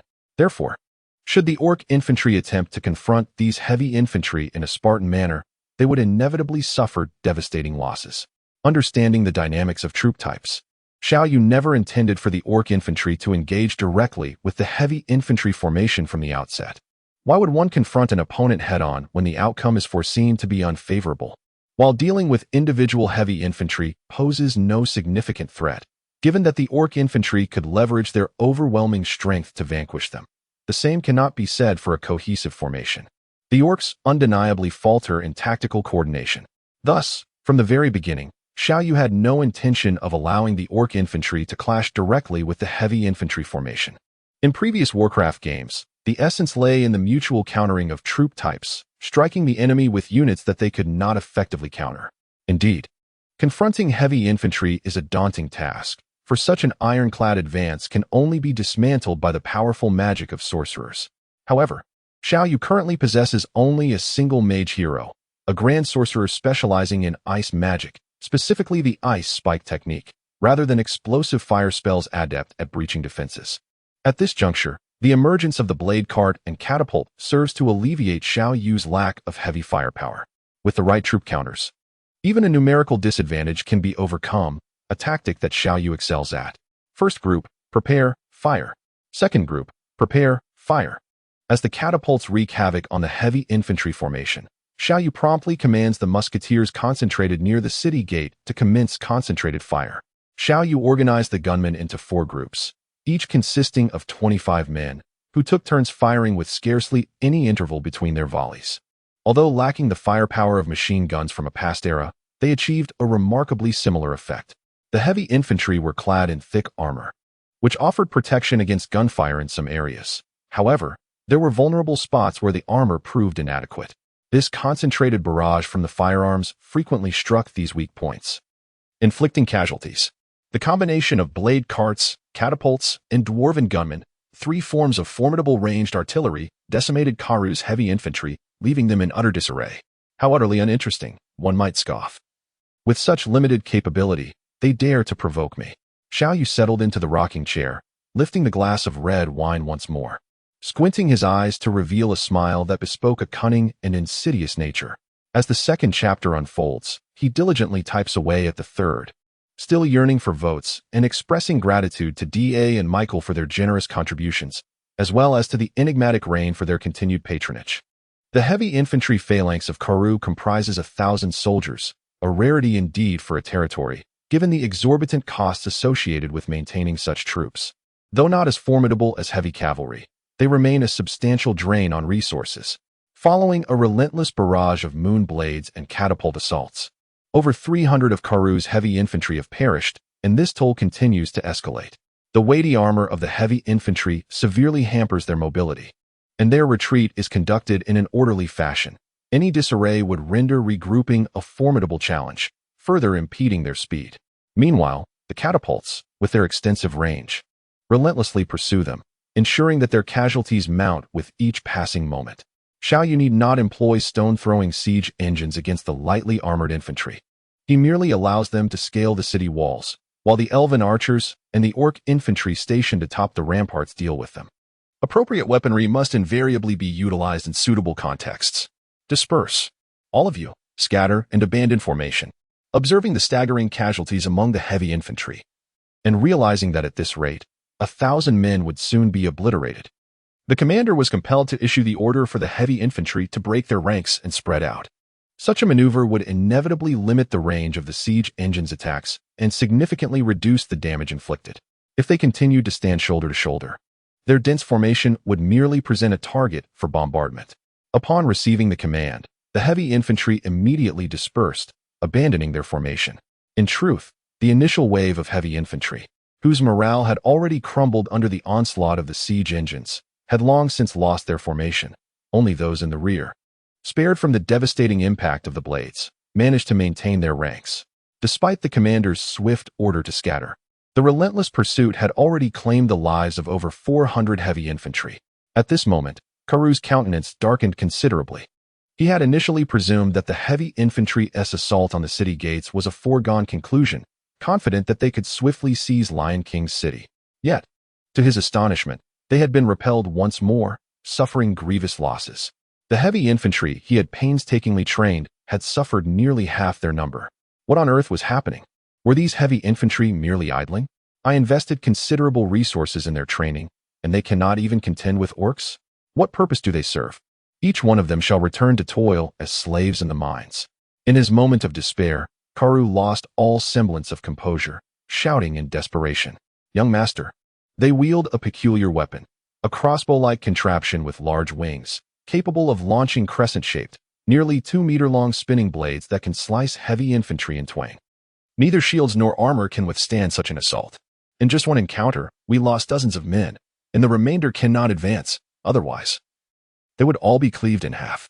At that instant, a frontline commander rushed to report to Karoo, seeking guidance on the next course of action. What? It can launch blades over 2 meters long, capable of severing heavy infantry in half. What manner of weapon is this? Karoo exclaimed, his heart racing with trepidation. He had never encountered such a weapon before. "Young master, this appears to be the elven blade card of legend. I once glimpsed illustrations of such a device in a tome, characterized by its massive wings that, when opened and closed, can unleash a spinning crescent blade capable of slicing through any armor. During the campaign against the elves, human soldiers suffered greatly at the hands of this weapon. Some human kingdoms had even possessed such armaments, but due to the intricate craftsmanship required, which only the elves could provide, the knowledge of its creation has since been lost." The canine-headed strategist leaned in to elucidate the situation to Karoo. "What? The elven blade cart? I have heard of such a weapon, yet have never witnessed it myself. Allegedly, this armament is exceedingly terrifying on the battlefield. A single strike can decimate a vast area, with denser formations suffering even greater casualties. This weapon is the bane of heavily armored infantry, which typically operates in tight formations." Upon hearing this, Karoo was taken aback, his expression shifting between alarm and uncertainty. At that moment, after enduring a prolonged siege and suffering significant losses, even the heavy infantry of Karoo's army had autonomously ceased their assault and retreated. In this brief period, they had lost over 6,000 men. After successfully repelling the initial wave of Karoo's forces and inflicting such considerable casualties, jubilant cheers erupted from the ramparts of Lion King City, celebrating this monumental victory. In stark contrast, the casualties on Xiao Yu's side were virtually negligible. Although a few orc infantry sustained serious injuries, none perished, as Xiao Yu promptly administered healing potions to their aid. These healing potions are remarkably effective. As long as one is not dead, they can be revived, though still at the first tier, and thus with limited efficacy requiring time for full recuperation. Their miraculous properties are nonetheless evident. Xiao Yu surmised that if this potion were to be transported back to his previous life, it would undoubtedly be worth a fortune. Alas, the supply of this healing elixir is exceedingly scarce, which is quite disheartening. While no casualties have befallen Xiao Yu's forces, Dragon Huey's soldiers have suffered the loss of several dozen men, who have since been carried away. Whether it be the grievous injuries sustained by the orcs or the fatalities among Dragon Huey's ordinary human soldiers, the majority of the devastation has stemmed from the military crossbows equipped by Karoo. The threat posed by these crossbows when fired from a mere dozen meters is immense. In close combat, the orc infantry exhibits little fear. Having reached level 3 and donned protective armor, they find it difficult to perish. However, the formidable military crossbow remains a significant danger. Xiao Yu is also contemplating effective strategies to guard against the enemy's crossbows. However, after much deliberation, he could not devise any particularly effective measures. The initial wave of assault concluded with a decisive victory for Lion King City, prompting the Karoo army to lower their banners and retreat to a safe zone, where they began to strategize for a second offensive. "Young master, the fact that Xiao Yu has garnered such substantial assistance from both elves and beasts is undoubtedly suspicious. As the saying goes, unusual circumstances often conceal ulterior motives. I believe we should exercise caution and thoroughly investigate the internal affairs of Lion King City before making any further decisions," suggested the crafty strategist. "Further decisions? What do you mean by that? Are you suggesting I simply retreat? I have brought so many men to assault a territory with fewer than 2,000 troops, and we have already lost 6,000. How am I to justify this to my father? After the previous incident, my elder brothers have begun to tarnish my reputation before him. If I return defeated once more, I shall surely face severe punishment. The prospect of inheriting the territory may even become a matter of life and death," Karoo replied, his eyes glistening with desperation. Karoo was acutely aware that conquering Lion King's territory was no small feat initially. He believed that with an army of 20,000, victory was all but guaranteed. Yet, He was taken aback when, upon assembling his forces and conducting drills, he discovered that Xiao Yu's side had also grown significantly stronger during this period. However, before the young master's crafty advisor could offer further counsel, Karu interrupted him. No buts. If I fail to achieve victory this time, I will undoubtedly lose favor and face a fate worse than death. Therefore, I must win this battle. Moreover, they possess the formidable weapon known as the Blade Chariot. If I can bring that back, even if I lose all 20,000 men, I will still have a compelling argument. After all, this is a long-lost weapon of the elven race. If we can replicate it, our army will become immensely powerful, and seizing the Duchy of Wei will be within our grasp. Moreover, it is possible that Xiao Yu harbors other secrets. Should I acquire these beastly soldiers, I could conquer the world. At this moment, Karu's gaze was filled with a wild intensity, a madness born of desperation. He understood that he had to win. To defeat Xiao Yu, to capture the Lion King's territory, to uncover the secrets of the Blade Chariot, and to learn how Xiao Yu had commanded these formidable beast and elf forces. He aimed to capture elven prisoners as slaves. With these assets, even if 20,000 men perished, it would be worth it. He could reclaim his position as the heir in his father's eyes. Inform the entire army that in half an hour, we shall launch a full-scale assault. This time, there will be no reserves. Heavy infantry, mages, fighters, crossbow carts, and trebuchets shall charge together. Even if it requires overwhelming numbers, I will seize the Lion King's territory. Karu clenched his fists tightly, the joints cracking audibly. His gaze now imbued with a fervent determination. The third update has arrived. Today has indeed been exhausting, and I initially hesitated to present the third chapter. However, upon witnessing the generous support from so many comrades, I find myself compelled to persevere, especially as the esteemed readers continue to bestow their kindness daily, leaving me both surprised and grateful. Thus, this third installment is dedicated to you. Your encouragement renders even my moments of idleness laced with guilt. In times of madness, one is capable of extraordinary feats. Karu now finds himself cornered into such a predicament. Among his father's 3 sons, he was once the most trusted, the most capable, and the most favored, designated as the heir to become the next lord. Yet, following the recent failure to conquer the Lion King's territory, his elder and second brother have seized this opportunity to mercilessly undermine him, seeking to usurp his chance at succession. Karu's father was equally displeased with his previous endeavor. It was utterly disgraceful that 5,000 men could not conquer a territory on the brink of collapse. Upon his return, his father erupted in fury. Had it not been for his mother's intercession, severe punishment would have been inevitable. After Karu presented some justifications regarding the orc forces, his father managed to temper his wrath and reorganized an army of 20,000 for Karu to lead into battle once more. This reinforcement was not solely intended for the assault on the Lion King's territory. In this tumultuous era, honing the army's skills is crucial for future territorial expansion and for seizing opportunities amidst chaos. Karu's father never anticipated that a 20,000-strong army, bolstered by numerous mages, fighters, and siege machinery, would fail to seize the Lion King's territory. Perhaps any commander facing such a situation would have met with the same outcome as Karu. However, as the leader of the campaign, the responsibility rests squarely upon his shoulders. Leading an army of 20,000 against what is deemed a decrepit territory, Karu faced the staggering loss of over 6,000 men. How could he possibly return home? No one would credit the prowess of Xiao Yu. They would only deem him incompetent. Thus, Karu must prove his worth. He must capture the Lion King's stronghold, personally seize the formidable siege engines, and capture those orcs and elves, thereby redeeming himself. Should he return empty-handed, he would undoubtedly face his father's wrath, and no one could shield him from the consequences. At this juncture, Karu's only path forward is to gamble everything, vowing to capture the Lion King's city at all costs. Now, he commands nearly 15,000 troops. If he resorts to sheer numbers, victory may not be entirely out of reach.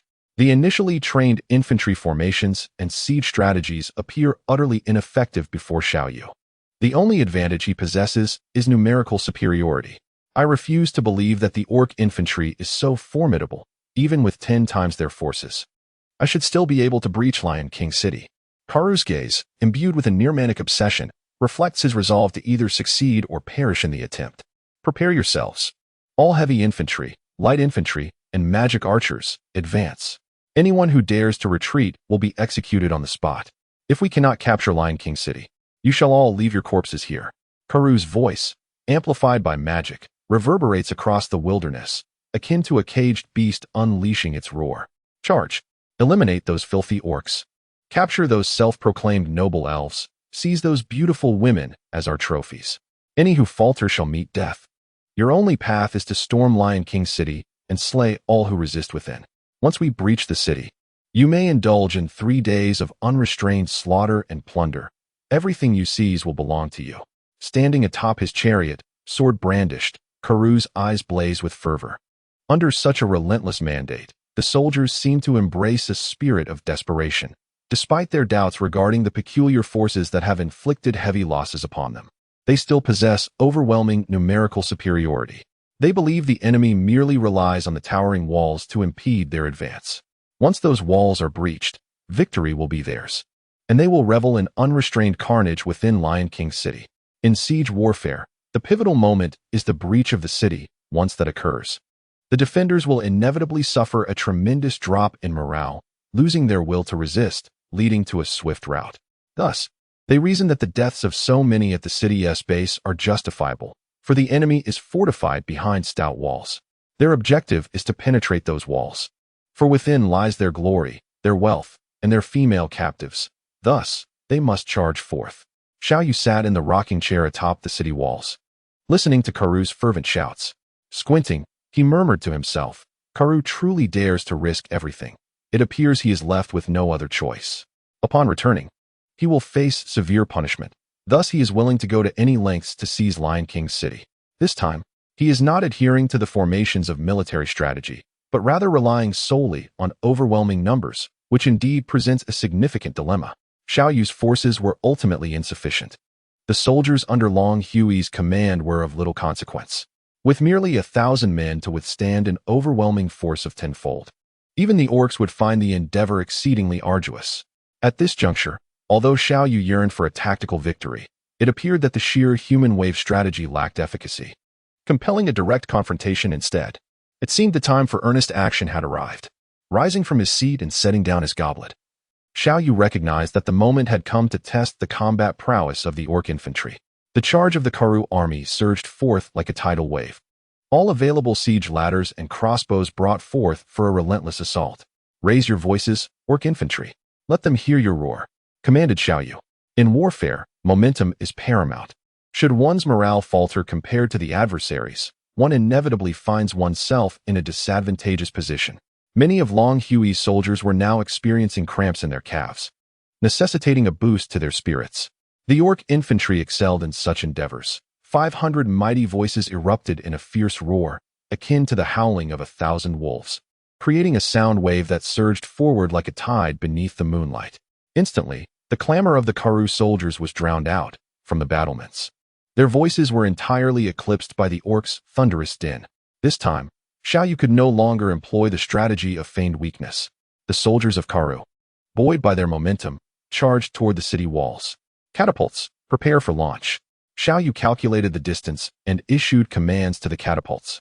Now that the enemy had forsaken their heavy infantry formation, the catapults could no longer be reserved solely for that purpose. Xiao Yu needed only to focus on the adversary's crossbows and catapults. With a woeful wail, the stones soared through the air, reminiscent of a tempest unleashed from the heavens, raining down in devastating clusters.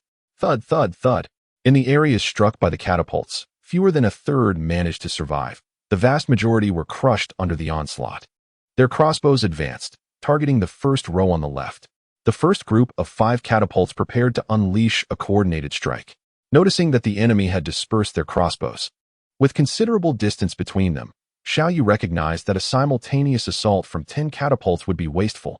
Thus, he divided the catapults into 2 groups. Even 5 catapults, executing a broad-range attack with rubble, could obliterate 1 crossbow. Buzzing ominously, the stones flew, predictably annihilating 1 crossbow and the soldiers nearby. The second group of catapults targeted the first crossbow on the right. Xiao Yu issued the command once more for both lines to fire. Thud, thud, thud. Another barrage of stones struck, and yet another crossbow fell. However, the enemy still possessed over a dozen crossbow carts, which continued to advance rapidly towards the city walls under the relentless efforts of their soldiers. Once they reached the range of attack, These crossbow carts could pose a significant threat to the orc infantry atop the battlements, capable of piercing through even the shields of human soldiers. 4 blade carts aimed at the second crossbow cart on the right and unleashed a simultaneous volley.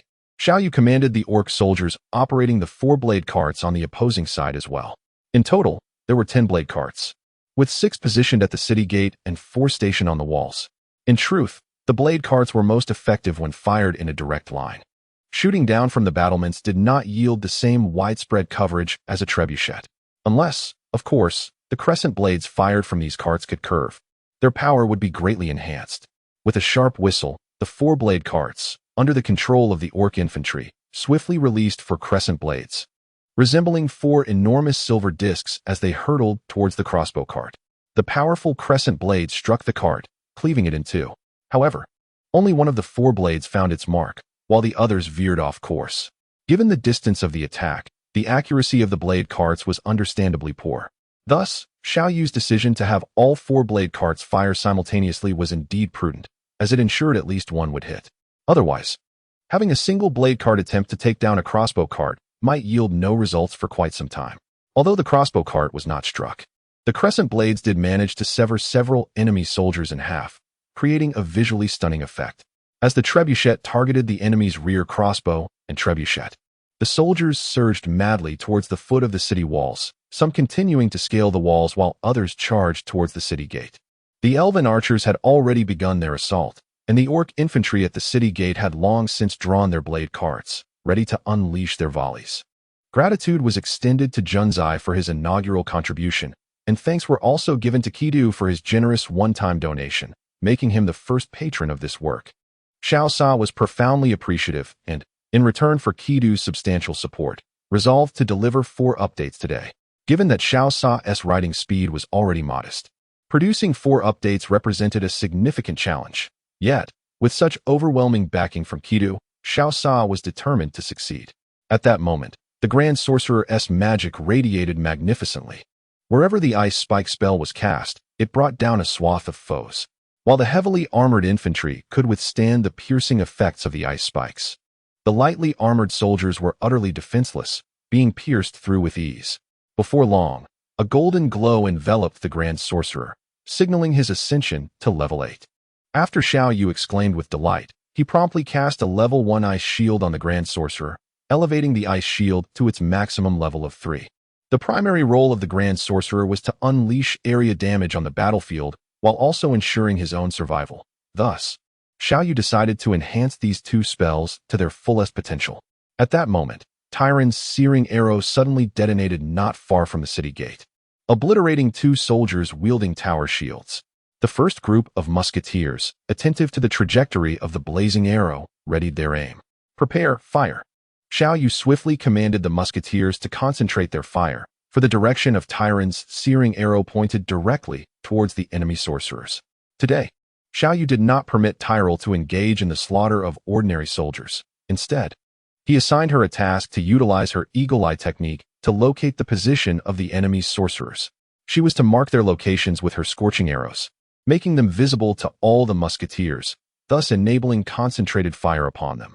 Furthermore, Tyrande had an additional responsibility to deal with the combatants who had scaled the city walls. Even amid such a dense throng, her precise archery would ensure unwavering accuracy, assisting the orc infantry in maintaining control. While the orc soldiers might struggle against the combatants, the presence of Tyrande's suppressive fire would significantly alleviate their burden. Xiao Yu imparted to the orc infantry a cunning strategy to counter the fighters. A cluster of 4 or 5 orcs would position their massive axes before them and then encircle the opponent, using their robust physiques to compress the adversary, rendering them immobile. This tactic was inspired by Xiao Yu's experiences in previous games where heroes were overwhelmed. Although fighters possess formidable skills, when several orc infantrymen converge to physically restrain them, even the most adept martial prowess is rendered ineffective. In such scenarios, the orcs can devise any means necessary to vanquish their foe. The hallmark of the orc infantry lies in their sheer physical strength. While their martial techniques may not rival those of the fighters, nor can their explosive power match that of their opponents, they can still overpower any adversary through sheer force. Otherwise, the fighters' exceptional burst of power, refined skills, and agile movements would undoubtedly inflict grievous damage upon them. In this realm, a first-tier fighter is akin to a character in a game at levels 1 through 9, while a second-tier fighter exceeds level 10, boasting enhanced combat abilities. Gromm, at level 9, was able to defeat the second-tier fighter Karuz due to his own formidable physique and an array of powerful skills. The sound of gunfire erupted. Intense volleys from the musketeers rendered the mage, shielded by a dozen infantrymen, incapable of raising his head, let alone casting spells. With a resounding thud, Tyrande unleashed another searing arrow, obliterating 2 warriors beside the mage, exposing a significant gap. The musketeers seized this opportunity, firing in unison, many shots finding their mark on the mage. Despite the magical shield the mage had cast upon himself, it shattered under the relentless barrage, turning into a sieve. 100 dwarven musketeers, when not engaged, would fire freely. However, in times of conflict, they would concentrate their firepower primarily against special units like the mage. At the city gates, a multitude of light and heavy infantry surged forward, disregarding any semblance of formation, eager to rush through the gates in pursuit of glory, wealth, and beauty. With the heavy infantry formations proving ineffective, they abandoned structured tactics for a more spontaneous approach, which yielded better results. Karuz's commander was no fool. He understood this principle and thus allowed the infantry to attack freely, aiming to close the distance to the orc infantry. In close combat, the effectiveness of the blade carts would be diminished. With a whoosh, the first row of blade carts unleashed a barrage of crescent blades, instantly cleaving dozens of advancing soldiers in two. The light infantry, when confronted with such a crescent blade, is rendered no more significant than a mere scarecrow. Heavily armored soldiers, encased in thick armor and wielding shields, can be severed by this weapon, let alone their lighter counterparts. The blade cart can slice through 20 ranks of light infantry, continuing its devastating path, leaving no one within 50 meters unscathed. The air is filled with anguished cries as many of Karuz's soldiers stand frozen in terror, paralyzed and uncertain. Just as the second wave of crescent blades soars towards them, with a series of hissing sounds, the remaining soldiers who had not yet been struck are again cleaved in two. The combatants, agile and adhering to the walls, leap over the deadly apparatus. At that moment, a commander suddenly shouts. Indeed, the primary function of the blade cart is to execute area attacks. If a few nimble fighters could leap over from the sides, they might evade the cart's deadly range. After all, the blades are launched at an angle, and if one masters this trajectory, it is possible to evade by jumping beforehand. Against a formation of heavily armored infantry, the blade cart is formidable, as the slow-moving, densely packed heavy infantry can be cut down en masse. However, if only a handful of fighters manage to slip through, the cart's effectiveness is significantly diminished. Upon hearing the command, several agile combatants take to the air, swiftly advancing along the walls. The blade cart releases another volley, but due to the limited number of fighters and their prior evasive maneuvers, the results are far from devastating. Only one combatant is struck and severed, while the others successfully reach the cart, subduing its threat. A thunderous roar suddenly reverberates within the city gate, causing the very structure to tremble, dust cascading from the ceiling. Gromm charges forth, utilizing the wind step along with an invincible slash, and cleaves a combatant in two with ease. Now at level 10, Gromm is equivalent to a second-tier human fighter, his strength significantly enhanced, making the slaughter of first-tier fighters a trivial task. Just as several other fighters prepare to rush the blade cart, they are intercepted by a group of orc infantry, who block their advance. However, in doing so, they inadvertently obstruct the firing path of the blade cart. Observing this turn of events, the commander of Karuz seizes the opportunity, shouting, "Charge! Their blade cart cannot fire." Instantly, a multitude of fearless soldiers surges forward towards the city gate. Yet, as they approach the front of the blade cart, another cart, lifted by 2 orc infantrymen, emerges, unleashing another crescent blade that once more slices through several ranks of soldiers. Despite this, the commander of Karuz discerns a strategy to counter the blade cart, commanding, "Advance swiftly. If we can reach the front of the blade cart, it will be rendered ineffective. Attack." Countless soldiers surged forward, swiftly blocking the entire entrance. However, the interference from several combatants hampered the launch of the blade cart, granting the soldiers an opportunity to engage at close quarters, significantly diminishing the effectiveness of the blade cart. Under Gromm's command, the blade cart was swiftly moved to the rear. With a thunderous roar, Gromm suddenly spun his body, resembling a vertical harvester, sweeping forward with relentless ferocity. Another chorus of anguished screams erupted as countless soldiers were cleaved in two by Gromm's might. This was the whirlwind slash, a skill the sword saint had just mastered after reaching level 10. Though it was merely a level 1 skill, its power was formidable, making it the most suitable lethal technique amidst the chaos of large-scale combat. This was merely the whirlwind slash, not the legendary blade storm. Xiao Yu anticipated the potential devastation of the blade storm, speculating that it could clear the battlefield entirely. At that moment, Gromm donned the T1 power set, fearlessly plunging into the enemy ranks like a tiger among sheep, an unstoppable force. Xiao Yu observed that the blade car had lost its initial utility, and thus shouted to Gromm, "Gromm, push them out of the city gate and defend beyond it." During the previous defense, Gromm and his men were stationed inside the gate, and the number of Karoo soldiers that could pass through the gate at once was limited, resulting in devastating casualties inflicted upon them by the orc infantry.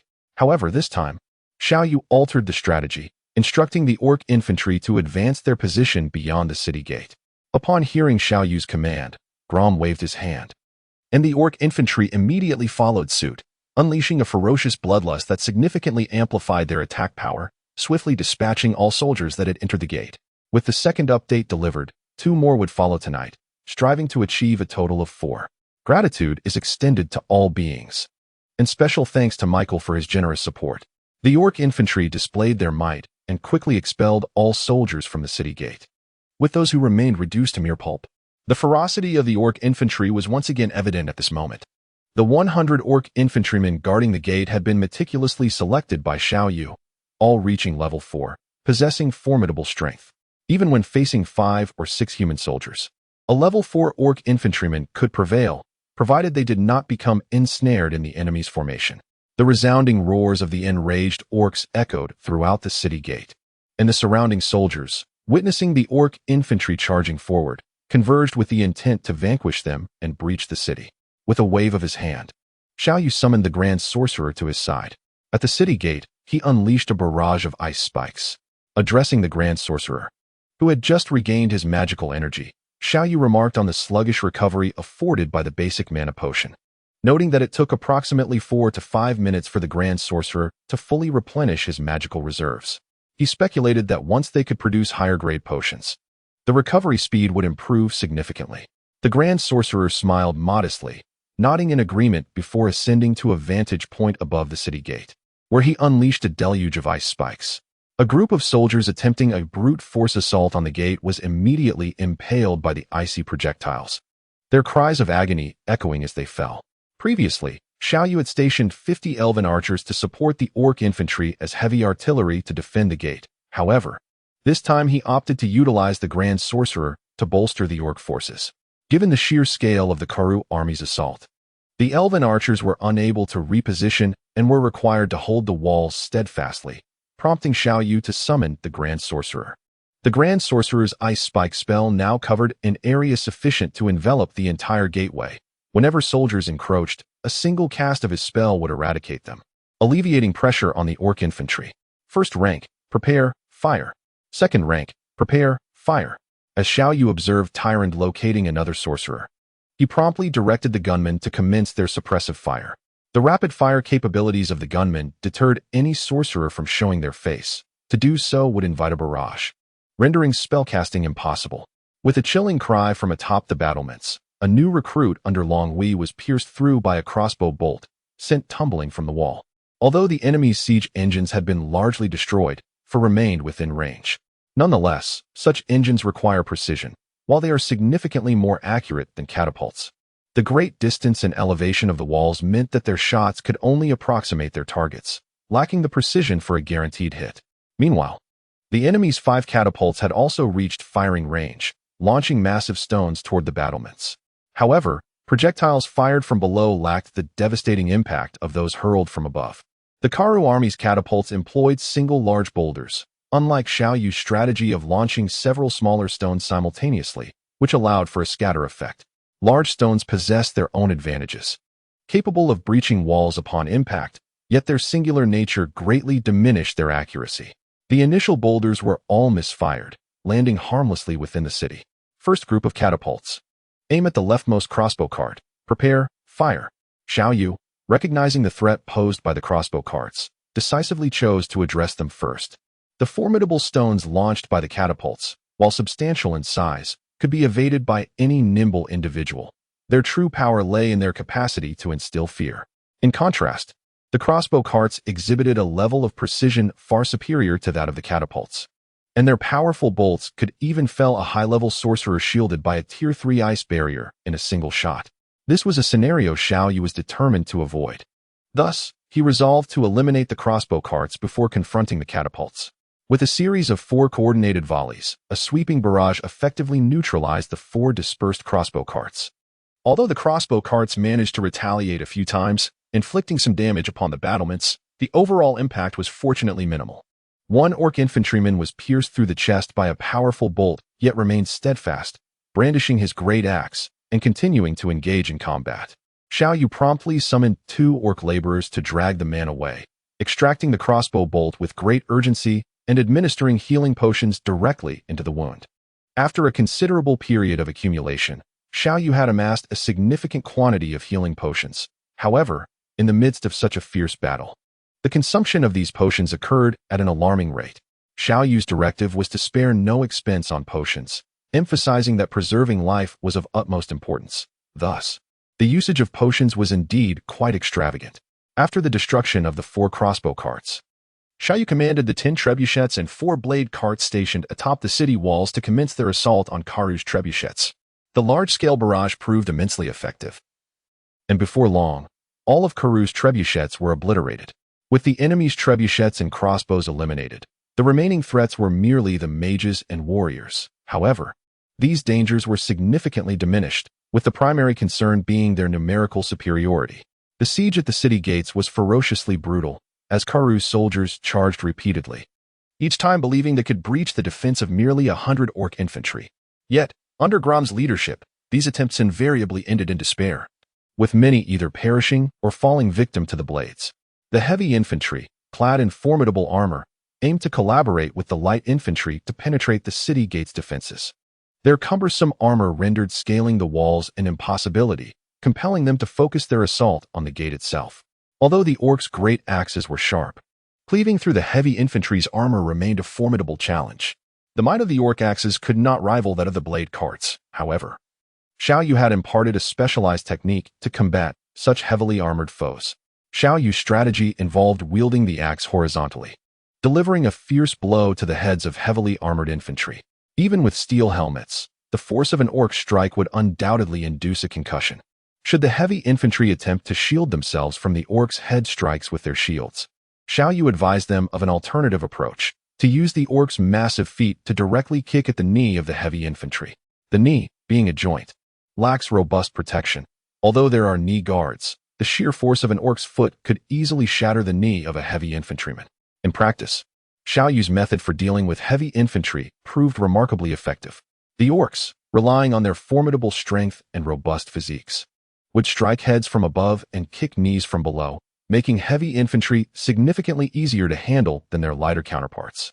Light infantry could evade or maneuver deftly against the orc warriors, while heavy infantry, encumbered by their substantial armor, had no option but to withstand the blows, leading to their inevitable downfall. Heavy infantry are formidable units, and against ordinary human soldiers, their defenses are nearly impenetrable. With mere shield bashes and slashes, they can easily dispatch typical human warriors, but such tactics are futile against orc soldiers. A continuous cascade of golden light enveloped the scene, and in a moment of distraction, Xiao Yu noticed that the Archmage had reached level 9. He immediately upgraded the Archmage's water elementals.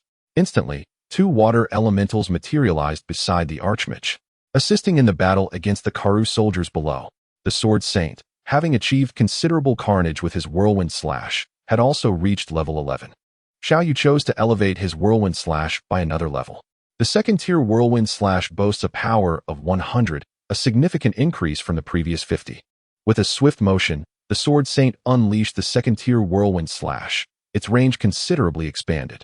His entire form appeared to be enveloped in a potent aura of combat energy, akin to a reaping machine relentlessly harvesting lives. Tyrande too reached level 11, and Xiao Yu enhanced her with an additional level of the Power Strike aura. In the current battlefield, The significance of the powerful aura is indeed monumental, as it enhances not merely the strength of a single individual, but elevates the entire prowess of the ranged forces. The initial fierce assault by Karu's army of over 10,000 troops exerted considerable pressure on Xiao Yu's side. On several occasions, under the leadership of their combatants, they managed to seize a small portion of the city walls. However, the relentless and fearless onslaught of the orc infantry pushed them back time and again. Due to the overwhelming carnage, the orc infantry, once characterized by their green skin, had transformed into a vision of blood red, their bodies nearly entirely soaked in crimson. The human infantry, in this battle, appeared somewhat lackluster in performance. When compared to the ferocity of the orc soldiers, their lethality seemed rather trivial. Nevertheless, the unique blocking skills of the human infantry played a pivotal role. Firstly, they repeatedly shielded the advancing orc infantry and elven archers from the incoming bolts. Secondly, they utilized their bodies and shields innumerable times to protect those charging towards the elven archers. Thirdly, during several instances when Karu's soldiers captured the battlements, they formed a small square formation to impede further advances. Each type of soldier serves a purpose. The human infantry may not boast the formidable offensive capabilities of the orcs, yet their meticulous defensive strategies are unparalleled. Orc infantry are designed for brutal assaults, while human infantry are meant to form ranks, withstand attacks, and safeguard their rear forces.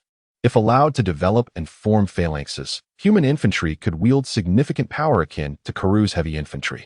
Presently, their armor is only of the first level, thus failing to meet the standards of heavy infantry, but in the future, they too could evolve into such formidable units.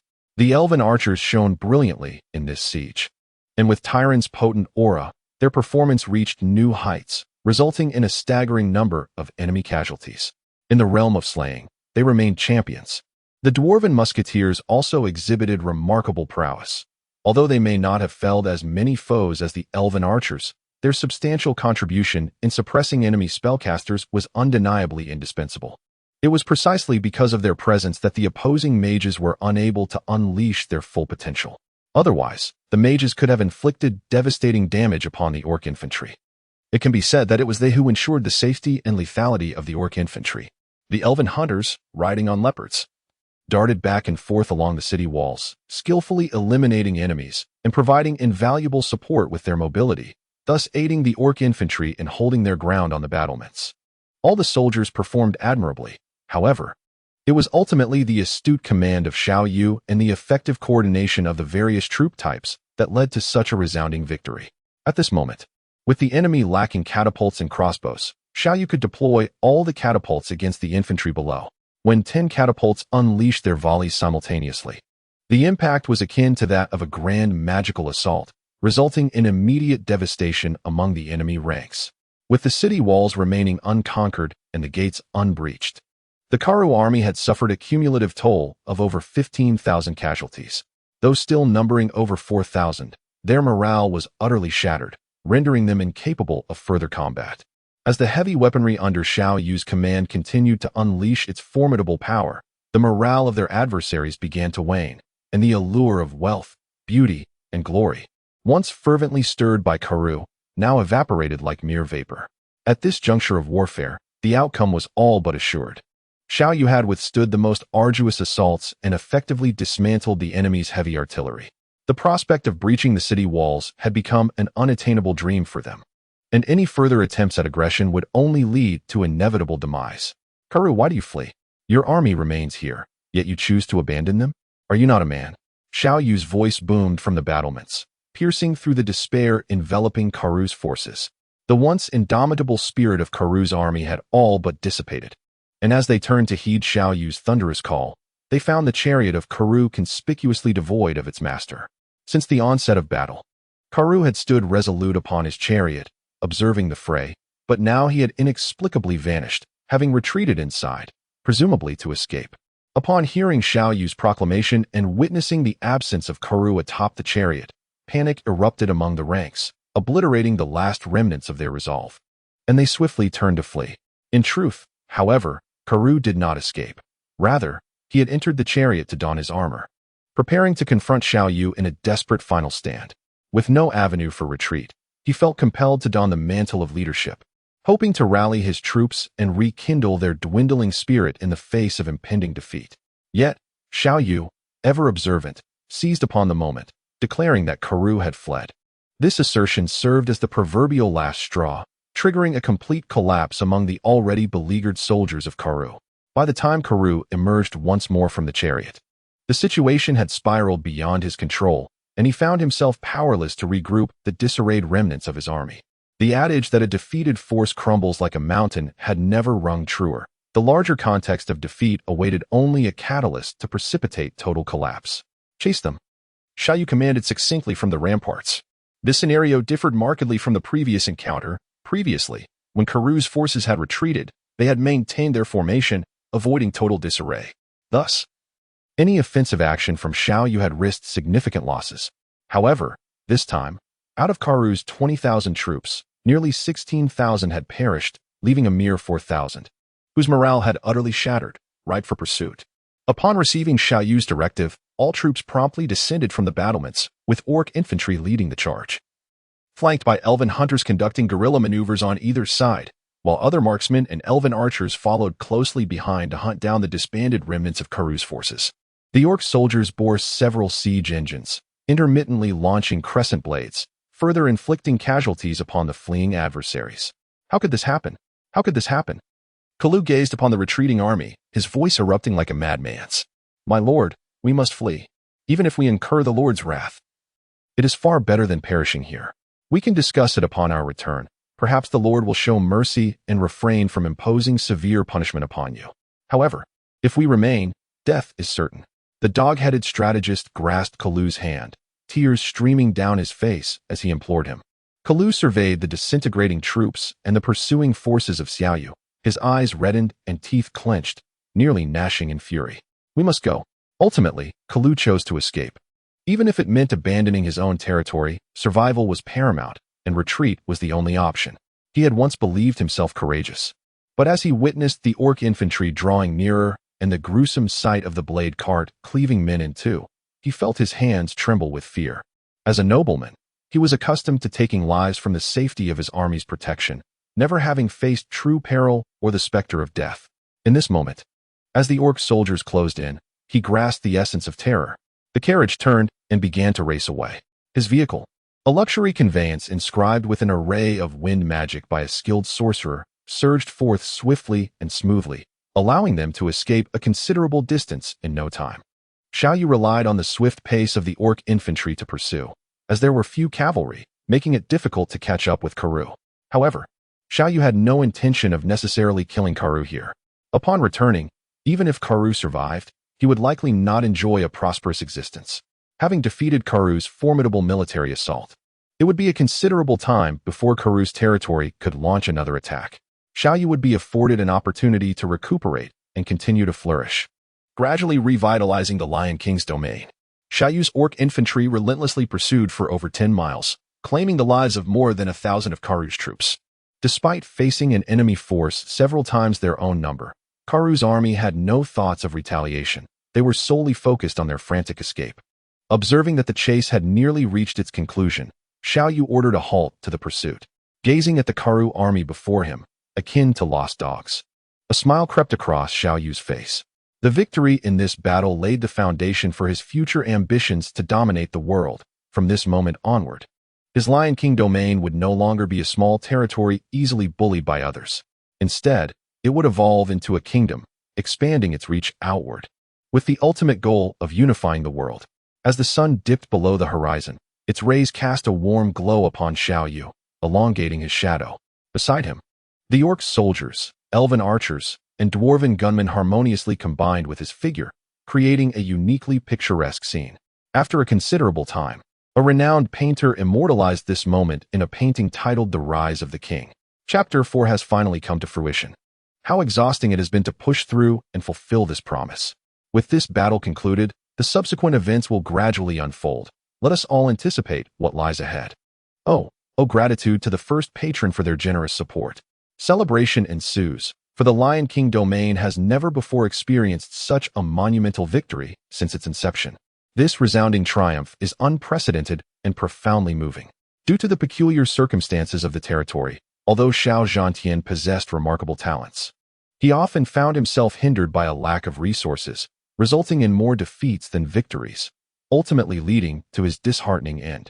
Yet today, Xiao Yu led the Lion King domain to triumph, defeating an army of 20,000 with merely 2,000 soldiers.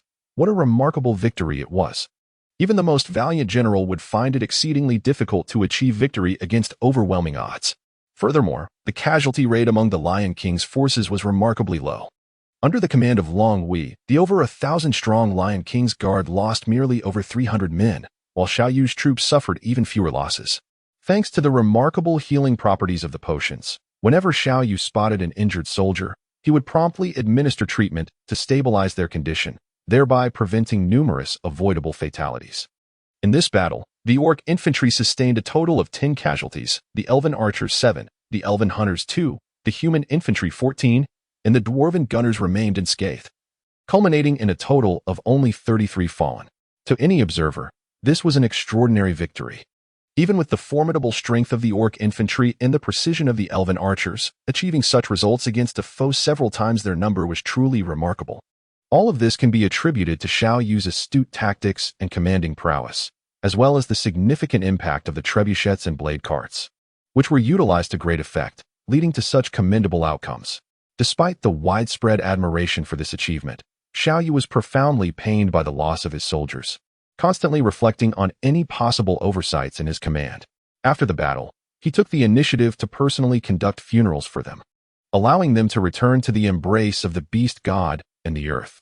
This resounding victory instilled in all the citizens of the Lion King's territory a sense of security, affirming that their lord was capable of safeguarding them and ensuring a stable life. It also conveyed to their enemies the clear message that Xiao Yu possessed the strength to defeat them and should not be trifled with. Today, the old steward, Xiao Hong, disregarding his dignity, was utterly inebriated, tears streaming down his face as he held up a cup before the spirit tablet of Xiao Zhantian, weeping uncontrollably. "My lord, do you see? Young Master 6 has matured. He has matured. He has led the Lion King's territory to prosperity. We have achieved a great victory. You may rest peacefully beneath the earth." At this moment, Xiao Yu's several sisters-in-law were exceedingly joyful and filled with excitement. Since their marriages, they had never experienced a single day of genuine happiness in the Lion King's domain. Each day, they were engulfed by the myriad difficulties besieging the territory, financial constraints, relentless defeats, and the loss of their husbands. These women felt powerless to effect any significant change, merely surviving under the oppressive shadows of despair. Often, they could not fathom why they remained in the Lion King's domain. Yet, they clung to the unwavering loyalty expected of a woman towards her husband, choosing to endure in this place. It felt akin to being trapped in an invisible barrel, devoid of hope. However, today, Xiao Yu had brought them a glimmer of hope. Recently, she had been tirelessly combating bandits, providing them with a wealth of supplies, many of which were coveted by women. In the past, the Lion King's territory had been too impoverished to afford such luxuries, but now, Xiao Yu was generously distributing these treasures as if they were mere trinkets, allowing them to manage them as they pleased. This gesture filled the sisters-in-law with immense joy, for what woman does not cherish material possessions? Their lives had begun to flourish, smiles gracing their faces more frequently, and their confidence in the future of the territory blossomed. Ironically, the very individual they had once deemed a spendthrift was the one who had revitalized their spirits. At the celebration, Xiao Yu squinted her eyes, holding a wine glass, leisurely observing the beautiful dancers of the Bo-Lan tribe. Typically, these dancers were the handmaidens of the sisters-in-law, who would use the guise of maintaining decorum to prevent Xiao Yu from indulging too freely. However, due to the recent victory, the Bo-Lan women were invited to dance in revelry. This naturally brought immense pleasure to Xiao Yu. Indeed, it was no wonder that everyone aspired to be an emperor. The sensation of power was exquisite.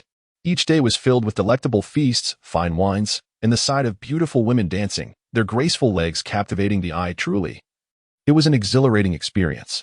Xiao Yu found himself in a state of euphoric reverie, captivated by the dancers while occasionally stealing glances at several sisters-in-law whose alluring demeanor was accentuated by the effects of wine, stirring an enticing sensation within him. Each sister-in-law, after indulging in spirits, exhibited distinct charms, embodying a diverse array of beauty, each a paragon in her own right.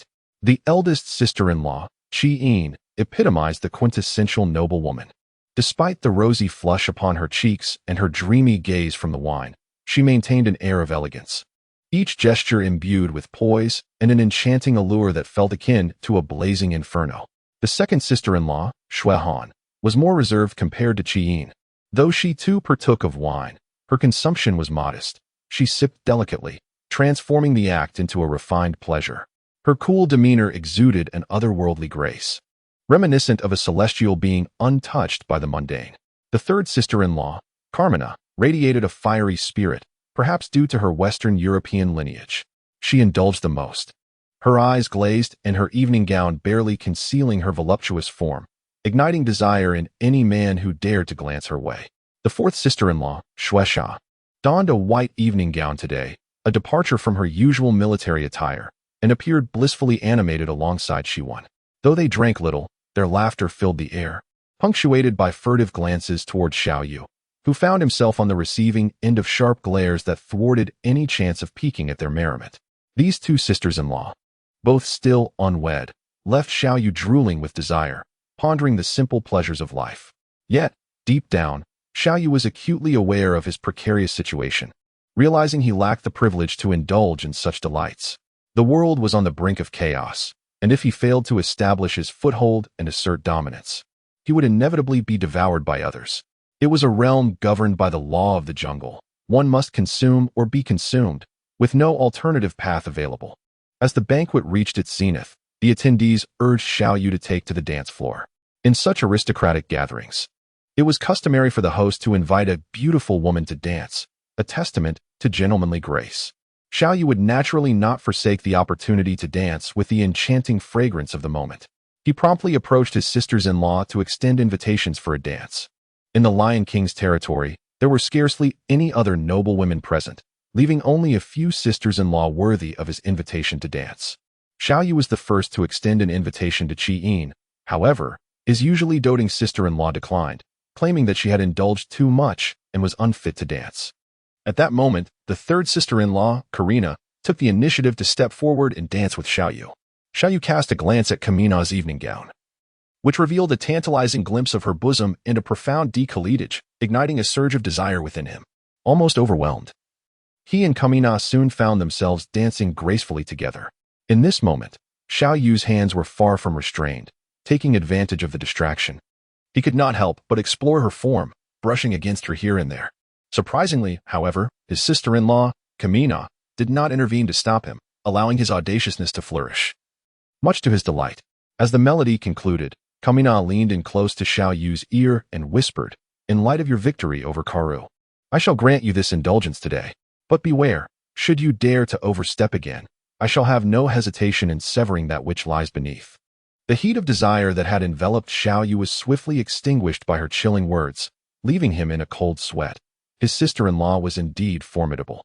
The banquet concluded in joyous celebration, yet the citizens of Lion King City continued their revelry throughout the night. The following morning, Xiao Yu rose early and made his way to the base. Following the previous day's battle, he had accrued nearly 30,000 merit points, elevating him to the rank of 4th Sergeant Major. This advancement signified that he could now summon the 4th base.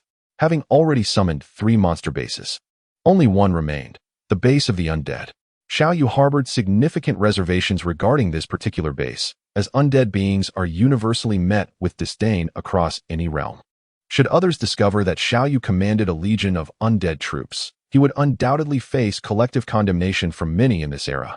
While orcs and elves, being different races from humans, would not provoke such intense backlash, they too were not without their challenges. This world is home to many peculiar races, and orcs had long been on the brink of extinction, leading humans to harbor little animosity towards them, given that it was humanity that had once decimated their kind. In the eyes of humankind, orcs were akin to savage beasts, no different from the monsters that roamed the land, merely serving as testaments to the glory of human warriors. As for the elves, the noblest of races upon this continent, others were far more inclined to welcome them, often seeking to capture them as cherished possessions. However, the situation with the undead was entirely different. Not only would outsiders recoil, but even the inhabitants of Lion King's domain would likely shun Xiao Yu if they were to learn of his dominion over a vast horde of undead. perhaps even turning their backs on him. His reign as the Lion King would soon crumble to dust. Gratitude is extended to Pokap. The once tedious landlord has truly fallen. And today, young Sa has resolved to continue with the triple updates. Thus, the construction of the undead base must be approached with utmost caution. Despite the considerable drawbacks, Xiao Yu chose to establish the undead base, for an additional stronghold would yield 4 new heroes and a variety of units, undoubtedly proving invaluable to him. Though these undead creatures are unsightly, in certain circumstances, they could serve as a formidable ambush to disrupt the enemy. Hence, Xiao Yu deliberately sought out a deep cavern nearby, instructing the orc laborers to make preparations for the construction of the undead stronghold. With a resounding boom, the grand cemetery of the undead materialized before him, instantly accompanied by a chilling wind that seemed to drop the surrounding temperature several degrees. A haunting wail echoed within the cavern, transforming the space into a veritable hell, sending shivers down one's spine. Xiao Yu felt a cold sweat bead in his palms. Although he had frequently utilized the undead faction in the game, dealing with such ghastly beings in reality was an adjustment that even the most rational individual would struggle with. Commanding the construction of the sacrificial altar, Xiao Yu swallowed hard and issued the order. With a thunderous crash, the altar reappeared, adorned with a gruesome array of human bones, towering several meters high, resembling a mountain of skeletons. Please select a hero. The system's voice resonated, pulling Xiao Yu from his stupor. He chose the Death Knight. For the undead, he opted for the hero he was most familiar with and cherished the most, Arthas. Those who have played Warcraft harbor a unique sentiment towards this tragic hero. The prospect of witnessing the legendary Arthas, encountering the famed Frostmourne, and seeing the mythical Death Knight steed was exhilarating beyond measure. Half an hour later, accompanied by a chorus of triumphant neighs, a blaze erupted atop the altar. With hooves ablaze and flames spewing from its nostrils, the fabled Death Knight steed bore Arthas, making an entrance that was nothing short of spectacular. The steed let out a resounding whinny, raising its front hooves high before leaping from the altar with Arthas astride. Arthas, at your service. He dismounted and offered a formal knightly salute to Xiao Yu. Witnessing this gesture stirred a wave of emotion within Xiao Yu, nearly bringing him to tears. Arthas, once the prince of humanity and a paragon of light, had tragically devolved into this. During that fateful campaign, Xiao Yu often lamented the tragic fate of Little A, feeling profound sorrow, especially for Jianna, who was left to mourn alone. He wished he could take her place to offer her comfort. Suppressing his sentimental thoughts, Xiao Yu gazed at the Frostmourne in Little A's hand, a sword that had driven countless individuals to madness. Indeed, it was just as magnificent as he had seen in images before. How splendid it was! If only he could wield such a blade.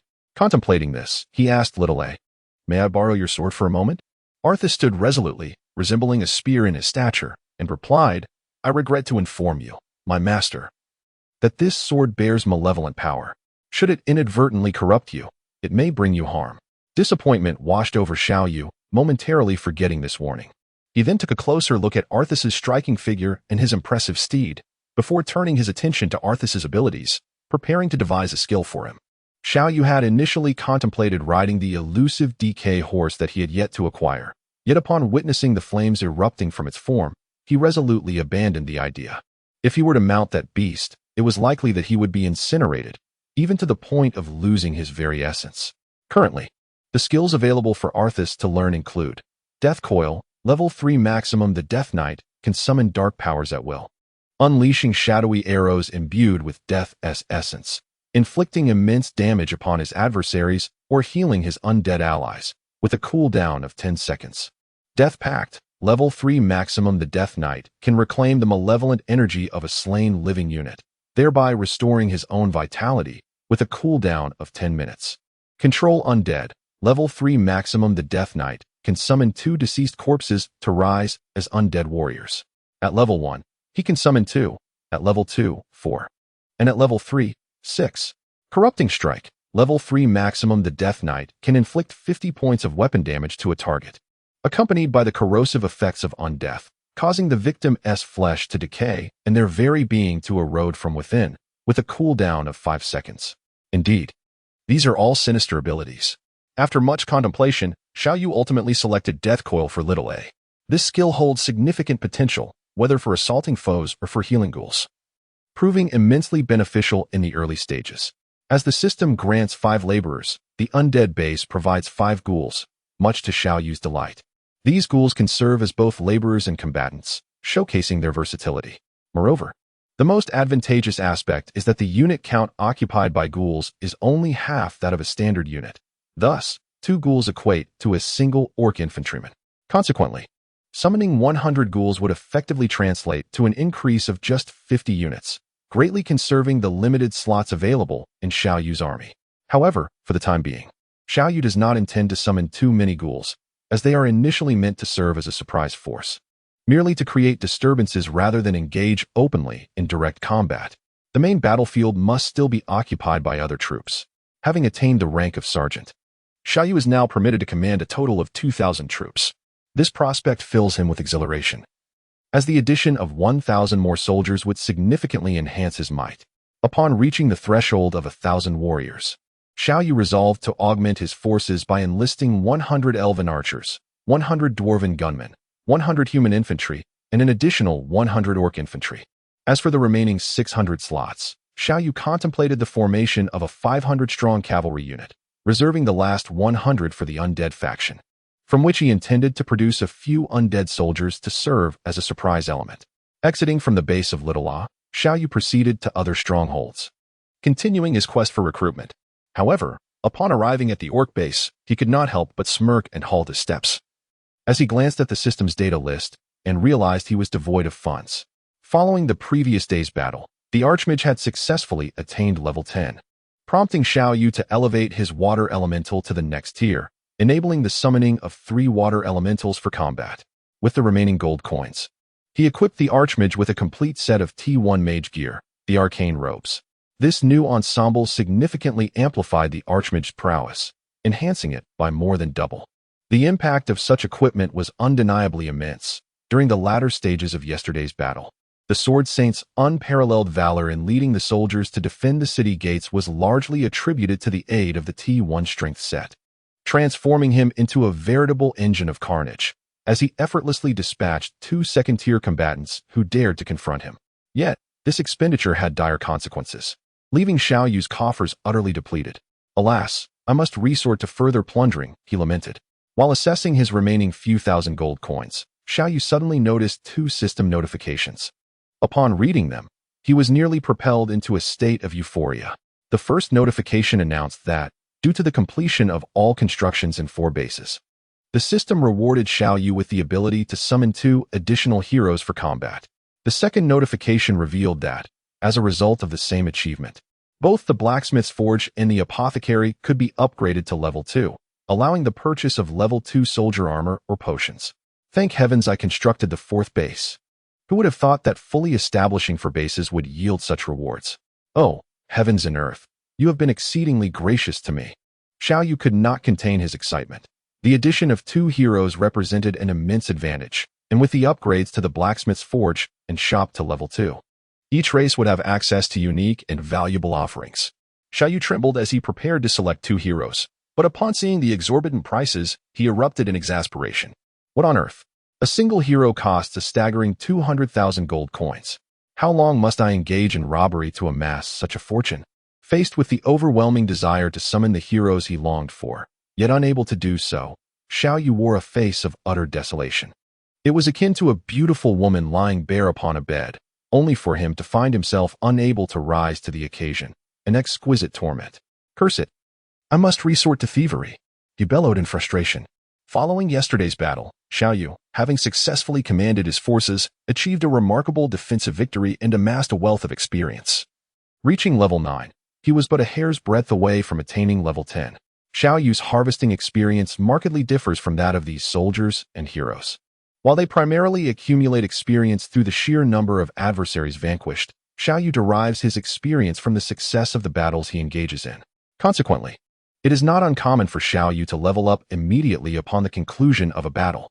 Upon reaching level 9, Xiao Yu received an additional 6 skill points, which he pondered over how to allocate. He had already distributed points across his fundamental attributes, except for strength, agility, and endurance. This time, however, he placed a particular emphasis on enhancing his meditation skill, as this attribute directly influences both the quantity and potency of his magical abilities. Xiao Yu has nearly mastered all the skills of the Sword Saint, and his next objective is to achieve a dual mastery of magic and martial arts, thereby enhancing his magical capabilities. By doing so, his overall strength will become formidable, evolving him into a truly exceptional expert.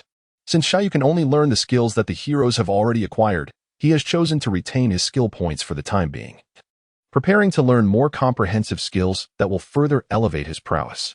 Firstly, the Sword Saint's Valiant Leap skill has yet to be learned, and although Xiao Yu is eager to acquire it, he cannot do so at present.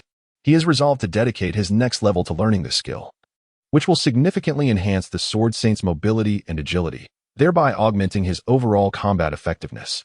Moreover, upon reaching level 10, the Archmage will gain 4 additional skills, including the long-awaited teleportation. The prospect of a melee combatant capable of instantaneous movement is exceedingly powerful.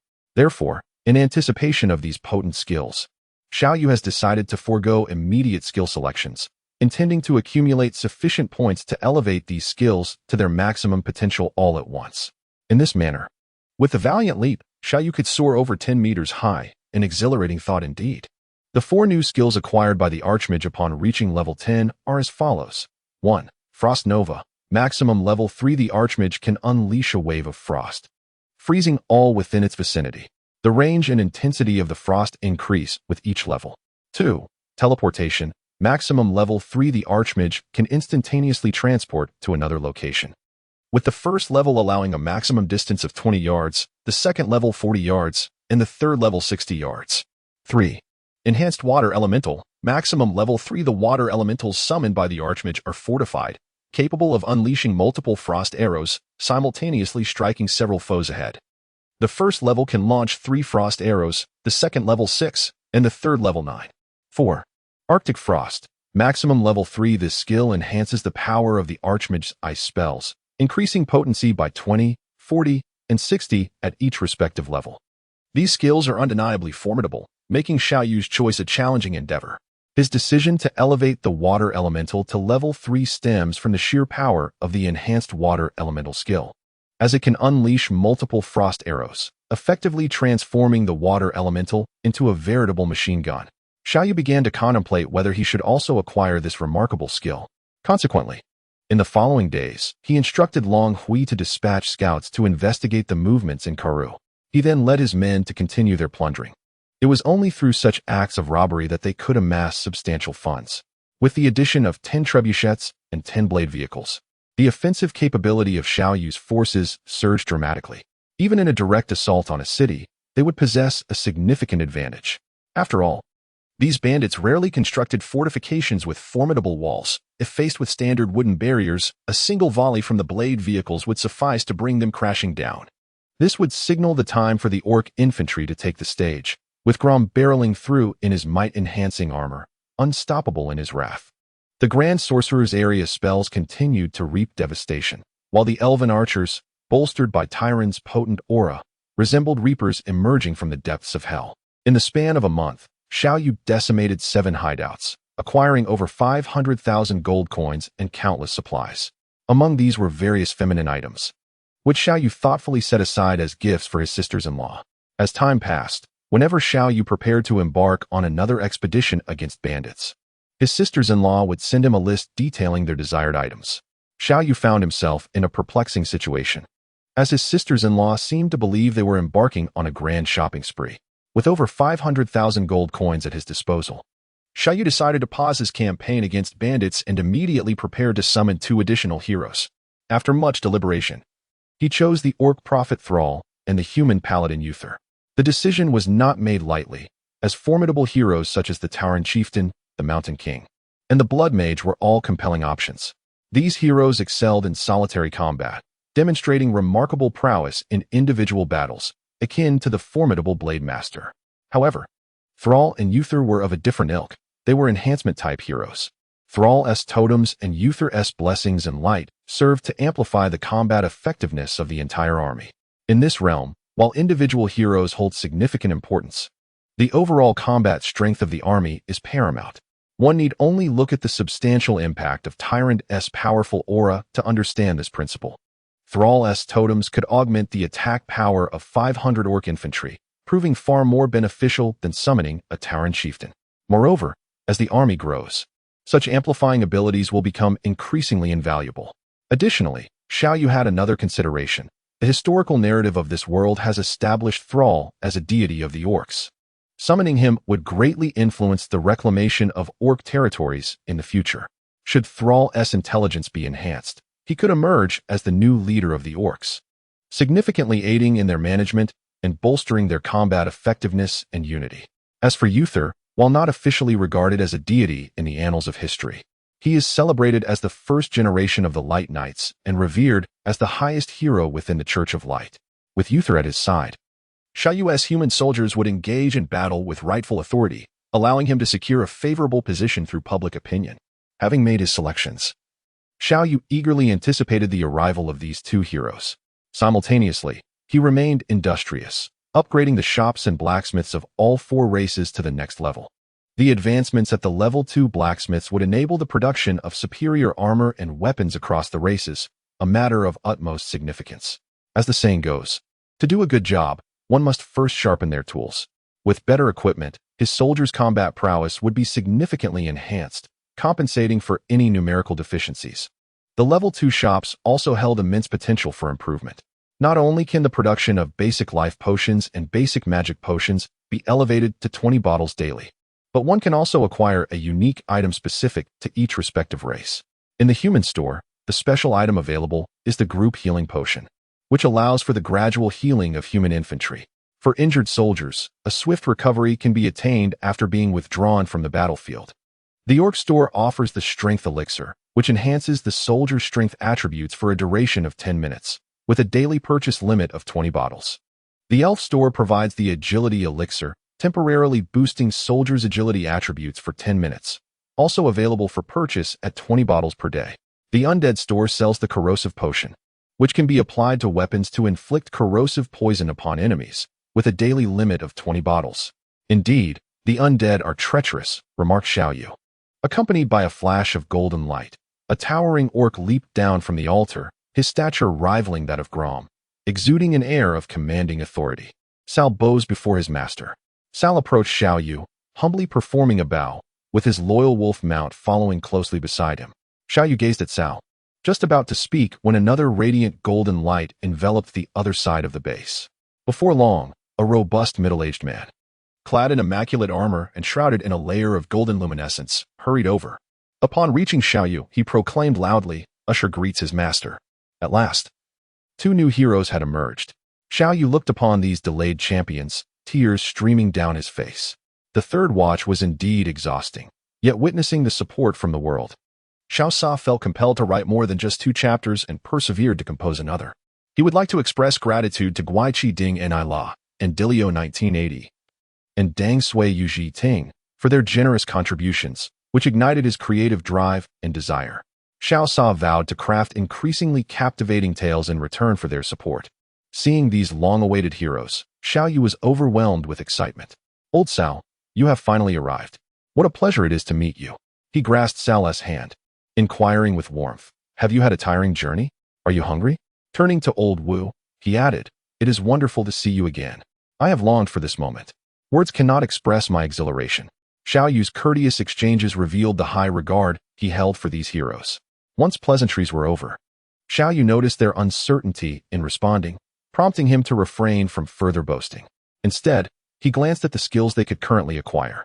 Sal could learn the following abilities: Lightning Arrow, maximum level 3, which unleashes a powerful arrow of lightning to strike foes, inflicting significant electric damage. Earth's Might Totem, maximum level 3, summoning a totem that enhances the strength attributes of all beastmen soldiers within a certain range by 20 at the first level, 40 at the second, and 60 at the third.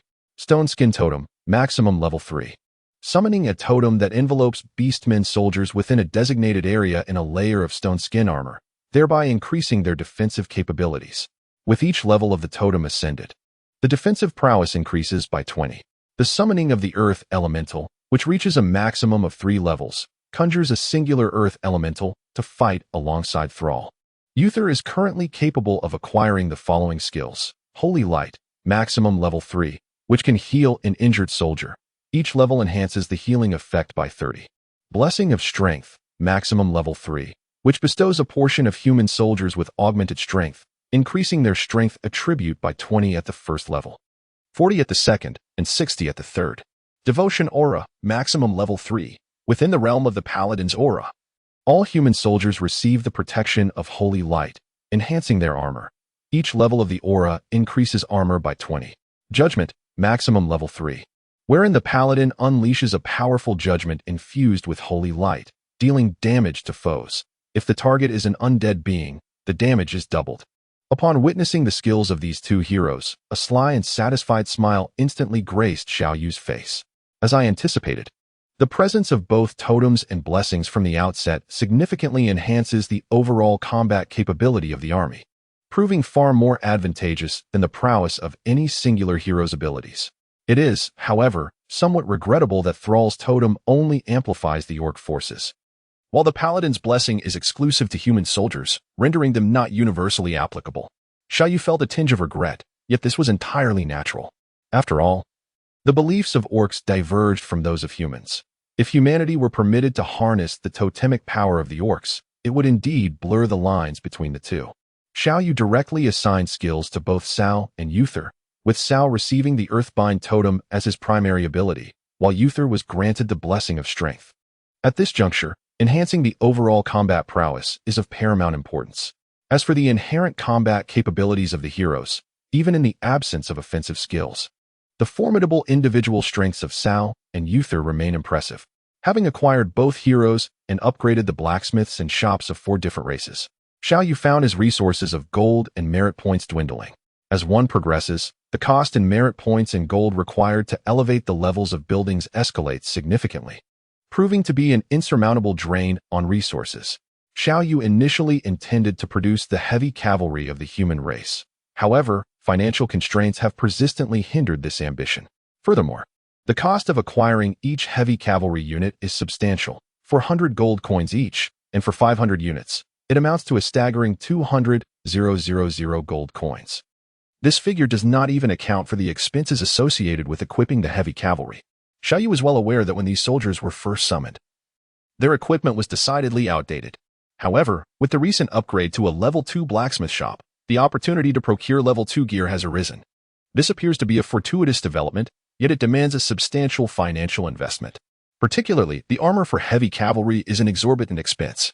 Fortunately, after vanquishing Karoo's formidable army of 20,000, a considerable amount of armor and weaponry was left behind, which can be reforged at the blacksmith, thereby saving a significant sum. Upon returning to the city, Xiao Yu learned from Hui that the situation on Karoo's side was far from favorable. Nearly all of his elite forces had been annihilated, leaving him severely weakened and currently devoid of any desire for vengeance. Although Karoo's territory is considerably more powerful than the Lion King's domain, he possesses only around 40 to 50,000 elite soldiers, with nearly half of his army decimated in this battle. Could he realistically expect to achieve victory by sending in the remaining troops? Karoo's father is no fool, despite imposing harsh penalties on Karoo for the defeat. He recognizes that this predicament cannot be solely attributed to Karoo's failings. Even a simpleton could secure victory with 20,000 troops against fewer than 2,000. Yet, Karoo faced a crushing defeat, which indicates deeper issues at play.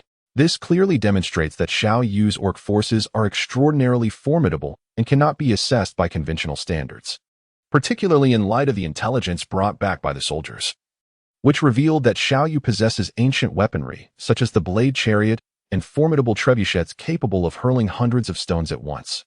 Karoo has begun to regard Xiao Yu with newfound seriousness, realizing that sending troops recklessly into battle is no longer an option. Xiao Yu understood that Karoo's father, if he sought vengeance, would certainly not act immediately. He would take time to recuperate and gather more intelligence about Xiao Yu, possibly employing some cunning schemes to recruit allies before ultimately confronting him. Although Xiao Yu had achieved a resounding victory in the city defense battle, launching an offensive against Karoo's territory was not feasible. His forces were simply too scant to engage in large-scale siege warfare. Nevertheless, Xiao Yu had no intention of letting Karoo and his faction off the hook. While he could not deploy regular troops for an assault, he could send forth the armies of the Undying to harass them, ensuring their subjects lived in perpetual fear and unrest. unable to recuperate. This tactic bore resemblance to the strategies once employed in games, akin to the massacre of peasants. After establishing the catacombs for the Undying clan, Xiao Yu successfully produced 100 ghouls and summoned a few acolytes, preparing to venture into Karu's territory for some disturbances.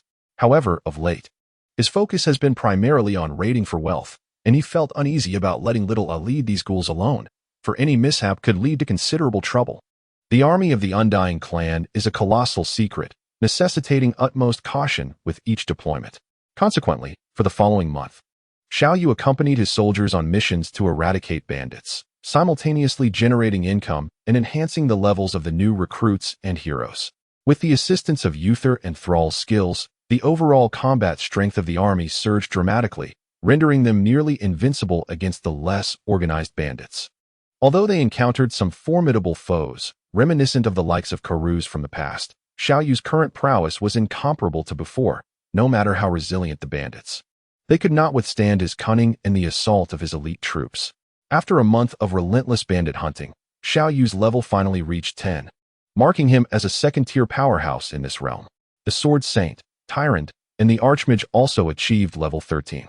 With the addition of 2 skill points, Xiao Yu taught the Sword Saint the skills of Heroic Leap and Charge, both non-offensive skills, yet immensely beneficial for enhancing his overall combat capability. For Tyrande, he invested 2 points into the Strengthening Strike aura. Given that he did not anticipate her engaging in duels, such area of effect skills proved to be far more advantageous. Now, Tyrande's Strengthening Strike aura had ascended to level 4, nearly doubling the overall prowess of the elven archers, an invaluable enhancement. As for the Archmage, Xiao Yu allocated 1 point each to Frost Nova, Blink, and Enhanced Water Elementals. Xiao Yu, having acquired 8 skill points, decisively elevated his Brave Leap to its maximum level. He then allocated 2 points to Sprint, while the remaining 3 points were entirely devoted to teleportation. Consequently, Xiao Yu's prowess surged to extraordinary heights. Brave Leap enabled him to leap an astonishing 10 meters into the air, akin to the feats of Spider-Man. Meanwhile, teleportation granted him the ability to traverse vast distances effortlessly. And combined with Gale Step, he became a phantom, elusive and swift. He felt as if he could embrace the role of an assassin. The exhilaration brought forth by Brave Leap left Xiao Yu in a state of euphoria. For those who have never experienced the sensation of flight cannot fathom the intensity of such passion. Xiao Yu has finally grasped the exhilarating sensation that basketball players experience when soaring high above the ground, as the wind rushes past his ears, igniting a fervor within him. There exists an innate desire to transcend the pull of gravity, and when such a yearning is fulfilled, it unleashes an unparalleled passion. The new heroes, Sal and Uther, have both ascended to level 8 after a month of fierce battles. Sal's abilities now include Totem of Earthly Might, level 3, Totem of Stone Skin, level 3, and Earth Elemental, level 2. As for Lightning Arrow, Xiao Yu has chosen not to hastily enhance Sal's skills, preferring instead to await the acquisition of Chain Lightning for direct mastery. Uther's abilities consist of Blessing of Strength, level 3, Devout Aura, level 3, and Holy Light, level 2. Xiao Yu intends to utilize the Paladin primarily for support, enhancing states, and providing healing, which proves to be exceedingly beneficial. Although healing potions exist, certain grievous wounds may remain beyond their capacity for remedy. However, with the Paladin's Holy Light, as long as the injuries are not excessively severe, recovery is attainable, particularly when supplemented by healing potions, enabling a soldier to regain vitality swiftly. Yet, the Paladin's healing capabilities are exclusive to human forces, leaving Xiao Yu somewhat disheartened. Uncertain if Sal will acquire any healing abilities in the later stages, though it seems rather unlikely. Given the presence of the Shadow Hunter, Sal is likely to focus on combat rather than healing. Nevertheless, once the main base reaches level 2 and the Soul Well is established, procuring a few witch doctors will remedy this predicament. The challenge lies in upgrading the main base to level 2, as the required merit points have increased significantly. Through a month of plundering, Xiao Yu has amassed considerable wealth and resources, leading to unprecedented prosperity in the Lion King's territory. The elderly steward is perpetually cheerful, finding immense joy in perusing the inventory list repeatedly. Yet, just as he completes one list, it necessitates revision, for Xiao Yu has returned with yet another haul, keeping the steward delightfully occupied. Xiao Yu, concerned that Xiao Hong, due to his advanced age, might struggle under the weight of his responsibilities. Summoned several sisters-in-law to assist in the management. Surprisingly, the second sister-in-law, Shui, proved to be exceptionally skilled in this domain, particularly adept at arithmetic. With her assistance, the old steward, Xiao, found his burdens considerably lightened, no longer needing to sleep in the warehouse each night. Furthermore, he was liberated from his outdated, faded formal attire, which he had worn for over a decade. Xiao Yu arranged for the finest fabrics to be used to create dozens of spare outfits for the old steward, leaving him to ponder daily which ensemble to don. Each of the sisters-in-law now radiated vitality, as the oppressive feelings that had plagued them for years dissipated, replaced by a renewed confidence in the future of the Lion King's territory. All credit for this transformation belongs to Xiao Yu, leading to a significant shift in their attitude towards her. Occasionally, when Xiao Yu playfully teased them or stole glances while they bathed, they would turn a blind eye. Particularly with the third sister-in-law, Kamina, her Western boldness has fostered a lively rapport between her and Xiao Yu. Kamina's alluring figure often left Xiao Yu feeling overwhelmed. Each encounter with such temptation was a torment, as it was a feast for the eyes, but not for the hands. In contrast, the old steward, Xiao, expressed no objections to these circumstances. Within the noble circles, affairs and infidelities are commonplace, and his extensive experience left him unfazed. Moreover, he contemplated that as Xiao Yu matured and eventually took a wife, the territory would likely become formidable, rendering the presence of multiple women for a lord quite trivial. After all, in history, it was not uncommon for kings to marry the queens and concubines of their predecessors after ascending to the throne. Thus, the old steward maintained an open-minded perspective on such matters. However, Xiao Yu remained unaware of the steward's thoughts. Had he known, he might have already acted upon them rather than confining himself to mere peeping and occasional flirting. Notably, his primary targets for flirtation were still the eldest, second, and third sisters-in-law, as the fourth and fifth sisters-in-law remained vigilant and elusive. Having secured a substantial sum of funds, Xiao Yu successfully completed the recruitment of the planned military forces, bringing the total to 900 troops. This comprised 600 orc infantry, 500 heavy cavalry, 200 human infantry, 300 elven archers, 200 dwarven gunners, and 100 elven hunters. Additionally, there were 10 elven blade carts and 10 orc catapults. Regrettably, the meat grinder from the undead faction could only be produced at a level 2 base, which was disappointing, as Xiao Yu had looked forward to this innovative combat apparatus. Unlike the catapults and blade carts, the meat grinder could be deployed on the battlefield for a direct assault. Although these forces had been produced, the level 2 equipment still could not be fully outfitted due to the immense financial requirements. Xiao Yu has now come to understand the immense difficulty of maintaining an army.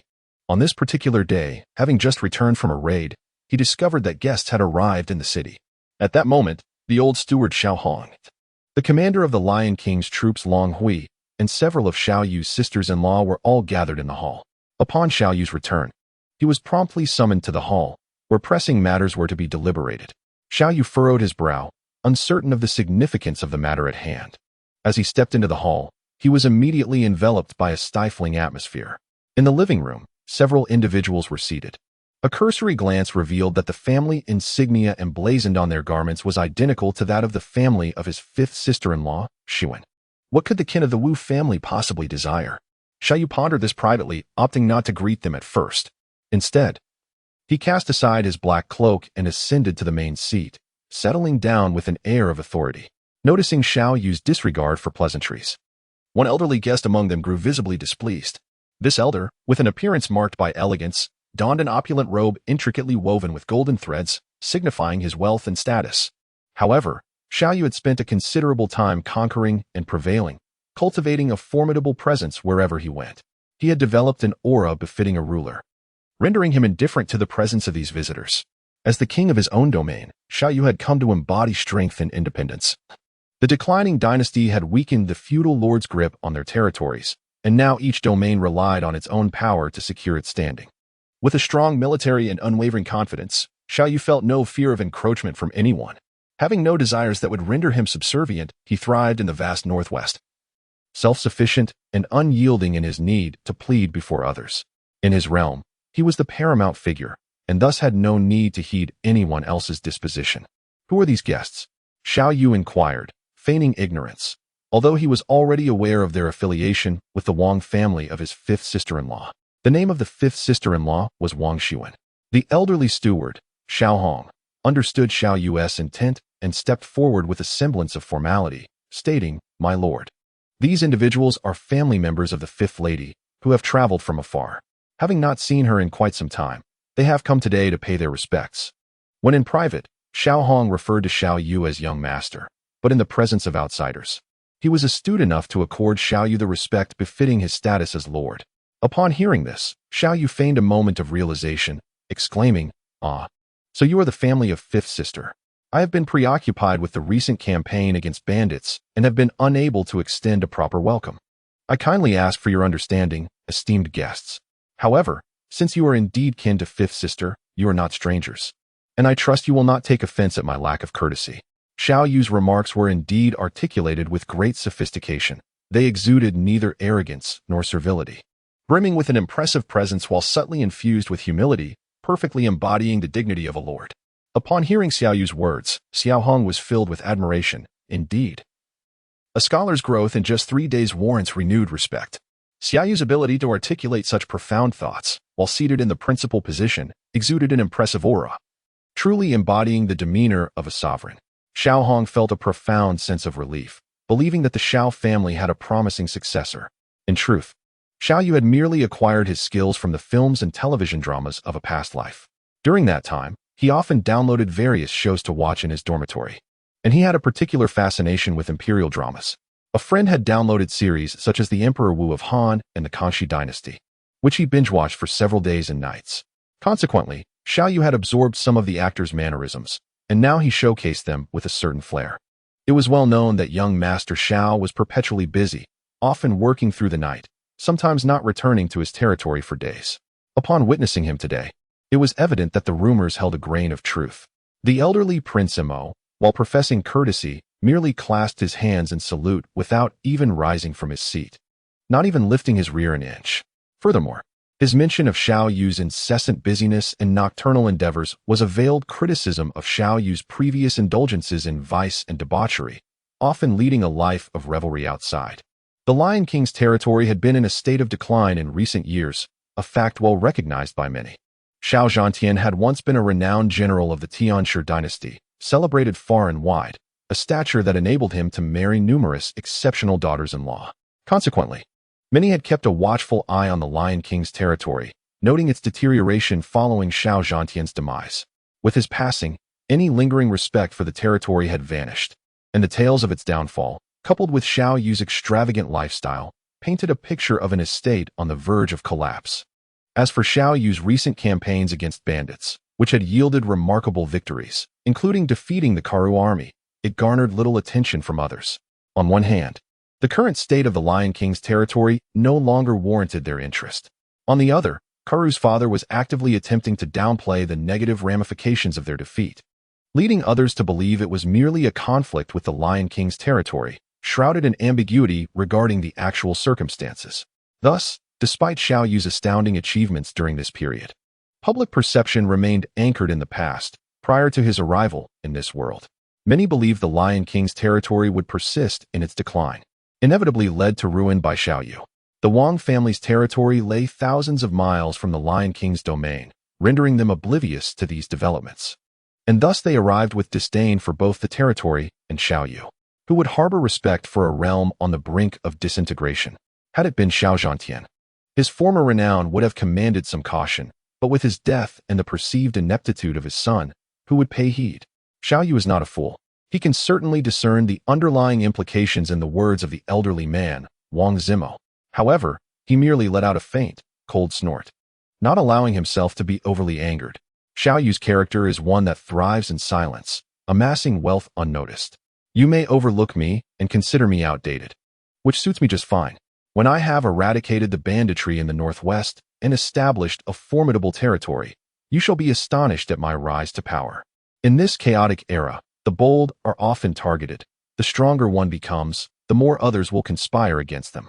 Xiao Hong and Long Hui were visibly taken aback by Wang Zimo's blatant disrespect. After all, Xiao Yu is the current lord of the Lion King's territory, and Wang Zimo's refusal to even rise in greeting is a profound insult. This behavior is simply intolerable, even for the family of Xiwen. The two were about to stand and address the matter with the seriousness it deserved, but Xiao Yu intervened with a subtle glance, wishing to first discern their intentions. It is said that those who come with ill intentions do not come in peace. The Lion King's domain has long been in decline, and over the years, it has not seen noble visitors. The arrival of these individuals surely heralds no good tidings. When one is flourishing, many will eagerly come to flatter and embellish. Yet in times of misfortune, they will revel in your downfall. To them, the Lion King's territory appears as a pitiful sight, and their presence here cannot bode well. I wonder what brings these esteemed guests to my abode today. Surely, it is not merely to pay a visit to the Lord of the Lion King's territory. Is it? Xiao Yu inquired with a cold smile. Since they have been so discourteous, he felt no need to extend politeness in return. It is only out of respect for Fifth Sister that he chose to engage them amicably, had it not been for her. Xiao Yu's rogue nature would have led him to unceremoniously throw them out. Now, even if he were to offend the Wang family, what of it? They are situated so far from the Lion King's territory, with numerous domains between them. It is unlikely they would mobilize their forces against him. What is there for Xiao Yu to fear? Xiao Yu now stands fearless before anyone. The most formidable power nearest to him is the Wei Kingdom. However, there exists no animosity between them, rendering it unlikely for the Wei Kingdom to make a move against him, as it would be an ungrateful endeavor. This desolate place holds little of value for them. Our visit today serves two purposes: to pay a visit to the fourth miss, and, on another note, to address the illness of the matriarch, who yearns for her, hence our desire to escort the fourth miss back for a while. Wang Zimo gently sipped his tea and remarked in a tone neither too salty nor too bland. So it is, he mused, as the saying goes. Filial piety comes first among virtues. Since Fifth Sister's mother is gravely ill, it is only fitting to return, but surely a mere message would suffice. Why must you all go to such lengths to personally collect her? Xiao Yu, not a fool, discerned the underlying implications in Wang Zimo's words, recognizing them as mere pretexts, hinting at deeper motives. Upon hearing Xiao Yu's incisive inquiry, Wang Zimo could not help but display a hint of surprise on his face. He silently reflected. It is said that this newly inherited lord is a debauched wastrel, lacking any scholarly pursuits. How then does he possess such keen instincts and speak with such acuity? Though astonished, Wang Zimo maintained his composure. After a moment of contemplation, he stated, "The reason for my presence here is that the matriarch has heard of the recent troubles besieging the Lion King's territory, both internal and external. And with the recent passing of the fifth young master of the Xiao family, she fears that the fourth miss may face hardships here. Thus, she wishes for me to bring the fourth miss back to stay for a while." "Oh, might I inquire how long you deem a while to be?" A glint of coldness flickered in Xiao Yu's narrowed eyes. Wang Zimo's words had inadvertently clarified the true intention of this visit. The phrase "stay for a while" plainly suggested that the Lion King's territory had fallen into such disrepair that even basic sustenance was a concern. With a deceased husband, what purpose remains for her here? Our family can certainly accommodate one young lady. It is best to take the fourth miss back and not return. Xiao Yu vividly recalled the time he had surreptitiously observed his fourth and fifth sisters-in-law bathing. He had previously heard the fourth sister-in-law, Shueisha, mention that the Wang family had proposed several marriage arrangements for Xiwen, with countless suitors coveting her beauty and coming to seek her hand. Understanding the intentions behind these actions, a surge of indignation welled up within Xiao Yu. It was a blatant affront, an attempt to reclaim a bride who had already been wed. Upon hearing this, the old steward, Xiao Hong, and Long Hui immediately rose to their feet. Yet they refrained from speaking before Xiao Yu did. Through the recent reforms Xiao Yu had implemented for the Lion King, he had inadvertently cultivated an air of authority befitting a leader, which rendered both Xiao Hong and Long Hui hesitant to voice their thoughts prior to his cue. Hearing these words, Xiao Yu's other four sisters-in-law furrowed their brows, with the fourth sister-in-law, Shueisha, rising to her feet in indignation. In truth, from the moment these individuals arrived, they had surmised their intentions. Yet, when Wang Zimo spoke it aloud, it still evoked a profound sense of humiliation in everyone present.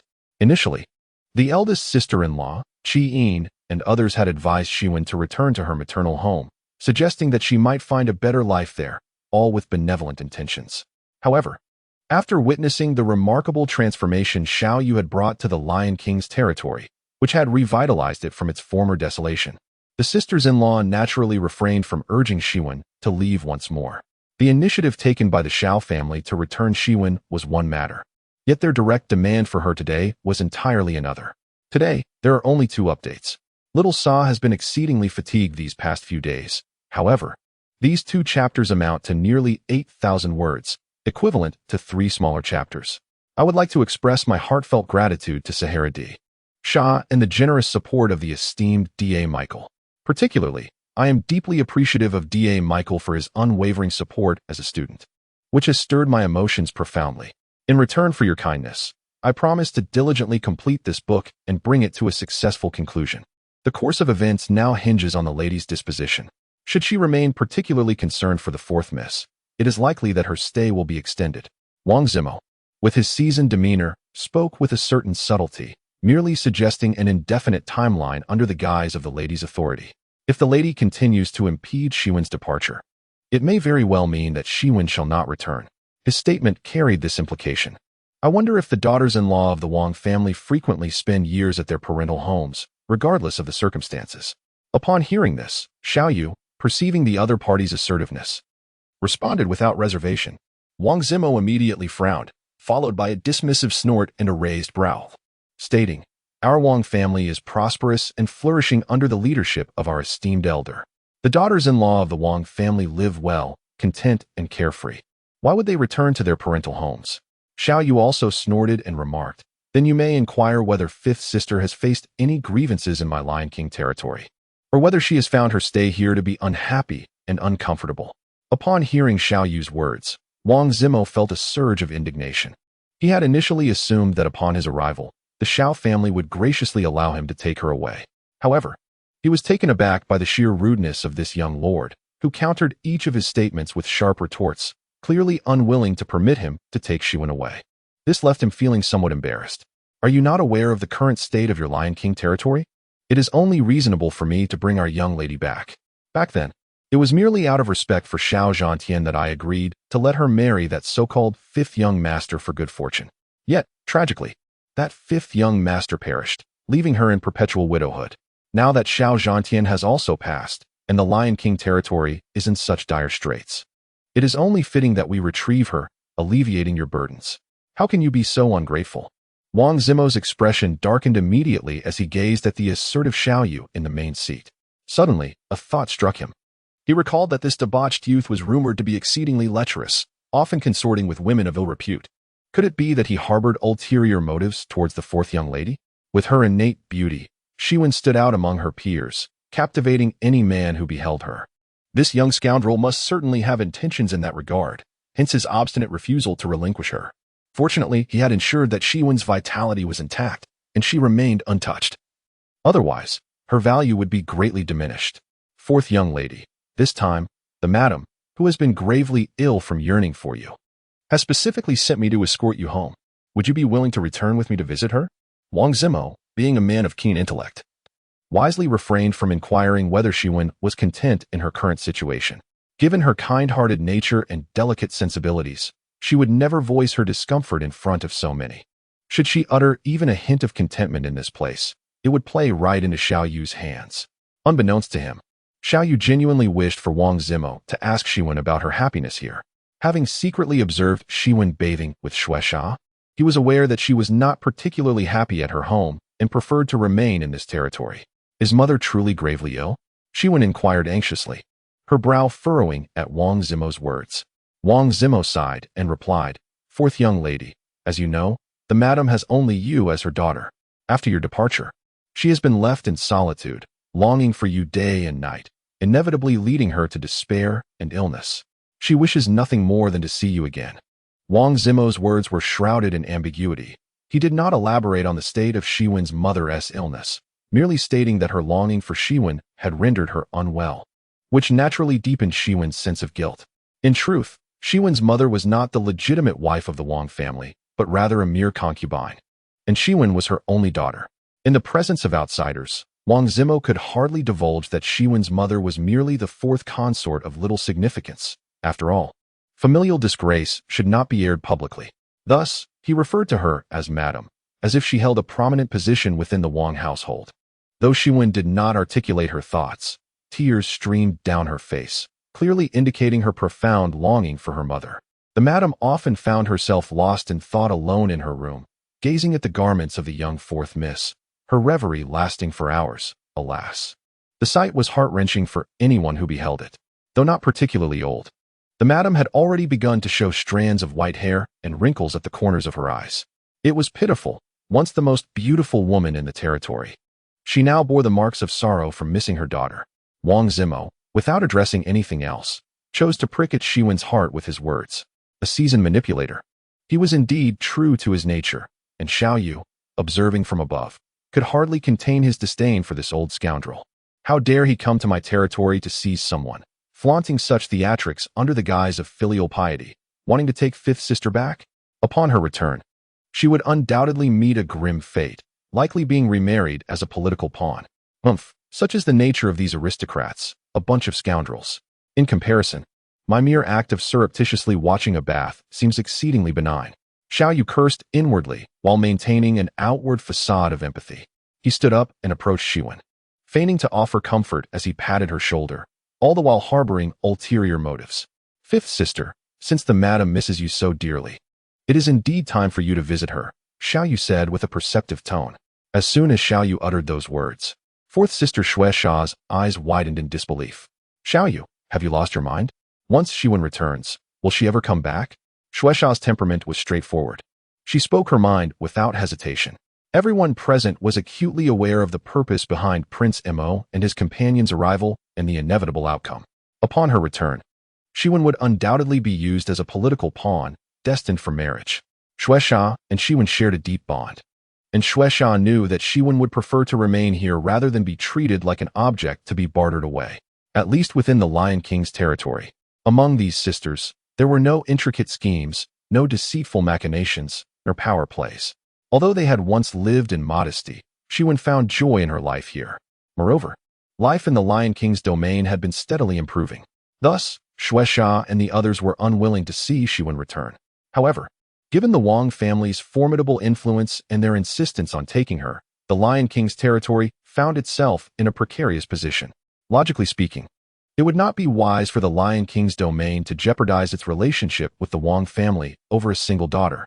Such matters were merely unspoken political marriages. If the bargain failed, it was customary to reclaim the asset. Hearing Xiao Yu's statement, Xuesha mistakenly believed that Xiao Yu intended to release Xiwen, which naturally infuriated her. Upon hearing Xuesha's words, Xiao Yu narrowed his eyes and smiled gently, saying, "Rest assured, fourth sister-in-law, I shall accompany fifth sister-in-law back this time. After all, filial piety is of utmost importance. It is only fitting to visit. Once we have paid our respects to the old matriarch, I will bring fifth sister-in-law back with me. If she longs for fifth sister-in-law too dearly, I shall bring the old matriarch along as well. With me by her side, I am confident that no petty thieves will dare to lay their hands on fifth sister-in-law." Upon hearing Xiao Yu's declaration, everyone was momentarily taken aback. In the Lion King's territory, whether it was Xiao Hong, Long Hui, or the several sisters-in-law present, they all felt a surge of admiration for Xiao Yu's words. He had articulated it splendidly, allowing Xiwen to fulfill her filial duties by visiting her mother, alleviating her longing for her, while also ensuring her safe return. Moreover, Xiao Yu's final remarks subtly mocked Wang Zimo. However, there lingered a concern among them. Once they reached the Wang family's domain, would it truly be so easy to bring Xiwen back? Wang Zimo, initially delighted to hear Xiao Yu's words, believing he was finally willing to release her, soon felt a surge of anger upon hearing the latter part. If not for his aging limbs, he would have charged at Xiao Yu with his cane. Nevertheless, he quickly regained his composure. Once we are on my family's territory, you think you can take fourth miss back? Our family would have no reason to exist. Xiwen was taken aback. While she indeed missed her mother dearly, she was also reluctant to return, fully aware of the fate that awaited her. To her surprise, Xiao Yu had so thoughtfully provided her an escape, allowing her to visit her mother while ensuring her return. At that moment, a wave of gratitude surged within her for Xiao Yu. Although she had never held him in high regard, she suddenly felt that there was a man in the Xiao family who would stand up for her in such times. In that instant, she realized that the Lion King's territory felt like home to her. Very well, since that is the case, let us not delay. Shall we depart tomorrow? Wang Zimo resolved firmly, knowing that once they were on his territory, he would have plenty of means at his disposal, and thus he consented. Xiao Yu, with a gentle smile, remarked, "Why the haste to return? Mr. Wang has endured a long and tiring journey. It would be wise for him to rest for a few more days. This will also allow me to prepare some thoughtful gifts for the old lady. In about 10 days, we can set off again. After all, a few days' delay is of no consequence." Hearing Xiao Yu's words, Wang Zimo hesitated slightly, but concluded that since Xiao Yu had made a commitment, he would likely not engage in any tricks. Thus, he replied, "Very well. I shall experience the local customs of the Lion King's territory. Young master, do you truly have confidence in bringing back Madame Wu?" inquired the old steward, Xiao Hong, with concern. After Wang Zimo was settled, the hall filled with Xiao Hong, Long Hui, and several sisters-in-law, who deliberated on the matter to ascertain its feasibility. Indeed, if fifth sister does not return, she will surely be remarried there, one remarked. Shueisha was particularly reluctant to part with Shiwan, and despite Xiao Yu's assurances, she was still very much opposed to letting Shiwan go. Xiao Yu sat leisurely in a chair, sipping wine and squinting as he remarked, "Have I ever failed to fulfill my promises? You all doubt my ability to defend our territory, to resist Karu, yet I have accomplished precisely that." Observing Xiao Yu's unwavering confidence, the hearts of those present felt a measure of reassurance. Indeed, recently, Xiao Yu had achieved many feats deemed impossible by others. Perhaps this time, he would once again succeed in what seemed an insurmountable task. In the past, the Lion King's domain lacked the means for self-preservation, merely subsisting day by day, susceptible to obliteration at any moment. However, the situation has transformed. The Lion King's domain is experiencing rapid development in every aspect. Bolstered by Xiao Yu's leadership alongside numerous orc and elven forces, thriving as never before. Should they exert pressure on the Wang family to relinquish Shiwan, the Wang family would have to reconsider their stance. After all, the Wang family approached with the assumption that the Lion King's domain had lost all power, believing it incapable of standing against them, unaware of the substantial accomplishments Xiao Yu had recently achieved. Xiao Yu now possesses unwavering confidence, daring to challenge the Wang family, who, feeling guilty, refrained from taking any excessively drastic actions. Consequently, in recent days, the Lion King has gathered his followers to commence preparations for Xiao Yu and Shi Wen's upcoming affairs at the Wang residence. Xiao Yu's decision to postpone the departure for 10 days is driven by his careful considerations. The territory has only just begun its development, with a plethora of matters demanding attention. While Karu's father is unlikely to seek vengeance in the immediate future, one must remain vigilant. Once Xiao Yu departs, the absence of leadership would inevitably lead to a significant decline in the combat effectiveness of the three racial armies. Furthermore, Xiao Yu has contemplated numerous new policies for territorial development that require swift implementation, all of which must be meticulously communicated. The Wang family's territory lies over 2,000 miles away, and given the current lack of air or rail transport, the round trip would take more than a month. Adding to this the potential need for a month's residence there, one is looking at a total of 2 months. Xiao Yu has been absent from the Lion King's territory for 2 months. It is imperative to ensure that subsequent tasks are meticulously arranged. Xiao Yu first summoned the old steward Xiao Hong and Long Hui, informing them of the inaugural policy he was about to implement and urging them to disseminate it swiftly. This policy, aimed at attracting populace, was necessitated by years of warfare. The most pressing issue facing the territory was its dwindling population. Without a sufficient number of inhabitants, even the most expansive lands would be rendered feudal.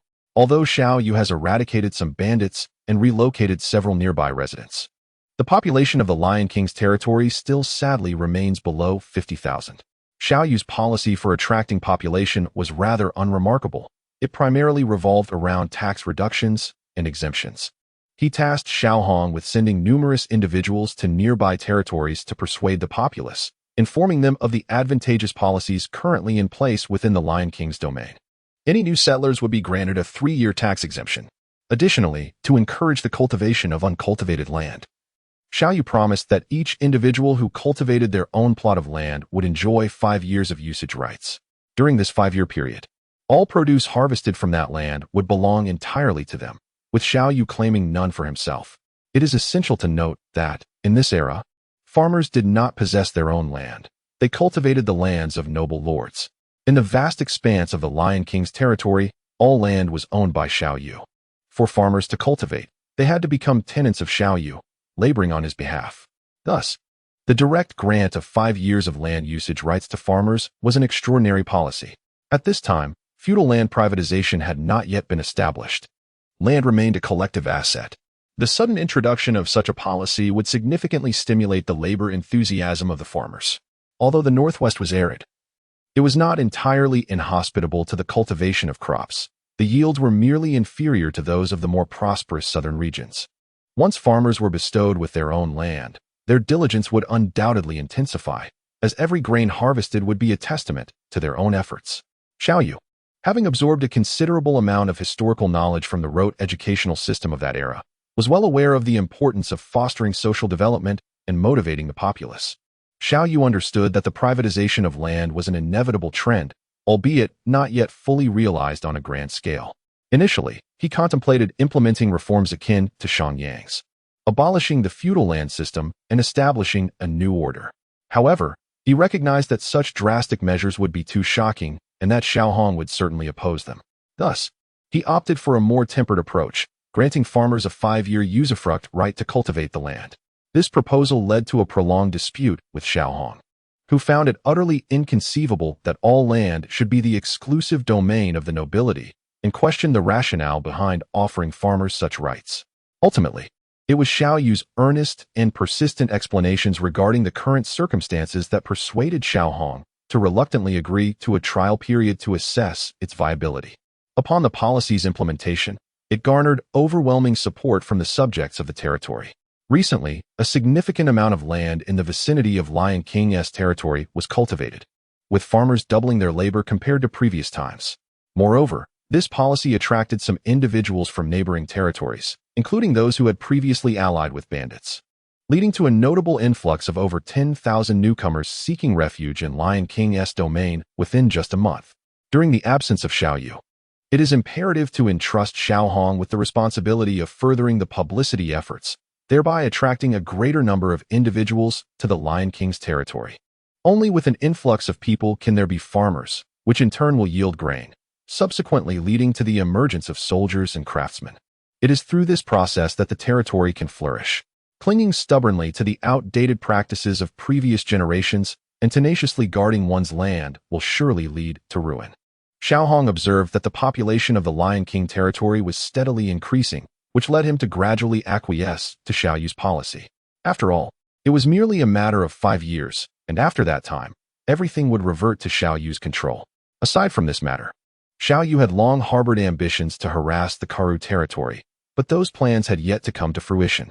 By creating disturbances, the adversary would be preoccupied, thus diverting their attention and resources away from the Lion King territory, a strategy that was essential to implement.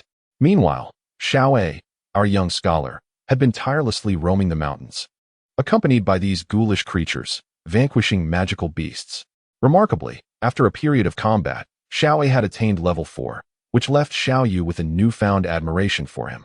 Xiao Yu intended to personally lead Xiao Yu and several ghouls to disturb the territory of Karoo before visiting the Wang family. He wished to impart some cautionary advice to Xiao Yu and subsequently send him there periodically, not with the intent to kill, but rather to sow discord and instill a pervasive sense of fear within their domain. In addition to this, Xiao Yu also planned to establish certain defensive measures for the city in case of a potential attack. Xiao Yu understood that this military unit possessed formidable combat capabilities. However, its autonomy was somewhat limited, necessitating his command to fully unleash its potential. Therefore, it was imperative for him to cultivate a sense of independence among certain heroes, allowing them to continuously hone their skills while developing their own intellect, enabling them to lead the troops independently. In the future, Xiao Yu would face numerous wars, and it would be impossible for him to manage every situation personally. Each hero must be capable of standing on their own. Currently, one of Xiao Yu's primary focuses was on cultivating Cao. Cao, the chieftain of the Beastmen, was endowed with an innate regal demeanor and leadership talent. Recently, Xiao Yu had been diligently refining his abilities, frequently imparting fundamental management principles to him, such as those found in Yu Shiwei's management lectures. Despite the fact that Xiao Yu had devoted much of his university life to gaming, he had occasionally been compelled to attend classes due to collective decisions made in the dormitory, thus acquiring a modicum of knowledge in management. Cao proved to be an eager and quick learner, and in a relatively short time, he developed a comprehensive understanding of how to manage the orc forces, solidifying his leadership status among the beastmen. Although Gromm had previously been a hero, he had failed to ascend to leadership. However, Xiao swiftly emerged as a leader, showcasing his remarkable leadership potential. Truly, he was the king of the clan, Xiao. During the absence of Xiao Yu, all the monstrous armies were commanded by Xiao, who was prepared to assist Long Hui in defending the city should any situation arise. In times of tranquility, Xiao would occasionally venture out to enjoy the autumn breeze and confront some bandits. Having arranged these matters, Xiao Yu set out with little a multitude of ghouls, and several shadows to disturb Karu's territory. The shadows, capable of invisibility and adept at detecting concealed units, served as excellent scouts. Understanding that little a's strength was still quite feeble, Xiao Yu took precautions against being encircled by Karu's forces. Hence, he summoned several shadows at the sacrifice altar to serve as scouts, ensuring that each operation was executed with utmost caution. That evening, little Xiao might venture out, which may result in a lack of updates. Alas, weekends often bring unforeseen obligations. However, should he return, he would strive to provide an additional chapter. Grateful acknowledgements are extended to Feichong Ningming, Zhang Jiaping, Pokop, D.A. Michael, and all others for their generous contributions. The subsequent content will temporarily transition into a different section, showcasing Xiao Yu's personal prowess, promising to deliver an exhilarating experience for all readers. On this particular night, the full moon hung high in the sky, casting a silvery radiance across the land. The luminous moonlight elongated dozens of shadows, resembling geese stretching their necks. Xiao Yu, accompanied by Xiao A and a dozen ghouls along with several shadows, embarked on a journey to intrude upon Karu's territory. The distance between Karu's domain and Xiao Yu's was considerable, and it took them over a day of relentless travel to reach the vicinity. Seizing the cover of night, they meticulously selected a location to commence their disturbance. Karu's territory, though more expansive than Xiao Yu's, comprised only a single city. However, it was surrounded by a multitude of controlled villages and towns, boasting a larger population and significantly more cultivated land, thriving abundantly. Xiao Yu would never seek trouble within the city. Rather, it sufficed to create disturbances in the surrounding villages and towns. The vicinity of the city boasted numerous settlements, each with its own populace. If the inhabitants were to live in constant fear, neglecting their livelihoods, and beginning to migrate en masse, Xiao Yu would have achieved his objective. Should he encounter any soldiers from Karu, the opportunity to instill terror by eliminating one or two would be even more advantageous. He refrained from indiscriminately slaughtering innocents, recognizing the plight of ordinary citizens. Soon, Xiao Yu and his cohort arrived at a village comprising over 100 households, primarily engaged in agriculture. At that hour, the villagers were deep in slumber, with only the occasional bark of a dog disrupting the tranquil rural atmosphere. He commanded the ghouls and shadows to unleash their eerie cries, which echoed ominously in the night. As the ghouls emitted their chilling sounds, a sense of dread permeated the air. Under Xiao Yu's direction, the shadows began to mimic human voices, articulating phrases that sent shivers down the spines of the villagers. This was part of Xiao Yu's cunning strategy.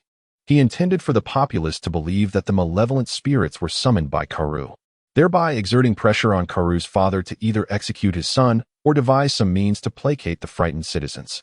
Regardless of the outcome, Karu's father would find himself in a tumultuous predicament. The ghouls, being mindless creatures that consumed flesh, lacked the ability to speak, whereas the shadows, transformed from acolytes, could articulate words. Xiao Yu instructed them to exploit their ability to become invisible, stealthily creeping through windows to deliver their harrowing messages, thus amplifying the villagers' panic and attributing blame to Karu. O wretched night, filled with dread. Karu, the heartless scoundrel, has slain countless innocent maidens, and tonight, we have come to demand retribution. As Xiao Yu listened to these shadows disseminating their malevolent words, he felt an overwhelming sense of satisfaction and burst into hearty laughter. In the future, any nefarious deeds could easily be attributed to Karu, tarnishing his reputation and that of his father and brothers as well. Karu, you have heinously slaughtered 500 13-year-old maidens, transforming their flesh into meals to distribute among the populace, parading your supposed benevolence. How cruel you are, Karu. Return my head to me. I shall demand your life, and that of your subjects. All within your domain shall perish. Let the death knights from the abyss aid us in our quest for vengeance. vengeance against all who dwell in Karoo's territory to avenge us. At this juncture, Arthas rode forth upon his steed, galloping through the village, the sound of neighing horses and clattering hooves mingling with the crackle of flames, instilling fear in the hearts of many. Villagers peered out from their windows, witnessing a blazing horse and a figure with a ghastly countenance, causing them to cower beneath their covers, too terrified to emerge. Meanwhile, the ghouls, under Xiao Yu's command, set about slaying dogs and poultry, crafting an atmosphere of dread within the village. The Death Knights shall avenge us, the wronged women. We must eradicate all who have pledged allegiance to Karoo. Flee. Swiftly escape Karoo's domain, or we shall all be slaughtered. Ah, my head. These shadows would mimic the voices of ordinary villagers, creating an illusion of chaos and desperation, further inciting the villagers to flee. The hellish steeds of the Death Knights galloped forth. On the first night, 1 soul perished. On the second night, 100. By the third night, none remained alive. This night, Xiao Yu harassed 4 villages and 1 town, and not a single soul dared to emerge, all trembling in fear within their homes. When daylight broke, Xiao Yu led Arthas and the others to a secluded grove, lying in wait until nightfall to commence their operations. The appearance of the undead in broad daylight would be far too terrifying. During the day, Xiao Yu stealthily infiltrated Karoo's territory to assess the situation. To his astonishment, he encountered a throng of villagers eagerly packing their belongings, intent on relocating. As he approached, he was nearly overwhelmed by the tide of people. What is happening? Good people. Where are you all going? He feigned, rubbing his head in confusion. Where are we going? We are hastily departing from here, anywhere but here. You must be a stranger. Lad, let me tell you, if you do not leave soon, you will meet your demise here tonight. Flee. That scoundrel Karoo has committed unspeakable acts, and the Death Knights are here for revenge. Upon uttering these words, the villager hastily resumed packing food, entirely disregarding Xiao Yu. Xiao Yu observed the bustling figures of the villagers, a subtle smile of triumph gracing her lips. The following night, she ventured into another village, employing the same methods of disturbance. Consequently, she encountered a patrol of soldiers. On the first day of her disruptions, it was inevitable that Karoo's father had sensed the commotion. He would not overlook the need to send someone to ascertain the situation. Upon discovering the nature of the disturbances, he would surely take measures to reassure the populace and dispatch soldiers for patrol. Xiao Yu utilized the Gale Steppe to scout the area, and upon observing this small contingent of fewer than 30 soldiers, he gestured with a wave of his hand, leading the Death Knights and ghouls into a sudden ambush. The Death Knights, now at level 4, possessed the following abilities: Death Grip, level 2, Death Pact, level 1, and Corpse Manipulation, level 1. The Death Grip not only serves to vanquish foes, but also aids the ghouls in recovering from injuries, thus it was prioritized. The Death Pact allows the Death Knights to restore their vitality, making it an essential skill, while the ability to manipulate corpses was solely intended to instill terror within the villagers. The sight of their former loved ones reanimated as corpses, still capable of movement, would evoke profound dread. These soldiers, caught unawares by Xiao Yu and his forces, were entirely unprepared. They had already been gripped by fear upon hearing tales of hauntings and the countless malevolent spirits claiming lives. Now, confronted with true specters, even the bravest soldiers would find their combat prowess diminished. In any realm, the sight of necromantic beings instills terror. It is an instinctive reaction rooted in the fear of death. After enduring countless battles and diligently honing his swordsmanship, Xiao Yu wielded a Tang Dao with masterful precision. Combined with his Gale Steppe and formidable skills like the Lethal Strike and Invincible Slash, he dispatched foes with remarkable ease. On the battlefield, even as a commander, he was not exempt from the grim necessity of taking lives. Thus, Xiao Yu had long since shed the timidity of a novice who once faltered at the sight of blood. The crucible of combat had transformed him into a competent warrior, albeit one still quite green compared to Gromm. In less than 10 seconds, over 20 soldiers fell to the combined might of his forces. No, rather, the relentless onslaught of the undead. The sight of Little A's death steed was particularly intimidating, rendering the soldiers momentarily paralyzed with fear, unable to muster a defense against the onslaught of Frostmourne. Though Little A's sword took the form of Frostmourne, its initial attack power was not particularly high, like other heroes' weapons. It required upgrading. Fortunately, Little A was fortunate, having arrived at a fortuitous moment. Xiao Yu had elevated all the blacksmith shops to level 2. allowing Frostmourne to swiftly ascend to the same level, rendering it exceedingly formidable. After vanquishing the 20-plus soldiers, Xiao Yu commanded the ghouls to rend their bodies, leaving them in a gruesome state, before hanging the remains from the trees in the town as a grim spectacle. The bloody display would undoubtedly have a profound impact. Following several days of relentless harassment, Xiao Yu's achievements were substantial. The majority of the villages in the Karoo territory had been affected, prompting many villagers to migrate en masse. Moreover, having dispatched numerous individuals to extol the virtues of the Lion King's territory, many chose to seek refuge there first. On one hand, the Lion King's domain was not exceedingly distant from their current location. On the other, it had recently triumphed over Karoo's formidable army, enhancing its reputation significantly. The inhabitants of this region held a favorable impression of the Lion King's territory. Many villagers, having spent their lives in isolation, possessed little knowledge of the world beyond their hamlets, and the territories they were aware of were limited to just a few. Xiao Yu found himself quite pleased with the current situation. Shortly after the battle had concluded, he had instructed Xiao Hong to send emissaries to the territory of Karoo to disseminate information, preparing for the day of the undead's harassment, which ultimately proved to be significantly beneficial. However, after several days of relentless disturbances, Karoo's domain has gradually become fortified, with countless soldiers dispatched to patrol the area and eliminate the creatures of the undead. Furthermore, it is rumored that Karoo's father has sent envoys to the Radiant Church of the Way Principality to enlist the aid of paladins and priests. In this world, the Radiant Church serves not only to propagate its doctrines, but also to combat such undead beings. After a few days of harassment led by Xiao Yu and Arthas, it was time for Xiao Yu to return and prepare for the matters concerning the Wang family, leaving Arthas to lead on his own. However, Xiao Yu imparted several strict orders to Arthas that must be adhered to. First, indiscriminate slaughter of innocents was strictly forbidden. He could only selectively eliminate the soldiers of Karoo. Second, reckless advances were to be avoided. Each operation must be preceded by complete reconnaissance from the shadows, as caution is paramount. There is no such thing as being overly cautious. Should anything happen to Arthas, Xiao Yu would be inconsolable. Third, he was to refrain from excessive strikes to avoid arousing enemy suspicion. Above all, preserving his own life was of utmost importance. Should the situation turn dire, Arthas was to ensure his own escape. With the hellish steed at his disposal, he should be able to flee swiftly if he found himself outmatched. After repeatedly urging Arthas to safeguard his life, Xiao Yu departed. Before leaving, he had already scouted nearby areas suitable for concealment and potential escape routes, leaving no stone unturned in his preparations. Now, he was faced with the impending confrontation with that old scoundrel of the Wang family. Upon Xiao Yu's return to the territory, Xiao Hong had also managed to finalize several preparatory matters. Primarily, this involved the procurement of various items required for the journey, as well as an assortment of gifts. After all, when the fifth madam returns home to visit her family, it would be remiss to arrive empty-handed. Encounters with former acquaintances and relatives necessitate the offering of rewards and presents. One cannot appear before them without something to bestow. Such gestures are essential courtesies among the nobility, and it is imperative that no one perceive Shiwen, the young mistress of the Lion King's territory, as lacking in generosity.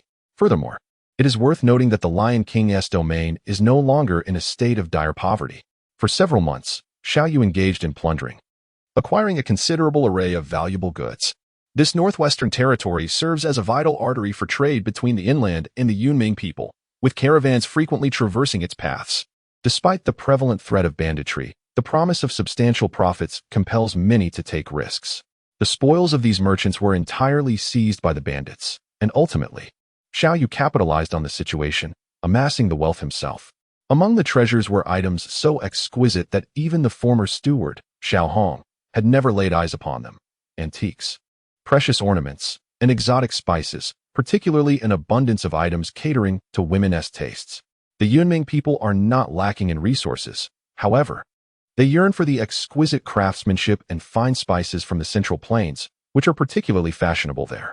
It is no wonder that merchants favor transporting such wares, leading to Xiao Yu's vast collection. During that period, his sisters-in-law often remarked upon the feminine nature of his loot, prompting them to compile lists of essentials they insisted he procure, leaving Xiao Yu both amused and exasperated. Now, each of the 5 ladies adorns themselves with an array of rings and necklaces, indulging in fragrant spices that burn throughout the night, with the luxury of changing them daily. Akin to a vendor wears casually tossed for selection. At the Xiao Yu base, the only currency of consequence is gold coins. These items cannot be converted into such. When Xiao Yu finds herself in need of funds, she resorts to robbery, leaving these items unsold by the old steward, allowing a few sisters to wear them for amusement. Upon her return home, Xiwen naturally brought back a considerable number of belongings, prepared to utilize them when necessary. Wang Zimo, having waited here for several days, felt a growing impatience, perplexed by Xiao Yu's mysterious activities. He sought her out, only to discover that she was not present in the territory. With a disdainful hum, he presumed she had gone to indulge in frivolous pursuits again. Nearby, the Wei Kingdom, with its capital, Huicheng, is renowned for its opulence and vibrant festivities. Xiao Yu had frequented it often in the past, and had met Karu there. Fortunately, after a few days, Xiao Yu returned and set a departure date for them, which was just 2 days away. After enduring the wait, Wang Zimo rose early on the day of departure, prepared his carriage, and set out. However, upon reaching the city gate, he discovered that Xiao Yu and her companions were already there, with several sisters bidding a reluctant farewell to Xiwen, constantly urging her to return soon. Observing their emotional display, Wang Zimo couldn't help but smirk internally, thinking that he would never return to such a wretched place as the Lion King's territory again. "All right, miss, the time is of the essence. Please board the carriage," Wang Zimo urged Xiwen as he approached. He noted, with disdain, that she had brought nothing with her, reflecting poorly on the Lion King's domain. After all, Xiwen was the 5th lady here, yet not a single item had been prepared for her. Nevertheless, he reassured himself that it mattered little, as his primary duty was to bring Xiwen back, which would suffice as a significant accomplishment. Xiwen nodded in agreement and reluctantly released the hands of her sisters. "Miss, please board the carriage," Wang Zimo reiterated. Though his standing in the Wang family far surpassed Xiwen's, he still adhered to the custom of allowing her to enter the carriage first before he followed, a formality that would change upon their return home. "Bring the 5th lady's carriage here," declared the old steward, Xiao Hong, clearing his throat loudly. Hearing this, Wang Zimo furrowed his brow slightly, surprised that the Lion King's territory had dispatched a carriage.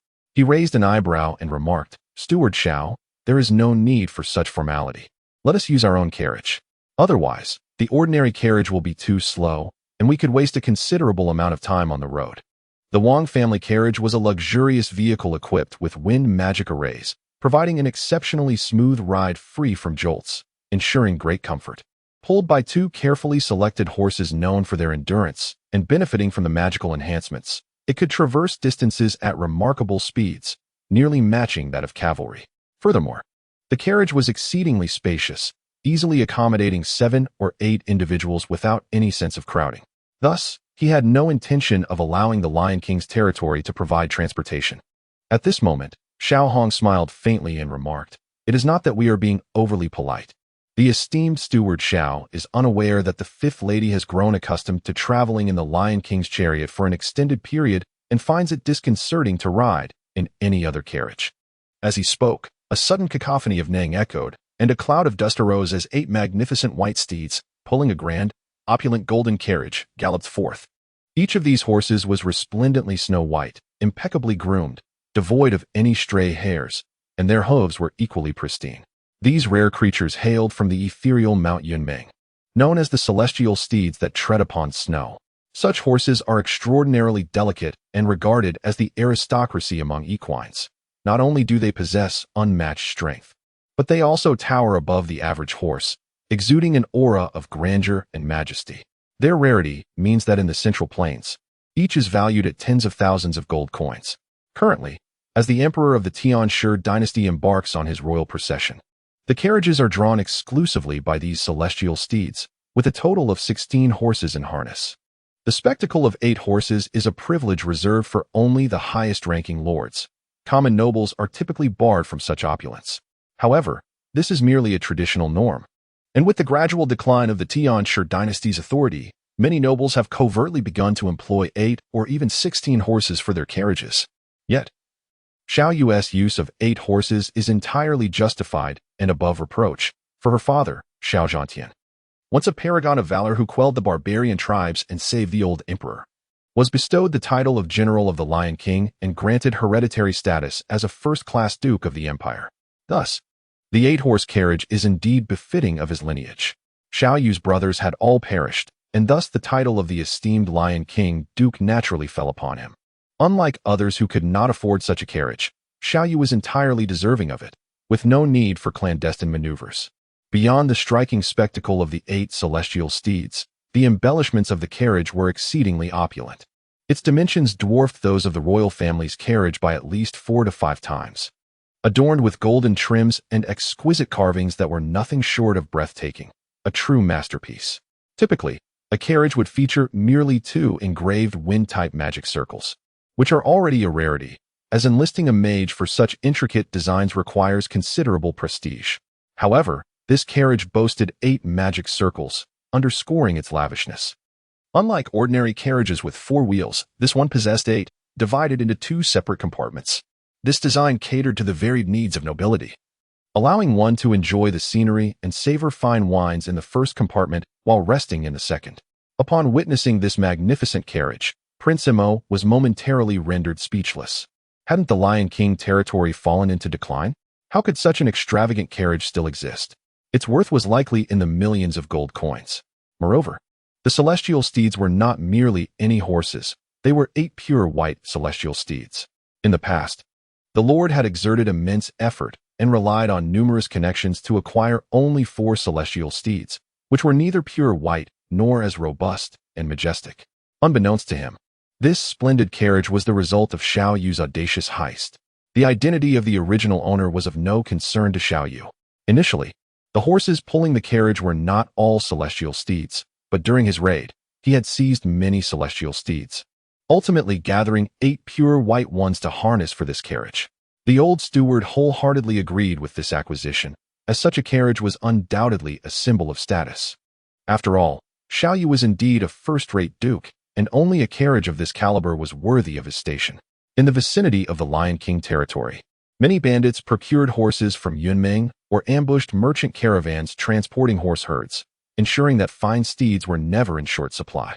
The steeds ridden by Xiao Yu are all celestial horses, and even the mounts provided for Long Hui and several others are celestial as well. These magnificent creatures can be deemed a local specialty. Upon witnessing the splendid carriage drawn by the 8 celestial horses, Wang Zimo was suddenly struck by a sense of alertness. The Xiao family holds the hereditary title of a first-class Lion King Duke, thus possessing the privilege to command a carriage drawn by such a number of horses. Although the Xiao family has fallen from grace, they remain nobility among nobles, deserving of respect and deference from any aristocrat they encounter, a tradition deeply rooted within the aristocratic customs. Now, with the Lord intending to forcibly retrieve the young lady for another marriage, and the scion of the Xiao family opposing this, one cannot help but ponder the potential complications that may arise. At that moment, Wang Zimo, influenced by the grandeur of the carriage, found himself reflecting on the former glory of the Xiao family, his heart beginning to harbor a tinge of concern. Nevertheless, he reasoned, what difference does it make if they are dukes? Their status has diminished to this extent. A territory with a population of less than 50,000 renders even a duke insignificant. Ultimately, it will be the Lord's decision to determine how this matter unfolds, so there is no need for me to fret unduly. With this thought in mind, Wang Zimo let out a heavy sigh. His gaze filled with an overwhelming sense of envy as he approached his own carriage. After all, to be seated in such a carriage is undoubtedly a symbol of status and prestige, an unparalleled honor. Who wouldn't he desire to experience such a moment? Alas, he lacked the requisite qualifications. It is no wonder that the old steward, Xiao Hong, made such remarks earlier. The 5th madam has grown accustomed to the Lion King's carriage, finding it difficult to adjust to others. Once one has become accustomed to such opulence, how can one settle for anything less? The Wang family's carriage, though commendable, paled in comparison to this one, becoming akin to a timid kitten before a lion. At this juncture, Shiwen, supported by 2 maidservants, had already ascended to the second compartment of the carriage, while the first compartment was reserved for Xiao Yu himself. Although Xiao Yu is adept at riding, he prefers to indulge in the luxury of the carriage, sipping red wine while enjoying the journey and the surrounding scenery, a truly delightful experience. Since that is the case, let us commence our journey, Wang Zimo remarked to Xiao Yu as he prepared to board the carriage. eager to turn his gaze away from this magnificent vehicle that stirred his emotions so profoundly. Xiao Yu smiled gently and nodded. Please wait a moment, Steward Wang. My guard has yet to arrive. As you are aware, my Lion King's territory is not governed with utmost diligence, and there are always a few petty bandits lurking about. Thus, I must accompany myself with some attendants whenever I venture out. If it were just me, it would be manageable, after all. I am the lord of the Lion King's domain and not easily intimidated by such brigands. However, with my sister-in-law present, I must exercise caution. For I have recently heard that numerous bandits have been casting their greedy eyes upon her. Xiao Yu's words were laden with double meanings, subtly mocking Wang Zimo's intentions for his visit. Wang Zimo let out a cold snort, fully aware of the underlying implications, yet he replied with a nonchalant demeanor, stating, My family is well aware of the rampant banditry plaguing the Lion King's territory. Therefore, we have brought along 100 elite cavalry, including 5 formidable fighters, sufficient to handle any petty thieves. Those ruffians may dare to obstruct the path of your Duke of the Lion King, but they would never presume to flaunt their bravado in the presence of the Wang family's banner. Young Master Xiao, your safety is assured in our company. There is no need for concern. Wang Zimo's statement also served to deride Xiao Yu, implying that the governance of the Lion King's realm was so inadequate that it could not even manage a few bandits. With our elite soldiers present, there is no cause for alarm. They will safeguard you. Xiao Yu smiled faintly, yet remained silent. Before long, a roar suddenly echoed across the vast wilderness, and a dozen figures abruptly emerged into the sight of the crowd. Upon spotting these figures, the cavalry of the Wang family instantly erupted in exclamations. Orcs. How can there be orcs here? Prepare for battle. Although these soldiers were well trained, the unexpected appearance of a dozen orcs took them by surprise. The reputation of orcs was well known across the continent, synonymous with ferocity and valor. Despite their numbers and their experience in numerous battles, the sudden sight of orcs still instilled a sense of unease among them. Upon witnessing such a situation, Xiao Yu suddenly raised his hand and, with an air of pompous nonchalance, remarked, Do not panic. That is merely my personal guard. What? Your personal guard? Upon hearing these words from Xiao Yu, the jaws of the Wang family members nearly dropped in astonishment. A personal guard composed of beastmen? It had been years since anyone had heard of such a thing. In the past, only the most esteemed nobles and the mightiest lords could tame a few savage beastmen to serve as their guards, a symbol of unparalleled honor and status, even more glorious than possessing elven maidens as slaves. Xiao Yu has recently immersed himself in a plethora of books, acquiring a substantial understanding of the history of this continent. Although he has yet to uncover the reason behind Tyrande's status as the deity of the elves, he has nonetheless delved into the rich tapestry of the continent's past. The orcs did not face complete annihilation in a single stroke. Rather, they were gradually suppressed by humanity, slowly losing their space for existence. Even now, orcs are not entirely extinct. They have merely retreated deep into the mountains, making them elusive to find. In times gone by, orcs were not considered a rarity on the continent, and many had encountered them. When captured by humans, orcs were often not executed. Instead, they were thrown into the arenas to battle ferocious beasts or to engage in internecine conflict, providing amusement for the noble class. Additionally, some individuals trained orcs to serve as elite guards, a trend that became quite fashionable. It was a mark of distinction to have a few orc bodyguards by one's side.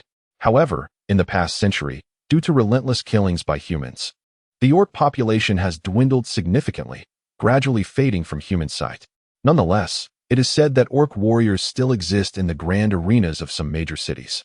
On this occasion, Xiao Yu's visit to the Wang family necessitates a display of formidable presence to deter any excessive boldness from the opposing party, thereby augmenting his bargaining leverage. Having acquired knowledge of the historical context, he deliberately brought along a contingent of orc infantry, allowing his true strength to remain obscured. In addition to the 10 orc soldiers, Xiao Yu also accompanied 3 individuals, Tyrande, Gromm, and the Grand Sorcerer Antonidas. The inclusion of Tyrande was strategic, for the elven guards are far superior to their orc counterparts. Although many nobles of that era took elven women as personal concubines, in the more distant past, over 1,000 years ago, when the relationships among humans, orcs, and elves were not as strained, noble elves would occasionally lower their regal heads to serve as protectors for certain human heroes. The illustrious Emperor Augustus, for instance, was renowned for having several elven guards and an entire regiment of 1,000 orc warriors at his command, a fact that has been the subject of much admiration. Xiao Yu is now accompanied by an orc guard and elven sentinels, which undoubtedly elevates his status significantly. Furthermore, in this realm, the profession of a magician is exceedingly rare and precious. Only the most influential nobles can afford to enlist a magician's services. Thus, Xiao Yu has also brought along Olden, who serves to bolster their appearance. Now, Olden has reached level 13, equivalent to the second tier of human magicians. A second-tier magician is sure to attract attention wherever they go. With 11 orcs, 1 elf, and 1 magician comprising this formidable guard, one cannot help but ponder their impressive presence. Xiao Yu's true intention in assembling them is to prepare for the possibility of resorting to force if negotiations fail.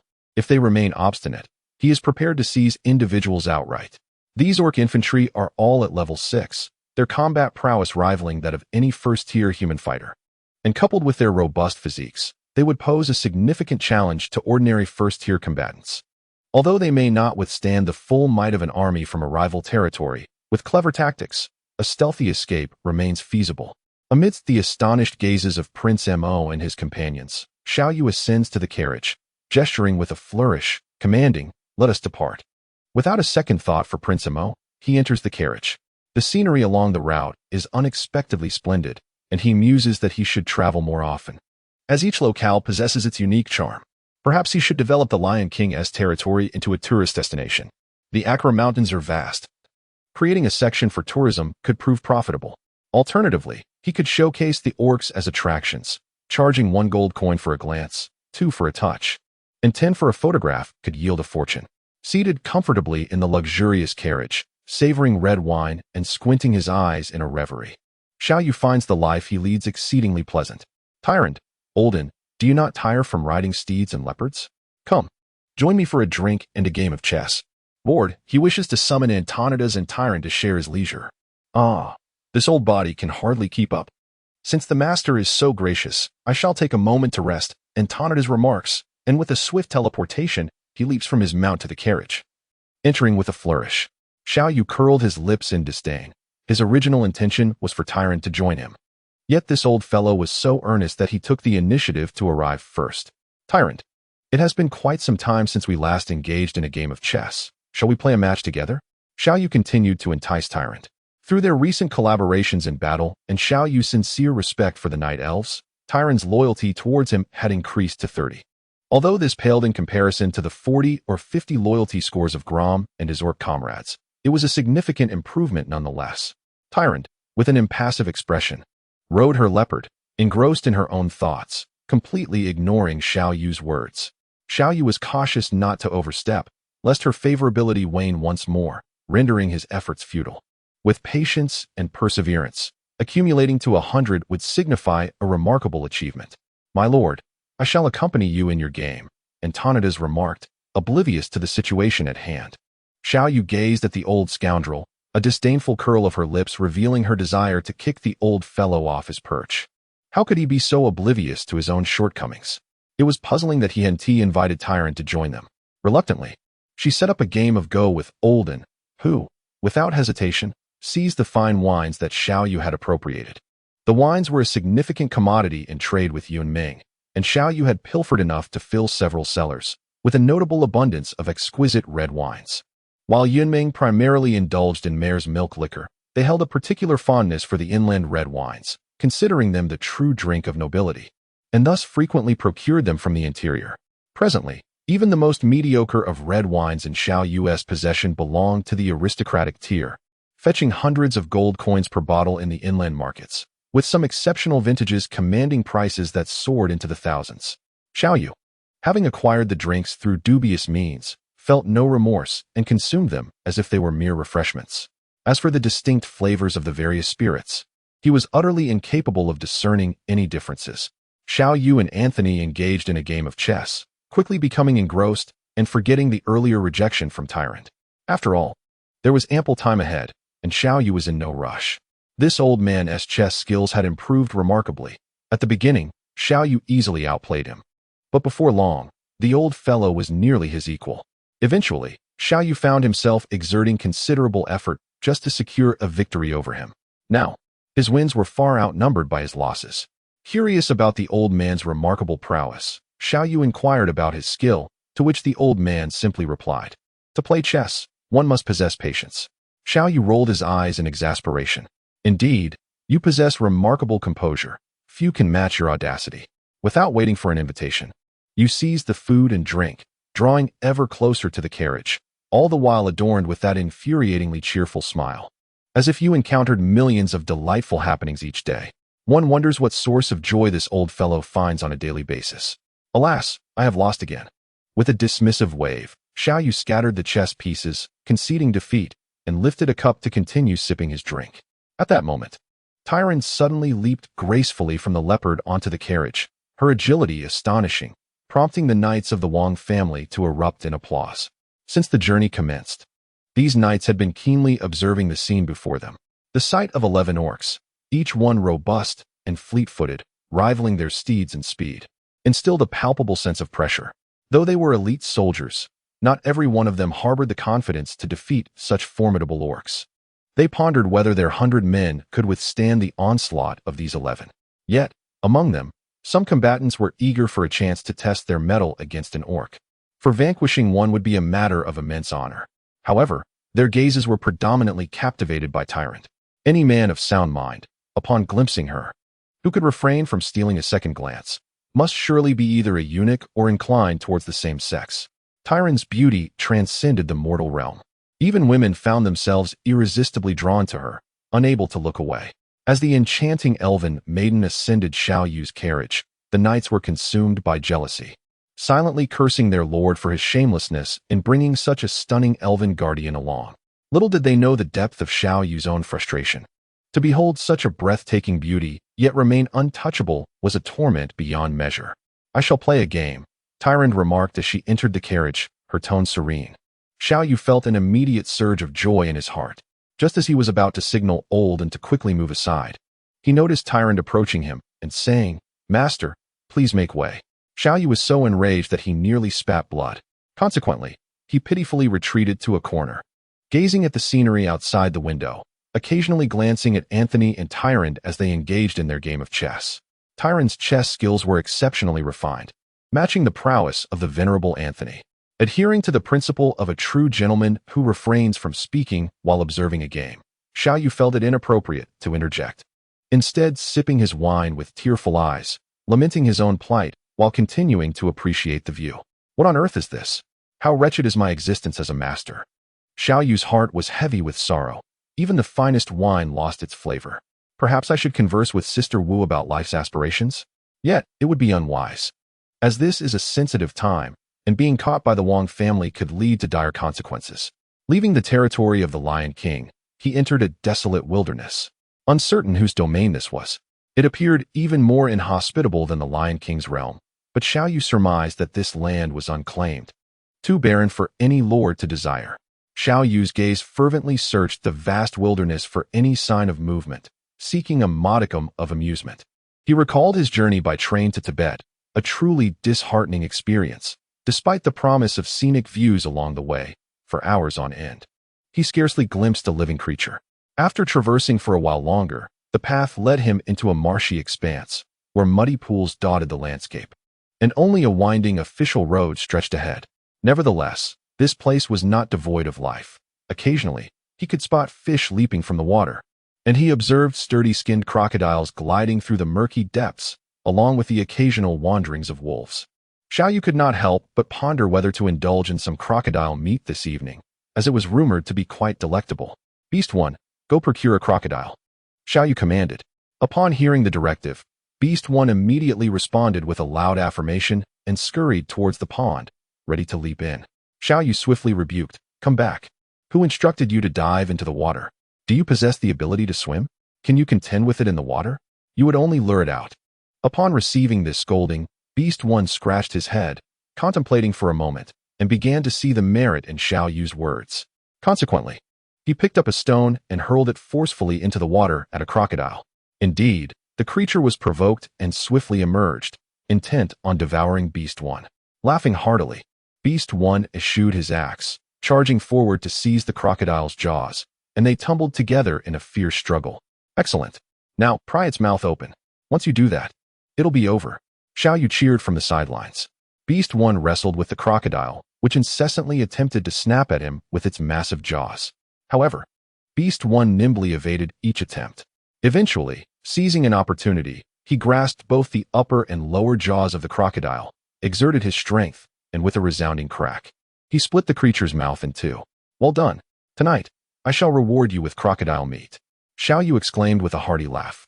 Beast 1 grinned widely, filled with joy, but soon spotted another crocodile surfacing, so he discarded the first one and went after the next. Seeing Beast 1's delight in wrestling crocodiles, the other beastmen could no longer contain themselves and rushed forward to join in the fray. The beastmen became addicted to the thrill of wrestling crocodiles. After all, the journey was rather monotonous, and engaging in such pursuits was a source of amusement. In this marshy terrain, their progress was slow, but they could maintain pace while grappling with the crocodiles. The elite soldiers of the royal family watched in astonishment as the beastmen boldly confronted the crocodiles. Their jaws nearly dropped in disbelief. Although they could certainly slay a crocodile, it would require weaponry and honed skills to pierce the creature, posing a considerable risk of being bitten. To confront it so directly with sheer strength was a feat only these savage beastmen could accomplish, requiring immense power. The jaws of a crocodile, even if made of steel, could bend under such force. The beastmen continued their exploits, wrestling dozens of crocodiles, still unsatisfied, tossing the carcasses onto a cart that was transporting provisions and tents, and then resumed their hunt for more crocodiles to engage with. Just then, a sudden cacophony of barking erupted ahead, as a pack of wild dogs emerged, embroiled in a chase. Xiao Yu gazed out of the window and beheld a small red-coated dog being pursued by a formidable jackal, fleeing in a frantic manner. The little dog appeared to be injured, limping as it struggled to escape the relentless predator. As the jackal advanced swiftly, it approached the front of the convoy, instinctively sensing danger from the orderly formation and rapidly retreating. Meanwhile, the red dog, seemingly oblivious to the imminent threat, stumbled and staggered forward, unwittingly making its way into the path of the Wang family's procession. Given that Xiao Yu was unfamiliar with the route during this return to the Wang residence, the family members naturally led the way. One of the soldiers from the Wang family, noticing the small dog in the center of the road, urged his horse forward, intent on swiftly dispatching the creature with a single strike. Upon witnessing this, Xiao Yu's brows furrowed sharply, and he bellowed, "Halt!" The soldier, taken aback and intimidated by Xiao Yu's formidable presence, immediately ceased his actions. Having endured countless battles, Xiao Yu exuded an inherent aura of bloodshed, the very essence of killing intent, a profound indifference towards life itself. The soldier of the Wang family could palpably sense that should he persist, Xiao Yu would not hesitate to take his life. This sensation, a manifestation of murderous intent, left him utterly daunted. Although the soldier halted, he soon furrowed his brow in shame for having been swayed by Xiao Yu's mere words, letting out a cold snort as he contemplated resuming his assault. However, the small dog proved remarkably agile, darting beneath the belly of the horse, causing the soldier to strike nothing but air. "Blast it! Did you not hear me say to stop?"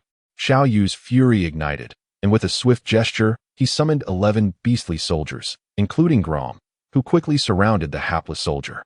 These beastly warriors, forsaking their axes, began to crack their knuckles, preparing to stretch their limbs and find a suitable position to dismantle the soldier. What is the meaning of this? At that moment, Prince Emo, who had been inside the carriage, emerged. His brows raised in indignation as he cast a furious glare toward Xiao Yu.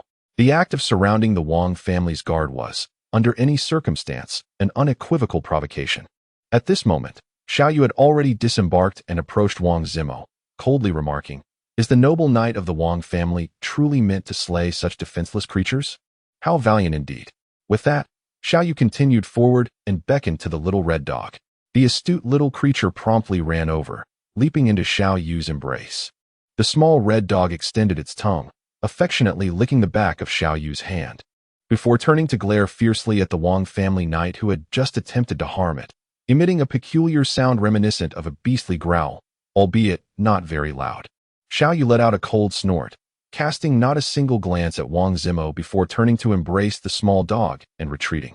The beastly soldiers, with eyes like brass bells, shot a fierce glare at the knight from the Wang family, each mimicking the motion of tearing an alligator in half as a form of intimidation, before following Gromm back. It was only then that the knight realized his back was completely drenched, being targeted by a dozen or so orcs, each towering at the height of his horse. Was undoubtedly an immense pressure. Gratitude is extended to the summoner Keto, D.A. Michael, and those who have generously supported with their contributions. The previous 2 days, Xiao Sa updated with 2 chapters, yet combined, they exceeded 8,000 words, sufficient for 3 chapters in total, albeit undivided. Thus, Xiao Sa remains quite benevolent. It seems our friend Keto is preparing for the college entrance examination. Having not performed well in the mock tests, Xiao Sa wishes to convey heartfelt condolences, while also offering best wishes for excellent results in the actual exams and admission into a prestigious university. May Xiao Sa's work provide you with moments of joy amid the rigorous preparations, alleviating some of your stress. Let us extend our blessings to Keto together. Upon returning to the vehicle, Xiao Yu gently stroked the red-skinned puppy, inspecting its wounds. To Xiao Yu's bewilderment, this little dog had no fur. Its skin was hard and smooth, resembling scales upon closer touch. Moreover, this pup appeared to be a deformity, tightly wrapped around the chest and abdomen by some entity, forming an unsightly bulge. Poor little dog, what breed are you? How did you end up like this? Xiao Yu mused, cradling the pup and retrieving some clean water to wash its body. To his astonishment, the puppy responded to Xiao Yu's inquiry with a voice akin to a babbling infant. Its round, glistening eyes fixed on him, radiating delight. What kind of dog are you? How could you make such a sound? Xiao Yu gasped, almost dropping the pup, but swiftly caught it again.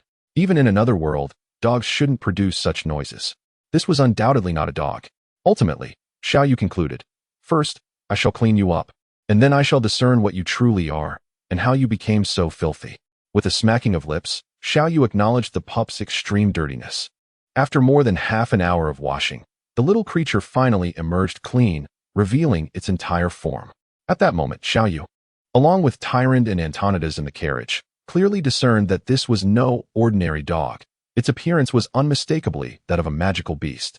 The small creature was entirely crimson, resembling flames, its body adorned with fine scales.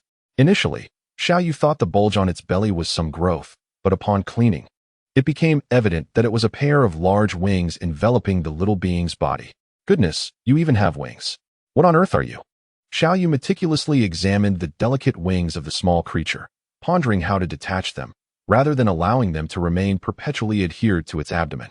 Xiao Yu also discovered that the little creature bore numerous scars upon its body, stained with blood, and she could not fathom how it had come to acquire them. Xiao Yu instructed Anthony Desai to procure some basic healing potions to tend to the little creature's wounds. On this outing, Xiao Yu had taken the precaution of bringing an ample supply of healing and magical potions. The shop had now been upgraded to level 2, allowing for the daily purchase of 20 bottles each of basic healing and basic magical potions. Additionally, it was now capable of producing 10 bottles each of intermediate healing and intermediate restorative potions each day. As the hero's levels ascended, the necessity for more potent potions became apparent. When the healing potion was applied to its body, the little creature exhibited an obedient demeanor, its expression radiating sheer delight. Clearly, it held a profound fondness for this life-restoring elixir.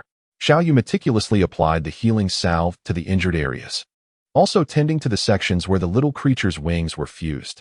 To his astonishment, with each stroke, the little one's wings gradually began to unfurl. Observing the delicate expansion of its wings, Xiao Yu grew increasingly cautious, fearful of causing any harm to this fragile being, which evidently had only recently entered the world, every part of its body seeming so vulnerable. Noticing that the little creature exhibited no signs of pain or discomfort, Xiao Yu continued to apply the life elixir while gently peeling apart its wings. Finally, with a soft rip, the little one's wings burst open completely, flapping joyfully a few times, radiating sheer delight. Could it be that this resembles a baby red dragon? In that moment, as the creature unfolded its wings, Xiao Yu found himself momentarily paralyzed with astonishment, its appearance strikingly reminiscent of the baby red dragon he had long sought in the realm of Warcraft, a creature he had pursued for over a year without success. Could it be that fate had shown him mercy, compensating him with this extraordinary gift? Oh, moon goddess, is this truly a dragon? Upon witnessing the little creature, Tyrande gasped in astonishment as well. The little one seemed to comprehend her words, chirping in response while nodding its tiny head. Is it really a dragon? Xiao Yu asked Tyrande, momentarily overwhelmed by the surge of joy that left him slightly dazed. Tyrande nodded affirmatively. Indeed, it is a dragon. By the heavens, it is a dragon. I am destined for greatness. Huh. Who would dare challenge me now that I have a dragon by my side? After a brief spell of silence, Xiao Yu erupted into a boisterous laugh. Devoid of any decorum, anyone would be exhilarated to possess a dragon. After all, in this era, dragon riders had completely vanished from history, and there had been no mention of their existence in contemporary times. The mere thought of having a dragon was undeniably impressive and glamorous. However, Tyrande swiftly doused his elation with a dose of cold reality. While it is indeed a dragon, it is merely a sub-dragon, not a true dragon. Have you ever seen a genuine dragon of such diminutive size? A sub-dragon? Xiao Yu's mind momentarily stalled as he tilted his head, reminiscent of a confused country bumpkin. Indeed, dragons are known for their prolific nature, often interbreeding with various other beings, resulting in peculiar offspring. These descendants inherit a portion of the dragon's bloodline, yet not in its entirety, as differing species yield diverse progeny. This little dragon, clearly lacking in potent elemental fluctuations, possesses only a fraction of the true dragon's might, functioning more as a unique magical beast. Tyrande elucidated. Alas, it is merely an ordinary magical beast, Xiao Yu lamented, feeling a wave of disappointment wash over him. Yet, he consoled himself with the thought that he had finally encountered the baby red dragon he had long sought after, a small triumph amidst the letdown. Xiao Yu first pouted, but soon after, he lifted the baby red dragon into his arms, his spirits lifted once more. In his previous life, he had yearned for this little creature day and night. Even as a mere pet, it was an exceptional companion. With the dragon hatchling by his side, Xiao Yu was no longer lonely on his journey. He played with it, taught it to speak, and introduced it to all manner of playful activities. Remarkably, this little being possessed an intelligence that rivaled that of humans. Upon reflection, it was not surprising, as dragons are indeed high-level beings. If their offspring were to be of low intelligence, it would be a disservice to such splendid genes. Before long, the little creature had mastered an array of skills.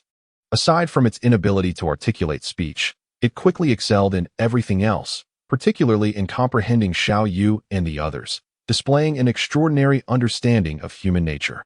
This delighted Xiao Yu immensely, as he would never again fear a lack of entertainment.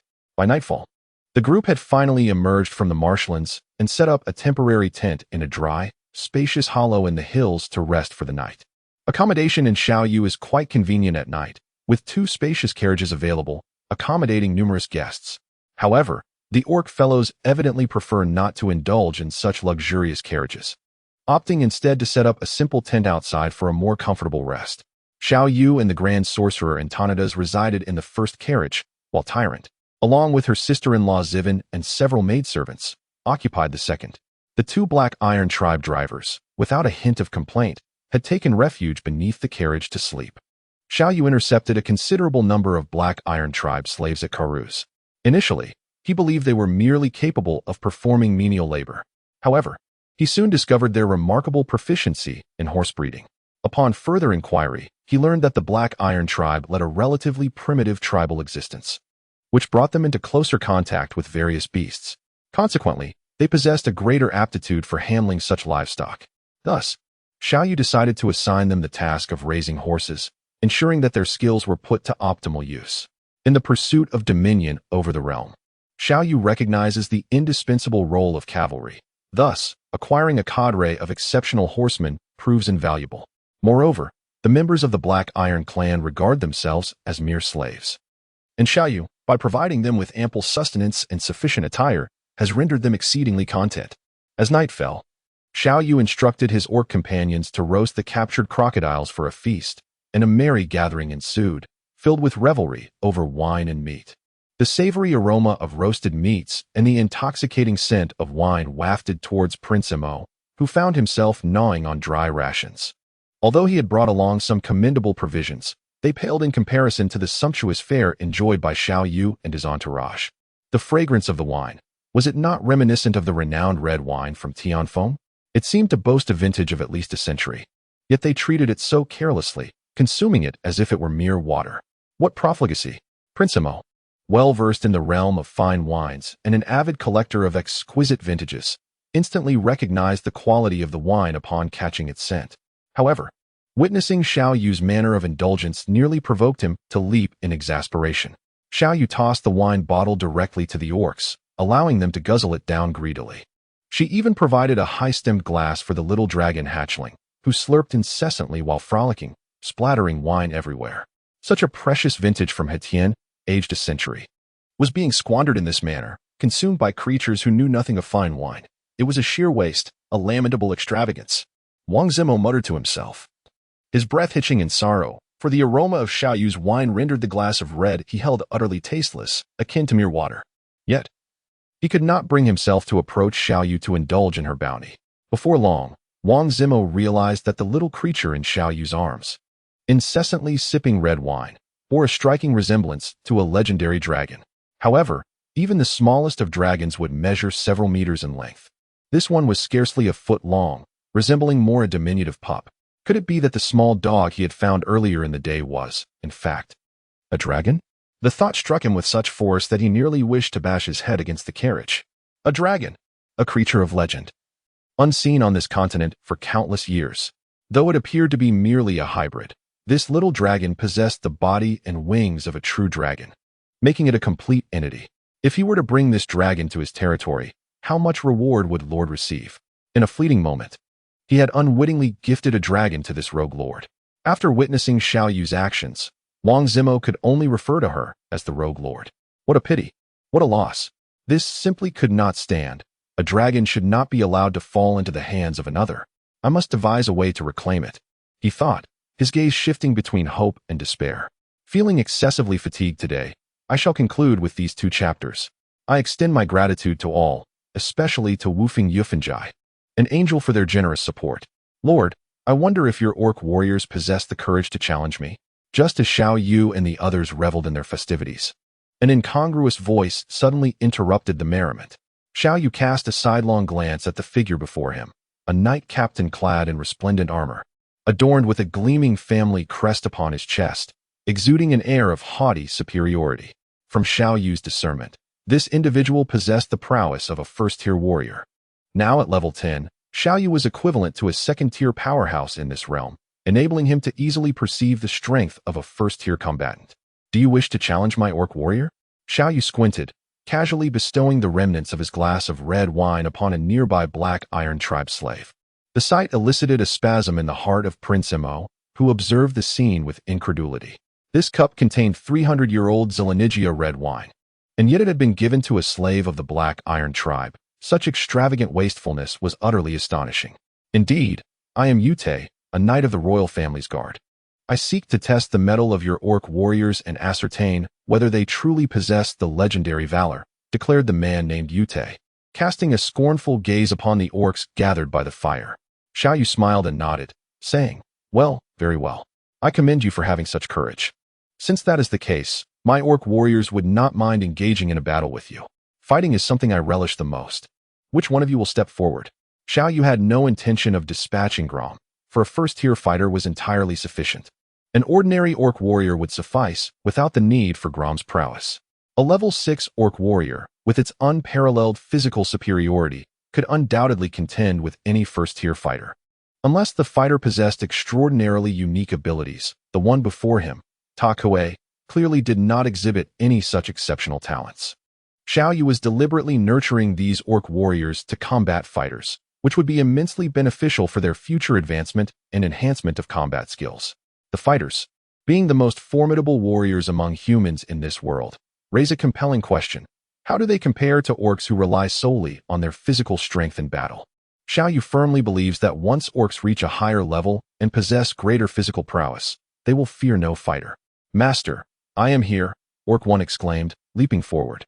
A large piece of crocodile meat still in his mouth, as he bounded over with a hefty axe in hand. Very well, Orc 1. To be cautious not to harm him. After all, we are in-laws, and it would be unfortunate to damage our rapport, Xiao Yu remarked with a hint of sarcasm. Rest assured, Master, I will be exceedingly careful. I certainly won't kill him, perhaps just a few playful swats on his backside, Orc 1 replied in a deep voice. As the first orc infantryman trained by Xiao Yu, Orc 1 possessed formidable strength, and due to the extensive time spent under Xiao Yu's tutelage, he exhibited a high degree of intelligence, having also absorbed some of Xiao Yu's cunning and unscrupulousness. Thus, Xiao Yu felt quite confident in Orc One's capabilities. Oomph, how arrogant. If Orc warriors were indeed so powerful, how did they fall to humanity in the past? You are merely a group of talking beasts, hardly superior to even the more advanced magical beasts, yet you dare to speak so brazenly. Yu Takui retorted in a fit of anger upon hearing Orc One's scornful words directed at him. Xiao Yu could hardly be bothered to engage in conversation with such an ignorant knight. In recent centuries, the Lionheart dynasty had been devoid of significant warfare, resulting in many knights retaining only their titles, mere remnants of their former glory. They had been nurtured in a sheltered environment since childhood, rendering them utterly unworthy of their accolades. Xiao Yu held such individuals in profound disdain. Go ahead, Xiao Yu gestured dismissively to Beast One, too lazy to even shift his hands as he accepted the crocodile meat offered by the dragon hatchling, preparing to relish a delightful spectacle of combat. Wait, at that moment, Takui raised a hand, looking at Xiao Yu. My lord, since this is a duel, why don't we wager on a little something for excitement? Upon hearing these words, Xiao Yu immediately raised an eyebrow, invigorated by the suggestion. A wager on a gamble? Splendid. What do you propose we bet on? Takui glanced at the little dragon hatchling, who was voraciously devouring grilled crocodile meat beside him, and replied, let us wager on it. Upon hearing these words, Xiao Yu, who had just about to place a piece of crocodile meat into his mouth, abruptly halted. He squinted at Yu Takui and then glanced at Prince Imo, who was observing from a distance, and immediately grasped the intentions of the other party. You wish to wager my dragon baby? A flicker of cold light passed through Xiao Yu's eyes as he slowly inquired, what stake can you offer that is worthy of a dragon baby? Yu Takui was momentarily taken aback by this question. Although Prince Imo had summoned him with the intent to win the dragon baby through a duel, he had not considered what stake they could present. Indeed, a dragon baby is a creature of immense value. If it is to be a wager, they too must put forth something of equivalent worth. Yet, in this world, what could possibly equate to a dragon? Noticing Yu Takui's awkward glance towards Prince Imo, Xiao Yu couldn't help but scoff. If you wish to engage in a duel, that is acceptable, provided you can present something of commensurate value. I would even wager my own life against you. However, do not simply expect to win my possessions while contributing nothing in return. Is this what you refer to as knightly honor? At that moment, Prince Imo, who had been observing from afar, approached with a cheerful demeanor and said, Lord, your enthusiasm is commendable. To wager even your own life for the sake of a duel is indeed impressive. I have long heard of your gambling prowess, which has captivated casinos far and wide. Since you are in high spirits today, why not engage in a wager? You claim there are no suitable items at hand, but I happen to possess a necklace of free magic that I believe will catch your eye. As he spoke, Prince Imo produced a remarkably exquisite wooden brocade box from within his garments. With a gentle press of a mechanism, the box opened to reveal a necklace shimmering with an icy blue light. At the sight of this necklace, the great mage Andonidas's eyes widened as if they might pop out, nearly falling into his goblet. For a mage, the fascination with magical artifacts is akin to a smoker encountering a fine cigar, a drunkard discovering brandy, a miser spotting gold coins, or a lecher beholding an unclad beauty. Xiao Yu was taken aback, not expecting Prince Imo to present such a remarkable item. What do you think, my lord? Surely, with a magician by your side, you comprehend the value of this necklace. It is a magical artifact that my lord specifically instructed me to procure at the largest auction house in the Duchy of Rance, valued at 5 million gold coins. Prince Imo felt a swell of pride, for such treasures are not within the reach of the common folk. Zywin's father had spared no expense to secure the allegiance of a third-tier magician, investing heavily in this magical device. In this realm, a third-tier magician holds a significance akin to an army bolstered by dozens of heavy artillery in Xiao Yu's previous life. Thus, attracting a third-tier magician is indeed a monumental achievement. Though Prince Imo had hesitated to present the necklace as a wager without permission, the allure of a young dragon emboldened him to take the risk. He believed that if he succeeded, he would undoubtedly earn the Lord's generous reward. Even in the presence of the Lord, he was convinced that such a magnificent creature would not be overlooked. Xiao Yu observed as Wang Zimo produced the necklace, a slight furrow appearing on his brow, for he understood that in this world, nothing of such value is ever freely given.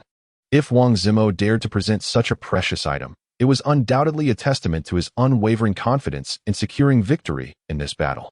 Otherwise, should he lose such a valuable necklace, How could he possibly justify this loss to Xiwen's father upon returning, regardless of his status within the Wang family? Are you suggesting that my beastman compatriot and your knight's duel will determine the fate of this necklace? Xiao Yu inquired, narrowing his eyes with caution. Certainly not.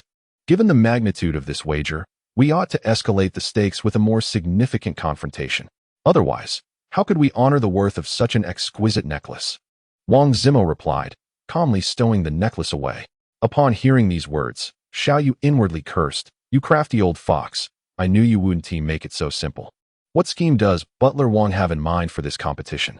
Wang Zimo, gazing at the orc warriors beside Xiao Yu, smiled and remarked, "I have long heard that orc soldiers are the finest warriors on the battlefield, capable of taking on 10 foes at once. It is said that during the great wars between humans and orcs, a single adult orc warrior could slay hundreds of human soldiers in a single encounter. If that is the case, I too wish to witness whether Lord Zhao's orc soldiers possess such prowess.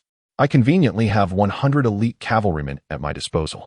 Since this is a contest, they shall not ride but instead serve as infantry, pitted against Lord Zhao's 11 orc warriors in a one-on-one duel.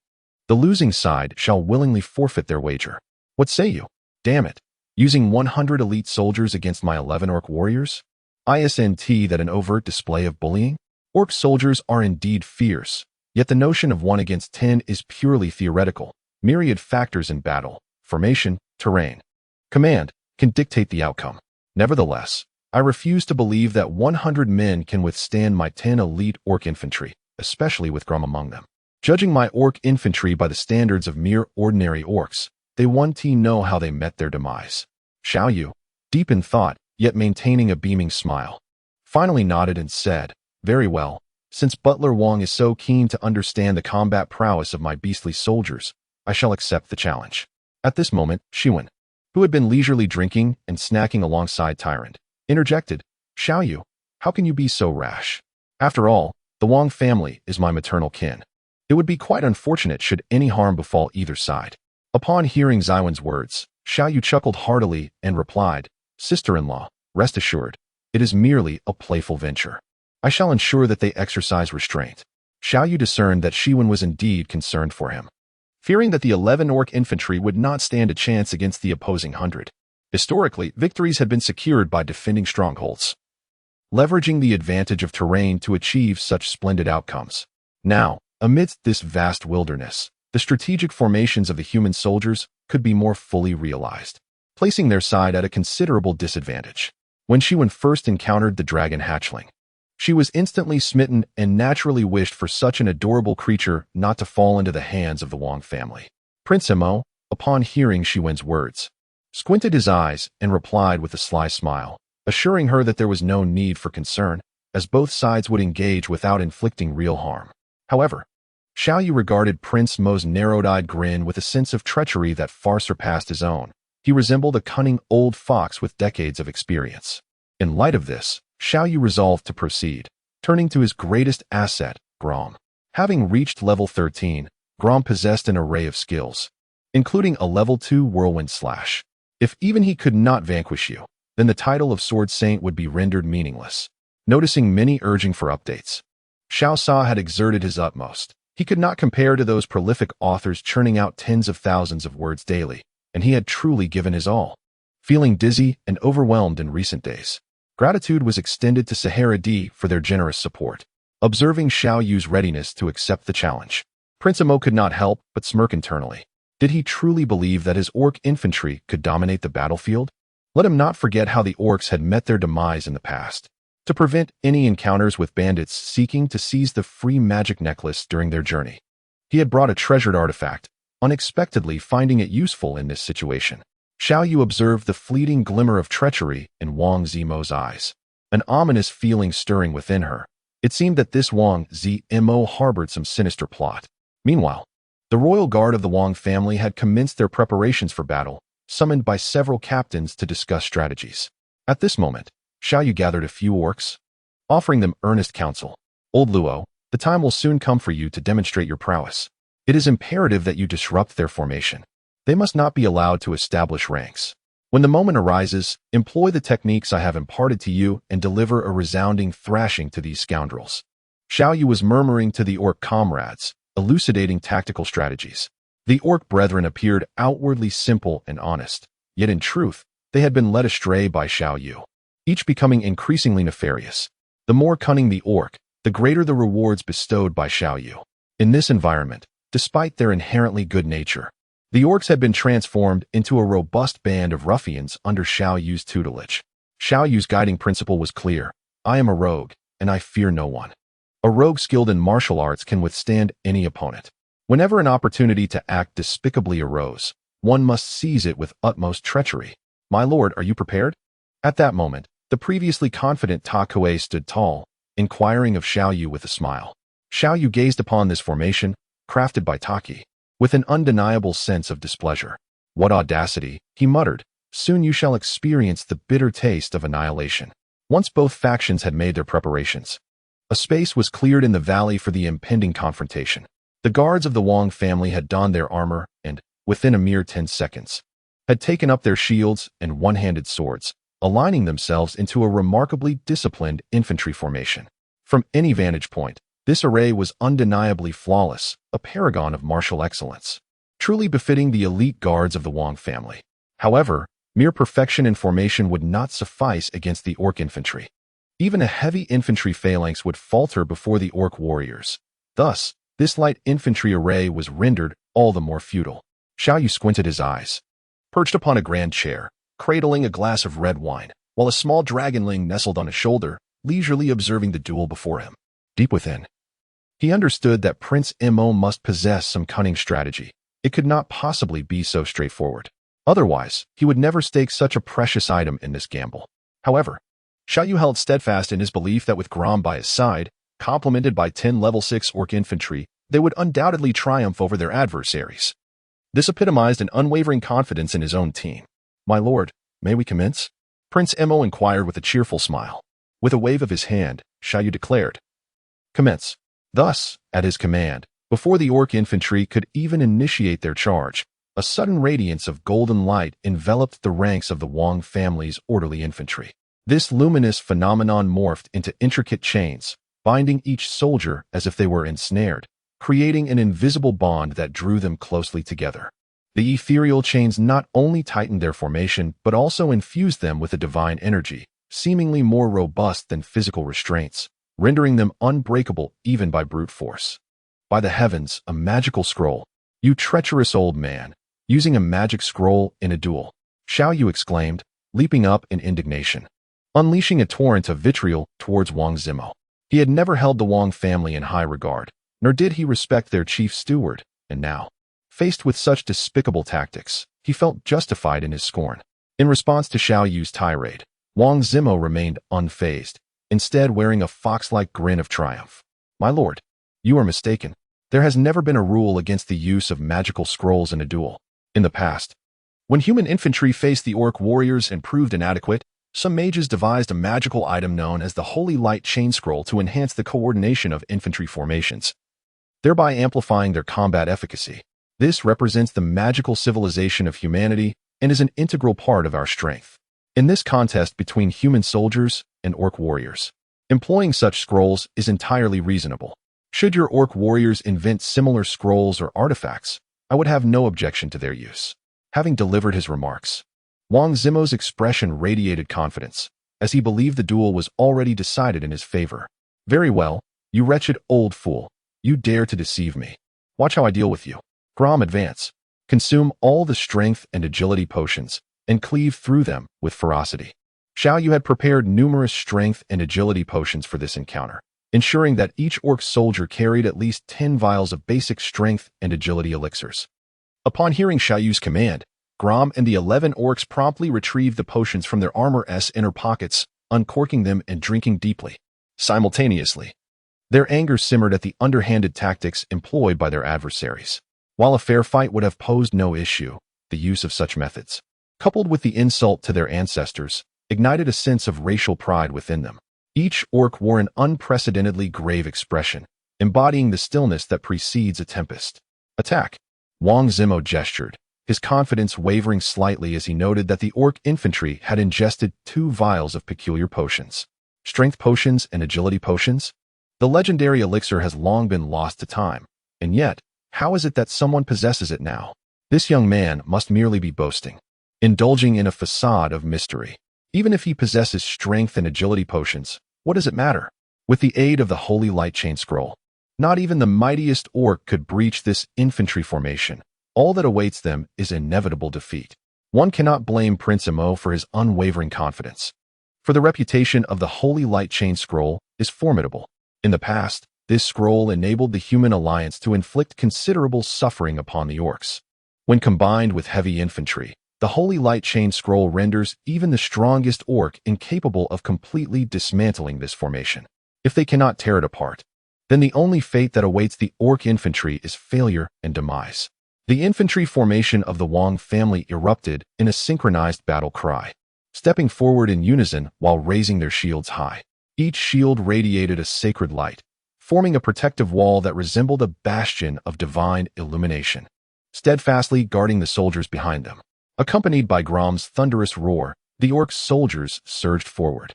They were nearly 50 paces away from the Wong infantry formation, and with their long strides, they closed the distance in the blink of an eye. As Gromm approached within 5 or 6 meters of the infantry formation, he leapt into the air, executing his heroic leap skill, and landed directly at the center of the Wong family's infantry formation. Whirlwind slash. Gromm bellowed, swinging his sword to create a vortex of blades that descended like a reaper's scythe upon his foes below, though they had anticipated the orcs' ferocity. Witnessing Gromm's aerial leap and the subsequent execution of such a powerful skill left them astonished. Were orcs not supposed to triumph solely through brute strength? Such martial prowess was thought to be the domain of humans. How could this orc wield such formidable techniques? Prince Imo, observing this spectacle, felt a jolt of apprehension. The smile that lingered on his face became rigid. The Holy Light Chain Scroll is indeed powerful, capable of withstanding the onslaught of ordinary orcs, maintaining the infantry's cohesion against fierce attacks. But against such an assault, its efficacy remains uncertain. Gromm, having reached level 13, already possessed immense strength. After consuming a strength potion and an agility potion, his physical prowess surged dramatically, nearing the capabilities of level 16. With his formidable physique, combined with the devastating whirlwind slash, the magnitude of Gromm's attack could only be imagined. With a thunderous roar, the whirlwind slash descended upon the Wong family's infantry formation like a drill piercing through the air. The most distinguishing characteristic of the infantry phalanx is its compactness and orderly arrangement. At this moment, even if they wished to evade the Sword Saint's whirlwind slash, circumstances would not permit, for they were pressed too closely together. Any lateral movement would result in collisions with their comrades, leading to immediate chaos and collapse of their formation. However, Gromm's whirlwind slash was already descending, and the royal soldiers in the center were stricken with dread, sensing a looming threat of death. The sheer force of the whirlwind slash felt akin to a meat grinder approaching them. A harsh, grating sound of metal scraping echoed as the Sword Saint's whirlwind slash tore through the midst of the royal infantry phalanx, swiftly advancing forward. The second-level whirlwind slash, though fleeting, lasting only a few seconds, was devastating enough to obliterate the formation from within, sending the central soldiers sprawling like scattered petals.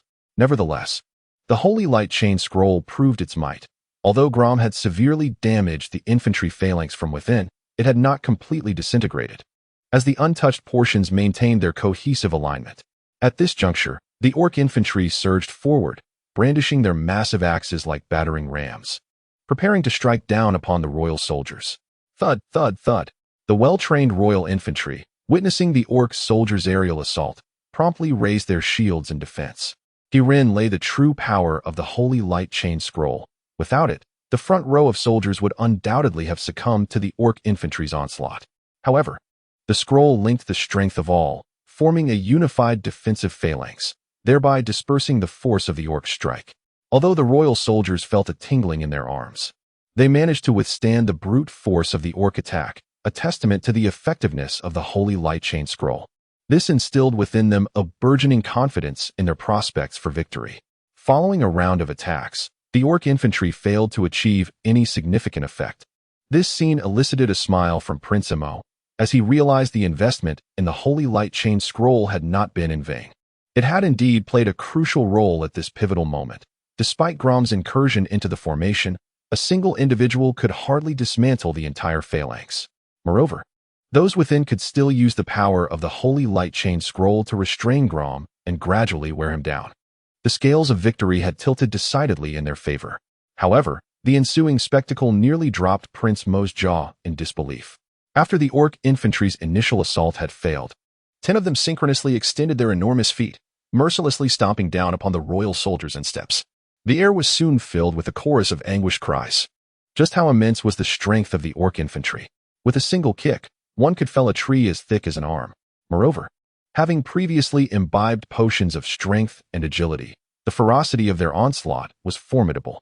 Even with the binding power of the Holy Light Chain Scroll, the defenders would find themselves in dire straits. The primary function of this scroll was to bolster protection for shields and the upper body. The defenses below were inherently weak. The first rank of royal infantry was rendered completely incapacitated, yet as elite soldiers, they supported one another, refusing to collapse and desperately maintaining their formation. The orc infantry, however, showed no restraint, unleashing powerful kicks aimed at the vulnerable areas of these royal soldiers.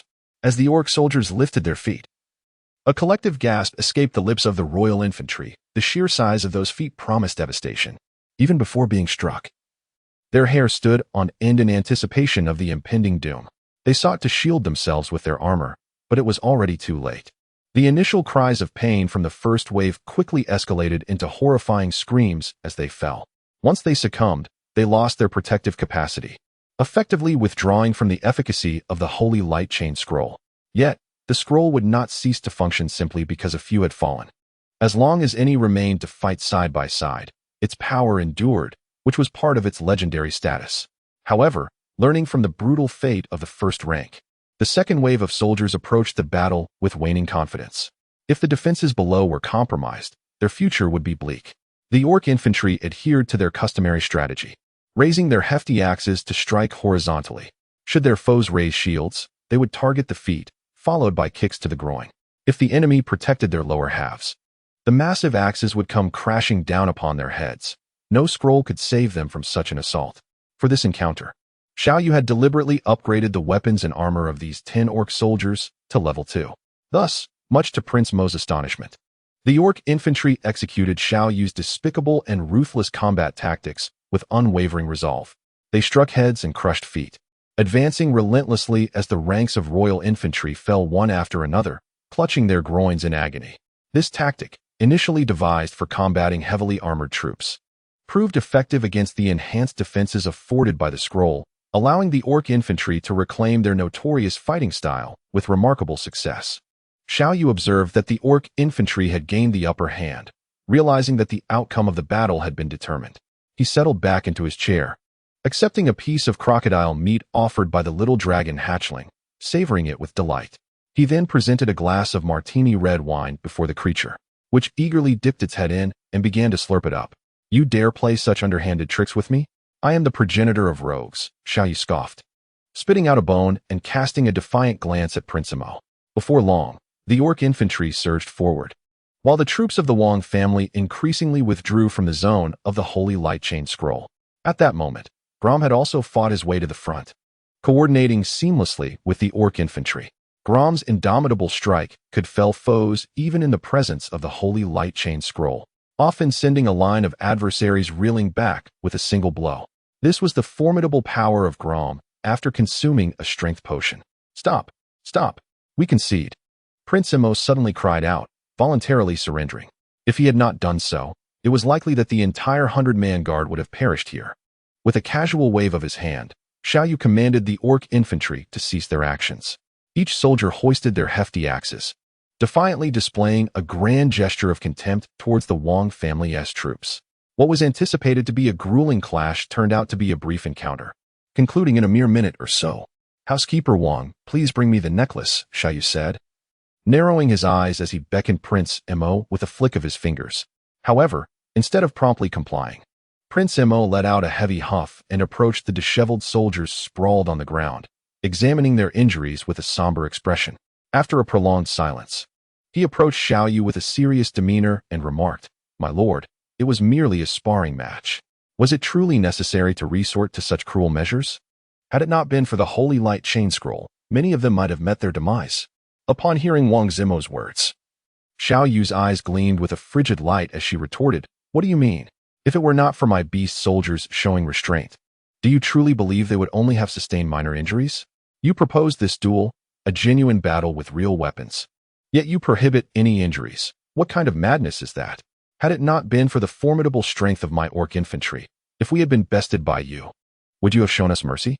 Wang Zimo replied coldly, "You, a duke and a lord, resort to such despicable means to claim victory. Yet you have the audacity to speak so brazenly. Despicable, you say? You schemed to win with my little dragon, and then prepared the holy light chain scroll, pitting 100 against my 11. And now you dare to call me despicable? Who do you think you are? Spare me your nonsense, and swiftly hand over the necklace." Xiao Yu was instantly engulfed in fury, rising to his feet. "Humph. With such despicable tactics employed by your esteemed self, I find it impossible to trust in the fairness of this battle. Therefore, I must regretfully withdraw my wager." Wang Zimo, his countenance cold, prepared to hand over the ornate box containing the necklace to a soldier nearby. "How dare you mock me?" Xiao Yu, witnessing Wang Zimo's shamelessness, was consumed by rage. He waved his hand, gathering his companions to approach Wang Zimo, and coldly declared, "What will you do today if you refuse? If it weren't for my sister-in-law, I would not endure your insolence. I would have torn you apart and fed you to my beastly brethren." As he observed the fierce expression on Xiao Yu's face, along with the encroaching throng of beast men, Wang Zimo was immediately struck with fear, retreating hastily. What do you intend to do? I am the chief steward of the Wang family. Your title means nothing to me, Xiao Yu retorted, stepping forward to seize Wang Zimo by the collar. What do you think the Wang family is? You presume to look down upon me, as if I need to account for your family? Let me be frank. My visit to the Wang family was solely to please my sister-in-law. Otherwise, do you believe your family is worth my time? If you doubt my words and consider the Wang family formidable, then come and challenge me. If you dare to confront me, I shall ensure that you all become a feast for the beast men. Now, I shall ask you once more, will you comply? If not, I shall have you all roasted alongside those crocodiles. What are you doing? This is utterly absurd. You are a lord, a noble. How can you behave this way? I am the steward of the Wang family. How can you treat me like this? Wang Zimo faltered, realizing that Xiao Yu was indeed capable of carrying out his threats. In the realm where Xiao Yushan reigns, far removed from the emperor, he stands as a sovereign in his own right. Even if he were to take his own life, who amongst them could hold him accountable? The Tianlian dynasty has long since fallen into decay, devoid of any arbiter of justice. In this world, might makes right. The strongest prevails. The Wang family is separated from the Lion King's territory by thousands of miles, and it would be folly to mobilize troops for his sake, resulting in a feudal demise. Xiao Yu, please refrain from this, urged Xiwen, who rushed forward upon witnessing Xiao Yu's grip on Wang Zimo's neck, her expression fraught with anxiety. Regardless of the circumstances, he was still her kin.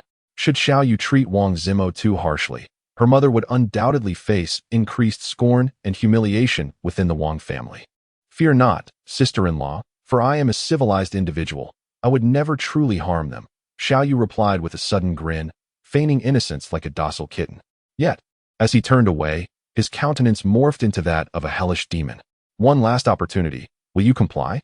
He demanded, drawing Wang Zimo's head perilously close, mere centimeters from his own gaze. The soldiers of the Wang family yearned to intervene, but the beast men stood resolutely in their way, none daring to make a move. The holy light chains were rendered ineffective. These remnants of soldiers could scarcely contend with the beastly infantry. Comply, then, he insisted. And under the immense pressure exerted by Xiao Yu, Wang Zimo's will to resist evaporated. A soldier presented a brocade box, which Xiao Yu snatched with glee, his expression brightening as he smoothed Wang Zimo's crumpled collar. Ah, now that's more like it, housekeeper Wang. We are all civilized beings here. And as a first-class noble duke, how could I possibly be so uncouth? We must coexist in harmony. After all, our families are now connected. Surely, any matters can be amicably resolved, yes? With that, Xiao Yu collected the brocade box, adjusted his attire, tidied his hair, and sauntered back to his carriage, exuding the demeanor of a gentleman returning from a ball rather than that of a ruffian who had just engaged in a brawl. Gratitude to those who have supported through donations. Despite my recent bouts of dizziness leading to fewer updates, I assure you there will be at least 2 chapters forthcoming. Thank you all for your unwavering support. I shall strive to deliver more sporadically. Xiao Yu returned to the fire pit, clutching a brocade box, and tossed it directly to Anthony Das. Upon receiving the box, Anthony Das's eyes crinkled into crescent shapes as he smiled. With this necklace in hand, his strength would be augmented by at least a third. Meanwhile, on Prince Mo's side, anguished cries echoed, yet miraculously, none had perished due to the holy light chain scroll. Instead, they were merely gravely injured, which could be deemed a miracle in itself. This was partly thanks to the orc infantry, who had shown restraint. Xiao Yu had initially instructed them not to take lives if possible, as they still had to visit the Wang family.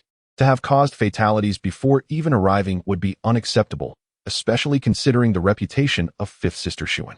What was the purpose of Xiao Yu's visit to the Wang family? It was to uphold Xiwen's dignity, allowing her to hold her head high before her family, proving that she thrived in the Lion King's territory, surpassing all her sisters. Women, regardless of their indifference towards fame and fortune, harbor a heart that yearns for vanity. To win a woman's loyalty, one must satiate her vanity, ensuring she remains devoted and steadfast by your side. Xiao Yu intends to wield both the stick and the carrot, imposing a deterrent upon the Wang family, while simultaneously allowing them to perceive the formidable strength of the Lion King's territory. Only in this way will they willingly permit Xiwen to remain within the Lion King's domain. It would be absurd for such a beautiful sister-in-law to be taken away by another. Xiao Yu would truly be unworthy of the title of rogue. Xiao Yu savored the delectable alligator meat and comfortably retreated into the carriage for a restful slumber. The following morning, she rose early, preparing to embark on her journey, only to discover that the majority of the Wang family's caravan lay sprawled on the ground, disheveled and in disarray, struggling to rise from their prone positions. Xiao Yu approached with a cheerful smile, inquiring, "Butler Wang, how are things? When shall we set forth?"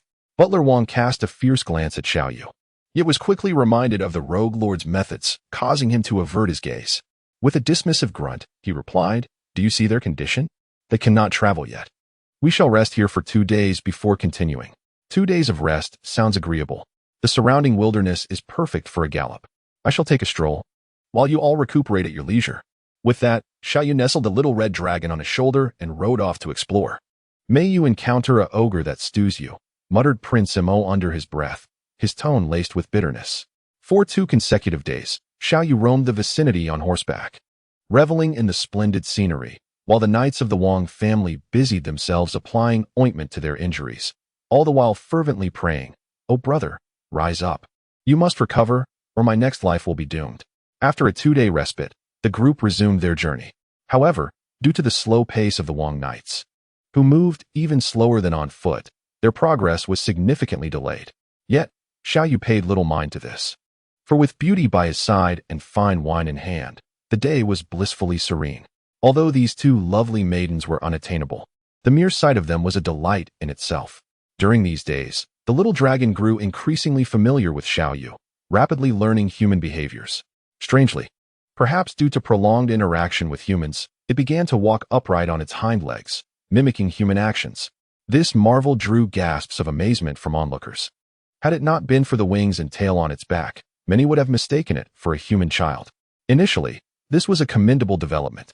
However, having spent the most time with Xiao Yu, the little dragon absorbed his antics, and over time, adopted a mischievous demeanor. It would ogle at the ladies, drooling over their figures, and occasionally attempt to whistle like Xiao Yu, mastering the dubious skills of unruly youths. Xiwen had always cherished the little dragon, nurturing it daily with delectable treats as a mother would. Yet as the dragon's behavior grew increasingly unruly, Xiwen could no longer tolerate it. She confronted Xiao Yu directly, demanding an earnest discussion, insisting that he must refrain from teaching the little dragon such undesirable habits in the future. Xiao Yu scratched his head, pondering how he had not imparted his true skills to the little dragon. Yet this young creature seemed to surpass him in talent, truly a genius. Could it be that the nature of dragons is inherently lustful? The little dragon's most characteristic behavior at present was its acquisition of Xiao Yu's lecherous tendencies and penchant for voyeurism. While Xiao Yu engaged in his discreet peeping at Xiwen and Tyrande, the little dragon, due to its tender age and immaturity, lacked an understanding of the need for subtlety, and thus emulated Xiao Yu's actions in a brazen manner.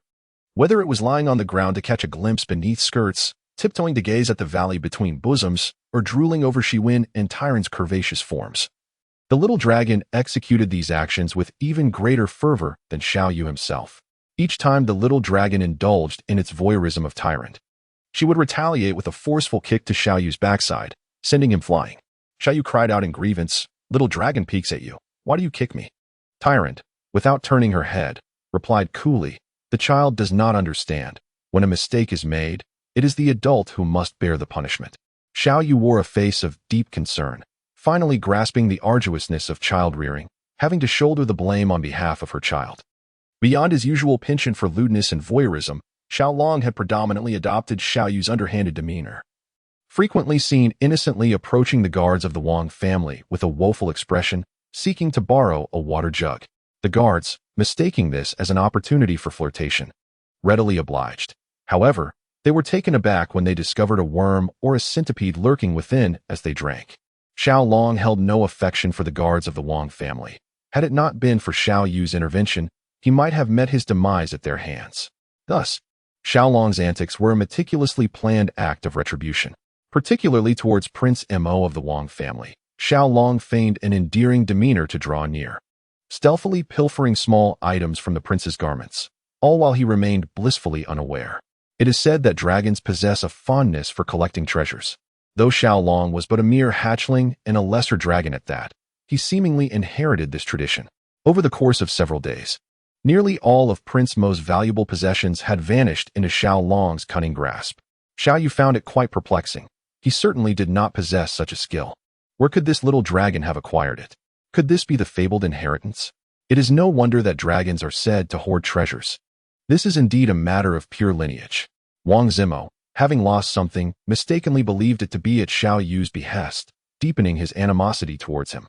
However, he refrained from expressing his wrath, understanding that no advantages could be gained in the presence of this lord. He resolved to settle the score upon their return to the Wang family. Such was Wang Zimo's intention. After several days of arduous travel, they finally traversed the desolate wilderness and arrived at a town, which belonged to the territory of the nearby Xilan Principality. The Xilan Principality maintained a cordial relationship with the Wang family, so upon the arrival of the Wang banner, they faced no hindrance. Instead, they were graciously received by the local officials. Having endured humiliation at the hands of Xiao Yu throughout their journey, Wang Zimo finally felt a sense of relief. Inwardly sneering, a mere Lion King territory, so insignificant, yet so arrogant, he eagerly anticipated witnessing how the Wang family would deal with you. Xiao Yu, seemingly unperturbed by the journey ahead, spent his days in the inn indulging in food and drink with Xiaolong, his gaze wandering lustfully over the beautiful maidens. Xiaolong had adeptly emulated Xiao Yu's lecherous glances, yet his diminutive and endearing stature rendered his infatuation charming rather than repulsive, eliciting admiration from all women he encountered. In stark contrast, Xiao Yu's lascivious expressions often invited disdainful glares or even sharp reprimands. On this particular day, as the guards of the Wang family ventured into the town in search of a physician, Xiao Yu and his companions remained at the inn to rest. Tyrande and Xiwen, fearing the complications their extraordinary beauty might attract, cloaked themselves and stayed within their quarters, while Xiao Yu, restless as ever, took Xiaolong to the main hall to partake in drink. Xiao Yu's primary purpose for entering the hall was to behold the beauty within. This town, situated along a bustling thoroughfare, serves as a restful haven for numerous adventurous souls traversing the land. Among these intrepid explorers, many are women, each possessing a wealth of adventurous experience that imbues them with a wild essence, rendering them irresistibly alluring. At this moment, Xiao Yu leaned over the table, gazing with unabashed fascination at a striking lady clad in black leather armor, accompanied by Xiaolong. The enchanting woman appeared to sense their scrutiny, yet showed no sign of discomfort. Instead, she gracefully swayed her hips, allowing more of her fair skin to be revealed. "Wow," Xiao Yu gasped, swallowing hard. "Oh my," Xiaolong exclaimed, audibly captivated. "What a delightful little creature." Suddenly, the captivating beauty turned around, revealing a strikingly exquisite face, adorned with resolute features. Unlike the gentle elegance of Xiwan, this lady's visage, though slightly rugged, undeniably encapsulated a primal allure. Coupled with her remarkably voluptuous figure, any man who beheld her would likely feel a stirring desire igniting within. At that moment, the enchanting woman strode purposefully towards Xiao Yu. Xiao Yu was suddenly filled with excitement as the enchanting beauty approached him.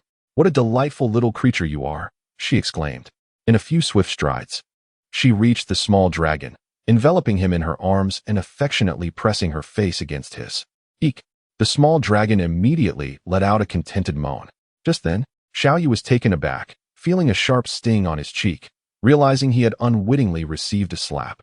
Such swift hands, he thought. What are you staring at? Haven't you ever seen a beauty before? Do you dare to believe I won't gouge out your eyes? The beauty's demeanor shifted from tender to fierce as she glared at Xiao Yu. Thanks to the annoyingly extraordinary for the rather sour reward. How dare you strike me?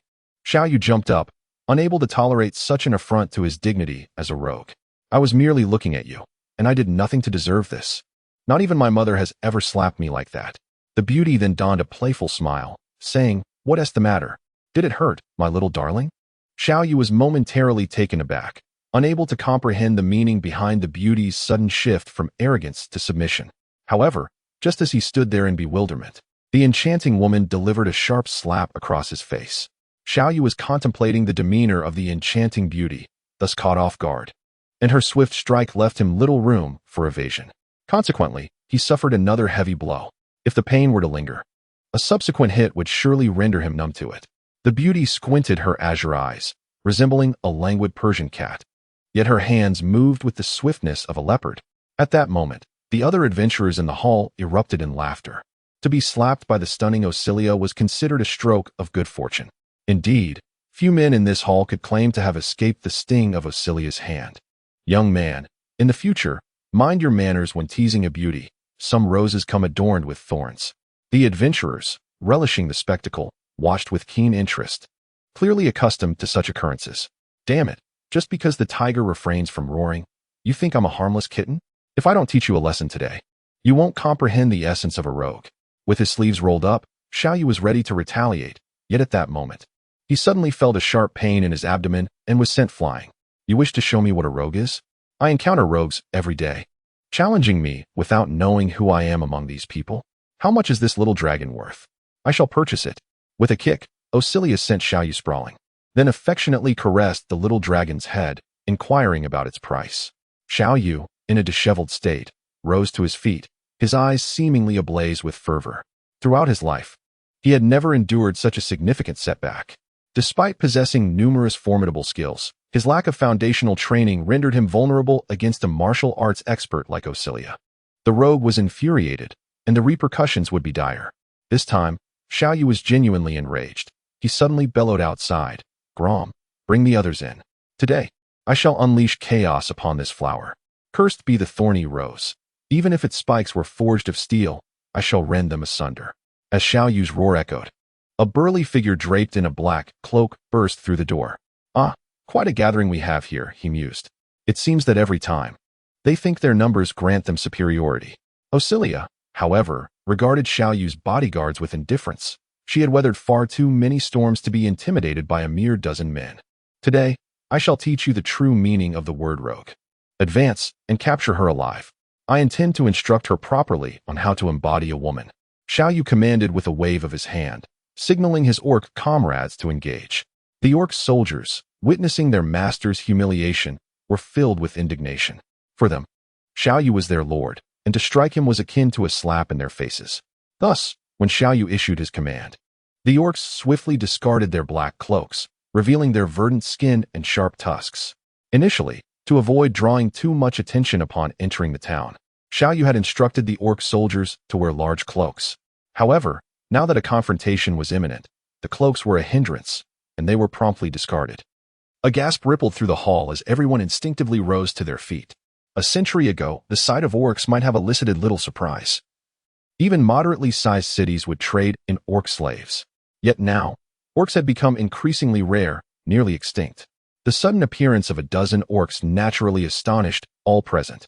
"Orcs, indeed," Osilia remarked, slightly taken aback. She had not anticipated this rogue to have orcs as bodyguards. Who was he? In this era, only those of considerable means could afford the luxury of orc bodyguards, surely not an ordinary individual. Nonetheless, Osilia held even a prince of a nation in low regard. What significance did rank hold? Although the orcs were towering in stature, their movements were remarkably agile, and they swiftly charged forward, intent on seizing Osilia. However, As several orcs reached out simultaneously, they ultimately grasped nothing but air. In that fleeting moment when a multitude of orc hands extended, Osilia's supple form glided like a fish, her slender waist twisting with the resilience of a willow branch, effortlessly evading the grasp of the orc infantry as she danced over several tables. The orc soldiers pursued her, yet their bulky frames hindered their movement in the crowded hall, filled with tables and chairs, leaving them unable to navigate through the narrow gaps. In stark contrast, Osilia thrived in this environment, darting about with the little dragon in her arms, eluding capture from the 11 orcs, including Gromm. Despite Gromm's valiant leaps, Osilia's agility was unmatched, allowing her to evade him time and again. Enraged, the orc soldiers smashed a table to pieces, creating a scene of utter chaos as 10 orcs leaped and bounded in relentless pursuit. Yet each time Osilia slipped away by mere inches. Eventually, appearing to tire of the chase, Osilia let out a playful giggle and leapt onto a pillar in the hall, clinging to the smooth surface with the grace of a feline, resembling a spider at rest. Did these clumsy orcs truly believe they could capture me? How naive. They think their few orc bodyguards are formidable. Since you refuse to offer a price for this little dragon, I shall simply take it as my compensation. As she spoke, Osilia's figure began to fade, blending seamlessly with the pillar. What? An assassin? The thought flashed through Xiao Yu's mind. In this world, only assassins possess the ability to become invisible. No wonder she is so audacious. A formidable assassin could evade even the might of an entire nation. Assassins can conceal themselves, adept at hiding and capable of assuming different identities, disappearing into a sea of people. Xiao Yu's eyes gleamed as he contemplated the true prowess of assassins in this realm. Intriguing. If that is the case, then capturing her becomes all the more essential. A cunning smile returned to Xiao Yu's face.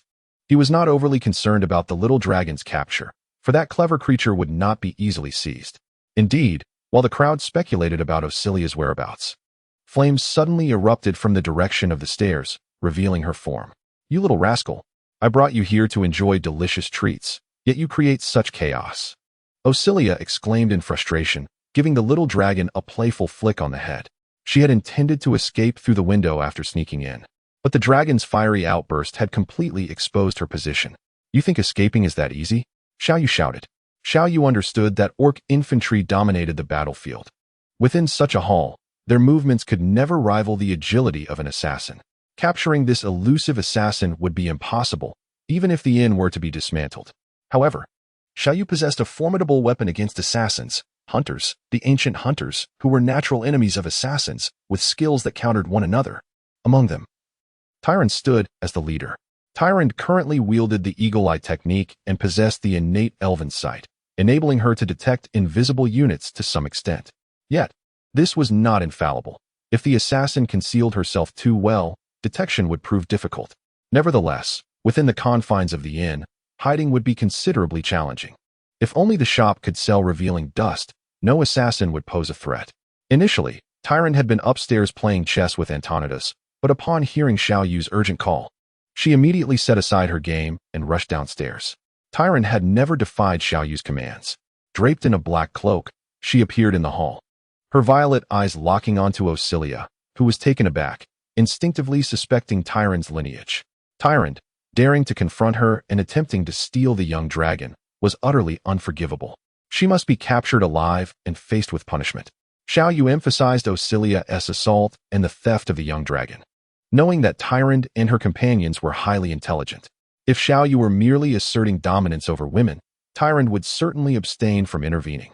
However, if Xiao Yu were attacked and his dragon stolen, Tyrande would undoubtedly take action. Indeed, upon learning that Osilia had struck Xiao Yu and aimed to abscond with the beloved young dragon, Tyrande swiftly knocked her bow, unleashing 7 arrows towards Osilia.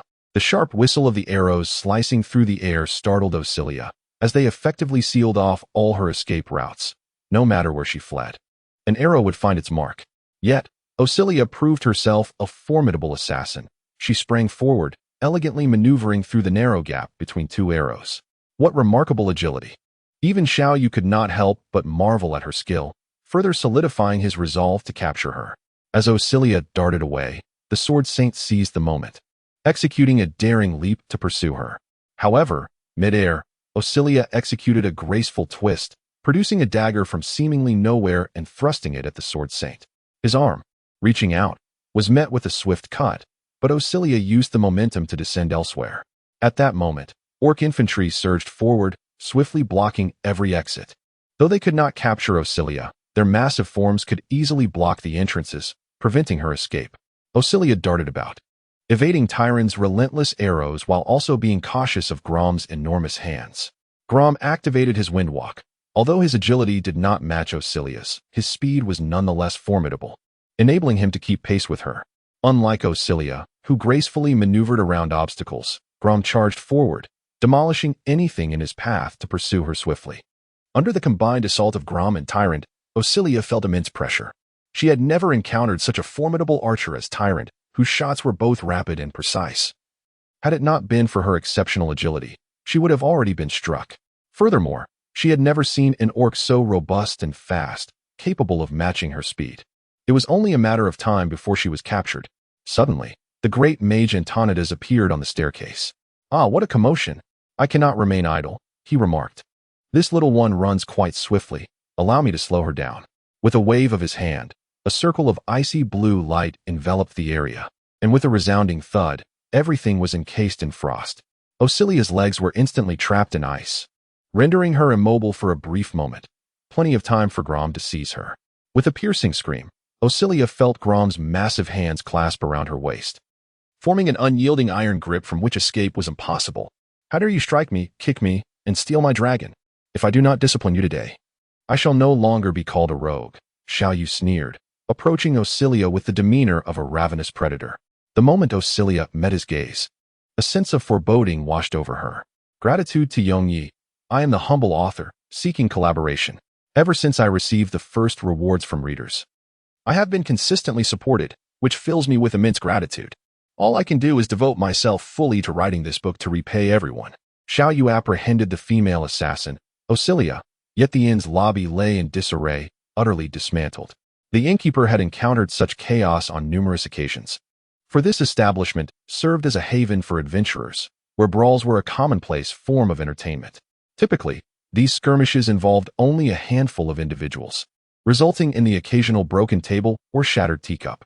However, today, the orc infantry unleashed a ferocious rampage, reducing much of the inn's decor to ruins. As the innkeeper gazed up at the imposing figure of the orc, standing over 2 meters tall, he approached with a lack of confidence, seeking compensation. "Esteemed sir, might we discuss how to settle the damages incurred today?" the innkeeper inquired with a forced smile. Xiao Yu then realized that the inn had been nearly dismantled by his own orc infantry. However, well-versed in the art of subterfuge, Xiao Yu remained unperturbed. Pointing towards the flag of the Wang family's cavalry outside, he inquired, "Do you recognize that banner?" The innkeeper craned his neck to glance outside and replied, "Indeed. I recognize it. That is the flag of the Iron Cavalry, belonging to the Wang family. They often pass through this place." With a radiant smile, Xiao Yu nodded in satisfaction and said, "The old man from the Wang family is currently visiting the officials at your place. He will return shortly, and you can simply ask him then." After speaking, Xiao Yu instructed Gromm to escort Osilia back to her room. The boss watched as Xiao Yu turned to leave, intending to call out and say something more, but upon seeing Gromm holding Osilia as one would a small chick, he ultimately refrained from uttering a word. Xiao Yu led Osilia into the room, while the others discreetly withdrew, leaving only 5 orc infantry, including Gromm, to observe the unfolding events. Osilia was already bound tightly with a rope, resembling a large zongzi, rendering even the most formidable assassin utterly incapable of escape. "I say, little girl, was it you who attacked me just now?" Xiao Yu tilted his head, grinning widely, embodying the most repugnant rogue character he had seen on television. Leaning in closely to Osilia's face as he spoke, Xiao Yu speculated that if he were to return to a bygone era, his acting prowess would undoubtedly earn him the title of Best Supporting Actor, surpassing even the notorious Chung Kuan from Hong Kong in embodying the essence of a rogue. "Humph, you would do well to release me promptly." In the face of Xiao Yu's threat, Osilia displayed no trace of fear. Instead, she stood resolute, her delicate chin held high, unwavering in her gaze. "Oh, you wish for me to let you go? Have I misheard? You struck me twice, and now you expect to walk free? Who do you think you are? And who do you believe I am?" Xiao Yu was utterly unimpressed by Osilia's bravado. while others might harbor apprehensions about her potential connections. He felt no trepidation. I am a king in my own right. If you possess the ability to extinguish my reign, then do so. Until then, I fear no one. Should you refuse to release me, you will certainly come to regret it, Osilia continued, her demeanor still haughty as she threatened him. Xiao Yu's expression darkened upon hearing her threats, and he swiftly kicked a nearby chair aside, his voice dripping with disdain. Do you take me for a mere plaything? You dare to threaten me? Let me assure you, no one has yet been born who can impose fear upon me. If regret is what you speak of, then I shall ensure you taste it first. Gromm, retrieve her dagger. With Osilia captured, her possessions were naturally confiscated, and Gromm respectfully presented the very dagger that had wounded him. His hands, rough and calloused, could barely be cut by ordinary blades. Yet this dagger sliced through his flesh with ease, revealing its superior craftsmanship. After applying a healing potion, the wound on Gromm's hand had long since vanished. Xiao Yu took the dagger and, with a nonchalant demeanor, approached Osilia. He held the dagger's tip merely an inch from her face, proclaiming, in truth, I harbor a significant secret that I have yet to disclose to you. I am an artist, a sculptor by trade. My specialty lies in the art of human anatomy, where I find the most exquisite pleasure in carving the softest parts of the human form. Typically, there are two areas deemed the most tender, the face and the posterior. As he spoke, Xiao Yu cast a lingering gaze into the deep crevice of Osilia. Quite appealing indeed. Pray tell, where should I commence my artistry? Above, below, or perhaps in the middle? I grant you the privilege of choice. Xiao Yu smiled sweetly, exuding an air of innocence, yet to Osilia's discerning eye, that seemingly sunny grin was akin to a devil's sinister smirk. You devil, she thought, observing the unwavering seriousness in Xiao Yu's gaze. Her heart raced, a palpable fear mingling with the defiance in her eyes. Please do not commend me. I am far from a benevolent demon. Such praise is beyond my merit. Xiao Yu remarked, I shall count to 3, and if you do not make a choice, I will decide for you.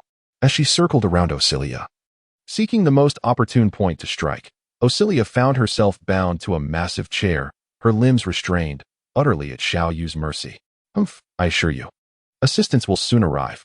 Should they witness your audacity towards me, you will surely meet a grim fate, Osilia declared, donning a mask of indifference to convey her lack of fear towards Xiao Yu. Xiao Yu feigned an expression of trepidation and remarked, Is it possible? Someone has come to rescue you. It seems I must hasten my actions. Otherwise, if they arrive before I complete my carving, what shall I offer my guests? I take great delight in showcasing my sculptures to visiting patrons. With that said, she resolved to make the selection herself, opting for the part in which she excelled. As she crouched down, her gaze lingered on Osilia's long, slender legs, tightly encased in black leather pants, and she could not suppress a gulp. Rising to her feet, Xiao Yu moved to the opposite side of Osilia, contemplating how to cut through her trousers. You scoundrel, what do you intend to do? Osilia questioned with a quivering voice. Xiao Yu gazed upon the shattered will of Osilia, a sense of satisfaction washing over him as he rose to his feet. With a knife, he gently tapped Osilia's face, narrowing his eyes as he inquired, What more must I do? Pray, enlighten me. You have struck me twice and delivered a kick, yet you also sought to steal my little dragon. What course of action do you propose I take? Osilia huffed disdainfully and replied, Very well, you may strike me twice and kick me once. I have already returned your little dragon to you. Xiao Yu, visibly displeased, pursed his lips and remarked, You struck me twice. If I were to retaliate, how uncivilized and unsightly that would be. One must remember that I am of noble lineage, a distinguished duke of the empire. How could I possibly engage in such crude behavior? I must devise an alternative means for you to compensate me. Osilia, with a cold huff, responded, her tone growing firmer as Xiao Yu ceased his assault on her trousers. How am I to compensate you? That is indeed a profound question. My intellect has never been particularly sharp, especially in matters of mathematics. I cannot fathom what would suffice to make amends for those 2 slaps. Here's what we'll do. You shall come up with a method of compensation. If I find it satisfactory, I shall cease my artistic endeavors. Should it fail to meet my approval, however, I will continue until you devise a remedy that pleases me. As he spoke, Xiao Yu playfully tugged at the hem of Osilia's other trouser leg, producing a ripping sound that revealed yet another portion of her calf. You scoundrel! How do you expect me to compensate you? Think quickly. My carving speed is rather swift, should you take too long to ponder. I may very well finish before you arrive at a solution. With that, he made another cut, exposing her thigh. Ah, do not cut me. I am thinking. I am thinking. Then hurry up. I am not a patient person. Xiao Yu resumed his focus on choosing the most opportune place to strike. I am willing to compensate you. I possess great wealth and can offer you a substantial sum of money. Auxilia hastily replied. Xiao Yu pouted and shook her head, saying, I apologize, but I am currently left with nothing but money. Can you offer me something else? After speaking, Xiao Yu made a swift cut, exposing Auxilia's thigh to its root. Goodness! It was exceedingly thrilling. Had it been someone else, they would have likely suffered a nosebleed. Xiao Yu could not help but pinch her nose firmly, doing her utmost to avoid embarrassment. Please, no more cutting. My family holds considerable power. They can assist you with the task. Auxilia said, her face clouded with despair. Xiao Yu tilted his head in contemplation and remarked, At present, I find myself in need of no assistance. Alas, this rope obstructs my path to wielding my blade. I must first sever it. He continued, I could offer you all the treasures I have pilfered. They are invaluable artifacts. Among them is a fragment of an ancient power suit, crafted by the hands of the most esteemed artisans of yore, a coveted treasure for many. He elaborated, from this armor, one might glean the secrets of ancient forging techniques, for which countless individuals have fought fiercely. Auxilia hastily employed her magical artifact to entice Xiao Yu once more. An ancient power suit? Gromm, present your power suit for her to behold. Oh dear, severing this rope proves to be somewhat arduous, Xiao Yu murmured, as he began to cut the rope with his dagger. Indeed, Gromm replied in a deep, rumbling voice, and with a sudden leap, he vaulted through the window, retrieved the power suit from the carriage, donned it swiftly, and returned. What? A complete power suit? Where did you acquire it? Upon witnessing Gromm clad in the imposing power suit, his robust orc physique rendered him akin to a moving iron tower. Auxilia's astonishment left her speechless. At last, I have severed a length of rope, Xiao Yu muttered, seemingly displeased with the rope's resilience. Please, do not cut any further. I have much more to offer you, everything I possess, if it pleases you. Auxilia exclaimed, observing as Xiao Yu cut through several lengths of rope, revealing her waist. The thought of the dagger coming to rest upon her leather trousers filled her with urgency, nearly bringing her to tears. Throughout her life, despite encountering innumerable perils, she had never found herself in such a desperate predicament. Alas, as a formidable lord, I possess an abundance of material wealth, money, equipment, and more, none of which I truly require. Xiao Yu spoke as she continued to prepare to cut the rope. What do you intend to do? What exactly do you want? State your demands. And I shall surely acquiesce, Auxilia said, her voice tinged with desperation as she found herself cornered by Xiao Yu. Upon hearing these words, Xiao Yu finally nodded in satisfaction and remarked, Is that so? Then this carving can certainly be undertaken at a later time. Are you truly willing to agree to all my requests? Xiao Yu, with a smile, inquired of Auxilia. As she caught the gaze of Xiao Yu, filled with desire, Auxilia felt a sudden surge of apprehension in her chest and replied, I can do anything for you, except for intimate services. Intimate services? With someone like you. Do you truly think you are worthy of offering such services to me? Did you see that tyrant? An elf, do you understand? Moreover, she is the queen of an elven tribe, the most exquisite beauty among the elven race. And what of my fifth sister-in-law, Xuan? Did you notice her? Such a stunning sister-in-law. Do I truly require your intimate services? You are sorely overestimating yourself. Xiao Yu delivered his harsh rebuke to Auxilia. However, instead of feeling angered by Xiao Yu's words, Auxilia found herself relieved. Initially, upon witnessing Xiao Yu's lustful gaze, she feared that he intended to violate her. As long as it was not such an act, she was open to fulfilling any other request he might have. Then tell me, what would you have me do? Anything within my capability, Auxilia inquired. What do I need? At present, I lack nothing, save for a maid with a bit of personality and wildness. You seem to fit the bill rather well. What say you? Will you accept? This is your final opportunity, Xiao Yu queried, brandishing a dagger near Auxilia's waist. Narrowing his eyes. A maid? Auxilia's brows furrowed immediately, yet, confronted with the dagger so close, she dared not utter a single refusal. Indeed, I mean the kind of maid who serves at her master's side, kneeling daily and sweetly calling him master, Xiao Yu elaborated, his mind drifting to memories of maid services he had seen in films from the island nation, a temptation so profound. In that moment, having a maid of his own was the ultimate aspiration for all the boys in his dormitory. No, indeed, for all the young men in their university. Isn't that still considered service? Osilia remarked, her expression still one of discontent.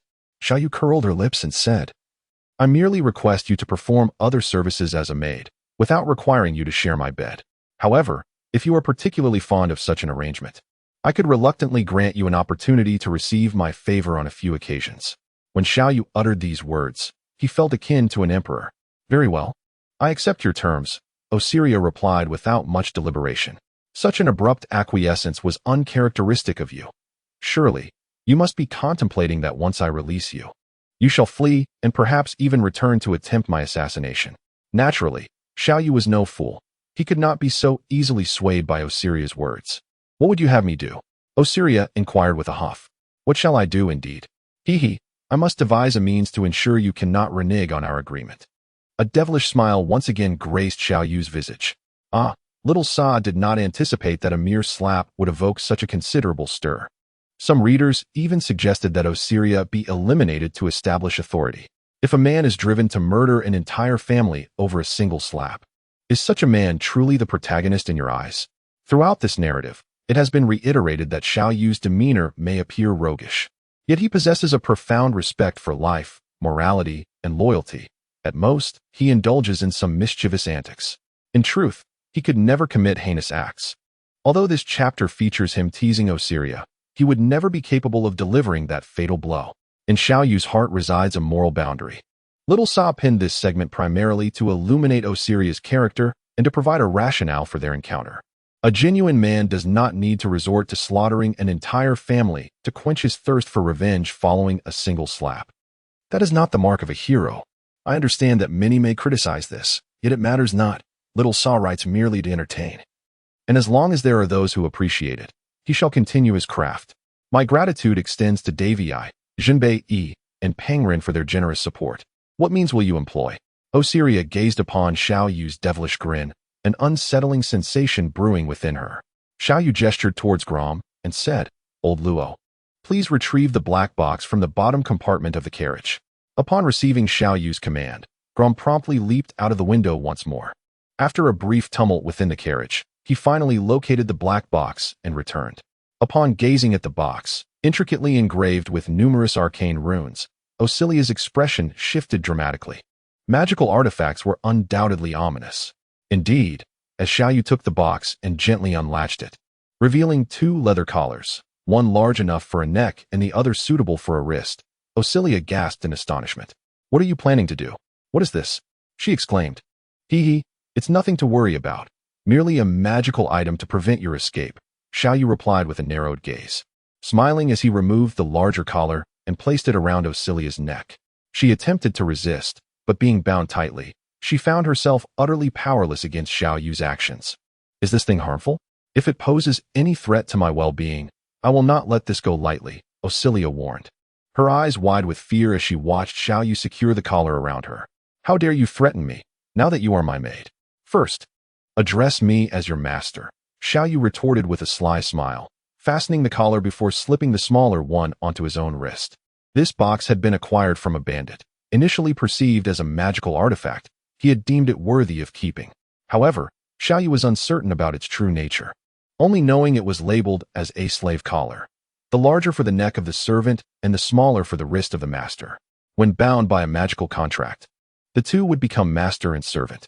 Initially skeptical, Xiao Yu had waited for an appropriate opportunity to test its authenticity, hoping to inquire about it during his journey to the royal family, passing through various duchies.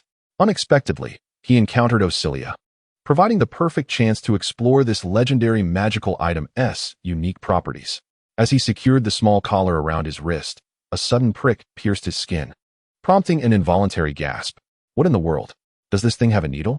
Xiao Yu exclaimed, startled and eager to remove it. Yet, he found himself unable to do so as a flash of purple light enveloped him, and despite his efforts, the collar remained steadfast. Simultaneously, Osilia emitted a cry, the same purple light flashing around her neck, with countless runes swirling between her and Xiao Yu, indicating she too had been affected. Why is there a needle prickling me? You scoundrel, get this off me immediately. Under the torment of Osilia, she completely forgot that she had become another slave and cried out loudly. Xiao Yu chuckled mischievously, declaring, This is the unique essence of this magical artifact. From now on, you shall be my slave, with no room for defiance. Otherwise, the needles within will be unleashed upon your neck, piercing you fatally. Henceforth, you must obey. In truth, Xiao Yu was equally perplexed by the presence of the needles and merely fabricated this tale to intimidate Osilia. He himself was growing anxious, for he realized that the small circlet around his wrist was stubbornly refusing to budge. You scoundrel, remove this at once. If anything happens, I will not let you off easily, Osilia lamented, her voice tinged with despair. Who would willingly endure such a bizarre contraption that posed a constant threat to their life? Xiao Yu curled her lips and remarked, now you know fear, realizing the consequences of striking me. Allow me to enlighten you. This is the price one pays for daring to slap my face. From now on, you shall obediently serve as my slave. How long must I endure this?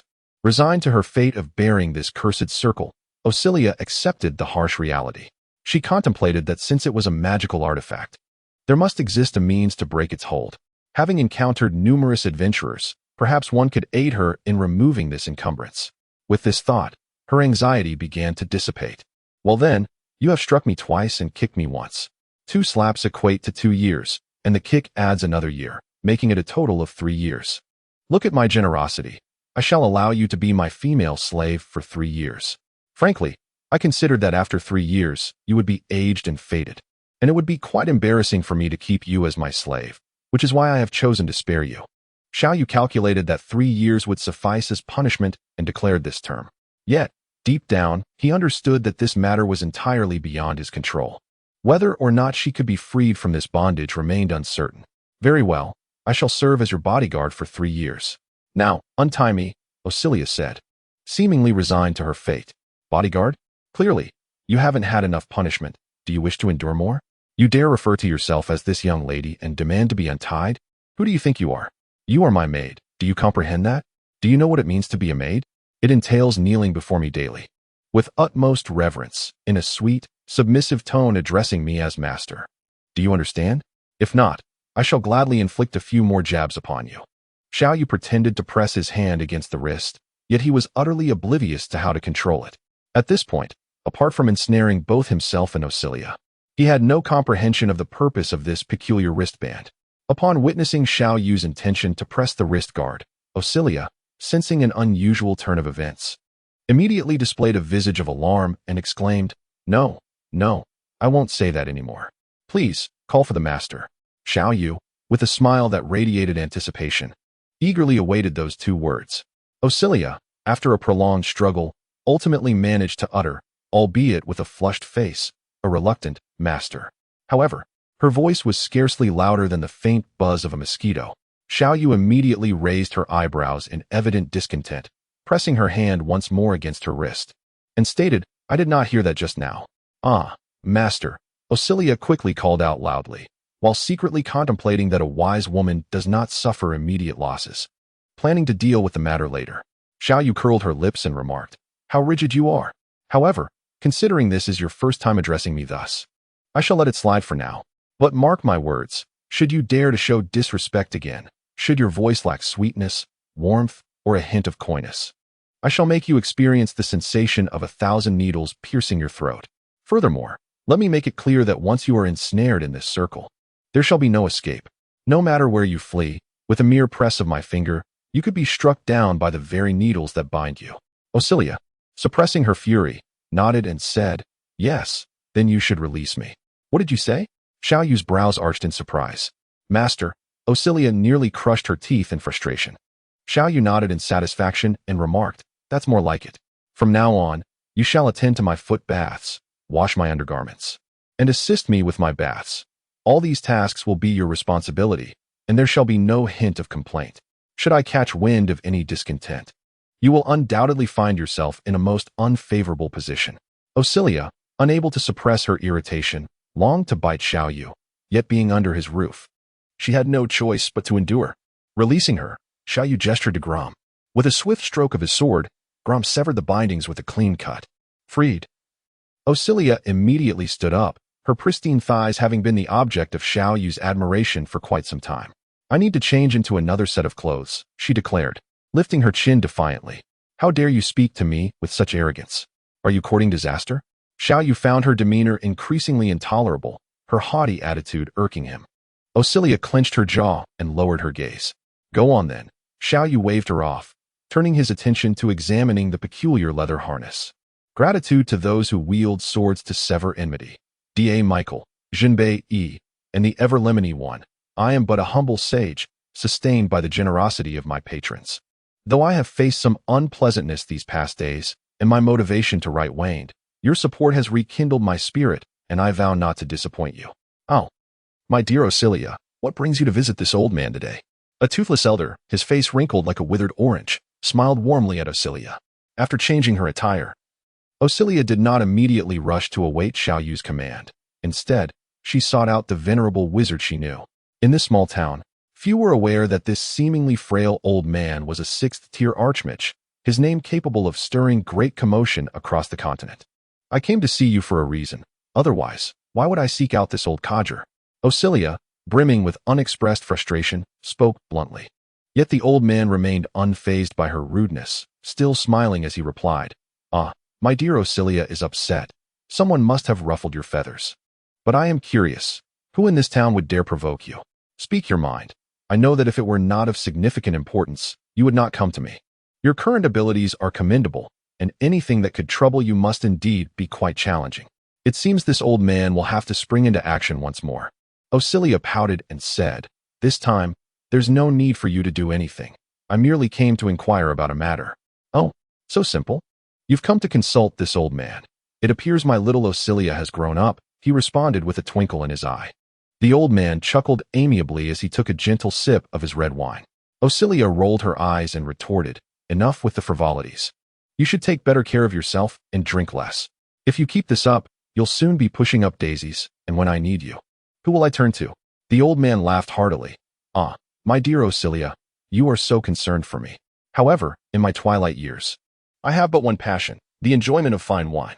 With my days numbered, I intend to savor every drop. But you, dear Osilia, I have yet to witness the arrival of your little one. It would be a shame to depart this world without seeing the fruit of your labor. Have you encountered any worthy suitors lately? It's time for you to marry and bear a child, so I may witness the delightful offspring of my mischievous Osilia. You insufferable old man. If you dare utter such words again, I shall smash every bottle of your precious wine. Osilia exclaimed, striking the table, her cheeks flushed with embarrassment. My dear Osilia is blushing. It seems you have found someone special. In times past, you would never have been so shy. When will you introduce him to me? I shall scrutinize him on your behalf. The old man chuckled, radiating joy. Speak not of such nonsense, or you shall never see a drop of wine again from me. I did not come here to engage in idle chatter. I have a pressing matter to discuss. Today, I fell into a trap, and I seek your assistance to free myself from it. With that, Osilia unveiled the scarf wrapped around her neck, revealing the collar beneath. Initially, the old man's eyes twinkled with mirth, but upon seeing the collar, his expression darkened instantly, transforming from a kindly neighbor into a figure of dread. The sheer intensity of his demeanor sent shivers down Osilia's spine. Who placed this collar upon you? He asked after a prolonged silence, his voice steady yet grave. A sense of trepidation gripped Osilia as she sensed the gravity of the situation. What's wrong? Can even you not remove this collar? She inquired anxiously. The old man merely shook his head in resignation. How could this have come to be? This is a legendary artifact. What is it exactly? Osilia's heart sank as she observed the old man's troubled countenance. He sighed deeply. If it were any other magical restraint, I could easily assist you. Even if I could not, I would find someone who could. However, this collar, I fear it is beyond my power. And perhaps there is no one left in this world who can undo it. What? Osilia gasped in shock. Are you saying there is no one in this world who can remove it? What on earth is this? The old man gazed at the collar around Osilia's neck, helplessly stating, this collar is known as the slave collar, a malevolent magical restraint crafted by ancient sorcerers who sought to forcibly subjugate powerful fighters. The most distinctive feature of this slave collar is its irrevocability.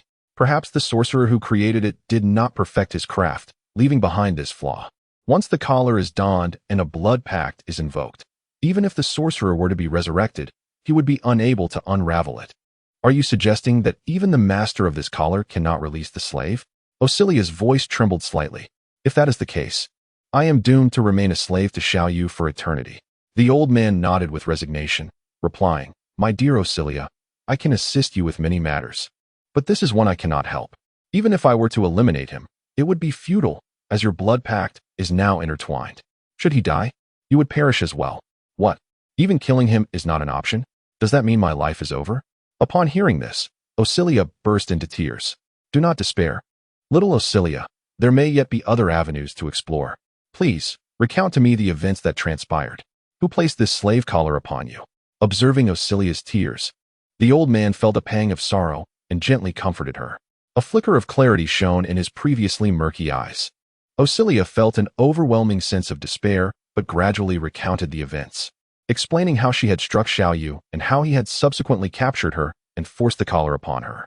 She refrained from mentioning the humiliation of being teased by him, only stating that he had imposed the collar as punishment after seizing her. "Is that so?" The old man squinted his small eyes once more, intrigued. "There are orc guards and elven archers in his employ. This individual is quite fascinating. Could the legends be true?" "What legends?" Osilia inquired, puzzled. As an assassin, she relished adventure and the pursuit of ancient tales. It was the old man's numerous stories that had inspired her to become an assassin and seek out daring exploits. "Ah, it is nothing, merely a recollection of bygone days." If this is the case, it appears that the young man did not intend to enslave you for life. He seems entirely unaware of the collar's true nature. The old man hastily diverted the topic, as it seemed that the legend was a taboo. It was not merely unintentional. He was undoubtedly deliberate in his actions, even threatening me with death by the needles within this collar if I were disobedient. Osilia's mention of Xiao Yu instantly ignited her fury, causing her to grit her teeth. The old man, with a smile, remarked, "This slave collar is one of the most powerful magical restraints from ancient times. If the only threat were by mere needles, it would be exceedingly superficial. Once a master and slave have forged a blood pact, the slave is utterly incapable of defying the master's will. With a mere thought, the master can compel the slave to perform any task, rendering them completely devoid of control over their actions and words. Otherwise, it would not have gained such a formidable reputation. It can be said that donning this collar transforms one into a mere puppet, subject to the whims of another. The boy's threat of using needles to kill you is simply childish, indicating his utter ignorance of magical restraints. The needles within the collar are merely for drawing blood to seal the pact. Once the pact is established, the needles vanish without a trace, and the collar itself becomes imperceptible, as if it were never there. What? There are no needles left? Moreover, it can entirely control my every action and word. This is truly terrifying. That scoundrel, I shall kill him, even if it means our mutual destruction." Osilia listened to the old man's account, a chill running down her spine. If Xiao Yu were to force her into actions against her will, she would be utterly powerless to resist, thereby truly becoming a maid. Observing Osilia's agitation, the old man gently patted her shoulder to soothe her and took a delicate sip of red wine, saying, "Do not be so distressed, my dear Osilia. Perhaps the situation is not as dire as it appears. Come, let us go and meet that intriguing fellow. Little did I expect to witness this day. I appreciate the generous support from Feng Yufanjai. It has come to my attention that many in the review section feel that the slap dealt to the man undermined his dignity. Let us not forget that it was Xiao Yu who first gazed at her with such lasciviousness, leading to the slap. To illustrate, if your girlfriend is dining at a restaurant and a rogue leers at her bosom, and she retaliates with a slap, must that rogue kill your girlfriend to be deemed a hero in your eyes?" At this moment, Xiao Yu sat in the lobby of the inn, watching Prince Moc as he compensated the innkeeper for the items he had broken. Xiao Yu smiled gently, caressing the newly adorned bracelet on her wrist, pondering how she might remove it. As for Wang Zimo's wrath, Xiao Yu paid it no mind, having already thoroughly provoked him. She felt no trepidation in inciting him once more. Xiao Yu was acutely aware that the individual was undoubtedly contemplating how to deal with him once they arrived at the Wang family's residence. However, at that moment, Xiao Yu adopted a defiant attitude, unperturbed by the impending challenges. He resolutely declared that he would confront whatever came his way. What is this contraption? He pondered in frustration, unable to discern if it was meant to ensnare a servant or its master. A sinking feeling accompanied the thought that perhaps he himself had become ensnared within it. This could spell trouble. With a grimace, Xiao Yu exerted himself to remove the binding. Yet despite the swelling around his wrist from the strain, the binding remained stubbornly affixed, as if it were fused to his flesh, resisting all attempts at liberation. Xiao Yu had contemplated severing the ties with a knife, yet upon reflection, he realized that doing so would eliminate any leverage he had over Osilia. Thus, he decided to retain the connection for the time being, contemplating that if circumstances became dire, he would resort to cutting it off. Xiao Yu was deeply immersed in contemplating the intricacies of this realm when, upon a casual glance upward, he was startled to find an elderly man seated before him.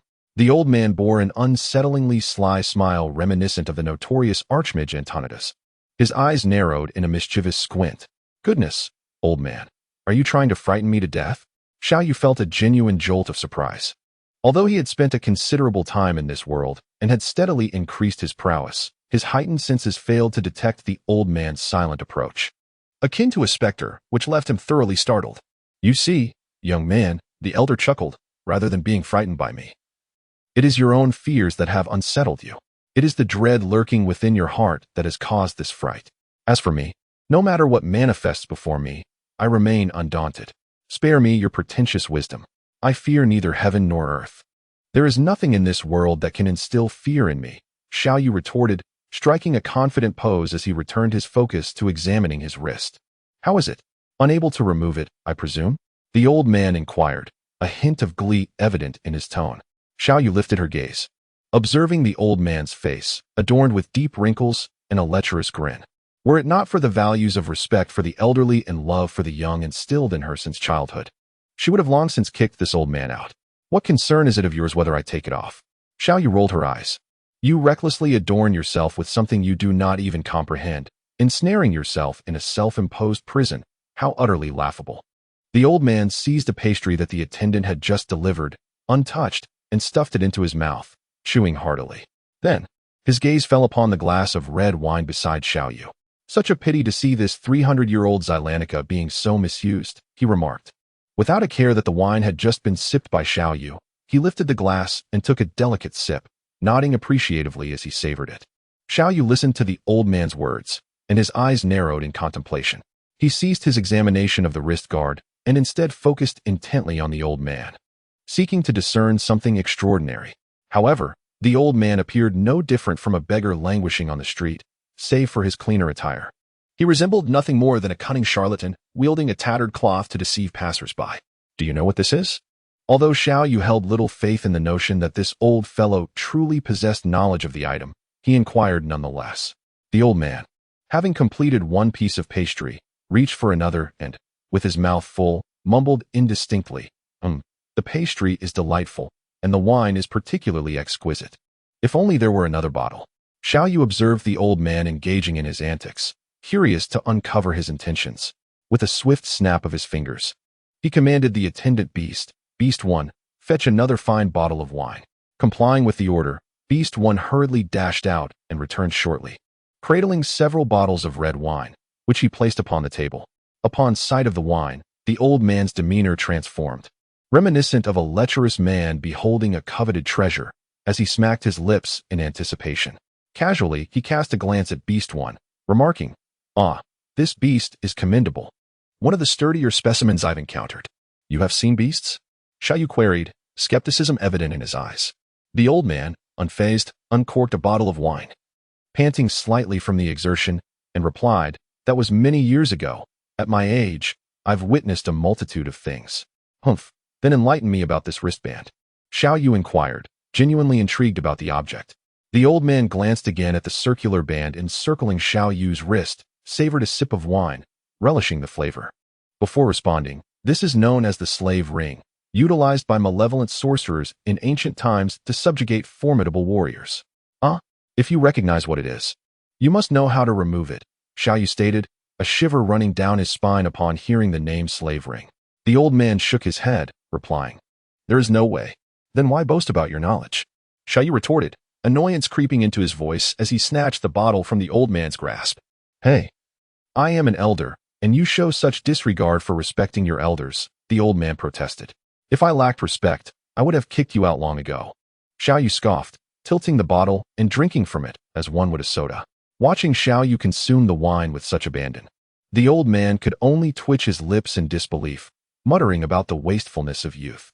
"You seem quite eager to rid yourself of that object," he remarked, reclining leisurely in his chair with a smile. "Of course, Wouldn't you find it bothersome to wear such a thing for a lifetime? Xiao Yu resumed tugging at the ring. Futile endeavor. Even if you were to sever your arm, it would not come off. If you despise wearing it so much, why would you have enslaved others in the first place? The old man asked, his tone laced with hidden meaning. Xiao Yu retorted with irritation. How could I possibly know that once I put it on, I wouldn't be able to take it off? I merely intended to frighten that person a little, to impose a slight punishment. And now look, damn it, I've ended up punishing myself as well. Why am I so unfortunate? The old man spoke to Xiao Yu with utmost seriousness. Youngster, you must understand that to harm others is to harm oneself. Only through tolerance can one find the righteous path. Do not commit even the smallest evil, and do not neglect even the smallest good. Upon hearing these words, Xiao Yu merely curled her lips in disdain, yet she refrained from disputing the statement. Although the old man may have uttered this remark merely to boast, there exists a kernel of truth within his words. Although Xiao Yu possesses a hint of roguishness, he is quite discerning when it comes to right and wrong. Beast 1. Bring me a knife. I refuse to believe that it cannot be severed, he declared, determined to prove that he could indeed break free. Despite his futile attempts, he remained resolute, unwilling to succumb to any form of supernatural restraint. As for how he might later intimidate Osilia, that could be addressed in due time. He certainly did not wish to be ensnared by some entity for an eternity. The mere thought was distressing. Enduring suffering for the sake of a mere female slave seemed utterly unwarranted. If a knife could suffice, then magic would surely be rendered invaluable. Meanwhile, the old man, with a sly smile, seized the opportunity while Xiao Yu was distracted and poured himself another glass from the bottle. Xiao Yu was feeling quite vexed and had little inclination to pay him any mind. After a short while, the beast approached with a sharp dagger in hand and said, Master, do you wish for my assistance? Xiao Yu took the dagger, twisted his lips slightly, and said, Forget it. I fear you might chop off my hand along with it. With such thick-skinned orc companions, Xiao Yu certainly lacked confidence in them. Xiao Yu grasped the knife and meticulously began to grind it against his wrist, the sound reminiscent of a saw as he persisted for what felt like an eternity. Yet, to his dismay, there was not a single mark upon the leather band. Each time he exerted force, a radiant purple glow emanated from the band, as if it were safeguarding its integrity. What on earth am I to do? Am I to be ensnared for a lifetime? In a fit of frustration, Xiao Yu fiercely sliced off the corner of the table with his dagger and turned to the innkeeper, who was busy tallying accounts, saying, Add this to the bill. Wang Zimo, observing from the side, could hardly contain his irritation, wishing fervently to rid the world of Xiao Yu at that moment. What now? Is that unacceptable? The old man chuckled smugly. Xiao Yu curled his lips in disdain and rolled his eyes, nearly losing his temper today, yet feeling utterly helpless against this circle. I actually have a suggestion for you, the old man remarked enigmatically. What suggestion? Xiao Yu, at his wit's end, could only seek counsel. Acceptance.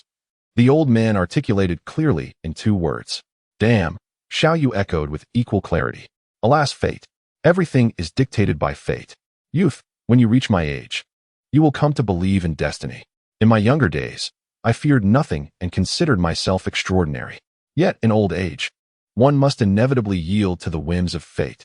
No one can escape its grasp, the old man reflected with a hint of nostalgia. Humph. I refuse to be ensnared by this curse. I will eventually break free from it, Xiao Yu retorted, gritting his teeth. The old man observed Xiao Yu's fervent determination, reminiscent of his own youth, and shook his head slightly, choosing not to elaborate further. Old man, can you actually deal with him? If not, I'll handle it myself. Even if it leads to mutual destruction. Osilia suddenly appeared beside the table, glaring fiercely at Xiao Yu. Damn, so you're the reinforcements she summoned, Xiao Yu remarked, snatching the drink from the old man, who was still enjoying his beverage. Thank you to those who consistently support Xiao Sa. With your encouragement, Xiao Sa will persevere through any hardship and continue writing. Special thanks to D.A., Michael, Zhangji Duo Luo, Old Kong, Wu Wu Hen Xian Chun, and Zhang Jiaopeng for their generous donations. Hey, why treat the old man like this? It's just a bit of drink, the old man protested, attempting to reclaim his cup. You old fool, I called you here to help me resolve this issue, yet you are drinking with my arch-nemesis, Osilia fumed, her brows furrowing in anger, ready to unleash her frustration on the old man. Yet, he seemed completely oblivious, chuckling, My dear Osilia, am I not helping you solve your problem right now? Such matters cannot be approached with force. I have lived long enough to possess more experience than you in this regard. I know how to resolve it.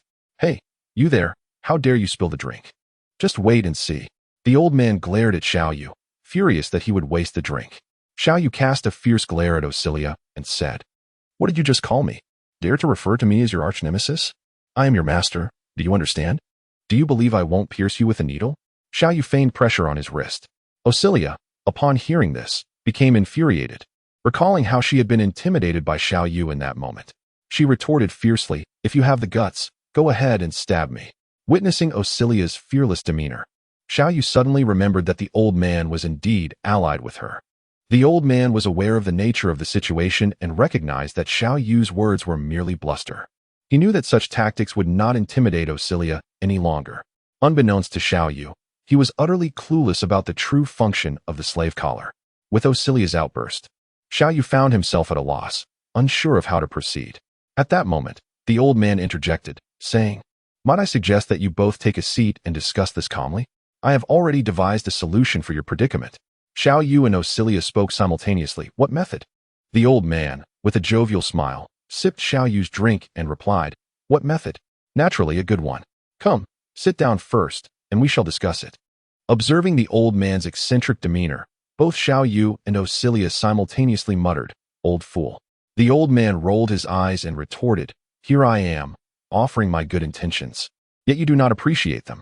Very well, you may handle this predicament on your own." Upon hearing the old man's words, Xiao Yu and Osilia reluctantly took their seats. Xiao Yu inquired, "But do you not lack a solution to dispel this predicament?" The old man shrugged dismissively and said, "I may not be able to eliminate this situation, yet I possess a method to ensure harmony between you two. If your relationship improves, the existence of this predicament will be of little consequence. That old fool dares to impose such servitude upon me, and you still expect me to foster a good relationship with him?" Osilia exclaimed, her frustration palpable. The old man gestured for her to calm down, chuckling, "My dear Osilia, in truth, this may present an opportunity for you." Osilia furrowed her brow at the old man's words, asking, "Opportunity? What opportunity?" The old man looked at Xiao Yu with a knowing smile and said, "Certainly, a splendid opportunity. Have you not always cherished adventure since childhood? Do you not yearn to pursue those ancient legends? Here lies your chance. By following him, you shall uncover all these legends and learn the true secrets of antiquity." Upon hearing the old man's declaration, Osilia was incensed, exclaiming, "Old fool, what nonsense are you spouting? You wish for me to become his servant?" Upon hearing the old man's words, Xiao Yu felt a sudden chill in his heart, pondering to himself, "This old gentleman is far from ordinary. How could he possibly know that I am in pursuit of ancient legends? Due to my connections with Tyrande and Thrall, I am compelled to investigate the true nature of this world, to ascertain the fate of the elven and beast clans, and to strive for their salvation. Furthermore, with Tyrande and Thrall by my side, the pursuit becomes significantly more manageable. Does this old man possess some hidden knowledge?" The old man gazed at Osilia, offering a reassuring smile as he said, "My dear Osilia, following him does not necessarily mean you must become his servant. I have come to negotiate a mutually beneficial resolution to this matter." "What kind of mutually beneficial arrangement could there be? He has placed this slave collar upon me. How can there be anything advantageous?" Osilia shot a fierce glare at Xiao Yu. The old man chuckled softly, "My dear Osilia, allow me to speak on your behalf. I believe that he will refrain from using the slave collar on you in the future." Having said this, the old man turned to Xiao Yu, his smile warm and inviting. "Young man, I can see that at your core, you are not malevolent, nor do you genuinely wish to enslave Osilia. However, the situation has escalated to this point, and your fates have become intertwined. I am unable to remove this slave collar, nor is there anyone else in this world who can do so. Yet, I am aware that a certain individual will be able to unlock it in the future. I wonder, when that time comes, will you be willing to restore Osilia's freedom?" Xiao Yu gazed at Osilia, curling her lips in disdain. "In 3 years, she'll become an old hag. What use do I have for her? It would be embarrassing to take her out." "What did you say?" Osilia's anger flared instantly. The old man intervened, soothing both Osilia and Xiao Yu. "Do you wish to free yourselves from this collar of servitude?" In unison, Osilia and Xiao Yu replied, "Yes." Osilia was eager to be liberated, while Xiao Yu, though relishing the presence of a female servant, felt constrained by the collar. He despised the notion of being bound by something beyond his control. The old man smiled knowingly. "That's the spirit. If you both agree to one condition, I assure you that you will be able to break this collar." Osilia furrowed her brows. What do you want me to agree to, old man? The old man squinted at Osilia and declared, My dear Osilia, I ask that you promise to stay with him for the next 3 years and assist him in battle. After 3 years, you shall attain the freedom you desire. What? Stay with him for 3 years and help him fight? Osilia was immediately resistant. The old man, maintaining a serious demeanor, calmed her. Osilia, throughout your life, how much have I done for you? Have I ever harmed you? You are like a beloved granddaughter to me, and all my actions are for your benefit. This is no exception. If you refuse to be with him and decline to assist him, the collar shall remain unbroken. Being with him may not be such a misfortune. Hearing this, Osilia fell silent, aware that the old man meant her no harm. Yet the thought of being bound to Xiao Yu for 3 years and aiding him filled her with resentment. Noticing her silence, the old man turned to Xiao Yu. Young man, I can ensure that Osilia assists you for 3 years, and in return, I promise to do one thing for you during my lifetime. But you must agree to one condition. As Xiao Yu listened to the old man's words, he became increasingly aware of the complexity of this elderly figure. He promptly inquired, What is it? The old man glanced at Osilia before turning back to Xiao Yu, stating, You must not wield the power of the slave ring to compel Osilia into actions against her will.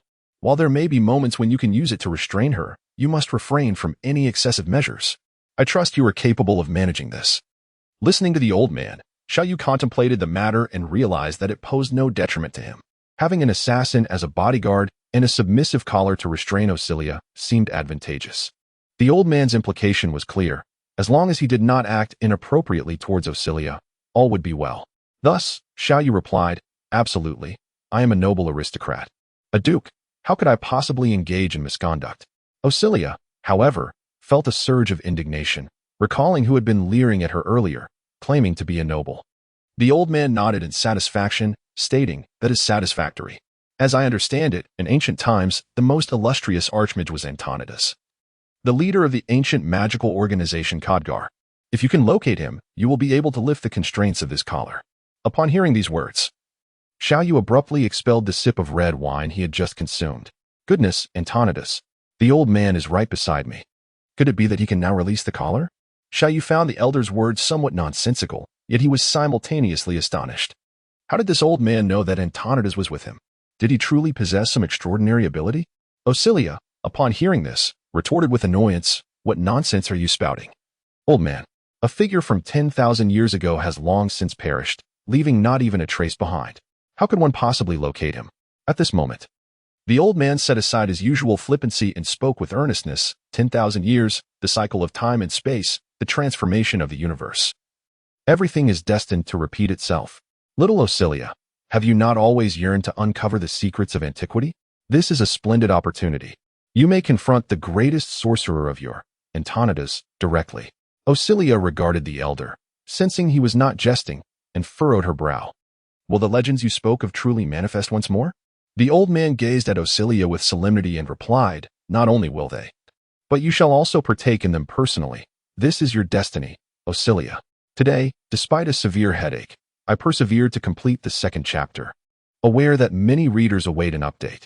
My gratitude extends to Andilio 1980, Zhengji Duo Luo, Xiao Yu, and Huijian Zhan Qingqiu for their generous support. As Xiao Yu listened to the old man performing his mysterious antics, he increasingly felt a sense of the surreal. Every word the elder uttered seemed to allude to him in some manner. What, after all, was the true purpose of this old fellow's presence here? He was certainly not here to assist Osilia in venting her frustrations, although Xiao Yu was uncertain of the old man's capabilities. The fact that he could approach him silently and was summoned by Osilia as an ally indicated that he possessed extraordinary qualities. At that moment, Prince Imo, who had just completed his transactions, approached and, upon seeing the old man, suddenly changed his expression dramatically and bowed, saying, Greetings, Master Theodore. Xiao Yu was pondering the identity of the elderly man when he heard Wang Zimo refer to him as Master Theodore. His eyebrows arched slightly. It seemed that this old man was indeed formidable, for there were few capable of eliciting a bow from Wang Zimo. However, Master Theodore appeared indifferent to Wang Zimo's gesture of respect, continuing to address Xiao Yu. Young man, I have said all I needed to say. The rest is for you to discern. As for Osilia, I entrust her to you, and I have faith that you will take good care of her. Do not let me down. Xiao Yu rolled her eyes in exasperation and retorted, Are you entrusting her to me? What do you mean by that? I am not her guardian. Why should I take care of her? She ought to be my maid instead. Theodore chuckled softly and replied, do as you wish, after all. This matter is between the two of you. I trust you will not disappoint me in your actions. With that, Theodore averted his gaze from Prince Mo and seized a bottle of red wine from Xiao Yu, unsteadily turning away to depart. Osilia observed Theodore's retreating figure and exclaimed, that old rascal, are you truly leaving me to follow him? Without looking back, Theodore continued on his path, his voice echoing, this is not me sending you after him. It is your own choice to follow him. Go now, my dear Osilia, and remember my words. Have faith in destiny. Osilia bit her lip, casting a resentful glare at Xiao Yu. Xiao Yu raised an eyebrow in response and said, what are you staring at? Dare to look at me like that again? And see if I. Xiao Yu had initially intended to pierce her with a needle. However, he suddenly recalled that this deception had already been uncovered, leaving him momentarily at a loss for suitable words. At that moment, as he observed Prince Mo still standing respectfully beside him, his gaze bidding farewell to Theodore, he could not help but unleash his frustration upon him. Butler Wang, what do you stand there like a wooden post for? It was only after the old man's figure had vanished from sight that Prince Mo slowly rose, fixing his gaze upon Xiao Yu, and coldly remarked, humph. How dare you show such disrespect to the esteemed Master Theodore? If others were to learn of this, do you not believe that at least 1,000 would seek your demise? Now that you are in my company, do not create such significant trouble for me. Xiao Yu let out a disdainful scoff and retorted, whether I respect him or not is of no concern to you. It was he who sought me out, requesting my assistance. Why should I extend him any courtesy?